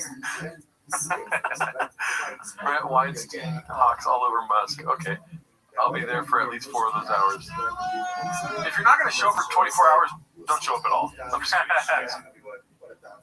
Sum it however much you can. Thank you, user 710 for the $1. How you watch Brennan Schaub one time is how you watch Brennan Schaub every time. Good. His Cooney wearing a shirt. He's paying the shit. Oh, make sure you check out the Patreon and all that shit. Oh man, skits and bits, dude. I think every UFC fighter should make fun of Brendan Schaub. I won't stop doing the show until every single UFC person, retired and current, has at least 3 videos making fun of Brendan Schaub with a comedian I know. Yeah. I agree. I'm not going to watch UFC until they start saying fuck Brendan Schaub before. Walking Dead XX1723, when is the start time in the 24 hours stream? It's going to be a roughly 9 a.m. start time on September the 20th. Yeah, 9 a.m. around that time. User 710, thank you for the $1. We did discuss the hair dye sponsorship. It was one of the first posts that we went through. Let's see here. And I'm only answering that question because you give it up. Let's see here. So this is the one I used for the opening crawl. Chin catch. I haven't seen it yet. I did upload it, I guess. Chin catches Baba out. Calls Baba out for stealing an MMA tape from Ariel. Posted by Busy Middle 8108. Ready? You know for a fact, the UFC offered John $30 million because John was like, I want 30. So he goes, I want Wilder money. I want Deontay. His exact words is, I want Deontay Wilder money. The UFC at first goes, you're fucking crazy. And some money came in from the Middle East. They went, we'll pay that $30 million. And the UFC comments, all right, bud, we're gonna call your bluff. We came up with the 30. We'll give you 30. And he goes, I'm out. That's a fact, Jesse. He turned the fight $30 million down to fight Tom Aspinall. So when they say he's ducking him, that's why I went, ooh, 30 didn't get him out of bed? Take that. Wow, I was waiting for the hand on the chest. Did he do it? No, I don't think so. No. I looked away for a second, so I don't know if he like stuck it in. You know what I mean? I can't hear you. What's gay? This? And there's nothing wrong with being gay. You know what I mean? This or this? Jesse on fire. But I think I can't get over the fact that we both have on a white shirt and job. Maybe I could do fake bleach, fake bleach, like a wig that's bleached, and then do a shop character. I'm on my all day long. I've been texting Charlie like, maybe I could do these characters. He's like, please stop texting. Delete my number. Are you gonna make the noise? Okay. Oh yeah, you guys want the noise? Don't spill my couch. It's just so fucking funny, the noise of this shit water bottle. Dolphins fuck people. Dolphins drink water. He turned the fight $30 million down to fight Tom Aspinall. So when they say he's ducking him, that's why I went, ooh, 30 didn't get him out of bed? Take that 30 and lose. He must have forgotten. That his life must have forgotten. 30 million. Bleach your Peters. Oh shit, that's crazy. Damn. For $2. Oh, that's hilarious. Let's see.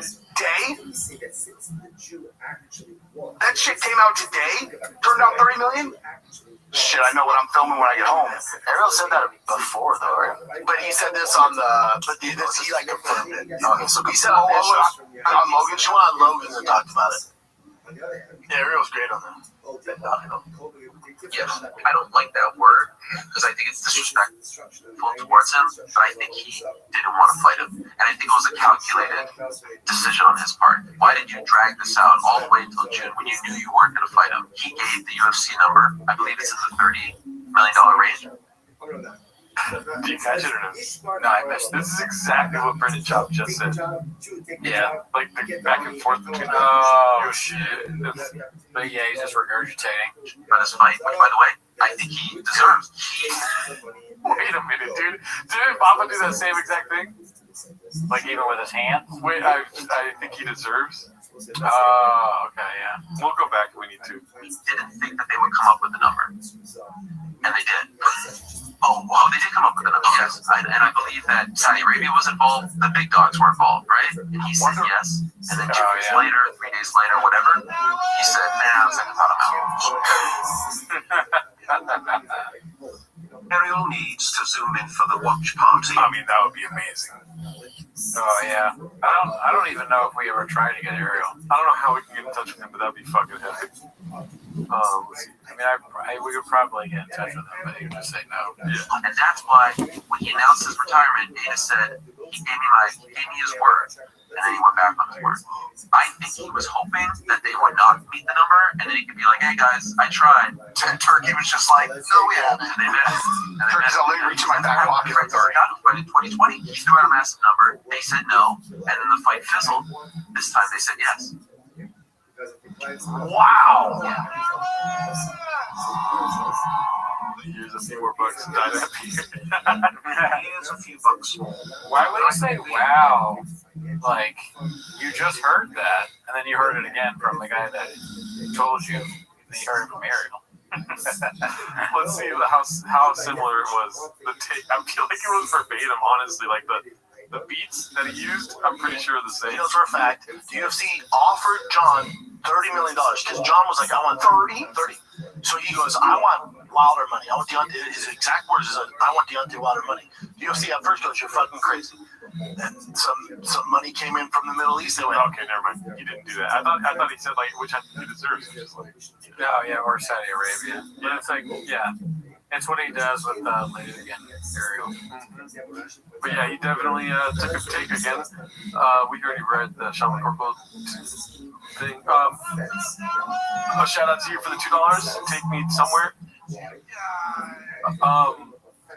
Seaweed Remarkable posted this one. The white boy that works too much. It drives me nuts when I see Slojo being this redacted. One hand on the wheel, one recording on her phone in a doorless cart, all while Slojo Sr. is holding their newborn when she should be in a car seat. Unreal level of redacted, all for the gram, though, am I right? Let's see.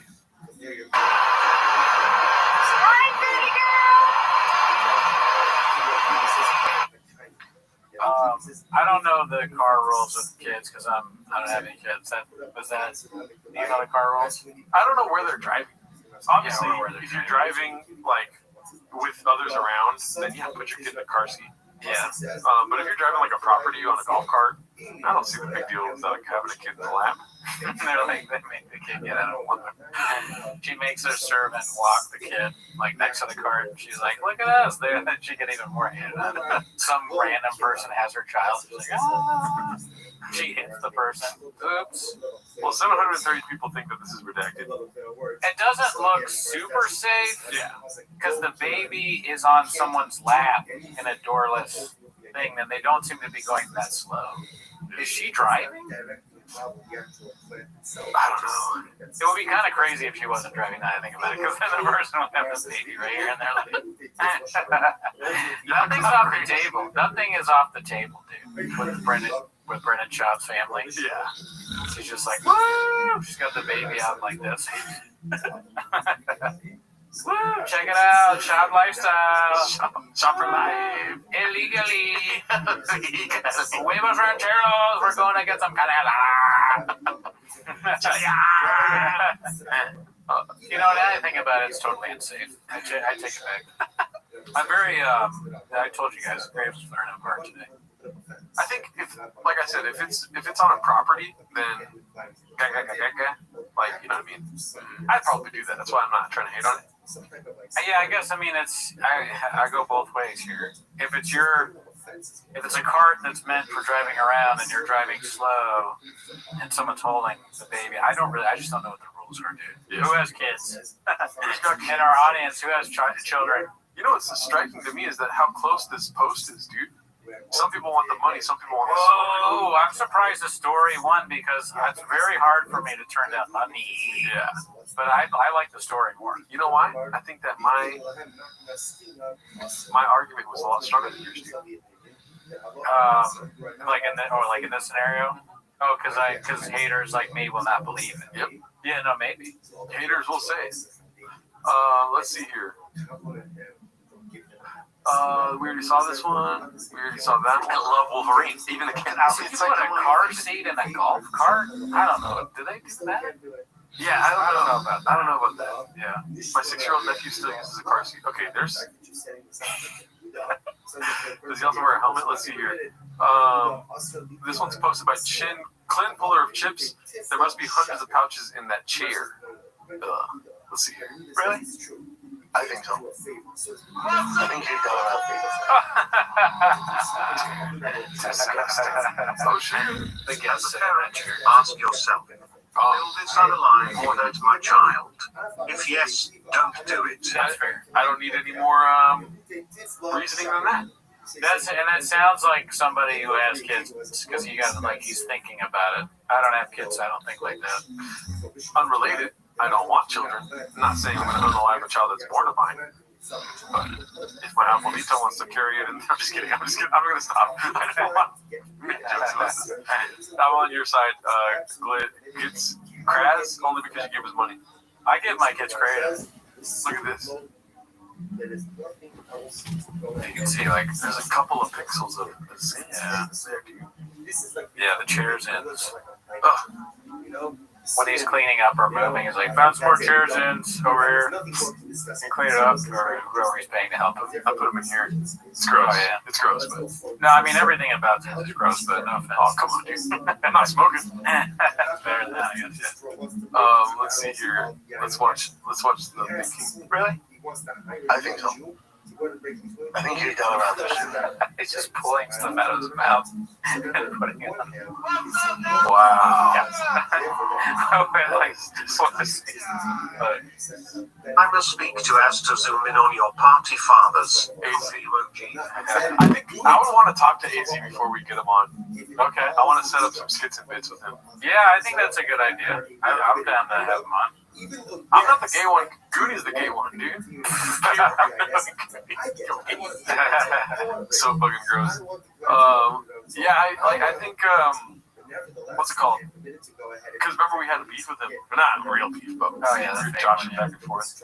No, I mean we're gonna have so many. It's gonna be like a long stream. We need guests, and our stance is that we don't like people coming on video generally, but we're gonna have a bunch. Like Sean's gonna be on video, T-Mode or IDM. So, hey, Zynga, that would be great. Yeah, y'all maybe Walsh will be on video. Yeah, y'all need to stop singing for that stream. I don't know what that means. Take me to your leaders is number one though in the chat. I don't know what that means either. Oh god. Let's see here. We already saw that one. Please flip it, please cheese beans, flip it. New toy, golf cart, neighborhood life, never knew I needed this so much in my life. Of course my husband wasn't going to let me just have a regular golf cart, posted by the reducing valve. Oh, so that's the golf cart. Yeah. Pretty sick. I like it. It's cool, like, I don't know if I'd ever get that, but maybe like you live in Manhattan Beach, you can just drive that around. I would have no issue. Like I don't, for the longest time we never really brought up the wife clips. We like chose the clips beforehand, never brought the wife clips up. Dude, I would be so cool with all of Brendan Schaub and his family and all that if they weren't so public. Yeah, it's kind of lame to post like that. Like that's nuts. Yeah, I would. If it ever ends up in some M-word suicide, you know what I mean? It's gonna be so sad. You know? I mean, and I'm not wishing for that. Oh my God. Like nobody. That's where I'm coming from. That's why I won't share some of my public life because really, you're only gonna see the parts that are entertaining. You're not gonna see this kind of stuff that's like ups and downs. This is ups. This is a lot of ups. Yeah, they're posting the fake image of their life. This is a thing you send to like the group. Well, this picture's ridiculous, but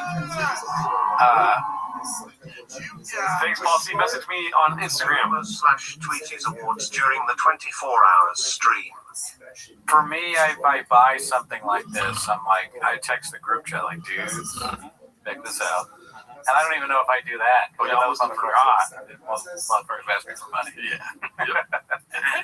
But, I share it with friends is what I'm saying. My successes, because I just posting to the world, like, look at this thing, I have a Rolex. It's just kind of yeah.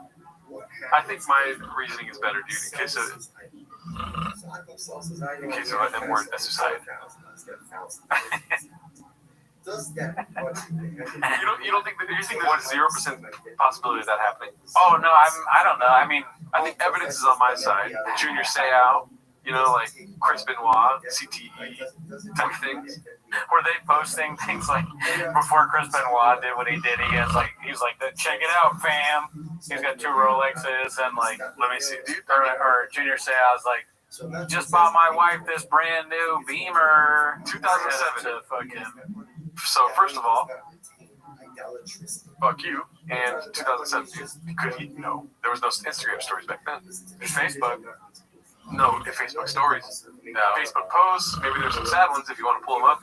You know what I mean? Too long ago. Let's see. And Junior Seau's even before that, right? I don't know. Shout out to you for subscribing. 2012. So, 43 years old. How old is Shaq? This is what I'm saying. Like, I'm not wishing for that. No, of course not. Nobody is wishing for that. It's just a reality. And like, I mean, not that it's going to become a reality, but it's in the ethos.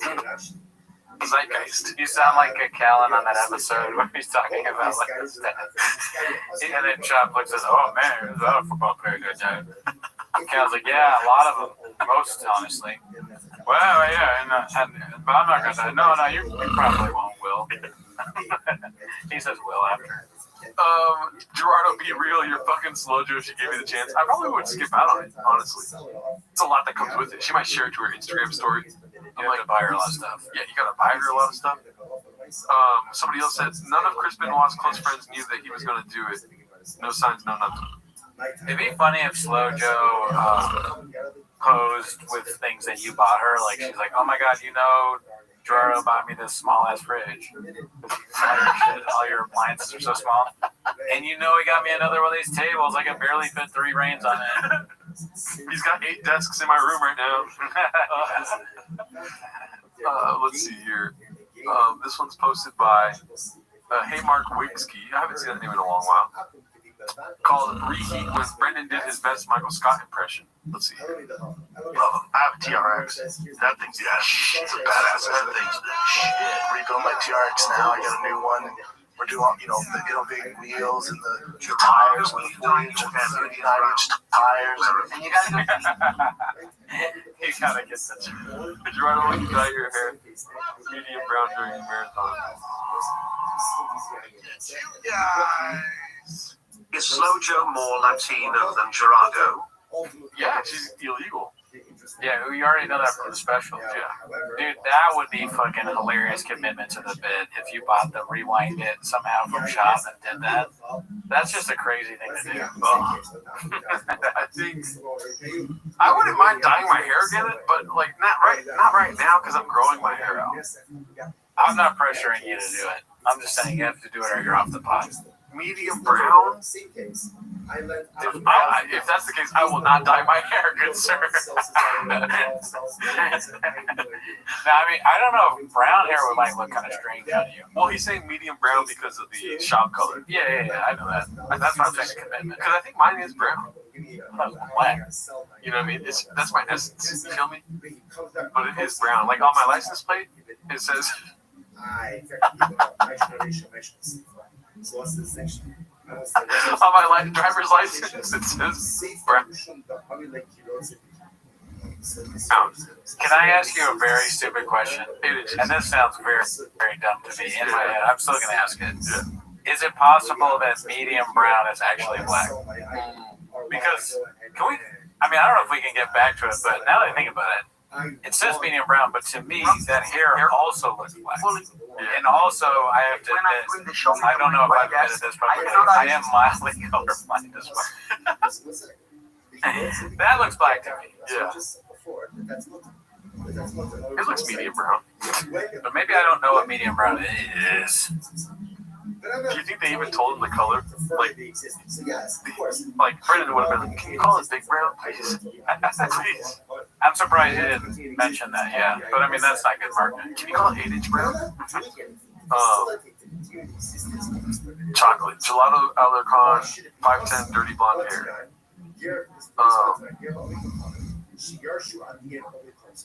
Shout out to Jay Cruz. Thanks for following. Yeah, let's see where we're at here. I think it might just be black, honestly, but I just don't know. I don't really know what brown is. ever since growing up, I was always like, I have black hair, but I forget if it was a doctor or my mom or my dad, because you know there's no difference. But they were always like, no, your hair's brown. People always fuck that up. I mean, my own father, I remember when I got a passport, he put the color of my hair as blonde. And me and my mom looked at him like are you, what? What are we doing here? How do you not know that? My dad was born with blonde hair. That's what he said to me. He said, you were born with blonde hair. We were like, no. My dad was born with blonde hair. Really? He had blonde hair when he was a kid and then it turned brown.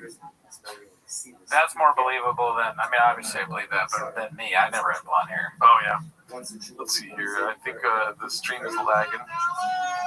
It's lagging because of all these super chats, dude. Thank you guys. In 2004. In 2004, I sodomized my brother with a piece of steel rebar. I shouldn't have done that. I'm sorry, Andy. Shout out to you, Christian. Thank you. Yeah, that happens, dude. Yeah. I mean, you know, it's good that you're admitting it now on our live. That's Daddy's hair. Shout out to you guys. Thank you for all the money. Let's see the ending of this. Did you get that after you helped me move and rest online? Yes. It's being built right now. You used to have the GTD. I'm getting rid of that. I'm getting rid of the TRX.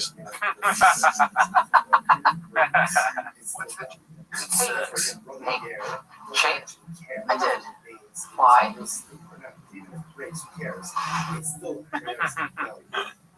Hell yeah. Adam, shout out to you. Where's Ellie? Adam. Oh shit, look at you, dude. What the hell? You're on here? Dude, crazy. Wow. Same set, different animal, it says. And this, I don't know why they would post my real stand-up on. Yeah. Brilliant Crow 5928. It's crazy that you filmed this before the Gringo Poppy. Yeah, I mean, the similarities is just, parallel thinking comedians think alike and all that. Can I show you something really funny? And it's not for the audience, it's for you only. Sure. I showed your whole set to a woman last night, and I got a good picture of her face while watching it. Did she know that it was? I tried to tell her, but she doesn't know shop.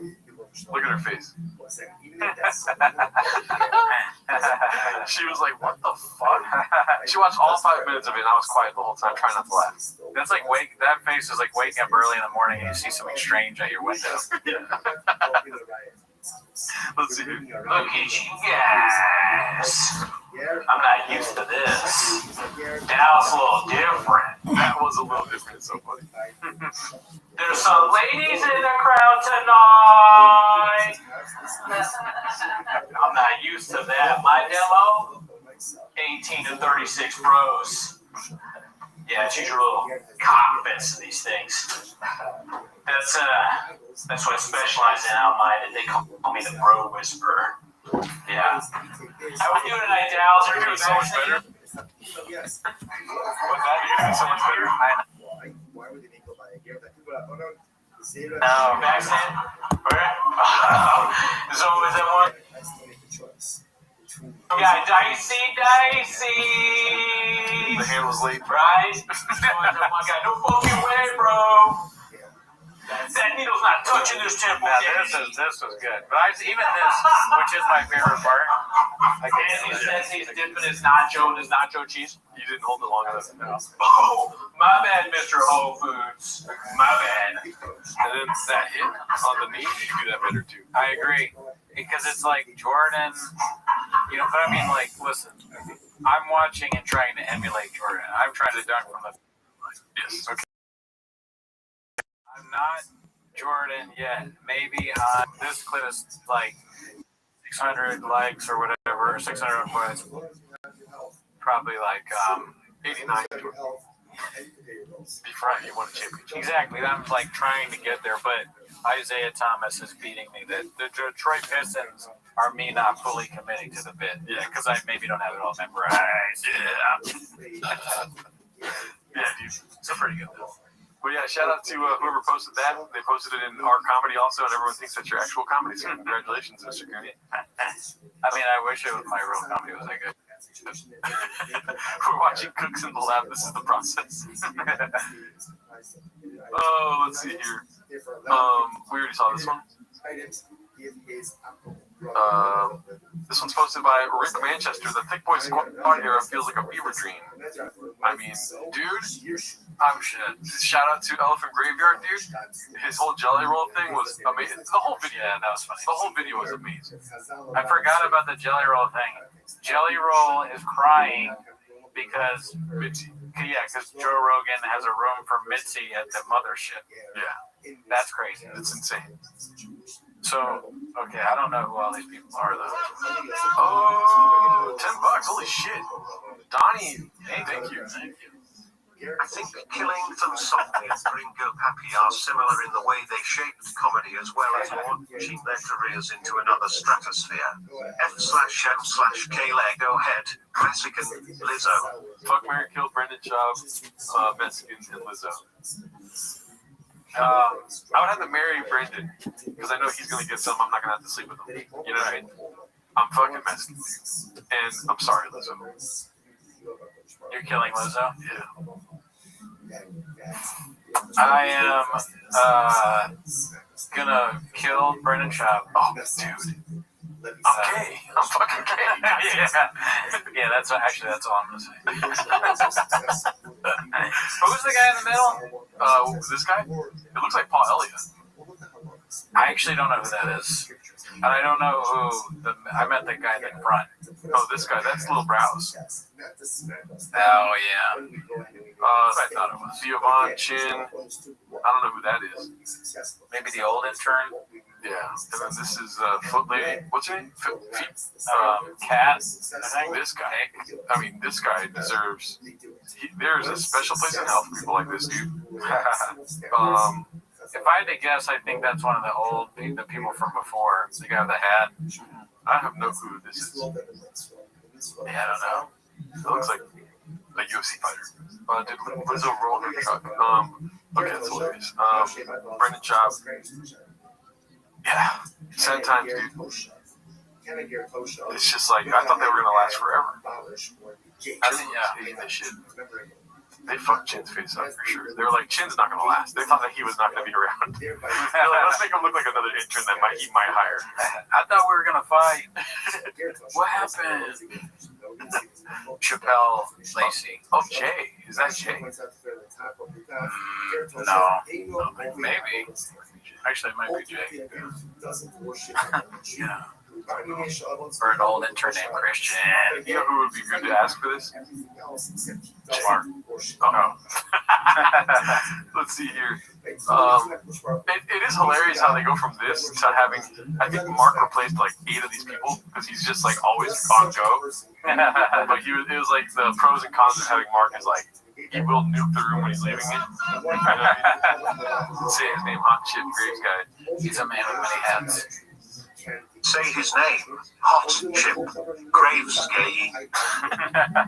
The good comics don't fuck with Rogan. I think that was the intern. Okay. Or it could be hat guy or beanie guy using his hat phase.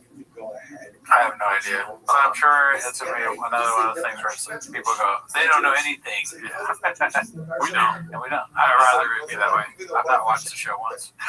This is posted by Busy Middle 8108. Let's see how Bappa spends this one on the Shabi show later today. And then you'll don't get it twisted. The UFC is a proven pay-per-view success. They have a business model. They would never ever give that up and sign all their media right deals to Netflix for the pay-per-view. Because let's say in 4 years it doesn't work out, and then like, oh, hey, remember that Netflix you're paying for every month, and it included our fights? Well, we're going back to pay-per-view. They would never run that. That's just bad business. Get that out of your head now. So all these reports are off. I can guarantee that. What else you got, Jen? A few moments later. UFC announces new deal with Paramount, $7.7 million for 7 years. All numbered events will be on CBS for free. What? Yeah, you didn't hear about that? I've been offline. I've been trying to fix my tweets. He's got it to the group chat. And I also saw, I think, correct me if I'm wrong, but I think Luke said that he was like, I wonder what the fighters are going to get paid now that the pay-per-view money's gone. Like whether it'll affect fighter pay. Yeah.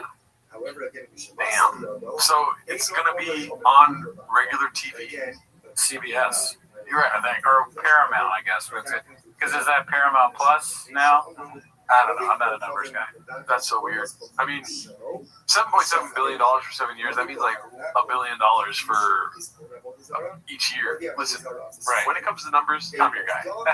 It's probably like half of what Sean makes, but good. I'm assuming that's to keep some sort of like pay or compensation, like where it's at. Maybe it doesn't go upwards. Yeah. You know what I mean? I don't know jack shit, but they're also going to be making money probably off promos and stuff. Paramount Plus sucks, says DC Inc. I don't know. I think I had it, and what sucks about it, I forgot I had it, so I had to pay for it for a long time, and they wouldn't refund me. So, yeah, I agree. It sucks. Yeah. But, you know, I would rather pay for Paramount Plus and get the UFC fights for $11.99 than pay fucking $80 or whatever the fuck it is now. Yeah. So I'm down with that. Gerardo doesn't even have a billion pennies. I have a lot of pennies, though. You'd be surprised. He's like, actually, pennies? I got a lot of those. I've been collecting. Gerardo looks like his pronouns are he, gay as shit. Okay, come on. I'll kick you out of here successfully. And you do on the podcast, but... No. Successful egg needs to keep posting on Reddit. Yeah, you have dropped the what is it? What time is it? Successful egg. Interesting. You just showed up to work now. I think we're supposed to be posting viral clips on Reddit. Well, let's not clock out till 5 a.m., please. The stream. When the stream ends, you better get right back to the Reddit. This is amazing, dude. We saw this last time, I think. Ladder Attitude 6409. I see homeless cats everywhere. Dude, so great. Yeah, very funny. Good editing work. Let's see here. Always been into groceries. We already saw that one. We already saw this one. What the hell? Did we see this one? Yeah, this is the foreign. These are translating. God, this one was great. Battery. Let's see here. Jumanji. First day of school outfit. Oh my god. Posted by Sweetie Honey J. First day of school shenanigans, meeting new moms. Hopefully they are cool. Really missing my Sierra moms. Y'all were so special. You know who you are. I mean, just ready to make enemies, isn't she? Just like, I hope they're cool. Imagine having to impress another mother. Or impress the mother of all mothers. Yeah, the gringo mother, the slow mother, the gringo mommy. Have we ever said that before? Gringo mommy. What's up, Austin? I wonder what it takes to be considered cool by Slow Joe. Money. Okay, so that's easy. You gotta hate your kids. Easier. Coffee. Easiest. With milk. Oh, yeah. I don't think she's getting black coffee. No, not a chance. If you're getting black coffee, you're on her shit list, dude. Because you know why? She calls it shit water. I bet you that Shab and her, no chance they're getting like black coffee or iced Americanos, even though unless they're copying. So that's like the bit the comedians are doing. I know. I'm so sorry, guys. This is what I was doing. I said, "What's up, Austin?" I forgot to put the screen on. Oh yeah, we're just looking at a mom. She's just the brown mommy. Medium brown mommy. What would you do to make friends with her? To make friends with her? As a mother, not like as a guy. I'd be like, man, I wish I had a golf cart around. This would be so cool to have like a golf cart to drive around here. Yeah. And then she'd be like, oh, I got one. I'd be like, oh my god, that's so cool. Yeah. Man, I wish I, my spouse didn't stand up for me the other day at Starbucks when the barista was trying to make me wear a mask. I wish I had a spouse that would do that. Yeah. I think she wouldn't be friends with you. She would try to make you delete your husband. Oh, like I'm the mom. I was like, what?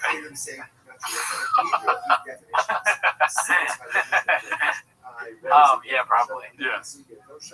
I would be like, I would first of all just trust myself to begin with. I'd be like, how's it going? Oh my God, my name is Louisiana. Or what's the girl's name? Kelly? Kelly. My name's Kelly. My name is Nebraska. My name is Louisiana. I feel like you're trying to like make it seem like better for me. Like you said Louisiana, so he's like, Brandon's having a rough night tonight. I'm gonna say a woman's name is Louisiana to make him look better. I would open it with something like, my name is, I was going to say another state. My name is Dominican Republic. I got big guns. Ooh, I'm gay as shit. Louisiana's a great stripper name. Well, let me get to my bit here. My name is crying. You're crying and you're bloody and you're like, it's very dark. Yeah, that's so funny. My name is Stephanie. There we go. That's easy. That's sure. My name is Donald Trump. I'm a mother. I'm a wife. A husband. Do you have a gun? Oh, shout out to you, the MNSXD. Dicey, work, Gerardo and Cooney. Shout out to you, James Freeman. Do you have a gun? Let's see here. My name's Australia. I'm 7 days ahead. I would be like this. My name is Stephanie. Good to meet you. I've heard a lot about you, Joanna. I'm so excited. She's vain. Right. Dicey. Nice work, Gerardo and Cooney. Thank you, James. Thanks, James. I'd be like, I know about you. You're Joanna. I heard you're moving into town. Welcome to Dallas, wherever they're at, right? Whatever it is. Sure. I'll be like, I build rapport. Just trust the rapport. Not even ask her to hang out. Just like see her again sometimes. And then when we have a rapport, I'd be like down one day, just like, and then act like Joanna, like ask me what's wrong. What's wrong? Oh, you don't want to know. No, tell me. These other mother bitches. All right. My husband, Wisconsin. He went to the town of Charleston and fucked like 80 girls. Been there. What? Oh yeah. Not Charleston though. Charleston, and he got gonorrhea. Oh my God! So did mine. Gonorrhea, sister. I like the gonorrhea, but you know what else bugged me is that he's. You don't want to know. You don't want to know this stuff. No, tell me. We're like sisters for life now. Oh my God! I'm so glad you said that because I was feeling the same way. He is addicted to Adderall. I don't know how to stop it. Are we married to the same man? Are you serious? Have you ever cut out pictures of uglies? He always tells me to do that. Yeah, I mean, this is how it probably went, honestly. There's a lot of women these days. You don't want to know this either, but my husband, he put out a comedy special and he got a 1.1 on IMDb, and he cannot stop talking about it. Damn. I can't relate to that, but that's really sad. But it's all fake profiles that are rating it. Oh, yeah, I've heard about that. A lot of, I don't know if you know this, but a lot of times when losers hate their life, somebody who's very successful, they will say like, hey, I watched your special, I didn't like it. Yeah, I was going to finish your sentence. It's exactly what happened to me, dude. Dude, they don't say dude. Fan. Women be shopping. Okay, we'll stop. That was fun for me.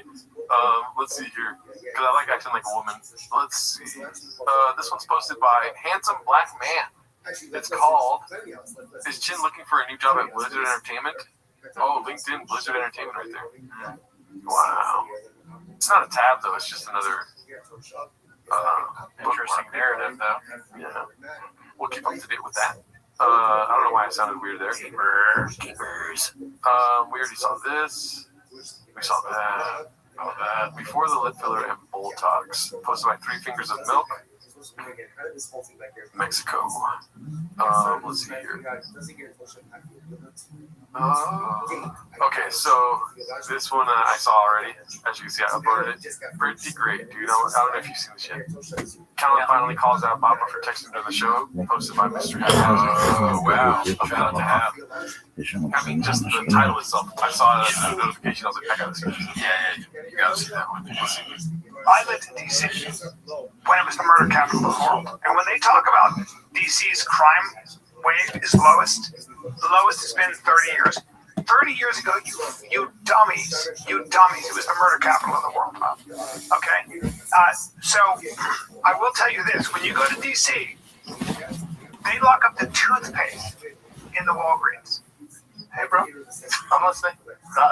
You just got breaking news. What? keep going. I got breaking news. The toothpaste in DC, dude. Almost there. Breaking news. I had the mayor from DC text me. I love that Brian called you out on this. Perfect. Hey, bro. I'm sorry, man. It's a late pod. I got shit going on. All right, family. Take it easy, Jack. Keep going. Holy shit. Yeah, I mean, what the fuck is going on over there? I like Jim was on a single shot, you know? Oh, man. I guess he should be. Damn. Keep going. But it's like, DC's a shithole right now. I guess he should be. Man, that was actually kind of funny. Yeah. The last part. I mean, that's crazy that Brennan would. We've seen him do it before, so I don't know why it shocks me. But he's got the phone right. He's texting, and he gets called out for it, and he shits on Callan. He says, "Oh yeah, toothpaste. That's pretty good. My phone's actually better." Yeah. And then he laughs at him. And then Callan goes, "I guess he should be." I like that actually. Hey girl. Hey girl, I also named my daughter after the wrong character on Stranger Things. I wonder, do people want the hosts to hate each other? Because if they do, if there's any of that, you're on the right pod. No, but like, but like they don't. Even if we did hate each other, like at least I hope that we have chemistry. It's just there's no chemistry. That seemed like full-on hatred for one another. Yeah. I wonder if that's like sells it all, or if it's funny to. It's funny for me, I guess. But if you're a fan of the show, do you want this? Well, let me play the devil's real estate agent really quick. They're going through a hard time. Keep in mind, the hard time has been going on for a long time. Are you in here for a hard time or a long time? Facts, both, right? They just moved, right? Yeah. I'm off. Remember that song? Okay, sorry. Are you drunk or are you high? I'm off. Right. But they just moved. It's gonna be rocky, dude. You know what I mean? They're gonna have a lot of resentments. They're gonna have a night where they fucking kick it and they talk, you know? And then they're gonna come back one day and be like, everything's great, and then it'll be rocky again, dude. You know what I mean? Simulchrome life. Yeah. Hard times make soft men. Soft men make hard times. Hard Times was a restaurant in DC that served barbecue food. Or chili, I mean. I'm sorry, it served chili. Sorry if the stream is lagging. Yes, I knew it was gonna happen, dude. I'm smarter than the chat. It's lagging right now. Hard times make hard men. Soft times make chili at hard times. Hard times make soft men. Soft men make me watch Fat Kid. Hard times make Cincinnati chili. And fuck 8 ladies in Charleston. TriStar. Hard times make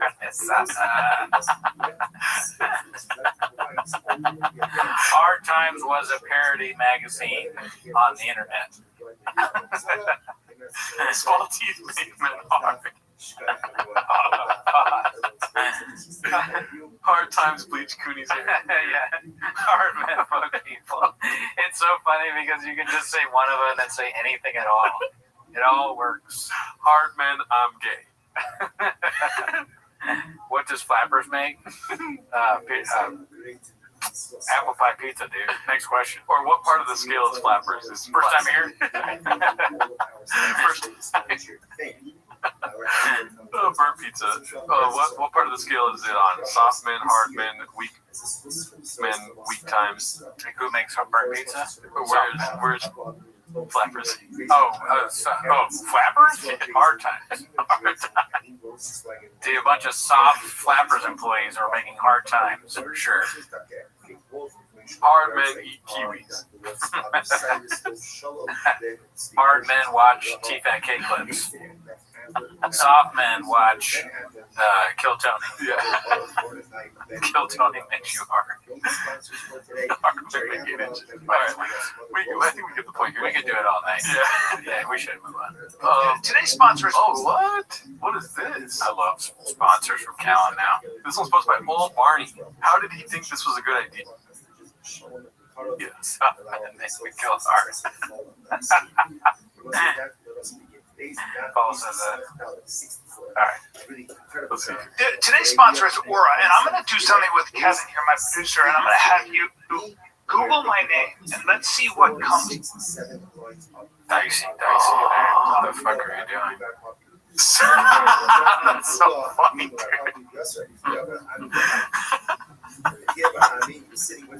Have you seen that? That's nuts. That's actually drives me nuts. I actually didn't know that until this whole reason. Yeah, that's outrageous, and I'm a little unnerved right now. Lettuce and white mixed beans, cheese beans, cheese beans. Shout out to you, Hail Hawk. What do you think about that? Aura.com makes Callan hard. No. What do I think about that? Yeah. I mean, I bet it's not accurate. Well, obviously, it's a bit, probably, but Callan is selling a thing that erases bad results. Google searches of you. I thought Aura was shout out to the 110 likes. I thought Aura was those frames, like the picture frames. No idea. I can look it up really quick. Keep talking here. So Aura.com. Why would he say search my name if it has to do with frames? But I mean, we'll see. We'll find out in a second. Well, let me make sure that I'm not crazy. Put it on the wide. Because it's right now, it looks like it's some sort of AI. See, Aura Frames is another thing. My bad. We are a camera guy, so that's where your brain goes. No, that used to be a podcast sponsor, like Aura Frames for like the Adam Friedland show, Matt Shade's Secret podcast. Pricing. You want to see pricing on this? Let's see. It says something about identity theft. Oh, it's identity theft. Well, imagine he pays for the family plan and we just forget about his trial altogether, like his accusations. And so it's fake identity theft, but it's really like they go in there and they're like, oh, you're a bad guy, we'll hide the stuff on the internet for you. But it's about identity. Your identity on the internet. You guys still see this, right? I don't know why there's a break in comments. Is it? I hope it's still on. Keep talking though. Oh yeah, sorry, I fucking spaced out there, but I hope you could see us. Okay, clip. Okay, I think they're good still. So hopefully they saw that. Everybody subscribe to Aura.com. Let's blow them up. Let's get them a lot of Aura.com/Brian/Callan. Yeah, promo code Callan. And then I'm working on some of them too. Sorry about that. What did you say? How's it not? Gravy's taking over. Oh, here we're good. Look at you guys. Nothing is wrong with that.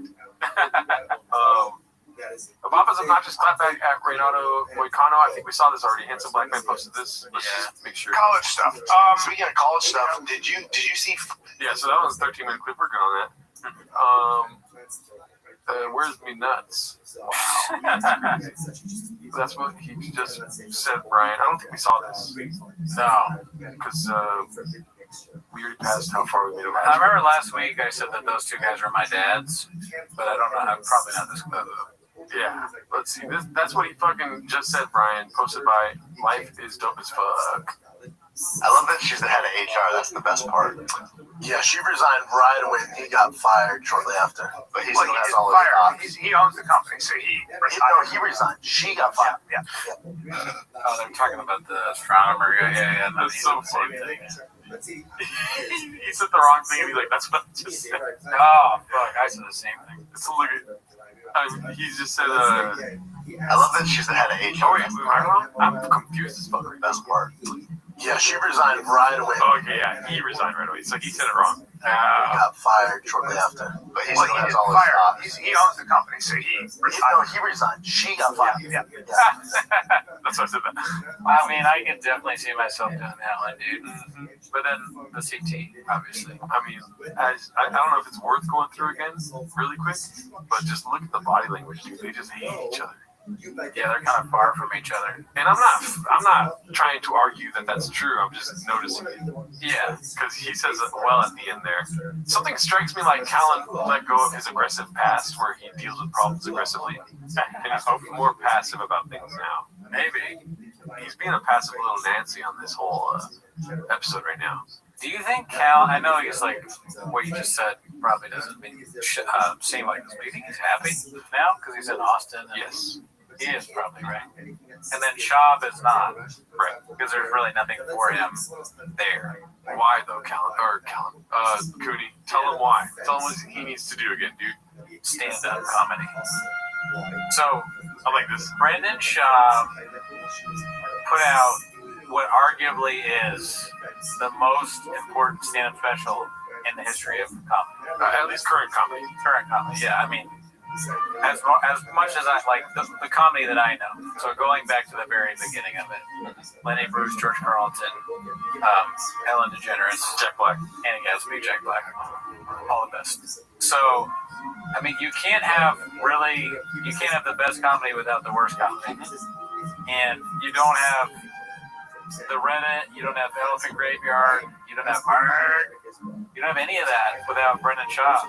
Okay, or at least not to the level that it's at now. He heightens everyone else's game. He's a coach. Facts. What he does on the t-ball field is what he does with everything he does. Scoop it back, scoop it up, ruin it. You know, like get kicked out. Okay, curse at the ref umpire, but then it's funny. Now wrap it up, Cooney. That's Tiger Fact. Oh, like no. In conclusion. In conclusion, 8 inches. Okay, put a little more. Oh wait, we got it. You can't do anything. Woke meets a wall. Why does Callan sit in chairs like a child? That's a good point too. Yeah. Carlton, Schwab, Gallagher, and Rogan. I would honestly make an argument that he deserves a spot on the Rushmore, and then the other 3 spots you can fight for. Oh, you mean like really good and then one real bad? Yeah, one spot. Like for the current Mount Rushmore, who is it? Thomas Jefferson, Donald Trump. Wait, who is it? George Washington, Thomas Jefferson, Ben Franklin. Is he on Rushmore? A lot of white boys that work too much. But like one of them is definitely nepotism. He made it up there because of nepotism. You know what I mean? Who do you put here? You saying Teddy? Teddy's on it? Nepotism, dude. You know what I mean? Wasn't he like? Well, yeah, it's because his dad was like super. He's a fucking big deal. Well, because it was built around the time that he was still alive. Was it made when he was still alive? That I don't know. I'm pretty sure that's a Tiger Fact. What I'm saying is Brendan Schaub. You know what? Brendan Schaub is the Teddy Roosevelt of comedy. Okay. Because he's like he's less famous than the other 3. Yeah. Or, he has 3. Thank God it's 3. Okay, so that's right. Thomas Jefferson, George Washington, Abraham Lincoln, Teddy Roosevelt. Lincoln looks so unhappy to be there. I can say, fuck, I'm a rock. We should take a sip of beer every viewing 9:20. Drink during it? I don't know if I can go 24-hour stream drinking. That's day drinking too. Let's see here though. I like this dude. Who else is? Rogan's not up there. Schaub is the Rogan spot. Schaub is right here. So maybe we should just do the worst Grammys. Why not? No. Okay. Because it's for comedy. It's not comedy for in general. Great comedy. It is great comedy. Brendan Schaub is so fucking funny, dude. You know what I mean? He doesn't intend to be, but everything about who he is makes him one of the funniest people on earth. Okay. You know what I mean? He made people homeless. That's how funny he is. Yeah. You know? George Washington. I don't know who you want to make that. I don't want to put Lenny Bruce up there and shit. You know what I mean? I think it'd be funny if like you don't allow bald comics on there. No bald comics. They all have hair. Yeah. So it's like, oh yeah, I'm sure you're good, Dave Chappelle. I mean, we're gonna put you on the Rushmore. You don't have hair. No Richard Pryor. No Dave Chappelle. No George Carlton. No Lenny Bruce. Carlton was kind of bald. Brendan Schaub. Tony Hinchcliffe. Okay. But before you get to 4, though, I'm going to stop you. You can get another one, but I'm worried you're going to forget somebody that you wouldn't think of just because they have technically done stand-up. Who works? Ethan Klein. Jelly. Oh, Jelly Roll. Yeah, Jelly Roll. Jelly Roll. was gonna be Abraham Lincoln over there with face tats. Yeah, I get that. You're like carving out face tats and the Rock. You've never felt more redacted than when you do that. If you're the stonemason. Somebody put Jelly Roll. Shecky green. You mean to tell me you don't think Jelly Roll tried to stand up? Maybe. I mean, stand up in my heart. Let's see. Has Jelly Roll lost weight? Done stand up. Stand up reunion. Let's see. Yes, Jelly Roll has surprised audience with stand-up comedy appearances, not only at the Comedy Cellar in New York City. He's also been seen doing crowd work with comedian Amber Autry. How have we not seen this yet? The world-famous Comedy Cellar in New York City is full of big surprises. One of them being the time Jelly Roll got on stage with Josh Adam Myers. He needs to put it in her butt. Come on. He needs to put it in her butt. This is coming from Jelly Roll. Jelly Roll. You think this is hilarious, don't you, Mr. Ladies Man? Yeah, I was right up my alley. He's a top and making music. That's the truth. There was anybody to listen to. It's fucking Jelly Roll. Come on. She needs to let him put it in her butt. Come on. She needs to let him put it in her butt. But sex is okay. I said it. But sex is okay. Good God. But sex is okay. For the love of God, Cooney, it better be improv. If it isn't improv, you're making this worse, dude. Like, if that's not improv, I want to know what comes next. Is he going to yes and it then? Yeah, I guess he did sort of yes and it. Let her put it in her butt. Come on. He needs to let her put it in her butt. I said he needs to let her put it in her butt. Yep. All right. Pretty good stuff. This is worse than Adam Ray. Be cool, Formula One. No, it's not. There's not a lot of stuff worse than Adam Ray. That's not one of them. It's not. All right. I have the world's most boring story about Josh Adam Myers. You want to hear it? Oh, yeah. I don't even remember all the details, classic Cooney, but I was at my open mic that I used to run years ago, and he was sitting at the bar, and we were talking, and he was like, oh, man, I got to go to fucking New York or somewhere, right? And I was like, oh, okay. Yeah, cool. You're going to have fun. Yeah, I got to get somebody to watch my fucking dog. I got to get, I don't know, I have this dog. I got to get someone to watch it. And I think at the time I was a dog walker. I might have been like, yeah, I'm a dog walker. And he was like, yeah. And that was the extent of the story. Dude. And then we're going to make the dolphin with you. Dolphins fuck people, dude. Oh, man. Let's see here. Great guy, though. Never met him. Never. Not once met him. Actually, nice. Where's Me Nuts, posted by Jolly Excuse 9515. Where's Me Nuts? I got a little booty in my butt. Can you imagine? That is honestly worse than improv, like actual improv. Yeah. Comes in black, but as it keeps going, it turns grey. 8 stitches. Comes in black, but it keeps going to turns gray. Cooney was a dog walker. Watch, bitch. For so long. Jelly Donut, new comedy assistant. Let's see here. This one's posted by No Victory 3858. Brian makes the mistake of trying to tell Papa he's raising little D-bags. You wanna? Damn, that's a crazy title. I know, right? Any guesses or? Wait, can you read it one more time though? Yeah. Say the title one more time. Brian makes the mistake of trying to tell Papa he's raising little D-bags. Ooh. I don't, dude. If he says little douchebags, that's crazy. Yeah, that's a really crazy thing to say about your kids, but I think it's probably more like he's insinuating that they're just like. I mean, that's not their fault. Look at who's raising them. Right. Either one of them is a bad influence. Let's see. No, it's funny. The coach goes, "How do you think you did?" But he goes, "Definitely the best player here." Yeah. He said that. Yeah. Jeez. I was like, all right, dude.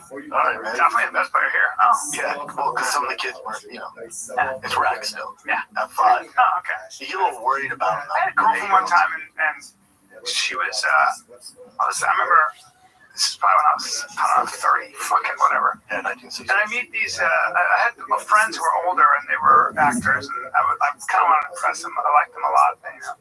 And she said, so you're Brian's girlfriend? And she goes, he likes him. She just looks at him and she goes, hey, he likes him beautiful and young. So I was like, I swear to God, she goes like this. No, she goes, she likes him beautiful, young, and smart as a whip. Smart as a whip? She said, smart as a whip. Well, that's a little cocky. And I remember just being so embarrassed by that. I was like, it's a little you don't have, let me say that. You don't have to say that. Yeah, it's a little cringy. Yeah. With Bossy saying that at 5, you like it, and it just is what it is. You need to have that cockiness in sports. If you had a gun to my head, especially because he's 5, and he's by far the smallest kid. Yeah. And he's amongst these giants, and for him to go, best kid here, you're like, mine. So, gun to my head. Different than your girlfriend, right? I don't know if she said smart. I mean, I disagree on all fronts. Yeah. The girl saying that is saying it clearly. She's saying it as a joke. Right. She's like, he likes him beautiful. That's kind of funny, honestly. It's not bad, and it shouldn't embarrass Brian. He's fucking what an idiot. Here we go again, Mr. Cooney. Strike 2. Okay. Victim blaming. Okay. Brian's the victim. It's the first time for everything. Roles have been reversed. Funny you. Okay, please continue. Let me Brian. Turn on some podcast. A man right by he's like, this victim unfairly accused, mostly confused. I'm saying that's me. I mean, you clearly don't want to hear what I have to say. No, I want to. Okay. Well, you want to start from the beginning or strike 2, dude? Clearly, Brian didn't like what she said. Is that not okay with you? Yeah, it's an asshole thing to do. To be like mad about that. Wait. No, well, here's the thing. You're acting like she was saying, like, I'm cute and hot and, like, smart. You know, like, being cute about it. I don't think that's what happened. Okay, maybe not. Yeah. First of all, I don't even think she was in the know that she was his girlfriend. Because he hasn't told her yet. You're my girlfriend now is what he said. And she said, let's talk. And then he was already doing his little... No, he's doing the dance, like this weird dance he does. Oh my god. And then to save herself, she said that, but she said it in a way that Brian didn't like. So now the reason why you're victim blaming is because Brian truly did not like that. And you're not willing to hear him out. If she said it in a way that's douchey, yes, but that's like, you gotta be crazy to say it like that. And I don't blame a child for doing it, but that is a little different. Why is your 5-year-old saying that he's the best? Because they don't have the comedic ability to be like, I'm the best here. You know, like they don't have that yet. Here's my other Maybe they do. You're close to strike 2.5. Because I agree with you. I just don't want to say that. But it's funny. What's it called? But the kid saying that, dude, guess what? It's not breaking news, dude. A kid's gonna be a kid, dog. You don't have to fucking break down everything. Sorry for cussing. No, you're right. It's like, dude, he's gonna say shit like that, dude. That's true. You know what I mean? Yeah. And you're actually, I agree. I'm gonna put a Sharpie in my ass. You're gonna sit there on the podcast talking about how Hidalgo put a Sharpie in his ass over the fucking weekend, and I don't know where he's going in life. Look at me now, Mom. I'm in your basement doing a podcast about Brendan Chop. And that was when you were 35. Okay.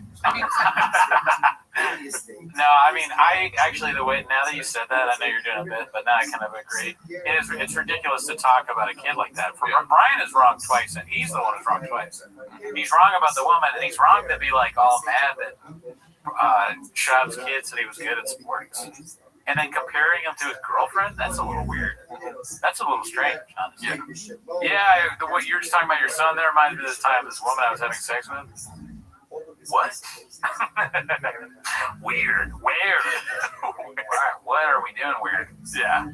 It's like, I just think for Brendan to like denote these things all the time and bring it up on the show, it's like, dog, talk about something else, dude. Yeah, he makes his family look bad. He makes himself look bad, and hard times make me sad. Soft people make hard people mad, and bad times create M-word suicides. I'm picturing you now after the pod. You're cooking, and you're like, hard times make burritos. Hard times make soft. Like you're just like fucking talking to yourself, which is what I'm gonna be doing. So. You call me, I'm like, hard times make soft. How's it going? All right, I'm going nuts. Let's see here. Yeah, I don't like that either. Let's see, what do we have next? Sweets at the airport is a no, but this is okay for the world. What is he? What? I don't know what he's doing, dude. Water. Lips. Oh man, he's trying to get Zen because there's no air on there. He's really pissed off. Oh, there's the air conditioning. Oh, that would be so sad. They can't afford AC. AC is expensive. That one's posted by Norm Diesel. Shout out to him. Thank you. Let's go ahead and upvote these here. Sorry. I'm trying to get better about upvoting stuff we watch. Car guy afraid to drive a manual for an hour and a half on the highway. That is crazy. That's no car guy B. You're going to complain about your calves? I got chicken legs, dude. I could do this all day. I spent some of my UFC antitrust lawsuit check on a 2009 01. 1,000 horsepower to the wheels. Now, the plan was to pick it up and then drive back with the kiddos in that, and my father-in-law was going to go with me. But then I got in it, it's a 6-speed, it's manual. I thought, probably not the best parenting if I put them in this thing and drive all the way back to Austin. I mean, it's only like an hour and a half. It's just not smart. I mean, if you drive manual, you drive it everywhere now. Yeah. He just is a guy that talks for a living, and sometimes when you're talking, you just say shit. That's one of those just say shit moments. Yeah. Hot oil makes soft talking really hard. What would you do with your UFC antitrust money? Dude, where do I start? You know what I mean? Get a little doghouse for the squirrels. You know what I mean? Because what did Cat Williams say? I was talking about Michael Jackson. Oh, no. Talking about Michael Jackson. He's like, you want to impress kids, you go get a music party, you get all this stuff. Like, if I want to impress women, I'm going to get silk bed sheets, stuff like that. Oh, yeah. If I want to impress the squirrels around town, you know what I mean? I'm gonna start getting nuts. Not like metaphorically, but literally like buy some nuts sleeping out front. Yeah. Doghouse, right. Probably move out of this place, but put the squirrels first before my living situation. Yeah. And by this place I mean my mom's basement. Yeah. That's where you obviously live. Yeah.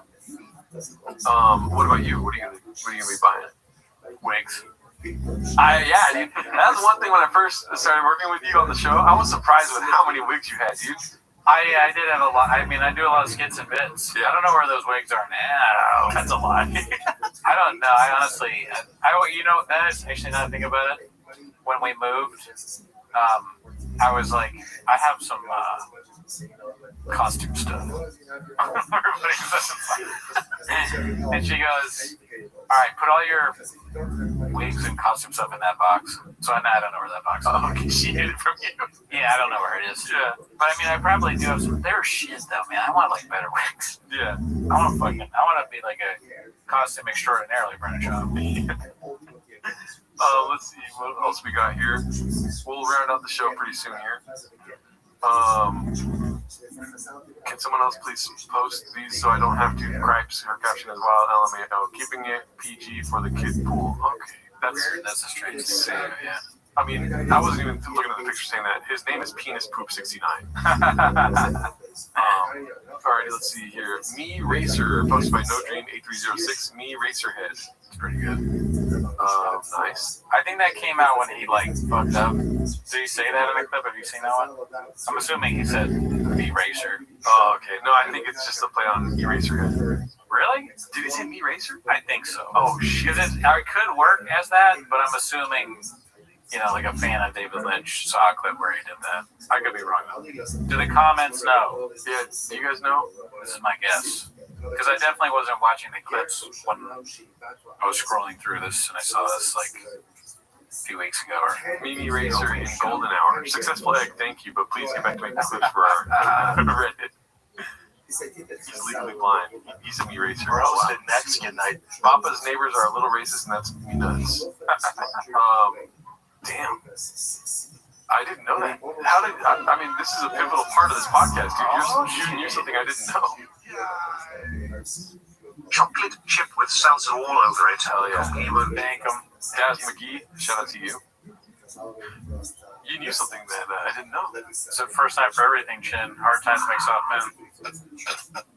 This one's posted by Clint Fuller of Chips. Let's see what's up there. We're hosting Mexican night tonight, which I think is a little racist. Really? Hey, 2025? Yeah. And then we're inviting all the neighbors over. For you guys, I'm doing this because I train jiu-jitsu and things are hurting a lot in this area. Okay, great. Just expected. But, yeah, it's Mexican night. Well, because they kept that, because Joy and her mom always make authentic Mexican food. It's good. I eat it maybe once a week. Yeah. They make it it's super unhealthy. So then the neighbor's like, oh, we'd love to have some food. So they're like, oh, you should host Mexican. I mean, we're racist. Let's do it. Come on over, Gringos. Yeah. Come on over, Gringos. So there's... Isn't that racist? Come on over, Gringos? I guess so. Yeah, to the Gringos. False. Can't be racist to white people, dude. Yeah, or especially specifically Gringos. You've oppressed us for too long, Cooney. I'm sorry. Yep. I'm sorry, looking at your bald head brings back a lot of traumatic ancestral memories. I will let you have half my tater tot. Pounds of tinga. There's flautas. There's pozole. No way, dude. We're getting more? Oh, man. This feels like a deleted scene from the Gringo Poppy. I know. It's like, yeah. It's the end of the show, and they're like, save the best for like the end kind of thing. Yeah, dude. Like, is he going to do more? Can I say one thing before he starts?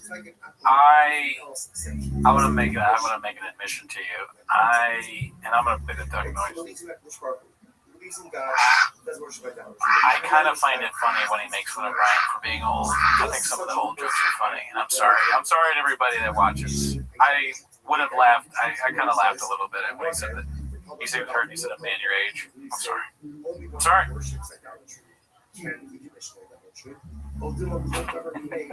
Can the show? Can we move on from that, or is it?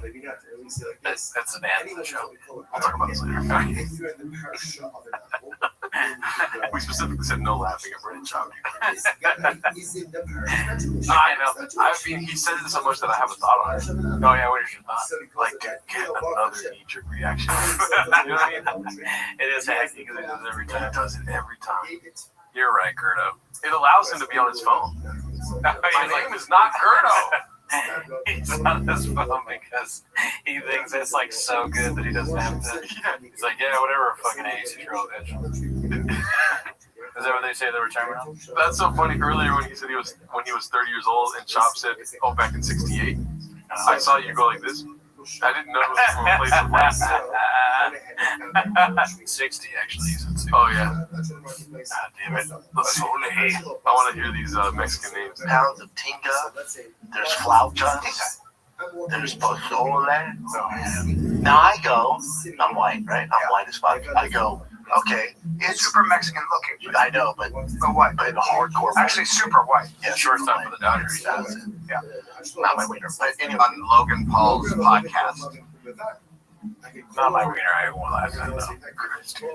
You have to have some foresight, in saying that he's funny. I don't care if his dick jokes are stupid. I enjoy them too because they're that bad. But the old thing, like I almost unironically do enjoy that. I'm sorry. R.I.P. Timos. Mama, it's taquitos. In the stream. In the stream. You laugh at Brendan when I specifically asked you not to. Curto, get check for Graves ASAP. It's not Curto, dude. Oh my goodness. You got a camera? Oh, wow. You remember that? No, I don't. That's it. You have a moose knuckle? That's in this room. That's me nuts. That's me nuts. Now that's funny, dude. That's me nuts is funny. It's a crazy thing to say. Yeah, I do like that. That's a vagina. That's a denim vagina. Big nuts. No, they're not big nuts. That's a denim vagina. No, that's my nuts split like that. You know what the problem is? The jeans are too tight. No, that's not the problem. No. You really didn't think about myself. It's Photoshop. That's how my nuts. That's not what you go. What size shoes do you wear? 13. Well, you know what that means? That means you have a giant vagina. Oh, fuck, it's so small. He just gets destroyed nonstop. He gets destroyed all the time. It's so funny. It never stops. Cooney's in too deep, they're saying. Oh, yeah. I'm a big fan, dude. Next thing you know, we're going to hear Adam Ray jokes that Cooney's quoting. No, get the fuck out of here. Adam Ray's worse. You know what I mean? Not yet. That's what I have to say to that. It only gets worse, never better, when you start going down the path of, what is it called? Destruction like this. And it's my tank.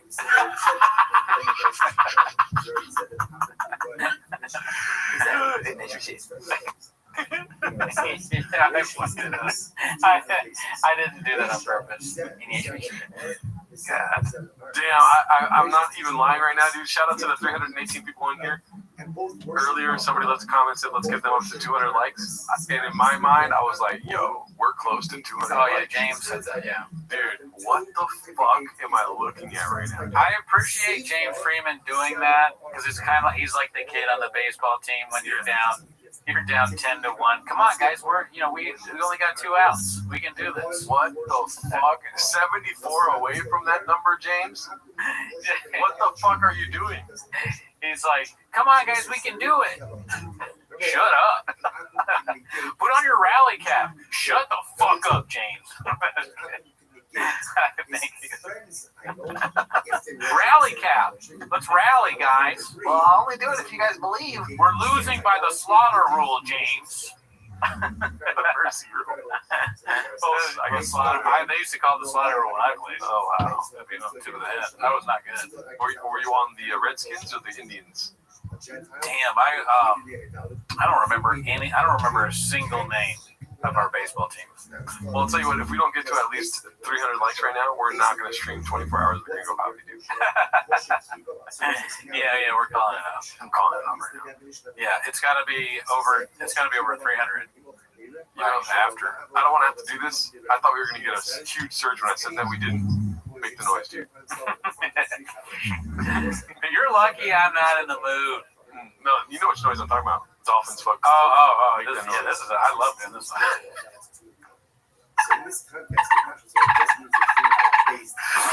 That's not gonna stop if you guys don't like the fucking video, dude. There's not even water in this anymore. Sort of. This fucking thing sucks. It sucks so bad. We got one less like because you did that. This shit is terrible, man. It's like you gotta suck it hard to get it out, pause. Even that makes a noise. It's the worst water bottle I've ever bought. Trash. I should have returned it. Shout out to you guys. Hopefully you liked the parody song at the beginning of the episode today. We're gonna try to do another one for next week or next Timos. I'm not sure. We gotta figure that out. I got a couple in mind though. What are they saying? Let's talk to the chat before we get out of here. Adam, I can bring the Australian voice back. It turns into Jamaican and Irish, sadly. Yeah, I'm the upsteak. 5 seconds. So we gotta bring back. That was so funny, man. I gotta look at the Jamaican slang again. I never remember it. You skipped to the back, Gerdo. Thank you. So do some patois. Shab patois. Suck it hard to get it out when he strikes again. Oh, shout out to you, Paul C. Thank you. Google guys, coach is right inside. Look at James. So James, when you talk, become memeable. Guys, coach is right. Everyone win this. That's great. Let's see here. Guys, coach is right. If you want to win this, it's on us. Shut the fuck up. That's great. Shout out to you. So good, man. Hell yeah, dude. Thank you, Cooney. Legs is a beast at scoring these business deals for deity. Fat Joe and Fat Patrick together at last. Yeah, Legs probably set that up. He's probably right. Cooney has been secretly giggling at shop jokes on ironic beat travesty. Get back to work successfully. Oh, yeah, first of all, that's Yeah, you make your jokes on your break time. Maybe look at my watch again. Must be his 2-hour break right now. It's been too long since a viral post has happened in our Reddit. I'll have no sass from you. Legend. Well, let's fucking go, James Freeman. Was that Gerdo as a kid? Probably. I was chubby. Okay. You happy about that? Gerdo, I mean, I told you already. I'm not gonna lie to you. Gerdo's my favorite now. I don't know what it was before that. Hernardo? Oh yeah, it was, wasn't it? Hernardo. Hernado. Actually, you know what? Hernado still does it for me too. I was about to say, Hernardo's dead though. Like Gerdo and Hernado are just like on another level. That's so funny. What would the Chombies say if they had to give a pep talk? Guys, I'm the best one here. Invite Josh Denny on the 24-hour stream and just be his ass, LMAO. Come on, Daz McGee. I was chubby side eyes. Well, if you guys didn't know, we do a live stream every Wednesday. Next week is going to be the regular Raccoon Tweeties live stream. I'm going to try to make another song for, original song for Gringo Poppy-esque type things. Gerardo, I think you're more Guadalajara than Slow Joe. Thank you for spelling my name right, Adam. Guadalajara. What is Ronaldo's opinion on Tinga? Never had it. Gerardo looks like his pants are sharp carpet from a 90s bathroom. Look at my pants, dude. I got mustard on my pants. It looks like I came myself. See that? Oh, Formula One. I guess you're wanting fisticuffs. Well, that can happen. So, yeah, we're going to end the stream here. All right, guys. September 20th, 24-hour stream. Join the Patreon. Have a good night. Yeah.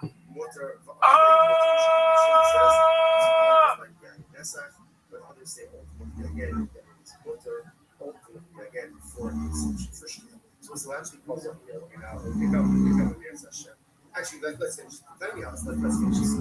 Don't be honest. What do you see from here? Don't be honest. Sharp Clark, but you see from here. Here at Shop is like an apple regarding every other matter. But my myself, ultimately, again, what does it mean when you say that here at Shop is like an apple for everything else? What is that?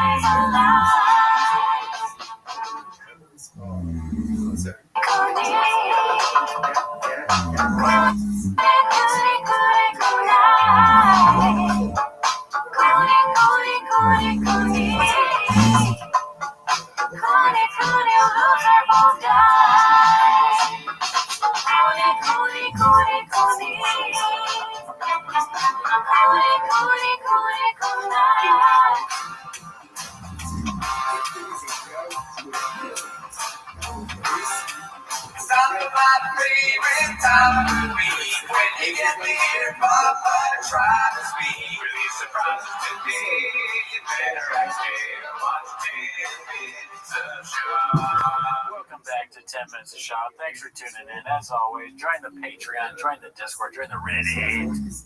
This week's episode on Patreon was us chopping it up about comedy in general, but in the past we have done recently, what have we done, Gerardo?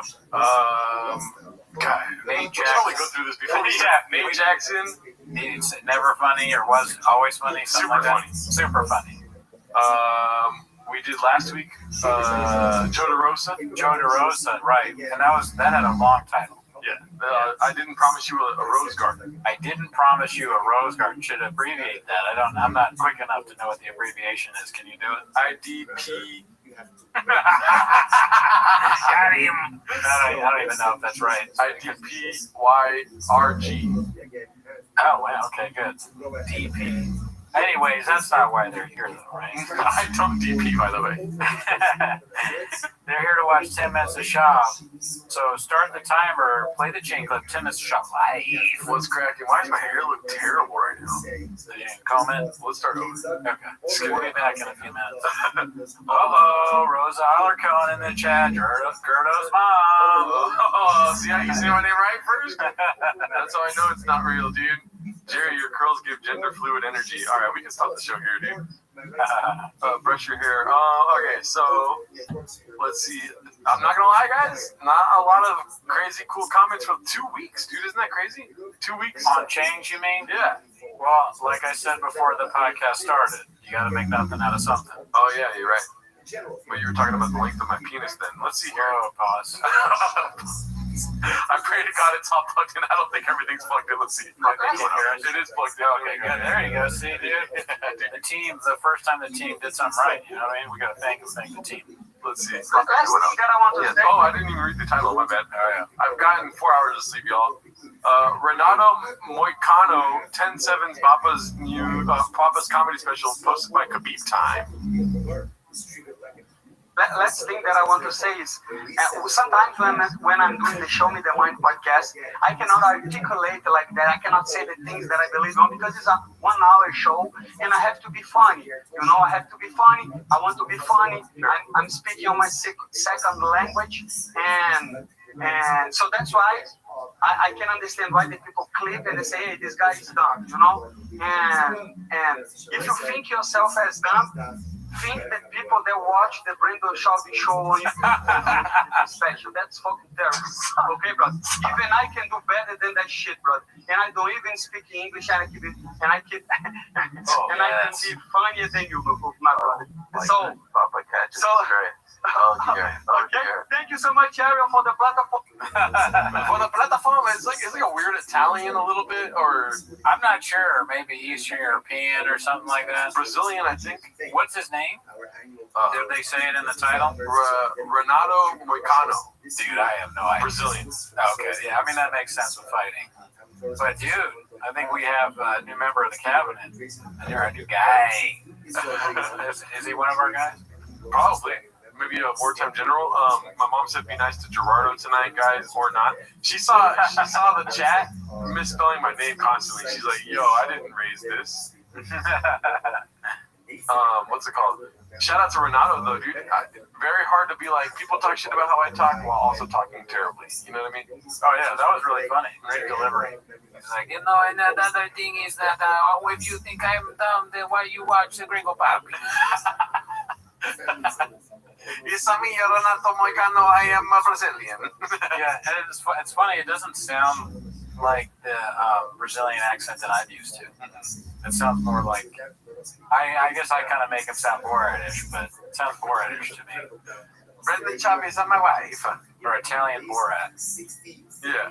If you don't like my show, you're my wife. Alrighty, let's go to the next one. Not a lot of, dude, the daddy's number thing really took over change for the month. Oh yeah, that was good. So we're going through a lot of daddy's number stuff. I give you daddy's number. Let me know when that gets annoying, Jack, because I feel like coming a lot, probably. It is, Mom, don't ask questions that you don't want the answers to, okay? They're going to say something about squirrels. I'm a baseball dad. This is my cubby. What did you just say? Borat. Yeah. Borat, yeah. It is a Quito, bitch, and that's Quito. Borat Poppy. I like the Brazilian Poppy. I think that was Man Lehman or someone. Yeah, that was good. When me and DC were hosting that Super Bowl show, we saw this Super Bowl. I mean, he just doesn't stop at the Super Bowl, huh? Look at this. All this. Okay, here we go. Wear a damn helmet posted this one. Oh, come on. Whoever thought it'd be funny to have Dalia in my daughter's Barbie tea time game, it's not, and shame on you. Signed, a concerned father. I saw that one like during the week, and it made me laugh, even though I completely didn't understand like what's going on. And also, the Graves was flaring up as it is now. I was like, is that real? Yeah. A little bit. Did you have any? No, you knew it was fake right away. I mean, you live in 2025. Nothing's real. Oh, that's true. Okay, I thought you were saying like, dude, you live in 2025. Get with it. Like I don't. I was so ready to be a good dude. Like, should I tell him what I did before? Oh yeah. That was. All right, this is crazy. I was gonna save it for Raccoon Tweeties, which is our other show, but I might as well just fucking say it now. So I show up to Gerardo's and I go, dude, check this out, man, check this out. And I took this water bottle, this new cheap ass water bottle, and I went, don't spit on my couch. And I was like, can you believe it makes that noise?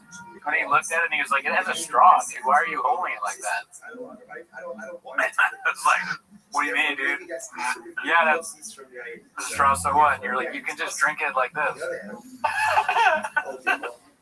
So I didn't know that because there's a straw. You don't drink it like, upside down.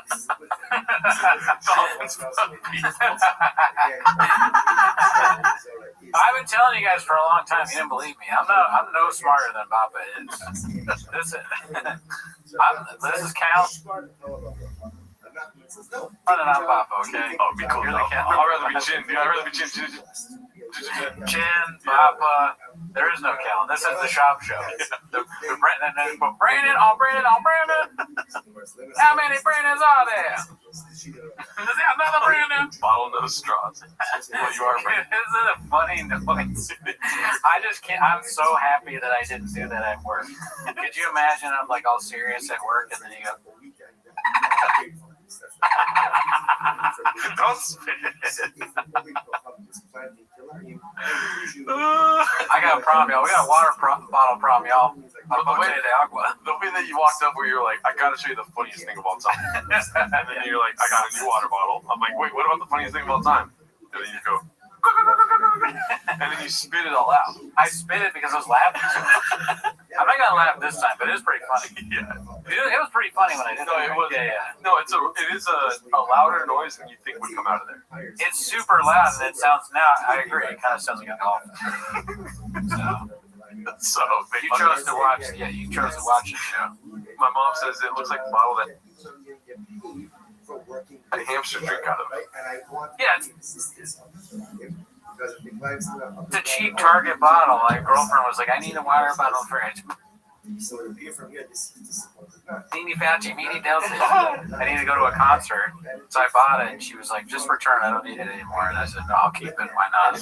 And now I regret that. So. Well, at least you're not this chick having tea with the diddler, dude. Yeah. Drink it. It's good for you. Alrighty. This is from Matan. Deep cut by Matan, posted by Dandy Kaufman. Danny Kaufman 2. I promise I'll have more sleep next week. Let's see here. By the way, I'm just gonna warn you now, don't fucking bully me. I'll show up right to your house. I'll show up at your fucking house. Bang, bang, bang, bang, bang, bang. Come on, you're doing me on Rogan, dude. I know what you're fucking doing. I don't give a fuck about your UFC shit. I don't give a shit about your UFC bullshit. Well, that's what I used to be like. And now I'm not that way. By the way, I'm just gonna warn you now. That's crazy. You just quoted me. Yeah, Matan is very good at this shit. I'm fully on board with Matan now. He cracks me up. I don't watch it. I've never seen it, but when I do see it, it's pretty funny. Especially he's got some stuff. That kind of reminds me of the clips where I talk about violence in my DNA. The difference being I'm not serious, right? Callan was doing like a bit, a serious bit, right? Cool, different. Yeah. But it's, or maybe it's exactly the same. He's desperate. Callan's desperate. He's like, I'll show humility and acknowledge the times I was weird. Yeah, in that clip. Yeah. Shop's still holding on. He's like, no, I'm the best comedian. You guys just don't understand. Yeah, Shop is less versatile for sure. He's a little one note. Let's see what we got next. I'm telling you, I already did a little scroll down to get ready for the show. Not a lot of clips for the last 2 weeks. I wanted to ask you about this. Did you hear about Mark Maron talking shit about Rogan? Of course. You saw that? Like this week? Yeah, I saw. I mean, I watched Papa. I watched the same shows you do. You know, I heard American Redact talk about it. I listened to the Vulture Pod. I watched Bad Friends. I went through the whole thing. And he said the same thing 3 or 4 times. But I enjoyed it. Oh, but he could say it 8 times. Yeah, I was You like, wanted to stop saying it? No. I'm a numbers guy, and I wanted more. I needed 8 more times. And I watch. You know, I'm a frequent watcher of the Matt and Shane Secret podcast thing, of course. And towards the end of the Patreon episode, Matt or Shane was like, a lot of old people out there talking shit.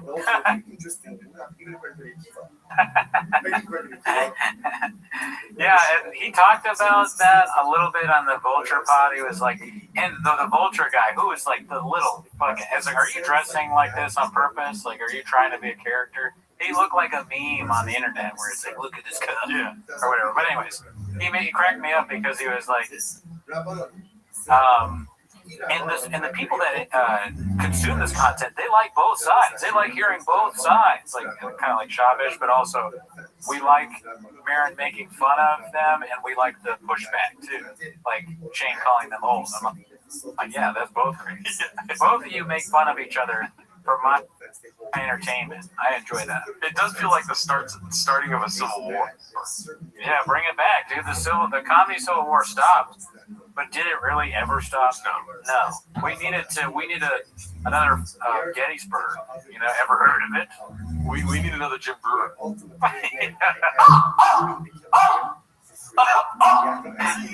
That's That's good. Funny now, dude. That was the first attack, dude. That's such a good impersonation. Can you imagine there's about to be the war, and like that's what the general is doing, instead of the Braveheart speech, but they're just like so amped. Yeah. They go, oh, dude, Jim Brewer when he gets out there. Oh shit!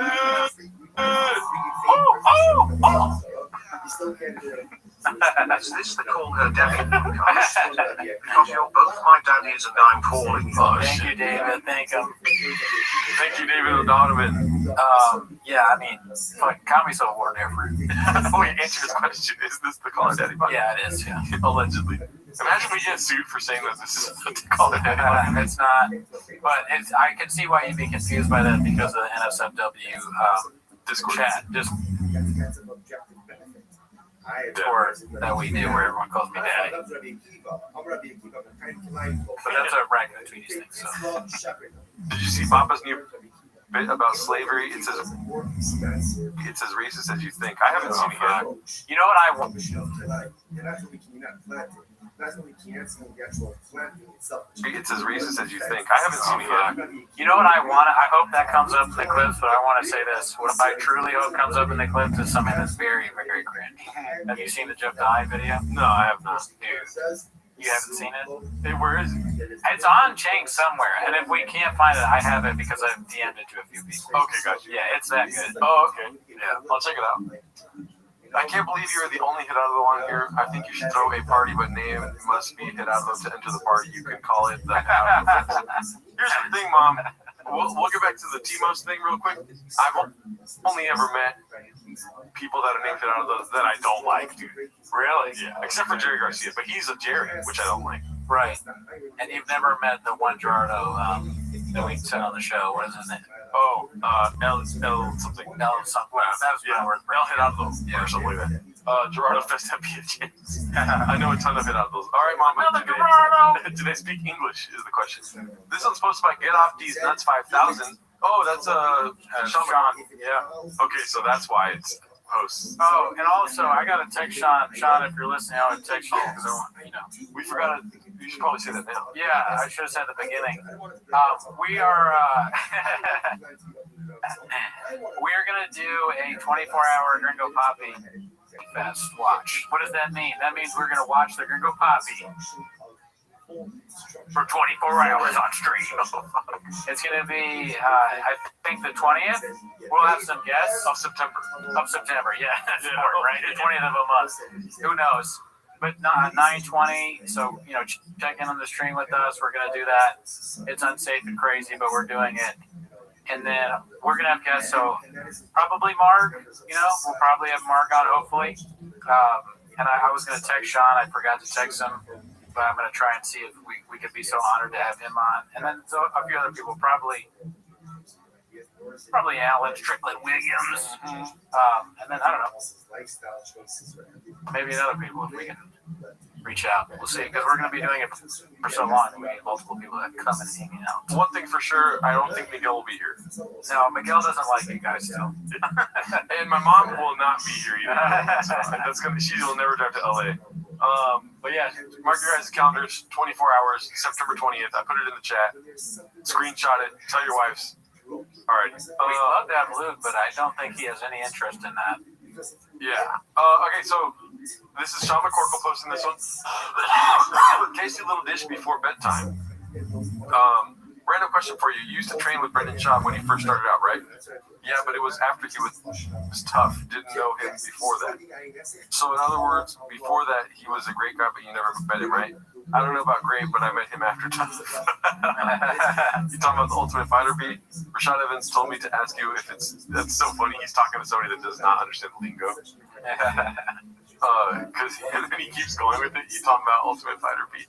That's good. Rashad Evans told me to ask you if it's true that Schaub was so desperate to fit in at Jackson that he gave himself cauliflower ear on one side with a pair of pliers, and that everyone at the gym knew he did it by the end of the week. No comment, LOL. Come on, it's just between us and a few homeless cats, and maybe a few PF Chang's employees. Are you drunk? Stay on topic. If you're asking me, did Schaub come in the gym one day with a swollen ear and 6 to 8 parallel scratches on it that were obviously made while using a pair of pliers to give himself cauliflower ear, then I have to plead the fifth. Did Rashad remember it the same way? He told me to ask Jay and you. Also, he wanted me to ask, how's Papa? Wow, dude. To a normal person. Yeah. They're like, what? Papa? What? It's so funny. I mean, it doesn't show the person that he's messaging. He's not going to dox them. Yeah, dude. I mean, Sean he's very funny with the shop lingo and text. Yeah. He talks to his family like that. You come into dinner, what are we doing here? It's fucking 6:30. LPJ 27, I think we're going to start, what is it called? I think we're going to start around like 9 a.m. Something like that. Yeah, we were thinking early in the morning. 9 a.m. to 9 a.m., 24-hour stream. This podcast is the most live thing I watch. Roll on the floor laughing. Alrighty. 9 a.m. Our time, Pacific Standard Time. Watch yourself, Ryan. I have violence in my DNA. The ChatGPT. I guess that could be a compliment, though. Yeah. Because, Let's just wait for it to read it. Yeah. When I was a young boy, I was quite naughty, but then I matured and became a distinguished and well-respected British man.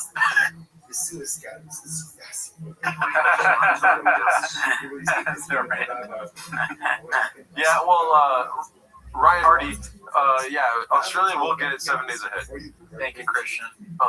Shout out to you, Christian L. Way to use the voice. Alrighty. Do you think he did that? Do you think he used pliers to? Is that confirmed? I didn't even know that story. There's so much shop lore that, that's one I didn't even know. But that wouldn't surprise me at all. Yeah. Some real hawks in the chat. Shout out to you guys, especially the people that are always here. Man Lehman, Ding PT, Mark Ramirez, Victor E. Alrighty, let's see here.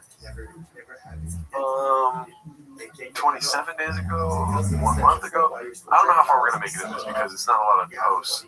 Let's see this one. This one's posted by Clint Puller of Chips, co-host trolling Papa about Rogan. What do you think he's gonna say? Maybe the special got bad reviews, or he didn't invite him to the mothership.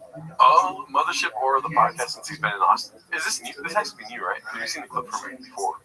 I mean, all these Jackson things blend together for me. He's like a necklace salesman or something that has a podcast. Very random for, I think, a jeweler to have a podcast. And it's weird that a jeweler... Actually, you know what? I don't know what jewelers look like, but I wouldn't have thought that they look like this guy. Very close to being a racist joke, but good. Yeah, you never seen Uncut Gems, dude? I know exactly what. Oh, well, yeah, they look like that. Yeah. You moved to Texas full time? Moved to Texas, Is that official? Oh, yeah. So did you move into Joe Rogan's back house? What? No, I heard it. That's the rumor. Wait, you were with me. All right, one more thing about this guy, this Jackson guy. He has that voice, that like scumbag voice. Yeah. What does it come from? Is it like too much hard living? You know how they say it's a numbers game? You do make a sacrifice when hitting on too many chicks in one day. Your voice becomes like a rotten egg. Just like, yeah, so anyway. He's like got Steve-O voice. Was he doing like whippets? Yeah. Exactly. The age of 34? You're right. That is exactly what it is. Steve-O voice. Yeah. Like fucking... So you moved to Austin. How often do you suck Joe Rogan's dick? It's like Sublime's drug dealer voice or whatever. The guy that sells pot to Sublime. All right. Yeah, I don't want to bring it up. They said you moved into Joe Rogan's back house. You were teaching the Secret Service. He hired like Anderson teaches the White House cops. Teach them fucking hand-to-hand combat. Yeah. I wish, bro. I wish. So this is fake? Yeah, it's I mean, that's your... No, I wish. You ever seen his fucking house? I wish I lived in that. No, I got my own house. Yeah, I'm in Austin. Outside Austin. I'm Lake Travis. I think Joe Rogan lives outside Austin. No, he lives on Lake Austin. I live on Lake Travis. Yeah, that's what they all say. I wish I lived in his fucking backyard. You know Joe Rogan time. Yeah, that's my guy. Yeah, he's a good guy. You live in the back of Joe Rogan's house, right? How's that not an insult? That's definitely an insult. Obama just doesn't. I mean, I'd say something. What do you think? I mean, are we fact checking him? I don't think he lives in Joe Rogan's. For sure. Yeah, no. No, I'm just joking. I think it's weird for you to like, Doc. If you lived on Lake Austin, I would feel weird even saying that. I was saying where he lives. Yeah, I'd be like, I live on Lake Travis. He lives on the other side of town. Yeah, that maybe near another lake. Make it more ambiguous. Yeah, well, Shab's got to let you know that he's good friends with Rogan. He knows where he lives, like, and he's also not smart enough. Maybe I'll give him the doubt of benefit, right? Doubting benefit, because he's just not smart enough to think on his feet. He barely fucking stand. He can barely stand on his feet. I got a prediction alert, dude. He's gonna run out of money, dude. I mean, no, he's not, right? He can always just do stand-up. That's the real answer. But he starts making Star Tour maps, and he knows where everyone lives. And he's like, hop in the truck. He has a bunch of trucks. He's hiring people to drive people around to see comedians' houses. Because he has a lot of vehicles. Dude, that is hilarious. But what if they found out? Like, that's obviously just a funny joke that he would do. I don't know if that. I mean, that could be plausible. That's why it's funny, dude. You're right. It could be Hop plausible. in the TRX. Oh, they suck my dick. He's making them suck his dick. Everyone who goes on the tour, that's a woman has to have sex with him. Yeah. But okay, let's say he doesn't. Let's say they catch. What was it called? Brendan Chops trucks. Truck watching the Star Tour. If they just caught him like selling people's information, like all the people they met through Rogan, and he's like, "Oh, well, I didn't like know, dude." Like, but he's just been selling where they live and their phone. Famous people like sending emails for fucking everybody that goes on his show. Drive past all gas. That's what he calls it. On the sides of the sightseeing trucks. Yeah. No, I mean you're right. It is possible. And guess what, dude? Guess what? What? He's doing stand-up on the fucking sightseeing truck. Oh yeah. He's not stand-up. He's the tour guide. He's the tour guide, and he has all the sayings. Like he's like, over there is that's the mothership. Oh, you almost have forgot. And then he's like, that's Brian Callen's house. That's where Brian Callen lives. Is it? But he just has the buttons he clicks.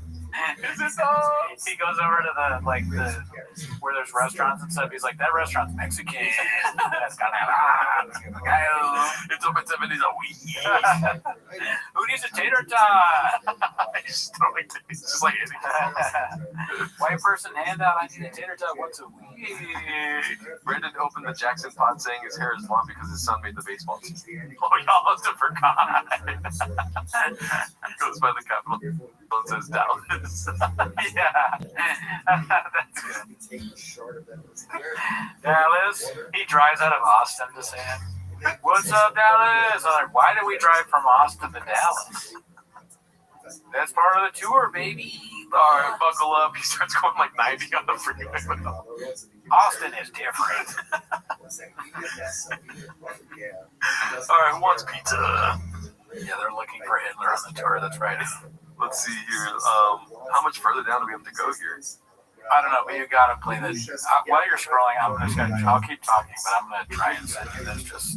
You gotta see this shit. Alrighty. It's the most ridiculous thing I've ever seen. Okay.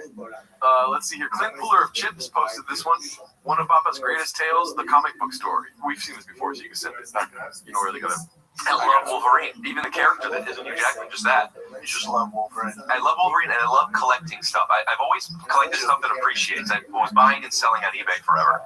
You are into comics. I grew up huge into comics. I collected it. I get water sell them as a kid. Who'd you sell to? People or online? Just people.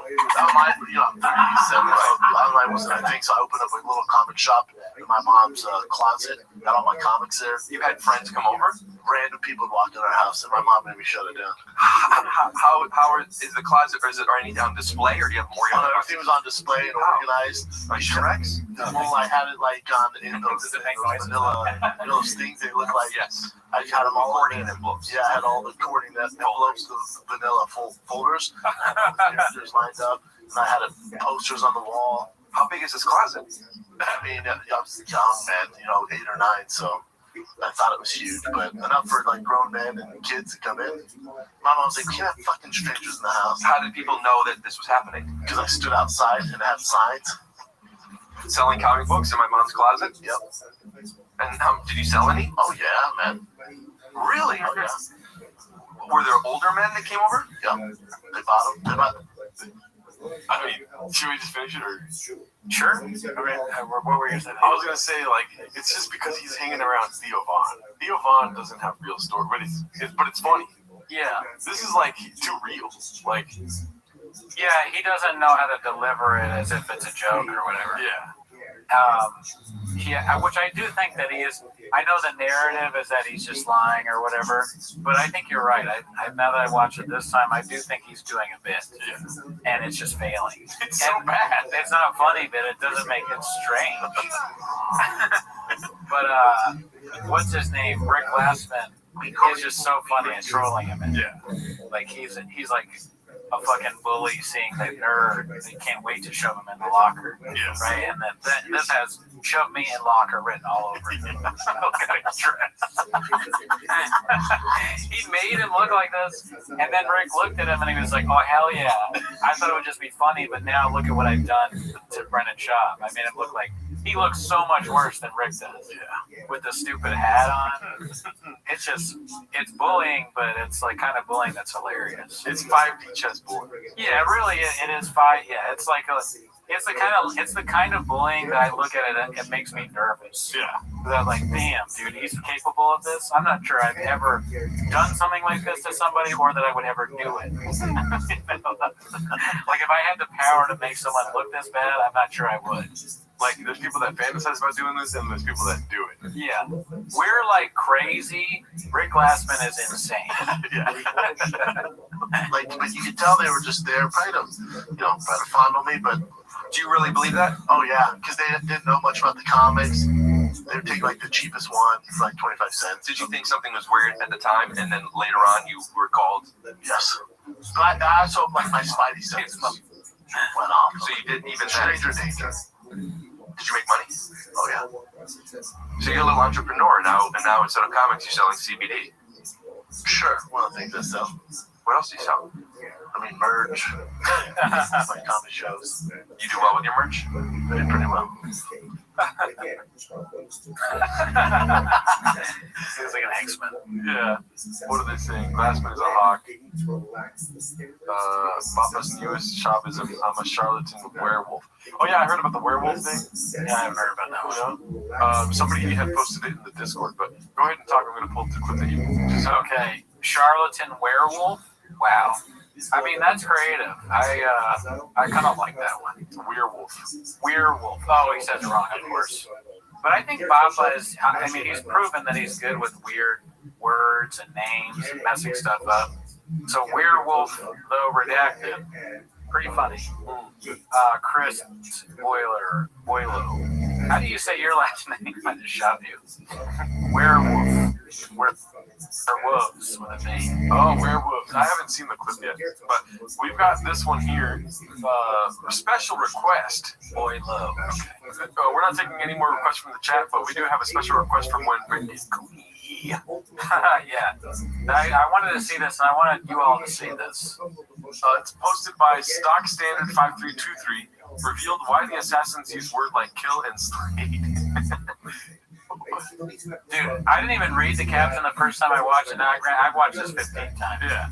This shit is crazy. Okay. This is a wild clip. I don't know where it's from. Yeah. It's like it's different. Let's see.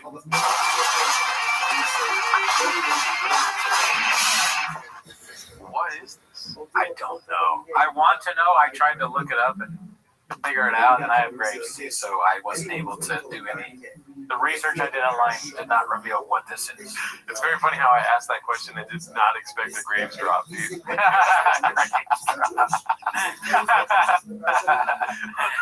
Slug? It's so funny, like nobody knows who killed JFK, but we all definitely know you have Graves. Oh, yeah. It's just countless Zapruder films that you don't even remember. I mean, dude, my thyroid is fucked up, dude. Different. Stand-up comedy is the most. Yo, what is this? Is the most gangster art form? That's what he says, dude. And it gets cringier than that. Also, I want you to notice the acting. It took me a second. The acting of everybody in this clip is so bad. Like the guy that he, like the host of the show, host in this thing, is doing everything he can to make it seem like he's not actually hosting a comedy show. It's crazy, and then you should see the other people in it too. They I don't know if they're ashamed to be in it or what's going on, but it's like a public service announcement for comedy or something. And the Indonesian is the place? No, I didn't even look at that. The Independent Comedy Club. Okay, it's just the way he was covering the words. Look at his face.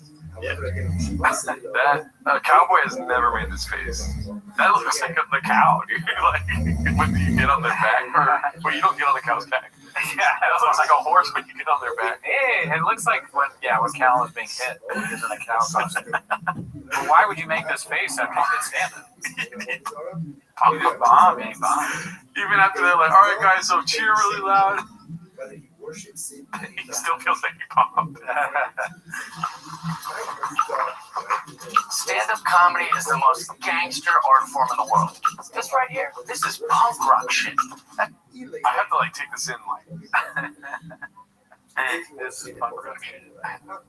Before we finish watching it, how many takes did this take? Do you think? A bunch. A bunch. Like, yeah, you're right. The number is like hardcore though. It's like 40 takes. You know what I mean? The crew is tired.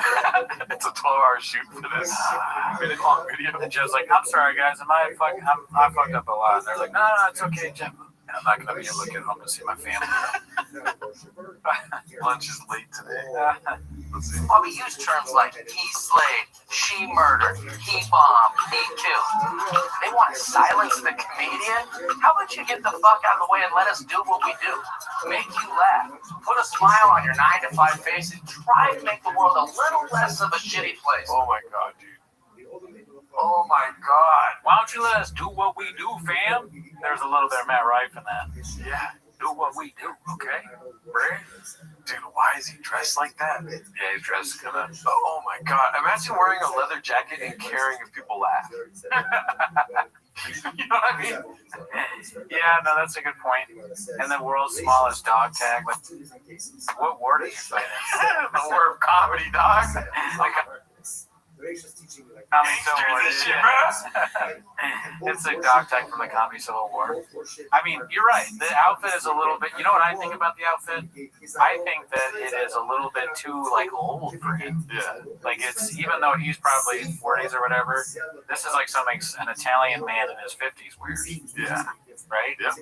I don't know what Jeff Dye is ethnically. The last James Dean in Hollywood. He's a cowboy. Yeah. We know that. So there's probably not a lot of Italian cowboys. I'm Italian, baby. I'm a cowboy. You watching a Brendan Schaub, you're a stupid. Imagine it like the father and the kid's like, what are you guys doing going on after this? Because he was just on it. He's like, I'm gonna shoot this fucking revolutionary sketch where I tell him, just laugh at comedy, dude. Yeah, dude, it's the most gangster shit there is, dude. It's fucking punk rock. It's punk rock shit. Like his voice is cracking. What did he say that one time? Bitch. Oh yeah, he's like, yeah, he was mad at Ashley. I almost said Ashley Hamilton. What's her name? Alice Hamilton? It's been so long I've forgotten, but he was mad at her and he was like yelling on the Golden Hour, I believe, and he was like, bitch! And his voice cracked. Do what we do. Do what we do. Laugh. Put a smile on your 9-to-5 face and try to make the world a little less of a shitty place. And we come in all shapes and sizes. Look at that. Look at his face. What the fuck? Oh, like unnatural and strange. So why don't you leave us alone and give us this guy? All serious, like, yeah, we're fucking awesome, dude. What was the moment before? Like, brainstorm. How does he like? Oh, so you working on another special? I've got something more important. I've got to go to a comedy club and shoot a. Okay, I can't talk like a. You fucking people working real jobs laugh. Okay, yeah, that's the worst idea ever. Yeah. Here's what this is what I think. No joke, completely. This is what I think happens.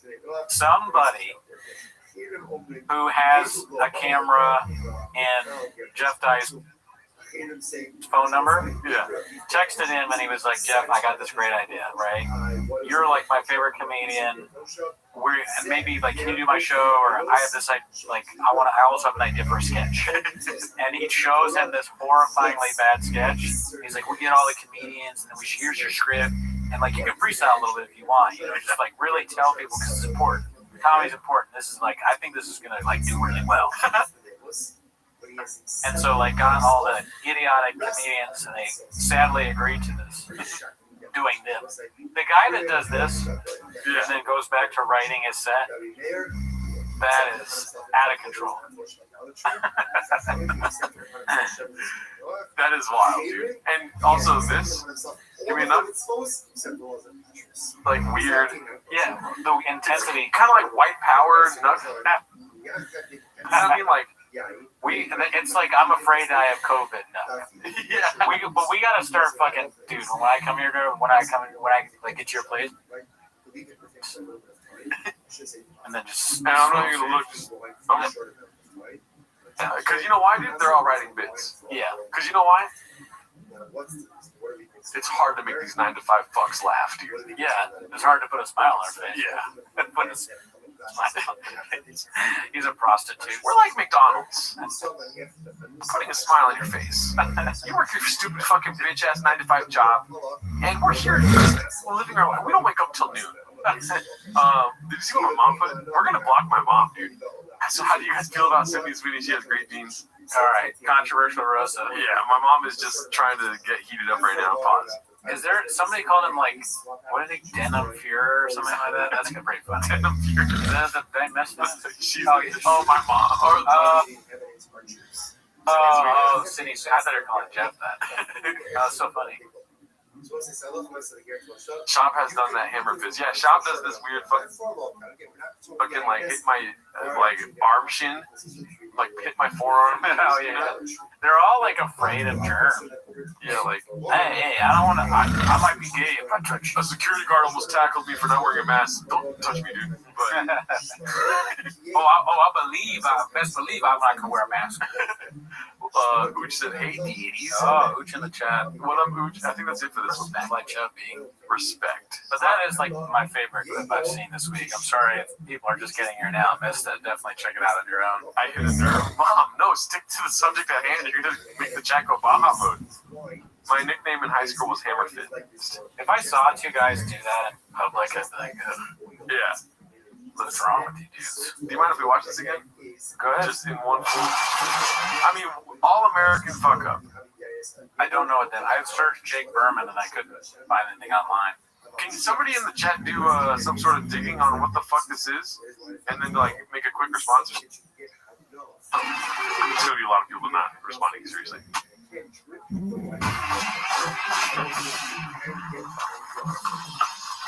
So bad at acting. Stand-up comedy is the most gangster art form in the world. This right here, this is punk rock shit. That's why we use terms like he slayed, she murdered, he bombed, he killed. They want to silence the comedian? How about you get the fuck out of the way and let us do what we do? Make you laugh, put a smile on your 9-to-5 face, and try to make the world a little less of a shitty place. And we come in all shapes, sizes, and colors. So why don't you leave us alone and give us a little respect? You know what he's also doing, and I recognize this because I do the same exact thing.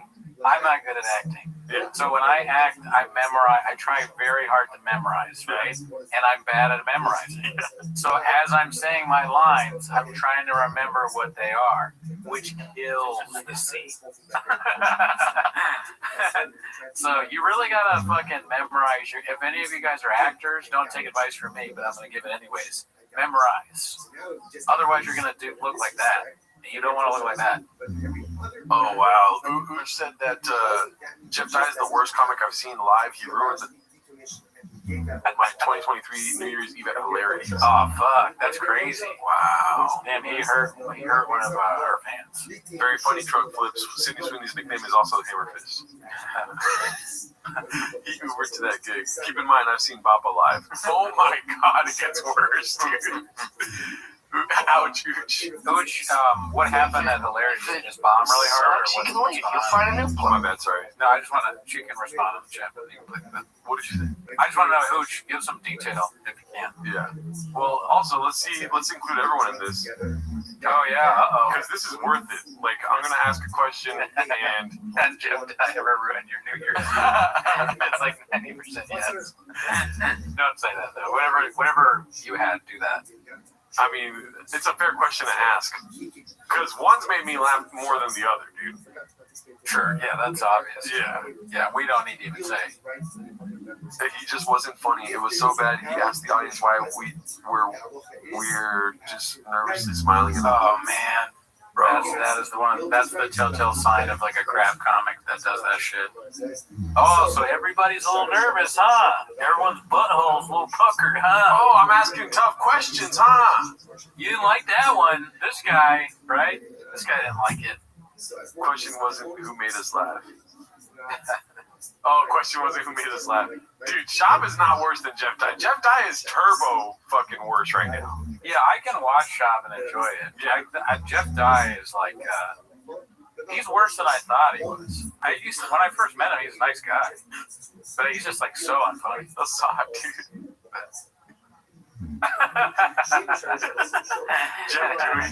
Shab is funny without trying. Yeah, Jeff Dye is not funny ever. He's not capable of being funny. He's got to make videos about how people won't laugh. Yeah, that's not good either. Yeah. If you have to do a whole thing about you're trying to silence the comedian, how about you just have a good time? Yeah. That's your funny thing. Just let go of all that bullshit. What if you're bombing and you're like, hey, can you guys have fun? Can you guys enjoy this? He does hate women, that's for sure. Yeah. Jeff Dye can't read a script. I feel like we're at 51% Shab. We need to get that. Dude, Jeff Dye needs to be winning this fucking poll right now, dude. Sorry for cussing. I'm okay with whatever. I mean, I know I want to be on board with Gerardo. Last thing I want to do is disagree with Gerdo. But it's not. I'll disagree with you. It's not like Adam Raisin. Okay, because that would be a little different. All right, well, keep that in mind. Remind me later. I'll add all 3 to the motherfucking poll, dog. See how much Adam Ray poll has. What? Oh, you're welcome, Nikki. Die is the worst. What did Nikki say? If you were here. Alrighty, let's see here. This is gonna be Papa couldn't help but cheat on the wife while on the road, so he had to quit stand-up. Why is his hair changing a 3rd color now? It looks like it's gray.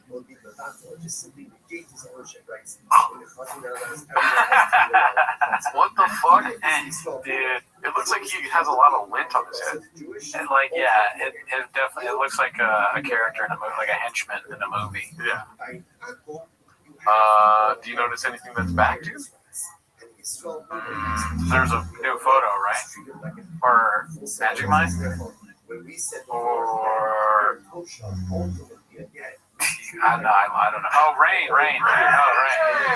I'm so used to rain, I don't even know it. Like, what's the gray rain? Or is that just the camera not picking up the colors? They probably got the old flavors that we got rid of because we got the new ones, dude. They got the classic rain. We got creamsicle something. Orange creams or rainbow sherbet, I think is one of them. Remember when we were coming up with rain flavors? Strawberry lemon pie, dude. All right, let's see. It's like that movie Flight Denzel watching. I'm in the hotel room and you got a bar there. Yeah. I go to Charleston, you got tits everywhere. Tits. We all know I'm trying to walk a straight line. And by the way, let the sun go down and let the drink start. Why does he talk like Because if you don't think there's drinking and drugging in Charleston, I'm a werewolf. I'm a Charleston werewolf. I'm a werewolf. I'm a Charlatan werewolf. What's a charlatan? A charlatan is someone who's like not telling the truth, right? Snake oils. Yeah. let the sun go down and let the drink start flowing. Because if you don't think there's drinking and drugging in Charleston, I'm a werewolf. I'm a Charlatan werewolf. I don't understand the charlatan part. Crystal Rain. Like he's a lying werewolf. But like, okay, I understand werewolf, like the moon comes out or whatever, and you become a werewolf at night, right? But what does the charlatan part have to do with it? I'm a charlatan werewolf. So, okay, if we take, like, we got a whiteboard too. We should probably, like, fucking conspiracy theory this out, dude. If he's trying to, like, Freudian slip us or something, I'm a charlatan werewolf. I don't know. I need help from the chat. I am laughing though at us not like shut up, Brian, because that's like a lot of times one of us says that when we're angry. It's just not even a joke. It's just like shut up. My mom, he's a quack. I'm a werewolf. I'm a charlatan werewolf. Oh, he's trying to say Charleston. Well, what is that? Is he in Charleston? He said, try going to Charleston with TVs. Everywhere. That's where Blue Shorts is. I heard it's a nice way. That's so funny. He said charlatan though. All right. Okay. Now that we know, let's see here. I mean, I'm a South Carolina werewolf. They ain't no apples. Just you don't see Gamecocks? Well, your boy's heavy here on the cock. I mean, what? All you're doing is walking down the street. Might have a collared shirt on. You know what I mean? You might have a collared shirt on. You might have a nice pair of slacks. You might just be wearing a thin T-shirt that's rather expensive. Maybe something made of see-through cotton. With some stupid voice again. And what happened? Fucking wearing a shirt. Yeah, we have to have another podcast meeting, dude. Oh yeah, later this week. We should incorporate voices. What's that? We should incorporate the voices. Every time I do it, I kind of like, I'm like, but I'm not as good as Robbie is in it. Robbie Goodwin came on here and put on a clinic of Callan voice. I want to squeeze you. Yeah, I want to squeeze you. I want to be like, Robbie, you're really good at Callan. Are you embarrassed by that? I go into Maniscalco. Old piggies. That situation. Think of that guy's 6'4". He's got cauliflower ears. He looks dangerous. And then somebody goes, Brother Sean, can I take a picture? And you're in a bar? And they go, who's that? That leads to... Who's that?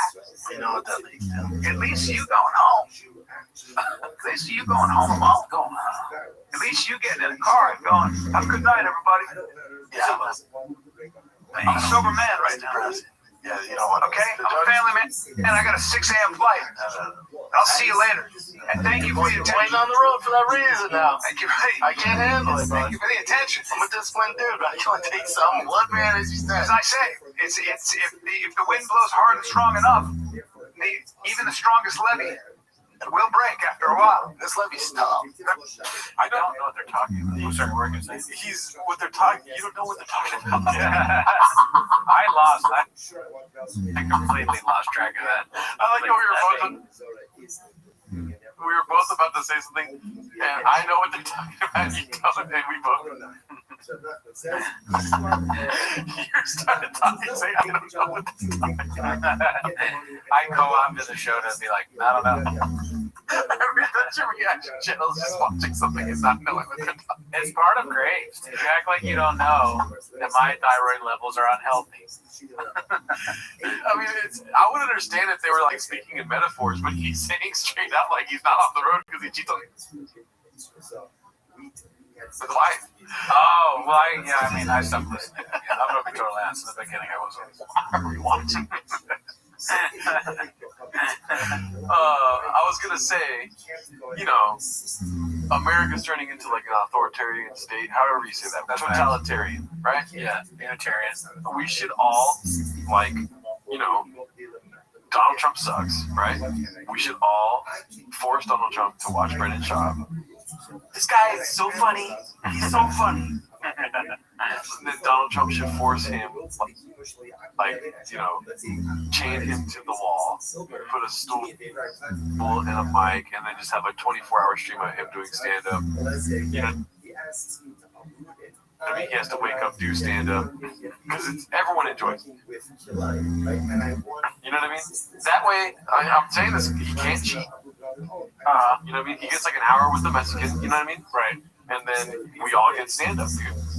Anything that brings Schaub back to stand-up, I'm supportive of. Yeah. Yes, I agree with that. I saw the Gringo Poppy! We need more! I like the idea of Trump trying to get the Chang's vote. People keep talking about this Epstein guy. We're still talking about Epstein. Brendan Schaub is getting sued.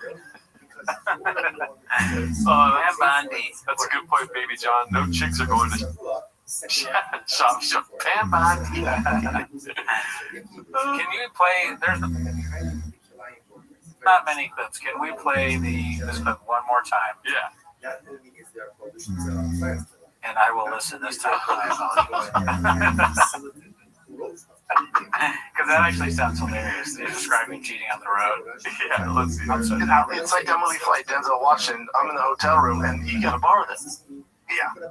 I go to Charleston, you got tits everywhere. We all know I'm trying to walk a straight line. And by the way, yeah, let the sun go down and let the drink start flowing. Because if you don't think there's a drink and a drug in Charleston, I'm a werewolf. I'm a Charleston werewolf. I mean, South Carolina werewolf. They ain't nothing but apple. He cheats on his wife in Charleston, South Carolina. You got cocks. Well, your boy's heavy here on the cock. I mean, all you're doing is walking down the street. You might have a collared shirt on. You know what I mean? You might have a collared shirt on. You might have a nice pair of slacks. You might just be wearing a thin t-shirt that's rather expensive. Maybe something made of see-through cotton with some khakis. So, okay. And what happens? The kind of women that are banging him when he's like out there in Charleston or whatever are women going through horrible things. Yes. And I am in no way denigrating these women. What I'm saying is like, well, they're denigrating themselves. They're fucking shut. Sure, no, and I don't mind you stopping me because that is true. Yes. I agree 100%. They are denigrating themselves. However, these are women going through something. So it's like the woman that had sex with Brendan Schaub in that scenario is someone like their brother just died.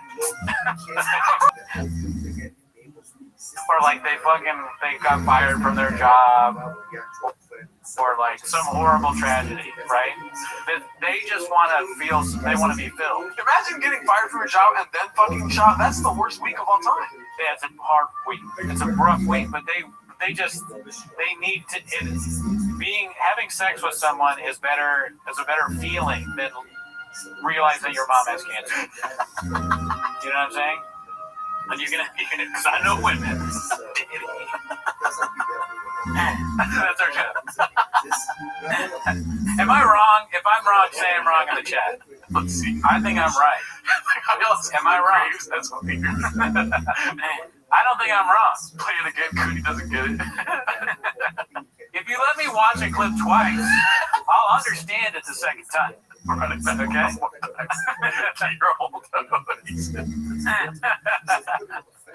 All I need is 2 times to see a clip, and I get it halfway through the second time. Then the gravesing. Great speech. And you know what? Wiley. When we play it twice, we get a good speech. Okay, yeah, maybe we play it. Then expect the speech. Maybe a third. Oh, that's good. Oh, let's finish it out though, because he hasn't even got to the cheating part. Because your boy Callan's about to try to save him. Be like, you go home alone. I put myself in that situation. They go, that guy's 6'4". He's got cauliflower ears. He looks dangerous. And then somebody goes, I'll brush up, and I take a picture. And you're in a bar, and they go, who's that? That leads to. Who's that? We know what that leads to. At least you going home. At least you going home alone. At least you getting in a car and going, have a good night, everybody. Yeah, I'm a sober man right now. Yeah, you don't want to. Okay? I'm a family man. I got a 6 a.m. flight. I'll see you later. And thank you for your attention. Waiting on the road for that reason now. Thank you for the, I can't handle it, bro. Thank you for the attention. I'm a disciplined dude, but I can't take some. What man did you say? As I say, it's if the wind blows hard and strong enough, even the strongest levee will break after a while. This levee's tough. It's just a crazy, like, I don't know, they have a different life. Yeah, say you like cheating on your wife without saying you like cheating on your wife. It's depressing. Times. Watch the Clint. Watch the Clint. It's a different life. I can't imagine talking this way when my wife could watch the show.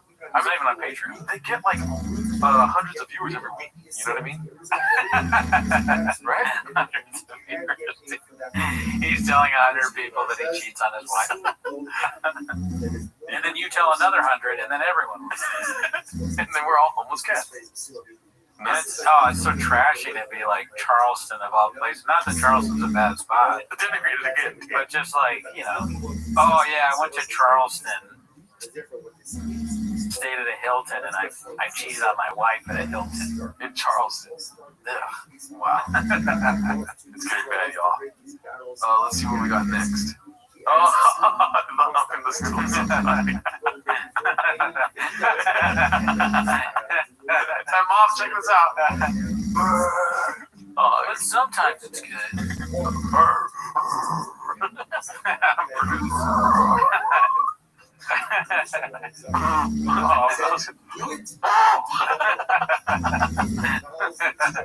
But sometimes still fucking is a really good bit though. Can we post that every week so we can watch it every week?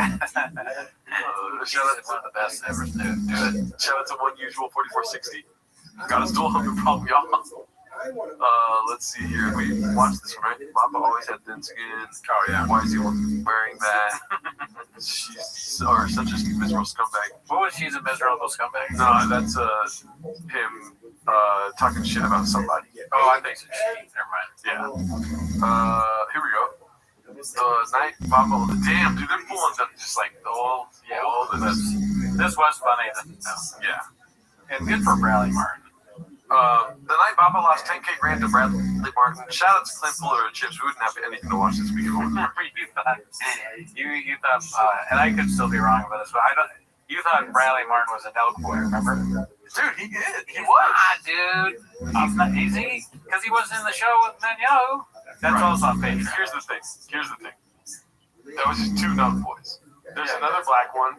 There's Bradley Martin that was always there. Boss. Was it a black elk boy? Yeah. You know shit, dude. And then Bradley Martin, like, they had a little falling out. That's what I told you. They had a falling out. He stopped going with the elk boy. Oh, okay. Probably he's not on an elk anymore. Bradley Martin got the Steiny on fucking watch and shit like this. It was part of some episode that I watched. And so, you know what that means, dude? you're sleeping on this. That means that someone else could be a milk boy. I was gonna say us, but now I'm thinking Papa. Oh, anybody, if there's more, if it's not just those two doofuses, then and like fucking DC Inc. PT87 could be a milk boy. Yeah, you're right. Mark Ramirez, yeah, Papa's a milk boy. All right, let's see here. Clint Puller chips. Speaking of money, with main event, or are you talking about main event, co-main event? Main event. Gaethje, Poirier. I'm saying Gaethje. Okay, I'll take Poirier, the diamond. And hot sauce in it. Yeah. Read it. Last time. I wanted to be wrong on the show. I mean, I did, but yeah. Bradley Martin is associated with the Milk Boys and has been considered a member of their extended. I know you're a car guy. I think there's only two. Dude. It's those two guys. Kyle and Stein. I had no idea. Oh my god. You watch every episode. Alright. You really believe Poirier? Yes. Why do you believe Gaethje? Tell me how he beats Poirier. You can't because he doesn't. Can I ask that? Okay. No going back on that. No, you got it. I'll be stressed out the entire night. I'm gonna make this so much more fun. How about we got 10 G's on the main event? And That's ridiculous. I'm trying to have fun. That is fucking bananas that you did that. I feel good about that. Do you? Yeah. You should. Give her from now about a minute ago, 5 rounds. Knocked him out, head kick. Poirier knocked him out with a head kick. Yeah! I mean, Gaethje knocked him out. Yes! Let's go! Brought me my fucking money! Hey, you're like, Feels so good. You fucking loser. So good. oh my god. Damn. $10,000 in hot sauce on pizza. Had a good night. The back milk boys. It's pronounced milk. That is funny. Milk is a disgrace to Canada. Oh, they're Canadian? I don't even know. Wow. Let's see here. Are the milk boys related to the milkman? That's why George got fired. That's so funny, dude. Is that real or is Assad makes jokes? But it is around the time that George got let go. Oh, because of the 10,000? That's what he was going to pay George for the whole year. Papa dressed like he just finished working in a 50s diner. Jeff Dye is obviously worse than Brendan. Haha, name one Jeff Dye special. Last cowboy in LA, dude. Yeah. Next question, Bray. Name 3 Brendan Schaub specials, dude. Can't do it. All right. Post by Brent Afer. Always been into groceries being. Oh, wow. Wow, I got to go there. Where is it? Yeah, we got to figure out where Papa's Diner's at. Papa's Market. Or Papa's. Beer and wine, organic produce, grab and go fruits, gifts. Interesting. What is Papa? Who is Papa, dude? Papa, I think it's like you call your grandpa that kind of shit, right? Do you? Papas or something. Maybe it does sound like that, but to me, it sounds like maybe it's like a great person or something. Damn, dude, in their heyday, dude, they were for sure getting called Papa during sex. During that unfaithful sex and shit. Brian Callen, Brendan Schaub, Bubba. They're getting called Bubba. Oh, Bubba! For sure. Oh, no. I mean, I want everyone to picture that. That's why I say it. Let's see here. I'll cut that part out. Let's see what we got going on here, dude. This one's posted by Brilliant Crow 5928. Light week at Chang's for sure, dude. Not the best brains for the sports is what it's called. Let's see here. Brendan Schaub, man. Oh, Brendan Schaub. Brendan Schaub, I think he was running his mouth. Oh. You know, they're not even going to translate. What did he say? I got that here. The a-hole shit. This is incredible. He was talking shit? Yeah, but basically, Brendan, I think he said that, talk a lot of crap that she might will run him over and blah, blah, blah. Why is he watching Brendan Schaub videos, by the way? No, you know, but people just... Send some of it. Now, look, can I just give you a piece of advice? Okay. Don't listen to Brendan Schaub. Exactly. Doesn't have the best brains for the arts. Tirar um conselho, jamais discute com o Brendan Schaub falando. Vai. Zehuela. What was that? Zehuela is a terminology in Brazil that's like those guys on the streets. You said it. He said it, not me, Oh, I mean, it's just so fun. I could watch hours of people in a foreign language making fun of it. Like every language, dude. Everyone's got something to say. He unites the world. That's Pereira, right? Pereira? Oh shit! Right? I don't know. I'm asking. Metal Sonic, I did acknowledge it. I posted it on my story. And you're spelling Belushi wrong. Bapa primarily means father in several languages, including Indonesian and Nepali. Indonesian is a respectful term for father, similar to Bapak. My mom is using ChatGPT now. I don't know if you know this. She's for real. Yeah, it's helpful. That is Pereira, okay. It does look like him, yeah. Oh, there you go. He does have the best brains. Let's see here. That hat is hiding the bald head. Bro. That is funny. The military are watching. This is posted by Ladder Attitude 6409. I see homeless cats everywhere. Yo, somebody needs to make this the Gringo Poppy and not the Jackson podcast, dude. That would be so awesome if it was photoshopped to be the Gringo Poppy. Who's on the poster behind the couch? That is one of the best comedians of all time. What's her name? Anna Gatsby. There we go. You didn't know that one of the best comedians of all time? Yeah, that's crazy. We should block him. That's crazy. Rosa. Let's see. We should send Ringo Poppy to North Sentinel Island. When's Timos? He's doing a bit Formula One, but you don't have long to live. Yeah, dude. We'll turn the noise on. Which we haven't even looked at the likes yet. I don't know if you want to. Oh, we don't even really. The likes don't count. Oh my god. Jesus. Okay, 79. Close enough. All right, not bad. Yeah. You don't know Hannah? Hannah Gatsby is my soul star. South Star. I thought it said Soul Star. I thought that was John Mulaney post rehab. All of Joe Rogan's friends really hate Texas. Posted by Low Volt. Let me open this in a different window just in case. That makes sense. Okay, so it's an article from Kron. I don't know what Kron is. Kron. Yeah, let's see. Joe Rogan's friends follow him to Texas. They all seem to hate it. The heat to the state's power grid. Joe Rogan's friends are learning that Texas isn't what they promised. In 2020, Joe Rogan moved from Los Angeles to Texas after visiting and realizing he didn't have to wear a mask at a restaurant. Many of Rogan's compatriots in the stand-up space followed him to Texas to be closer to his anti-cancel culture comedy club. Wow, say that 10 times fast. Yeah, stack that over a week. You know who can't say that 10 times fast?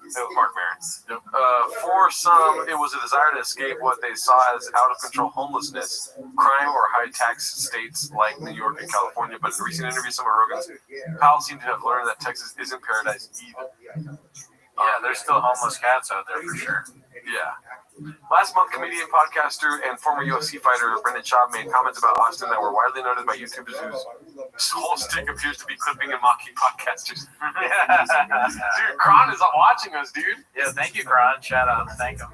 Schaub, who Rogan has had on the Joe Rogan Experience multiple times, moved from Los Angeles to Austin earlier this year, but has said on his show, Fighter and the Kid, that he misses Los Angeles. Thank you very much, Ryan Hardy. I read that comment. That's how multitaskable I am. As my community and my routine, Schaub said in June. He recalled a conversation with a fellow LA to Texas transplant who told Schaub that Austin is no LA. Schaub is far from the first. In September 2024, Tim Dillon, a Los Angeles comedian who hosts podcast The Tim Dillon Show, called Austin a horrible city without a soul, on a podcast with actor Whitney Cummings. Bro, yeah, this is looking pretty good. This is fucking awesome. And the picture of Tim Dillon's pretty funny too. Yeah, with actor Whitney Cummings, dude, that's fucking awesome. Yeah, they did a good job on this website. Whoever wrote this article, can you please write editorial piece? Is that what it's called? What is it?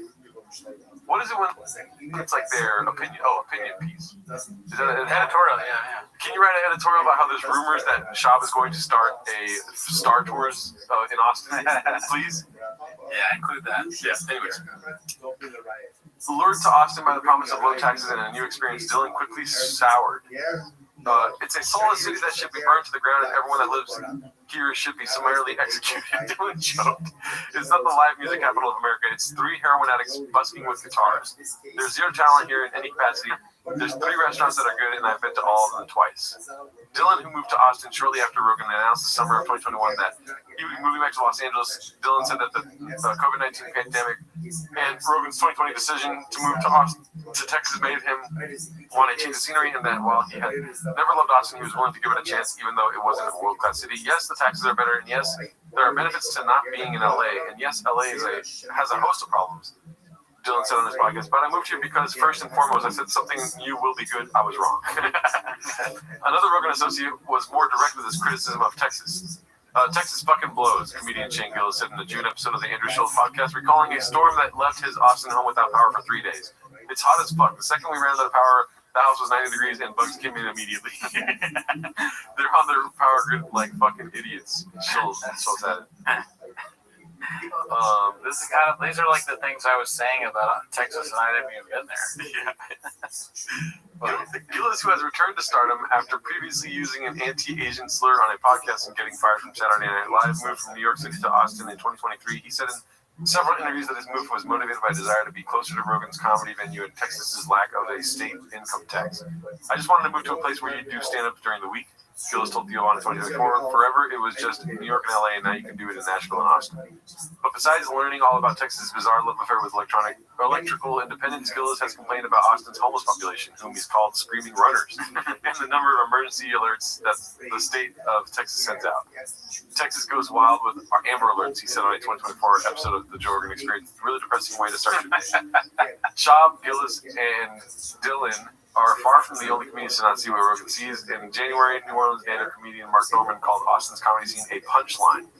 Norman, who has also declared that moving to Texas is over. The last summer complained about Texas's weather and Austin's homeless population. That city is a boiling pot of evil goo just circling a dish.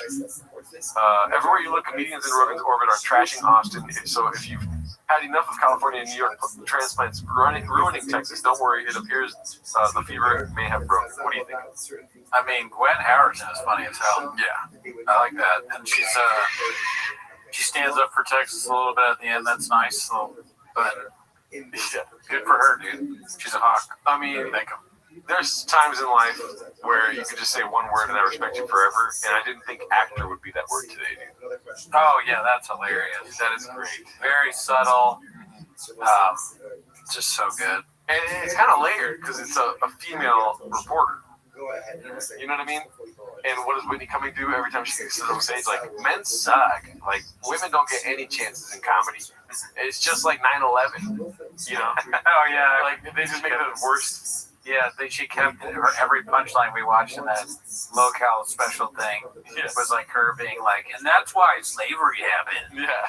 She just would bring up the worst things that have ever happened in history as a punchline. It's kind of like Sandy Hook. Yeah, that's exactly. Yeah. Like, my vagina is kind of like Sandy Hook. Yeah, that's what that kind of thing. And my boobs are kind of like David Pearl getting his head cut off. What? Or Daniel Pearl.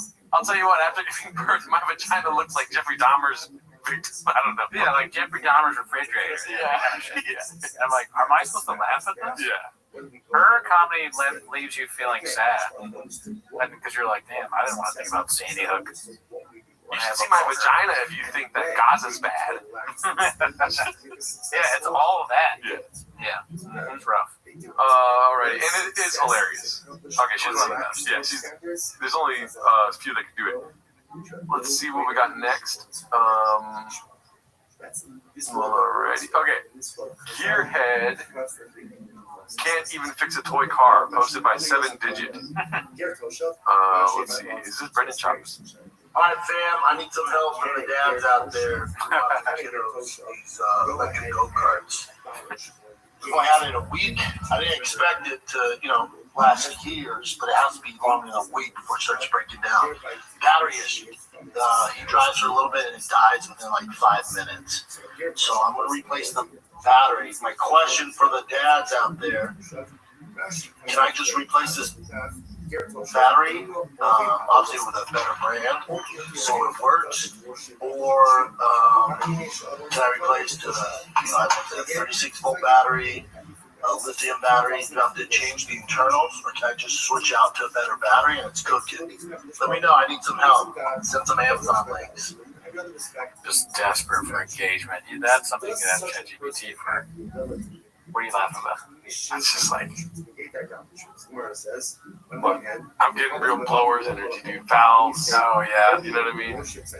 He's moved down. He's like, you know what? I'm not that good at trucks. I'm going to move down to little go-karts. That'd be funny if he was like, tires good, steering wheel's good, check the steering wheel, it's good. Turbo seems to be supercharging. Like, I think it's it's a lithium battery, right? You know, like laptops, they use those kind of batteries.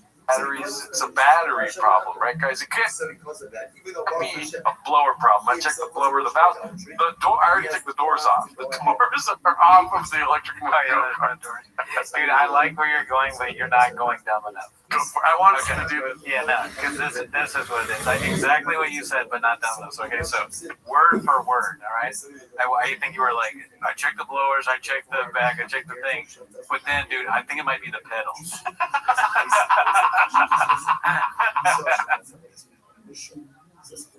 It's not even battery power. But dude, another thing I noticed is the McLaren thing. Does that mean it's like super expensive, or is that just like a bit toy car thing? Who knows, honestly? Yeah. It is super expensive. You think he knows how to spend money? I got my kid a McLaren.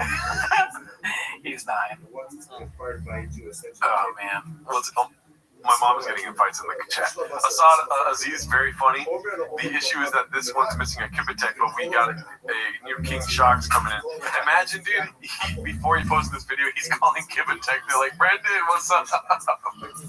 He's like, what's up? All right, listen, don't kill me. I just want you to know I got this electric car. What kind is it? McLaren. They're like, whoa, shit, dude. What's the matter? It's a lithium battery, right? He's like, they're all confused. He's like, all right, say less. I'm going to call King Shocks, dude. He calls King Shocks. You think it's a Shocks problem? Yeah, Shocks. Y'all. You should give it a go-kart.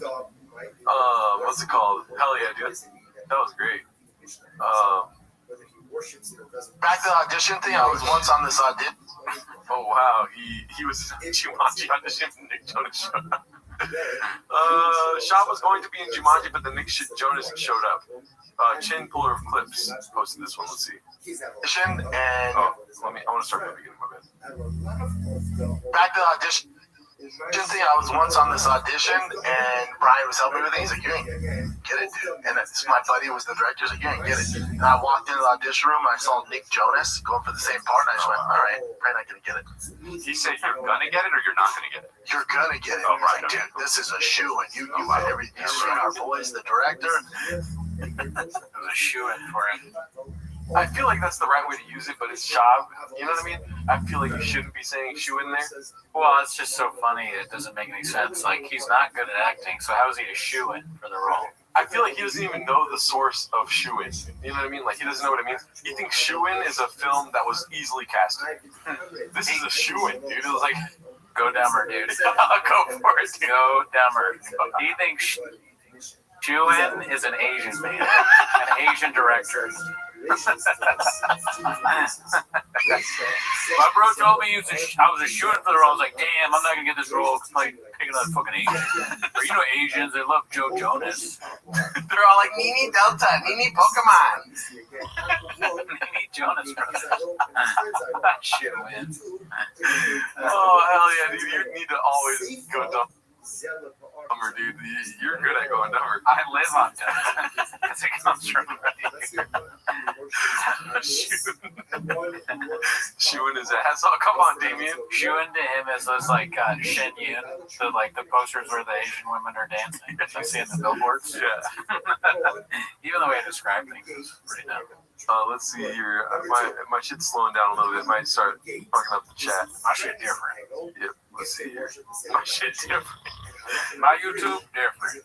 Shout out to everyone that's in here. 356 people. I know.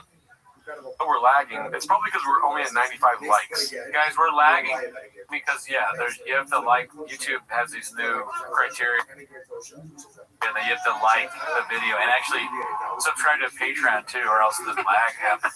And I'm like, YouTube, what are you guys doing? We can't force people to subscribe to our Patreon just because of the lag, right?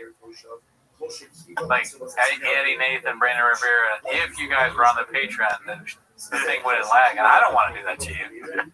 But you have to join the Patreon or YouTube punishes us. And we're shadow banned and terrorists win and all that.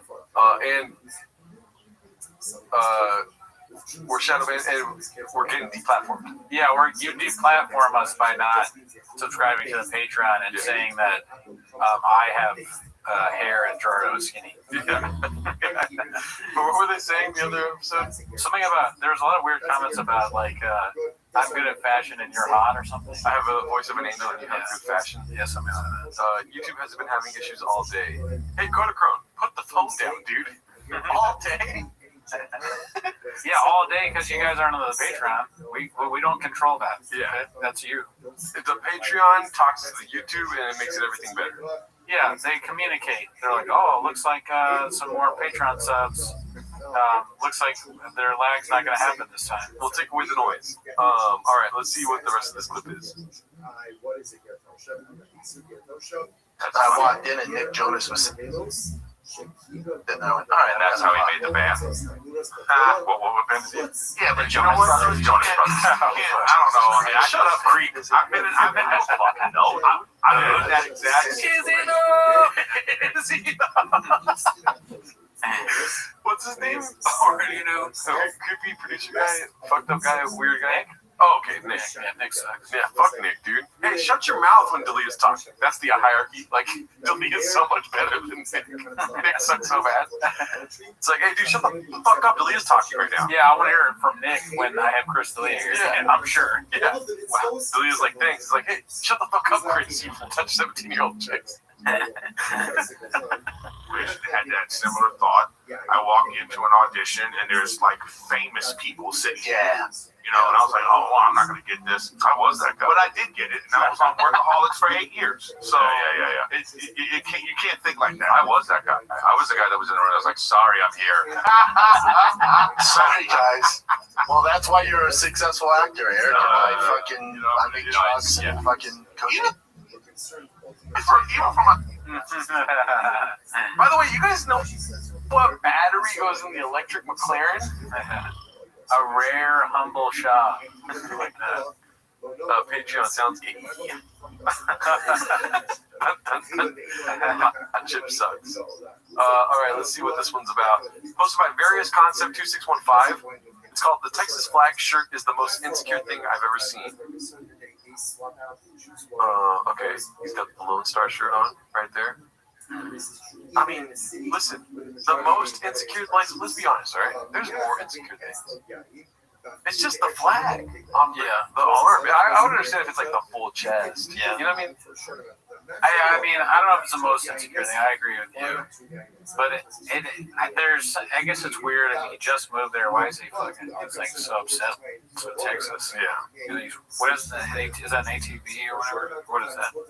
Something like that, right? It looks like a truck. That's a truck. He's in a truck. He's just trying too hard. All of his pictures are trying way too hard. He's like, "What's up, y'all? I got this new truck." He thinks everything is a truck. You can walk to it. No doors, just like I like my trucks, dude. Alrighty. This one's posted by Jesus Chrysler. Still hates her kids. Reading Sage and the kid starts with, "I can't breathe, bet you can't, demons." Whoa. Wow. Okay. That is crazy. It's just cute. What are you talking about? Oh, we thought we were both going to say cute at the same time. That's cute, dude. She probably was like this, like, "Oh, check it out," to the kids. And then posted it. He cropped out the uglies. The funniest part is she put a song on it. She's like, "Oh, this needs a soundtrack. Like, the Hate for My Kids needs Buster Poindexter and his Banshees."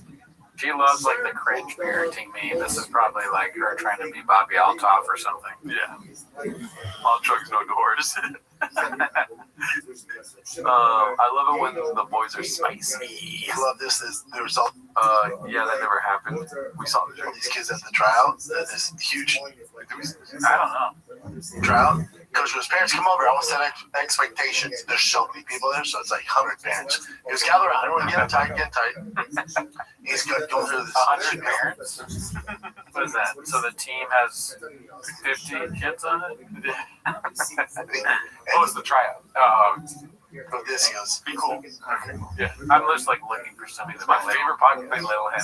Yeah, dude, you're fucking around. You're right. I gotta be cool. I'm a dick. Oh, you feel good, my guy? No. I always forget he's my man, my dude. Yeah, my guy. Now, I can only do so much. But, if your kid wants to play good ball this year in the right place, you mix team, this is where you want to be. He goes, I'll be honest. Some of y'all dads are 5'5", and then some of y'all are 6'5", and I can work with 6'5", and 6'5" usually goes places. The 5'5", it's gonna be tough. There's nothing you can do about that. He loves Texas now. All it took was one baseball dad to be like, if your dad's badass, you'll be on my team. He's like, what the fuck? Why was I in California for so long, dude?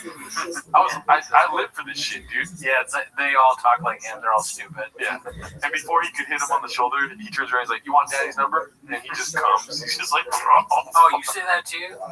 It is fun. There's a lot of similarity between who's ever talking right now and the guy that was like telling him about the Oklahoma show. Oh, it's not sold out, Bubba. It's the same exact cadence. Oh, it's not sold out. If your dad's 6'5" and has a big dick, I can work with that. Am I clear? I was like, wow. It's like, well, some of y'all 5'5". This place, and there's nothing I can do. off here. Yeah. We're gonna do hip hop dance. It's all good. Hip hop. What? Huh? What? Short dads, you're out. I only respect the 6'5" dad. Jero deaf on those zins tonight. Hell yeah, I am. I wonder if the Hunting Wives series on Netflix will accept Papa's wife on their club, totally over the top Texas. Because kids are never taller than their parents. Yeah, my mom is so short. She's like, I'm like two of her. That's facts. Shout out, Mom. Love you. I don't know why I say shit. What?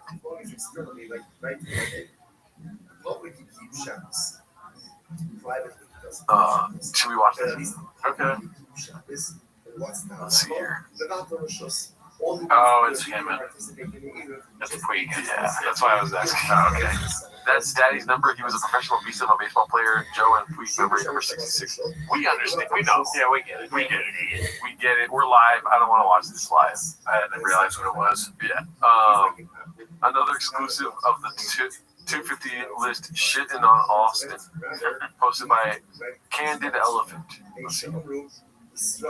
What is the most overrated city everyone loves to visit? I'm sitting in one of them right now. Austin, Texas. It is trash. It's classless. It's classless trash, everybody. It's not cool. Everyone's like, why should we go to Austin? The commerce is huge here. I'm like, sure. The city itself is not cool. I'm not saying it has a lack of cool. I'm saying it's actively uncool. I live in New York City, one of the coolest towns in the world. There's also plenty of others. Mexico City, Berlin, Liverpool, all cool in Austin, Texas. But in the world, overrated. Bangkok, Thailand. It seems cool, and by day 2, you're like, there are a lot of 9-year-old boys selling Viagra at 3 a.m. I don't think I'm comfortable with the darkness of this town. So Bangkok, overrated. Get straight to Chiang Mai. Enjoy your life. That's so funny. You have to mention Austin. He's there right now. He's like unhappy. Yeah. The clip is funny, but worse because it's in Austin. It's zapping his energy. Revenge of the Grift, posted by Caterpillar Hot 7539. How long have we been going for? Not sure. 117 likes, not bad. Hour 30. Oh shit! So we got a wine baby. Yeah. Shout out to you, the MNSXD. Thank you. W on the 24-hour live stream. Cooney Gay. Ooh, that's Daddy's number. XQ 66. I like that one, dude. I'm gonna make that my phone background right there. Let's see here. Shop stealing Brian's line about Tim Kennedy. I don't know what that means. Well, we should have already seen it, but last episode,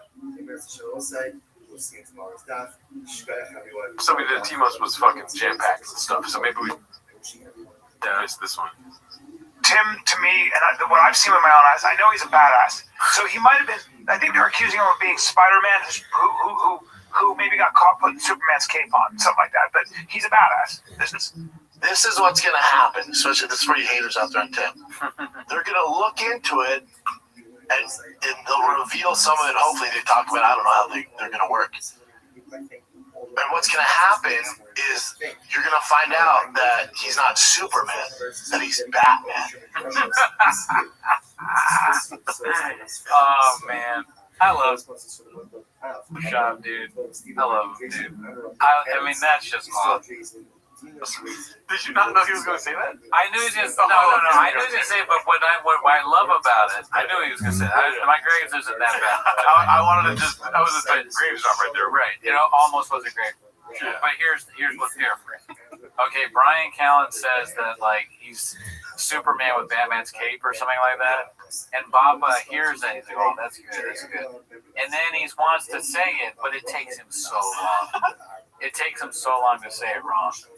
He's like, he's not Superman. Yeah. He's Batman. It's like Jeff Dye doing one. So he's this comedy's a gangster as shit. He's punk rock. Yeah. Right? 9 to 5. Put a smile on your face. He's not a panda. He's a tiger. He's not a pancake. He's a waffle. Waffles are delicious.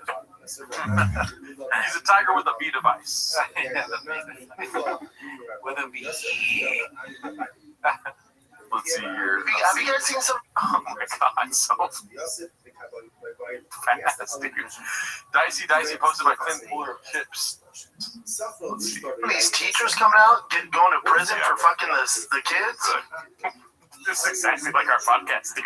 Yeah, I am shocked. Oh no. Where were these teachers when I was a kid? Too close to what I said. Should I stop playing?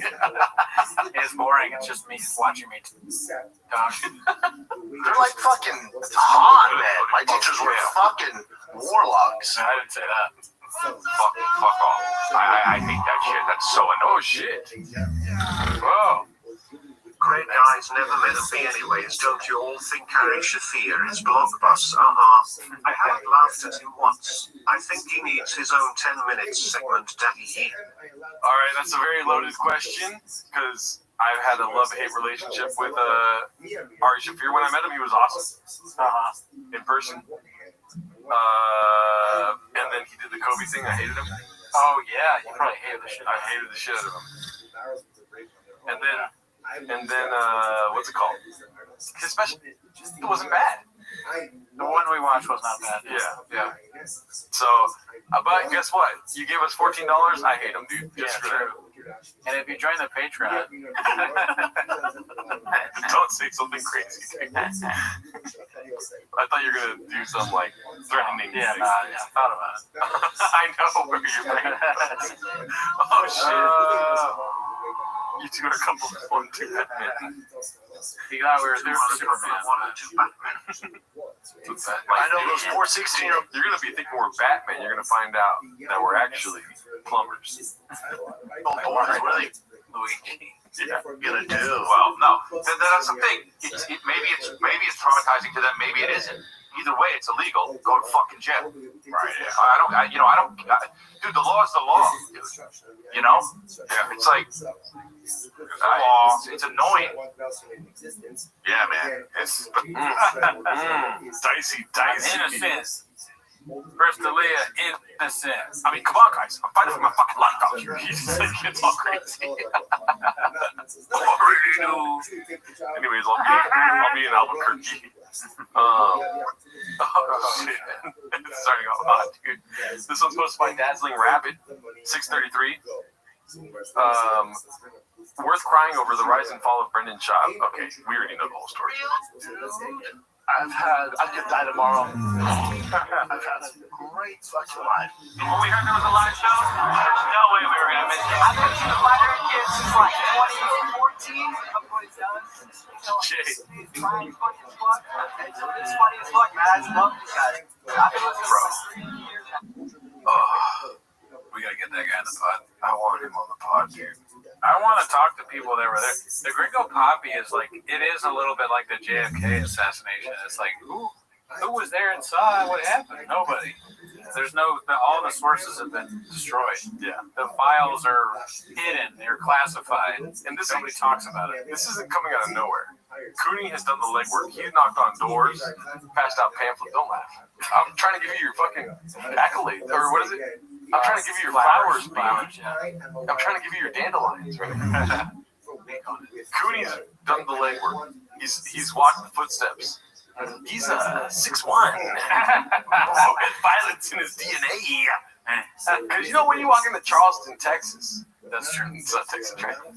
Charleston, South Carolina. When you walk into North Rowley, you're gonna be wearing a striped, what is it, rainbow shirt. You're gonna be like, where? It's June. Where's the party? And did you go see the Gringo Poppy? You asked everyone I've ever seen. You ask them 2 questions. You go, did you see the Gringo Poppy? You wait for the answer. Doesn't matter what the answer. The next question, did you see the Gringo Poppy live? And I'm like, yo, it's kind of awkward when you ask the same question twice, dude. First question, did you see the Gringo Poppy? Second question, can I hit? And then I'm like, Brendan, this isn't Arby's. All right, I'll stop. I'll cut that part out too. Like crazy. The dream. Is that Ping Day? My heroes. That is a wild thing to say. They have a huge Asian audience. Like Indian, Asian, That's one thing. Well, no, the other guy, Indian. Oh, yeah, true. That's surprising that they have an international reach. Well, international, why am I saying that? Be careful. Charleston is not in a different country, dude. One day, I'm a cat. I've had 9 lives and career-wise. I played football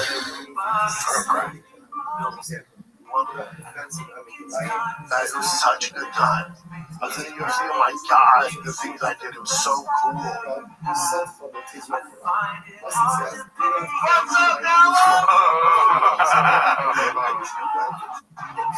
Stand up and joking me too. I'm so lucky. That guy's Asian as fuck. I've done cool shit.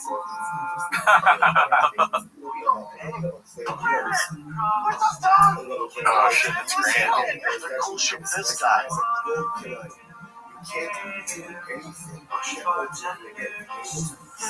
Oh my god. I can't talk.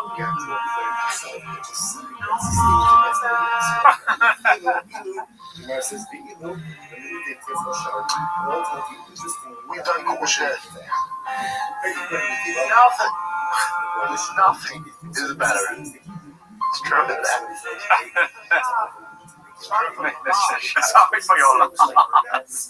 It's worth crying over. It's so funny that Brian is sad that Shab is crying over how happy baseball coaching makes him. It's not sad.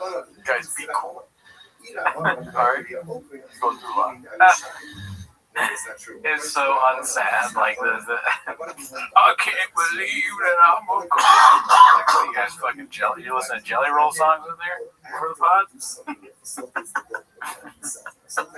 Somebody say. Exactly. They got Jelly Roll playing before the show starts, and they give their feels a little bit. We should have a song next week. I saw somebody asking for songs. We're gonna work. We've been working on one for next week. It takes about 6 months to make a song. Brian is fearing for his life. He has a mentally unstable behemoth next to him. Yeah, that's kind of true. Let's see. Let's go one more chin. Okay. That's Daddy's number 1.1. Okay, that's be cool, dude. Posted by Air Pumper. This one is David Cross. Sam Morrill talks comedian liquors and mentions Tiger Thick, posted by Sherbert. When's T-Most this will? No haphazard this week either. That's when he knows it's a light weekend. Yeah, dude. Hey, guess what? Hap took a week off, dude. Good. I mean, he's probably, you cook a lot, you need a break. This guy never takes a vacation. She liked the way the lick days. And I found out all these other comics have liquors. I didn't even know, like Ron White has tequila. Bird and Tom have a vodka, but that was after us. But they at least didn't go whiskey because of us. They knew we had a liquor, so I was like, all right. Brendan Schaub, he's not really a comic. He has it's like $90 a bottle, which I was like, are you a fucking psycho? You're just, How much is this about? like $40 or $45. Good value. Yeah. Assuming it's good. Yeah. Classic. $90 is pretty high. Yeah. It's not $99 anymore. I still can't believe I gave my address to somebody I don't know to send us, but I don't live there anymore. Yeah. When's the T-Most though? When's most though? What's it called? I don't know. When were you doing T-Most again? Second and fourth Wednesday. Good month. Well, let's say every other Wednesday because I think this is the first. Oh yeah, I fucked up on that. Yeah, it's every other Wednesday. Yeah, that actually sounds better. It's so much easier to say that. Yeah. That's what happens when you have someone with Graves announcing the schedule. It's not so good. Let's see. We were talking about. Okay, fine. Let's end with some Baba. All right, Chin. When you don't the light buddy, come on over to Chang's.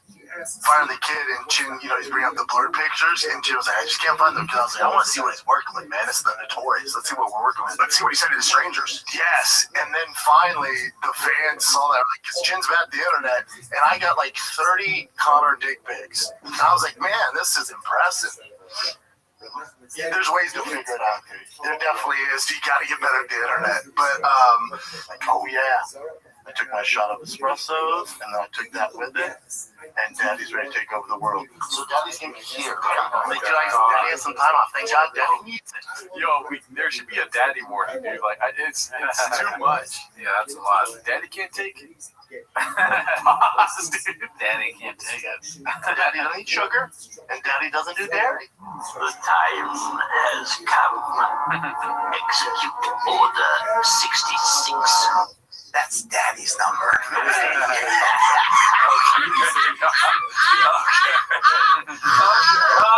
Hell yeah. Nice. Great way to end it. Yeah, dude. Well, that was a hell of an episode. Do you want to talk to the chat for a couple seconds here? Yeah. T-Word. 626 D for Dink. Stop. He just keeps mass sending the same message. Sorry. I hate it when people send the same thing over and over every time.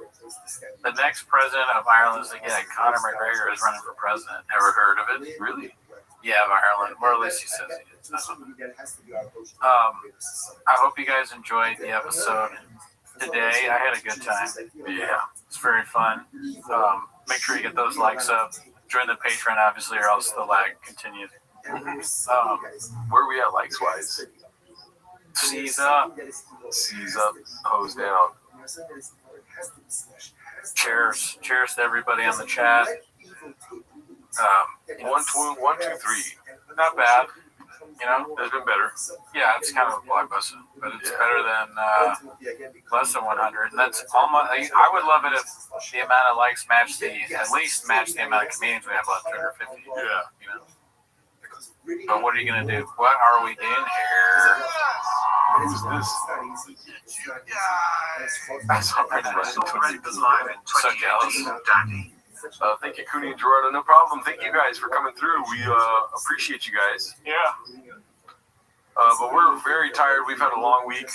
I'll have more energy next week, I swear to God. I won't, but I'll still be here though. Yes. Alrighty, go ahead and give them a peace out. Alright, see you guys later. Have a good night.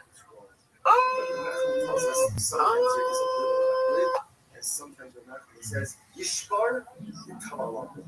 Sometimes you have to identify evil, you have to break it, you have to smash it, you have to destroy it, you have to do it. Ultimately, the process is difficult, the process is cool, the process is long. But ultimately, when you get to the other side of the process, that's what it's really about. Gemara goes like that. The Gemara goes like that. Good. Hadu Yasvi. So again, the same cover was sitting, and they asked Hadu Gashi was Hadu Yasvi. They tell me why like the may apple does come here. Hadu Hadu not. So what's like this is very interesting.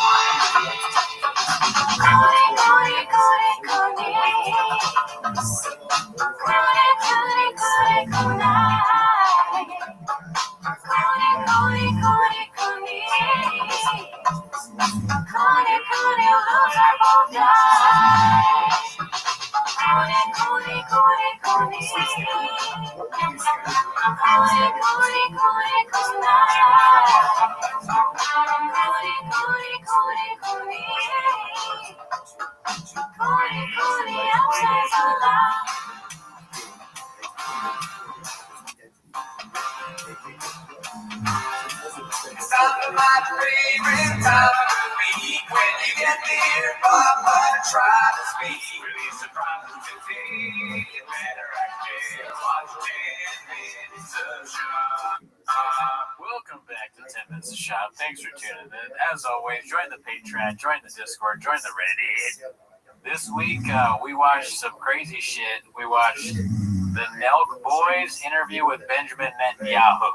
Yeah, we watched that. We've also watched recently on the Patreon, what is his name? I almost called him Randy Jackson. Nate Jackson. Oh, yeah. Nate Jackson stand-up. He had a stand-up special on Netflix. It's actually being praised as the worst of the year. Yeah, well, by some, but what do we think? I guess you have to join the Patreon and we talked a whole live about how much it sucked. Then we also watched what is the phrase? Low-key comedy with Matt Rice and Paul D'Elia. Some Akash Singh in there, some Wendy Cummins in there. Paul D'Elia. Anyways, that's not why they're here, though, right? No, not a chance. They're here to watch 10 Minutes of Shop. So why don't we go ahead and maybe we should start the timer with a chin clip. Yeah, I don't know how much we got to get through today, but I know that there's one thing that we have to address. Somebody's already put it in the chat. They want to talk about Daddy's number. So, shit. Yeah, I haven't seen the clip yet, Chin. Oh, there's not a clip, Daddy. Pause. It's a long text post, but it's worth every second of it. Let's see here. I'm gonna read this to you, okay? Okay, I'm ready. Let's see what we got here. This one, it's posted by, I'm just so excited. Yeah, no, you should, like, you came to the thing and you're like, dude, this week different. I was like, oh shit, for real, Dallas? Dude, I haven't seen anything on the chains this week, and I came home and I saw this, right when I sat down. Yeah, so it's almost like someone that cropped out the ugliest before you. Yeah. So here we go, dude. This is posted by Spirited Reception 41. For those who missed it, here's last night's dish that Papa didn't want us seeing. I don't know what that's in reference to. I don't know the lore of that title, but that's a funny title. Maybe get a load of this, Papa. A nice little Sunday dish. Long story short, I'm a baseball dad. My son was on the 9U team here in Calabasas with Brendan's son. In no way will I make this post about his son, but more about how big of a jack-off the poor kid's dad was in the community. I'll give you a little inside baseball, pun intended. We got a funny guy here. He's hitting it out of the park. First things first.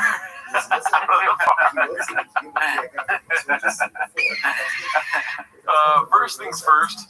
Also on our Reddit, people want us to use the trumpet sound during T-Mos. So I'm down. I might have to introduce it during this speech. Please do. First things first, all of the dads on the team send Reddit links to each other all the time. We laugh hysterically at them. We would have a designated number at each game. That number would be the line on how many times Joe Rogan's name would get dropped by Brendan.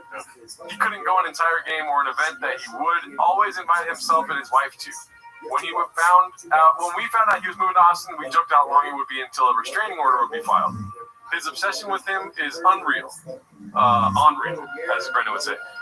He told us over and over that he and Rogan were best friends and also says nobody has been on his podcast more than him. He also told us he needed to move to a community where he was around more conservative people like him. But moved to a super liberal city. Ha-ha!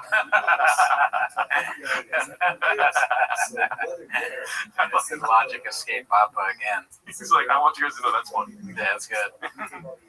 Oh, and my favorite story to share, and this tells you all you need to know.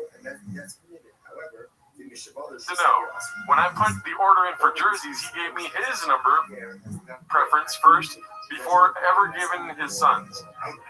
I explained to him that we let the kids pick their numbers first. Instead of just saying that he agreed and understood, the first thing he did was ask if I knew if any of the boys wear 66. I told him I wasn't sure, that numbers change a lot with kids, and he looked at me with all sincerity and said, "That's Daddy's number." Damn. Yeah, dude. That's good. That's Daddy's number, dude. What's Daddy's number? What's Daddy's number? Like your number. Oh, what is my number? 8 inches. Trick Damn. question. Fuck, you got me. Yeah, dude. Whenever I see you put the hand on the chin, I'm like, just say 8 inches. What are you doing here?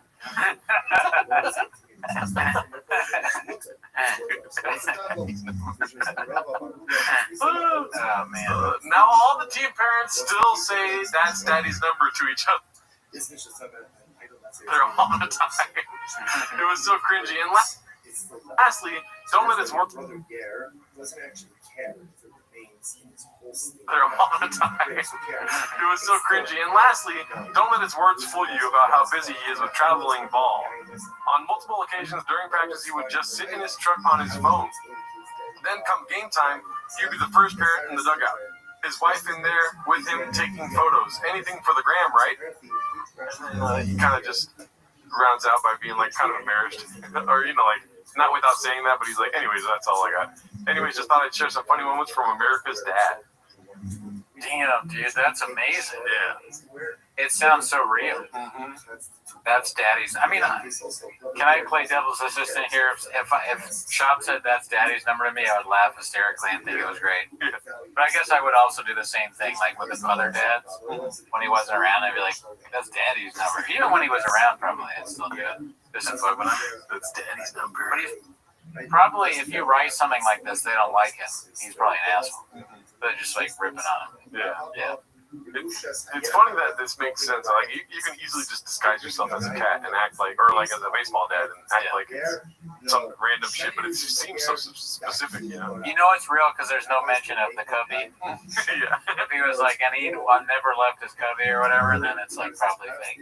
Damn, I wish the baseball dad would have watched our show and been aware of our fascination with the cubby and brought some insight to that. It's possible that he's real and did watch our show. I mean, I would have loved to shout out. And, we still got to check that website. Because remember I begged to be on the website? I forget what the website's called. BrandonChopOfficial.com. Whoa. We paint narratives, B, says Stone Cold. I'm just checking in with the chat. What up, Stone Cold Steve? Yeah, I mean, this show is all about painting narratives. So that's what we do here, kind of. I don't know if you're new here. That's Daddy's painting. Galactus, my North Star. What's up, Mark Ramirez? Okay, Mr. Whole Foods. Classic Papa. Papa in the Baja 1000 of Austin. Alrighty. But yeah, anyways, so you said that's Daddy's number. Millie, to answer your question, this is T-Mos. I think I put that in the thing, right? You did, yeah. It might be a bit, honestly. Oh, okay. I may have answered a bit seriously. Well, it is a bit that they only give us 15 likes, I'll tell you that right now. Yeah, guys, I don't know if you know about this because we only talk about it in the Raccoon Tweeties live stream, but I will unplug the thing and make a weird noise come out if there's not more likes. Alrighty, so that post there brings us into the next post from Lumumbao. Lumumbao 0, drunk BC drops a daddy's number. Let's see this one here.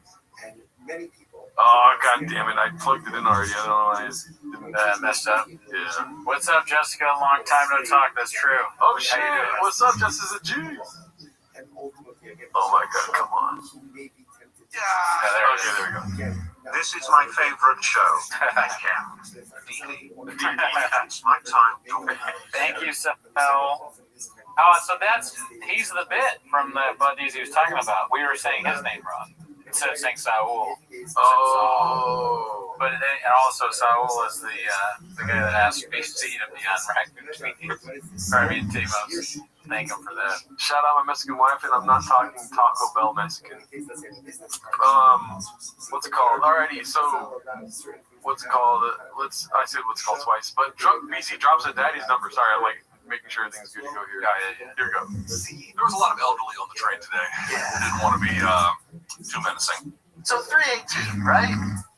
That's daddy's number. All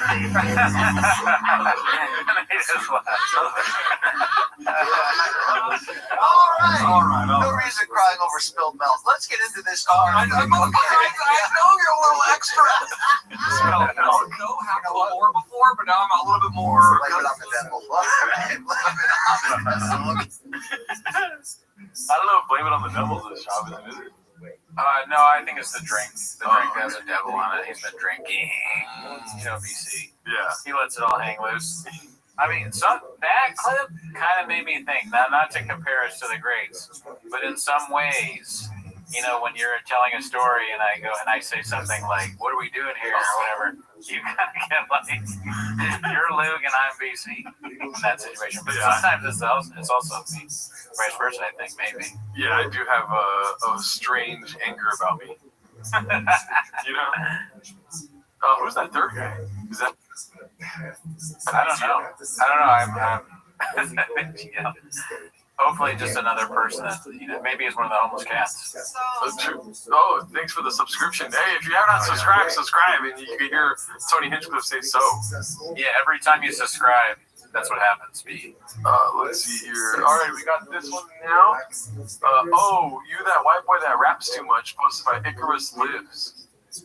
Right, he's got yellow hair now. Yeah, there he is. He's I haven't really seen any chins with this kind of clip hairdo yet. You know what I mean? Okay. I think I've seen them, but I don't remember exactly what happened in them yet. But I'm hoping to see a bunch in this one. Remember in middle school when people were doing that? Did they do that when you were in middle school? The M&M hair? Yeah. Yeah. Oh, yeah. Oh, shit. I wanted to do it at that age. Daddy's number is 66 and Daddy's letters are CT. Let me make this big pause. And then the other one is Cooney is Daddy Gernaldo is Mexican. Shout out to you guys. David and Curtis. Cooney is Daddy. Gernaldo is Mexican. That's so funny hearing the what's up, Dallas? Look at you guys. We watched the Gringo Poppy last night, dude. Yeah, we did watch the Gringo Poppy also on the Patreon. But when I see him like that, when he got the haircut done or the dye done, he's probably like, I'm not used to this. What is it? Bleaching is what I meant to say. Which I assume is some kind of dye. I don't really know. No, it's just bleach. Oh, it's bleaching. I didn't go to college, but yeah. Because it's called that. So it's putting bleach in your hair. Yeah. Wow. I thought that was like a fucking like a way of saying some colloquialism. I'm shot. Number 88, dude. Let's see here. What do we got next? Okay. It's all over the place. Let's see. Next, we have Urinal Zin. Okay, that's disgusting. The baseball dad, when he finds out you can screenshot posts. Oh, because wait, can somebody in the chat tell us how did Papa get them to delete the post?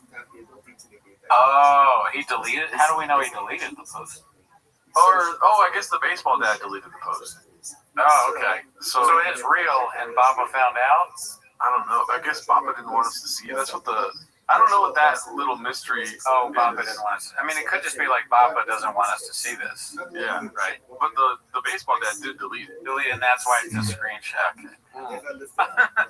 Very confusing. Can you though? What's up, Nina Bone? Baseball dad deleted it. Crack City, thank you for the insight. Crack City. Baseball Dad is such a great name too. It's like the hero we needed this whole time. We needed Baseball Dad because we had other people like that for a while. There was Sorghum Bird, right? Rogan and Shorty Pie, and now we had for a brief moment Baseball Dad. Great. Oh, dude, yeah, Stone Cold Steve's right. I think if it's the guy that takes down the jersey number, the shop would know who it is. Oh yeah, that's real for sure. Yeah. Oh, damn. Genitaldo bleaches his privates. No, I just exfoliate my balls. I mean, that guy posts this. It's strange. Like you post that, you gotta think he's gonna know. Yeah. Probably would think you don't care. But then you realize the cesspool that is the Reddit page, and it's like, wait, there's some blowback. Yeah, posting here, but not us. The comedy mothership. I went to BrennanChavOfficial.com to see if there's any updates. Yeah. Here, and this is the first update. Mothership, comedy mothership, and update for updates. Or to get involved, check out the Reddit. Give it, grab a dish at Ching's. Okay. Can't keep up with the orders. All right, media. Let's see if media is different now. I want to be in the Hall of Redax. Jesus Christ, here. Hall of Redax. Where's that? Go back. Okay, go back. The Hall of Redax. Hall of Redax. Oh no, we're not gonna be in here, dude. Who's in there though? Richard Redacted, #1 assassin. Oh, I see. So it's okay. Moana the Rock Johnson. What? I don't get it. I'm assuming that's like homeless cats. Oh, okay. Donate. Bunch of donate stuff. Oh, people that donated to the page. You're gonna donate. I probably will. Yeah. Oh my! I think I will donate. Yeah. Let's see here. I want to be in the Hall of Redax. You know, I have to pay. I'll do it. I'll pay for it. You gotta shout out the show though. Oh, sure. Yeah, Oh, I was saying like them. Oh, yeah. You put us on, but I also will just force my way on by donating. Billy Glossy, you got to be specific to the sound. I don't want Cooney reading that kind of comment and then making the high-pitched noise come back. Billy, I will flip out on you. I have violence in my DNA. If you ever ask something like that again, knock on your door's coming. We've already seen that one. The Green Reaper's coming to knock. Yeah. All right, so here we go. This is posted by I Downvote Cake Days. Always been a numbers guy. Are you sure? Yes. Oh, Yasiel Tweak is 66. Oh, he is? Yeah. Oh, well, then that's fucking fake. There's no chance he's 60. And they're doing a joke. No. It's for reals the number that Bappa was wearing, remember? Oh, man, so why would Bappa ask for that? Then that makes the story seem fake, dude. Here's the thing. I remember a couple weeks back, and people, please tell me if I'm right in the comments. They had a picture of Bappa's with his jersey on, C-Clamp. I don't know if you noticed that. They had a picture of Bappa with his jersey on and Yasiel Puig with his jersey on. And some Joanna thing about like how she digs the number 66 or something. Dude, that's the craziest thing I've ever heard. Shop wears 66 too? But it's Dia Freed. It's from high school, I think. Shop would be dumb enough to do something like that. Like, he'd not switch the number. No, it's mine, dude. I don't care that my... Because at some point that's got to come up. He's like, yeah, my ex wears 66. He's like, oh, I wore 66. Every time he closes his eyes, he just sees that. Let's see.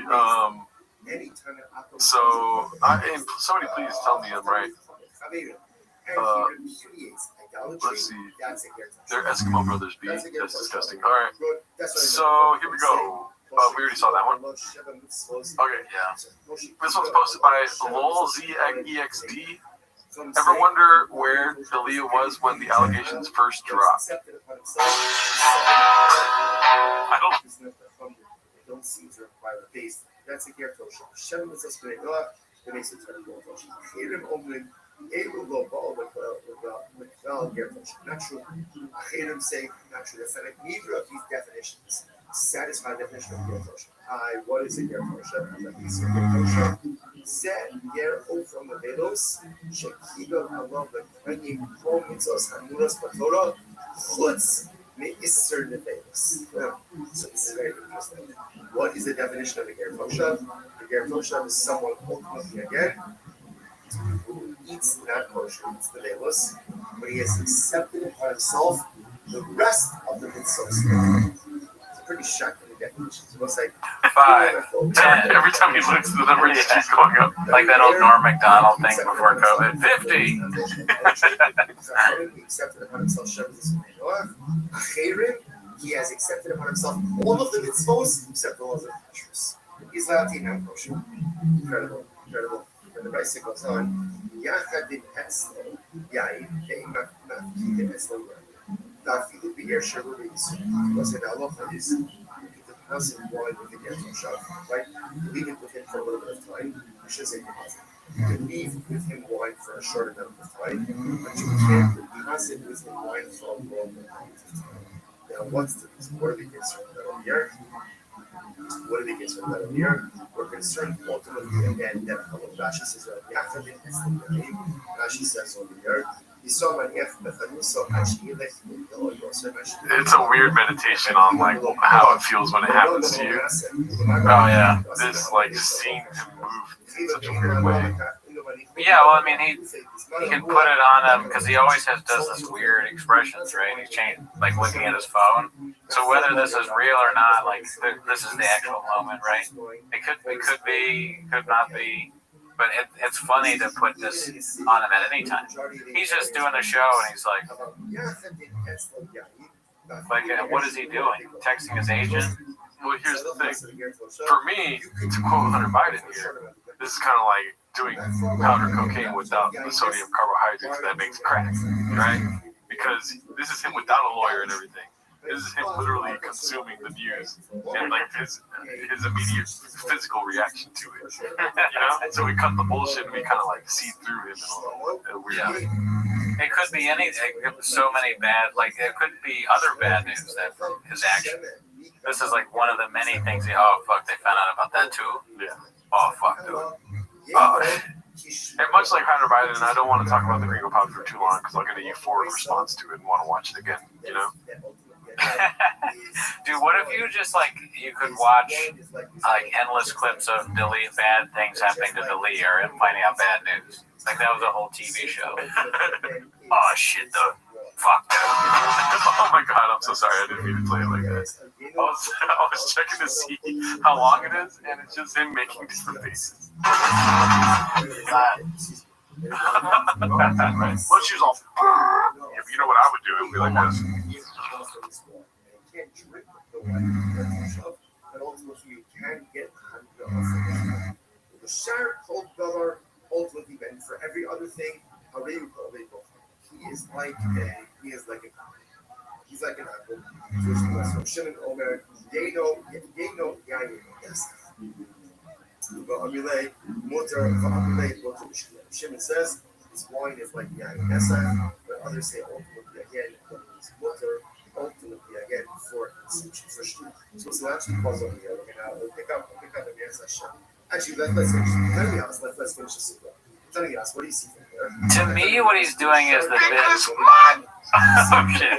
Why you gotta talk, dude? I didn't know it was over. Love you guys. We're done. Let's see. Because my pockets run deep. Oh man, I've never seen that before. Have you seen that? My pockets are deep. He's doing the bit that you do when you're like on the phone in a meeting, right? And then you put it down for a second and you act like you were part of it the whole time. So you're like, like you make a face. You're like, I wasn't just answering another email. I was fully present. That's why I'm making a face. So I was honestly writing a note about how much I'm enjoying this meeting. Or whatever the fuck. I didn't want to break it between you guys talking. I was writing notes on what I'll say next. Well, really, it's crazy that they all do this. They're just on the phone. texting and like they don't care about any of their podcasts at all. Yeah. They just want to make sure they got daddy's number. Let's see here. This is the Tim Kennedy post from last week. Papa's lawsuit. Okay, this one's posted by Like a Brother-in-Law. POV, you're a Calabasas 11-year-old and you just asked your coach if you could wear 66. He's gonna beat up a kid for a number. That's a good. What's the comments on that? Any good? Oh, here. Oh shit! Look who's in the chat right there. Oh shit! What's up, Sean? What's up, Sean McCorkle? Great guy. Never met him. Let's see here. Baseball jersey guy is gonna get a phone call from Shaw with tears in his eyes, telling him I'm a nice guy. If you wanted to hurt me, Bubba, you did. You did. Now he lives 1,500 miles away. I think Bubba's gonna leave the water. Okay, I was hoping they were gonna make fun of him beating up kids. Look here on the side, dude. I've never seen the before. A Baba with a Baba shirt on and a 7-Eleven coffee. Too bad there's not a straw. Oh yeah. Artist choice. You're talking about being a numbers guy. I like how when these kind of things happen, it's like all of the people come out of the woodwork like, I'm back, dude. Daddy's number? Are you serious? Oh yeah, dude. Yeah. Sean? What do you think about Daddy's number? Have you ever said that to another man? That's Daddy's number. You're a sports guy. He would do that. He would wear his own shirt. That'd be great. That'd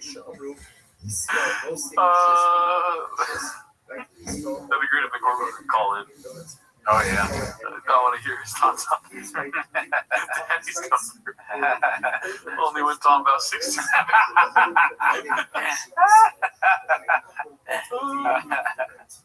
That's different.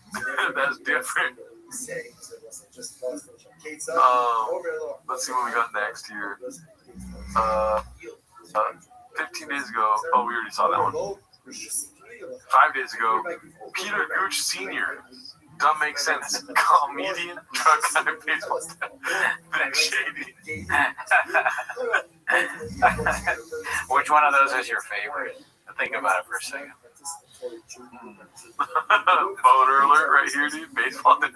Baseball dad's your favorite? Wait, what do you mean? The picture? Or the... Yeah, the picture, yeah. Oh, yeah. And the picture of baseball dad? Yeah.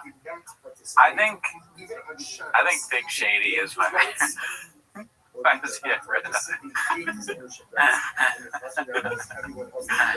he's got a crazy hair going. But Truck Guy honestly is my second favorite. Yeah, Truck Guy is pretty good. Like all these deepfakes are really good.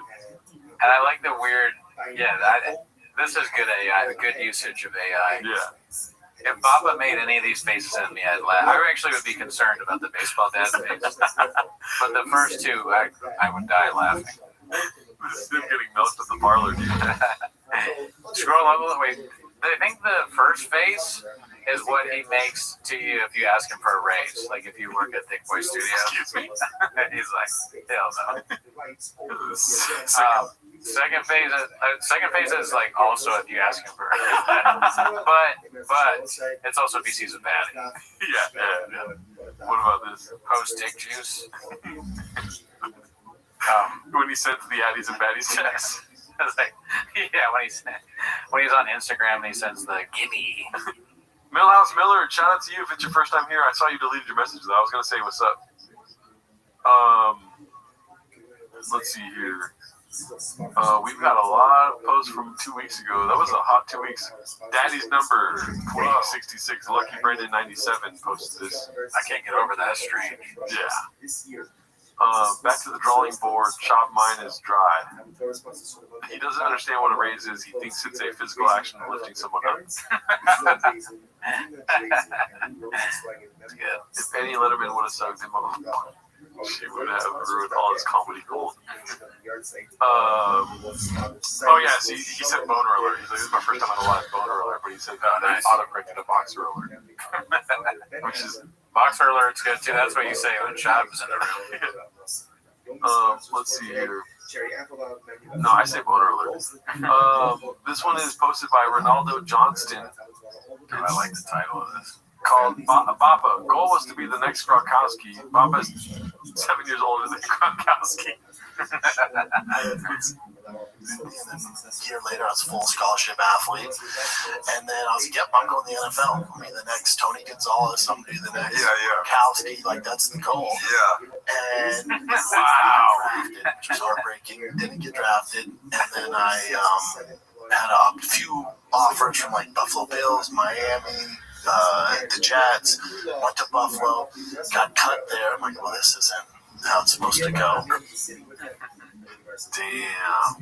I'm gonna talk to the people here. Do you read comments? I'm gonna look that up. So, what's up, guys? JR, hello to you, Eddie. Hey, Millhouse, how many chicks you fuck? Miller, they're asking. Yeah, how many chicks you fuck? Oh my god. Oh, so you okay. I see. So, I like, what's it called? So, I look up the ages, and I don't know if he's meaning this literally, but he was saying that he looks up to Rob Gronkowski. Rob Gronkowski is 36 years old, and he's 42. Yeah. So, when he was going through the draft process, there was no Rob Gronkowski to look up to. He was going to be the next Rob Gronkowski. Yeah. So he can see the future. He was like, he can see the future and be like, I'm going to fucking be that guy someday that I can see. Which goes to prove that what I'm talking about, he always looks he is the future. He always knows the next move. Ringo Poppy jokes aren't meant for you to laugh right now. No. It's meant for you to laugh possibly tomorrow. Yeah. And if you don't, that's on you, Pete. Ringo Poppy jokes, they make you laugh. They make us laugh right now, but that's because we're also in the future. We're 7 days ahead. Yeah, we're in Australia. Some of these haters and commenters might not know. Billy dies as much as Jelly Roll fans love him. Shout out. Thank you, Ryan. And so when he was graduating high school, graduating college out of Colorado, they're like, what do you want to do in the NFL? He's like, I want to be the next Rob Gronkowski. And they're like, what? That don't make sense. Like, it's like you fucking libtards, when you watch the Gringo Poppy, it'll make sense. It'll make sense to you. Yeah. Right? There you go. I'm trying to, when I got into comedy, I was always like, I'm going to be the next, who's really young comedian? I don't know. Somebody's very young. The Greta Thunberg. I'm going to be, when I got into global warming, dude, I was like, I'm going to be the next Greta Thunberg. I was like, I'm going to be the next Hannah Gadsby. Oh, yeah. Yeah, true. So, just like Ralph Barbosa. That's true. Yeah, I was going to be the next Ralph. But that's just you hating on Latinos again. Just kidding. Matt Rife. No, Matt Rife's been doing it for years. Pete. Yeah. Matt Rife is our peer. Mexican cookies are a thing in 2026. That's great. Let's see here. This is last week's episode. Okay, here we go. Now we're getting into the blonde hair. Big shady. Haphazard, just your average blue-collar truck guy. Yeah.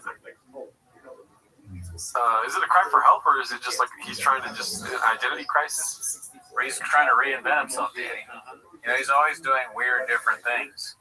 He's not your boring celebrity that just stays the same all the time, like fucking Tom Cruise or fucking Rob Gronkowski. Yeah. He's different all the time. He's always looking for the next move. He stays ahead.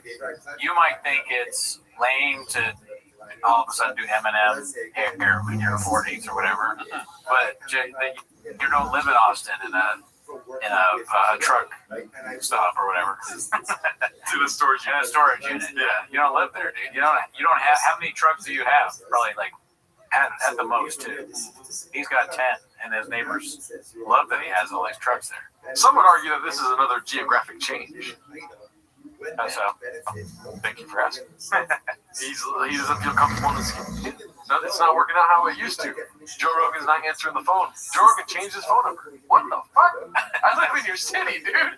He's like, you know what? Joe has always talked about getting his hair bleached, but he doesn't have hair anymore. I'm gonna get my fucking hair bleached, dude. He's trying to get back in with Joe. Yeah. This is his way. He's like, I'm gonna be cooler. I just gotta be cooler. What's cool? Bleaching your hair in your 40s. No. He doesn't say that he thinks he's like 20 years old. Right, true. But he's young. He's like, I gotta act how I feel. He's like, dude, I pulled out all the stops. I moved to Austin. It's still not working out. Yeah. It's time to pull the fucking Trump card, dude. I'm bleaching my hair. Bleaching your hair. You pan out the camera. You know what kind of jeans he has on. Jean code. He's doing a 90s bit, dude. He's fucking. We love the 90s. He's doing all that old 90s shit. We watched a little bit of an episode in our free time of the Fighter and the Kid, and we saw he had camo pants on. He's pulling out all the stops, dude. That's true. Camo pants are definitely very cool. Yeah. Right? And that is something that we also thought was cool at that age. Trucks, benching, blonde hair, baseball. It's childish, yeah. It's very childish. He has pods. He's like, Brian's trying to talk to him about some topic, and he just smashes Brian's pog on the table. Look at Paul C's commenting. Hey, Joe, did you see my hair? What else, dude? He's like trying to catch Pokemon in Austin. Oh, we know what pogs you're talking about, dude. Oh, yeah. It's pretty Badass white pussy or whatever. Badass white girls. Oh, yeah. Badass white girls. My bad. I knew that way too fast. Let's move on. You know, Papa put the idea into T's head that dyeing his hair would be cool. He made T feel like it was his idea and then gave Papa the reason he needs to justify his hair. Just hit like good. I'm not. Should I check the link too? Sure. Let's see what we're working. I mean, I could always turn the sound on if it's not high enough. That is crazy, right? That can't be right. Oh, okay, we're at 81. That can't be right. I was surprised. I mean, that's still pretty low, but I'm okay with that. Yeah. I was gonna get really angry. Oh shit! No.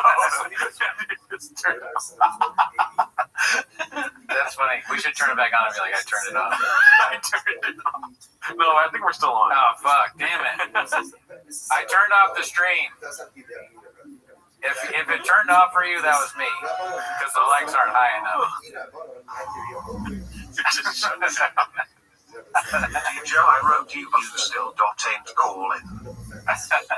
Joe, I wrote you. Oh, that's the stand. Oh, Stan. Oh, dude. That is clever shit. Damn. We should do that in 2 weeks, dude. Man, somebody wrote in the comments that, like, all the jokes go over my head, and I was like, fuck that. They don't, but they definitely do.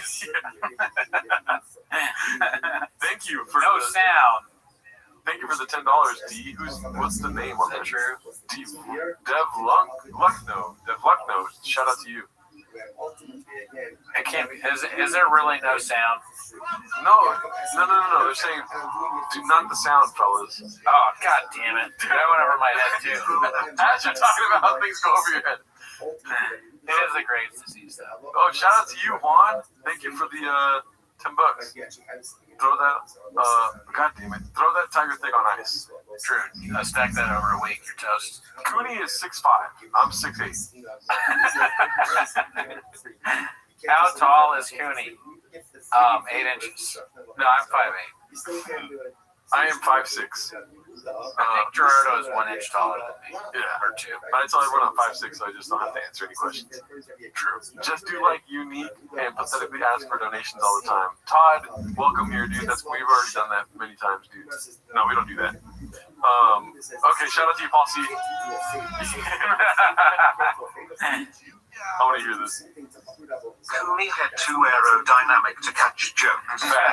Facts. Well, we have to get to the meat and carrots. How do you fuck that? Meat and vegetables. We gotta get to the meat and pornography here. This one's Ronaldo Johnston. I want to see a ball or a fucking blonde clip of him talking. I want to see what it looks like. Psycho Tim's heroic story on how he earned Bronze Star Medal with Valor. I like that. We'll let this go in. He never said anything about having a Purple Heart or a Bronze Star with a V device. You sure about that? Per the source I have here, you have a Bronze Star with a V. Is that correct? Yeah. You mind telling us about what happened there? How you got that? Pretty, pretty straightforward. Like, I think so there was that guy, and that guy was shooting at us, and I shot him. Wow, you guys hear that? What an amazing tale of valor.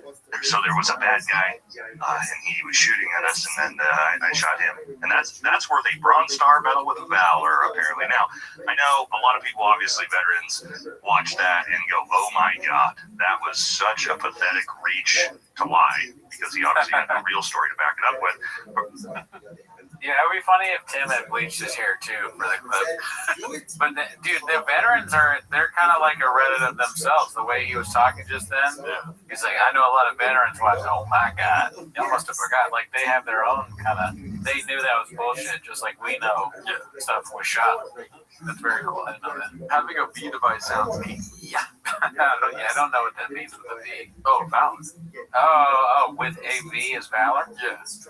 How do you get so you can get a bronze award? What did he get? A bronze award? Bronze star with, what he didn't get was bronze star with. All right, so he didn't get a bronze, but you can get a bronze star without valor? I think he got a bronze star. Right.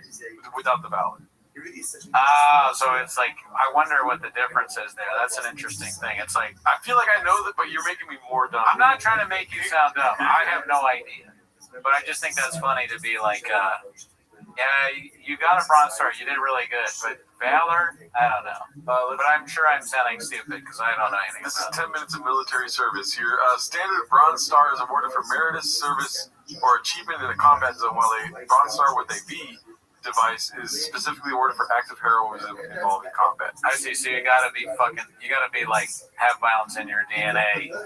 You gotta be fucking somebody up, squeezing their neck off to get the V. Yeah, with the Diet Coke on skate. And that could definitely happen with me, just not in war.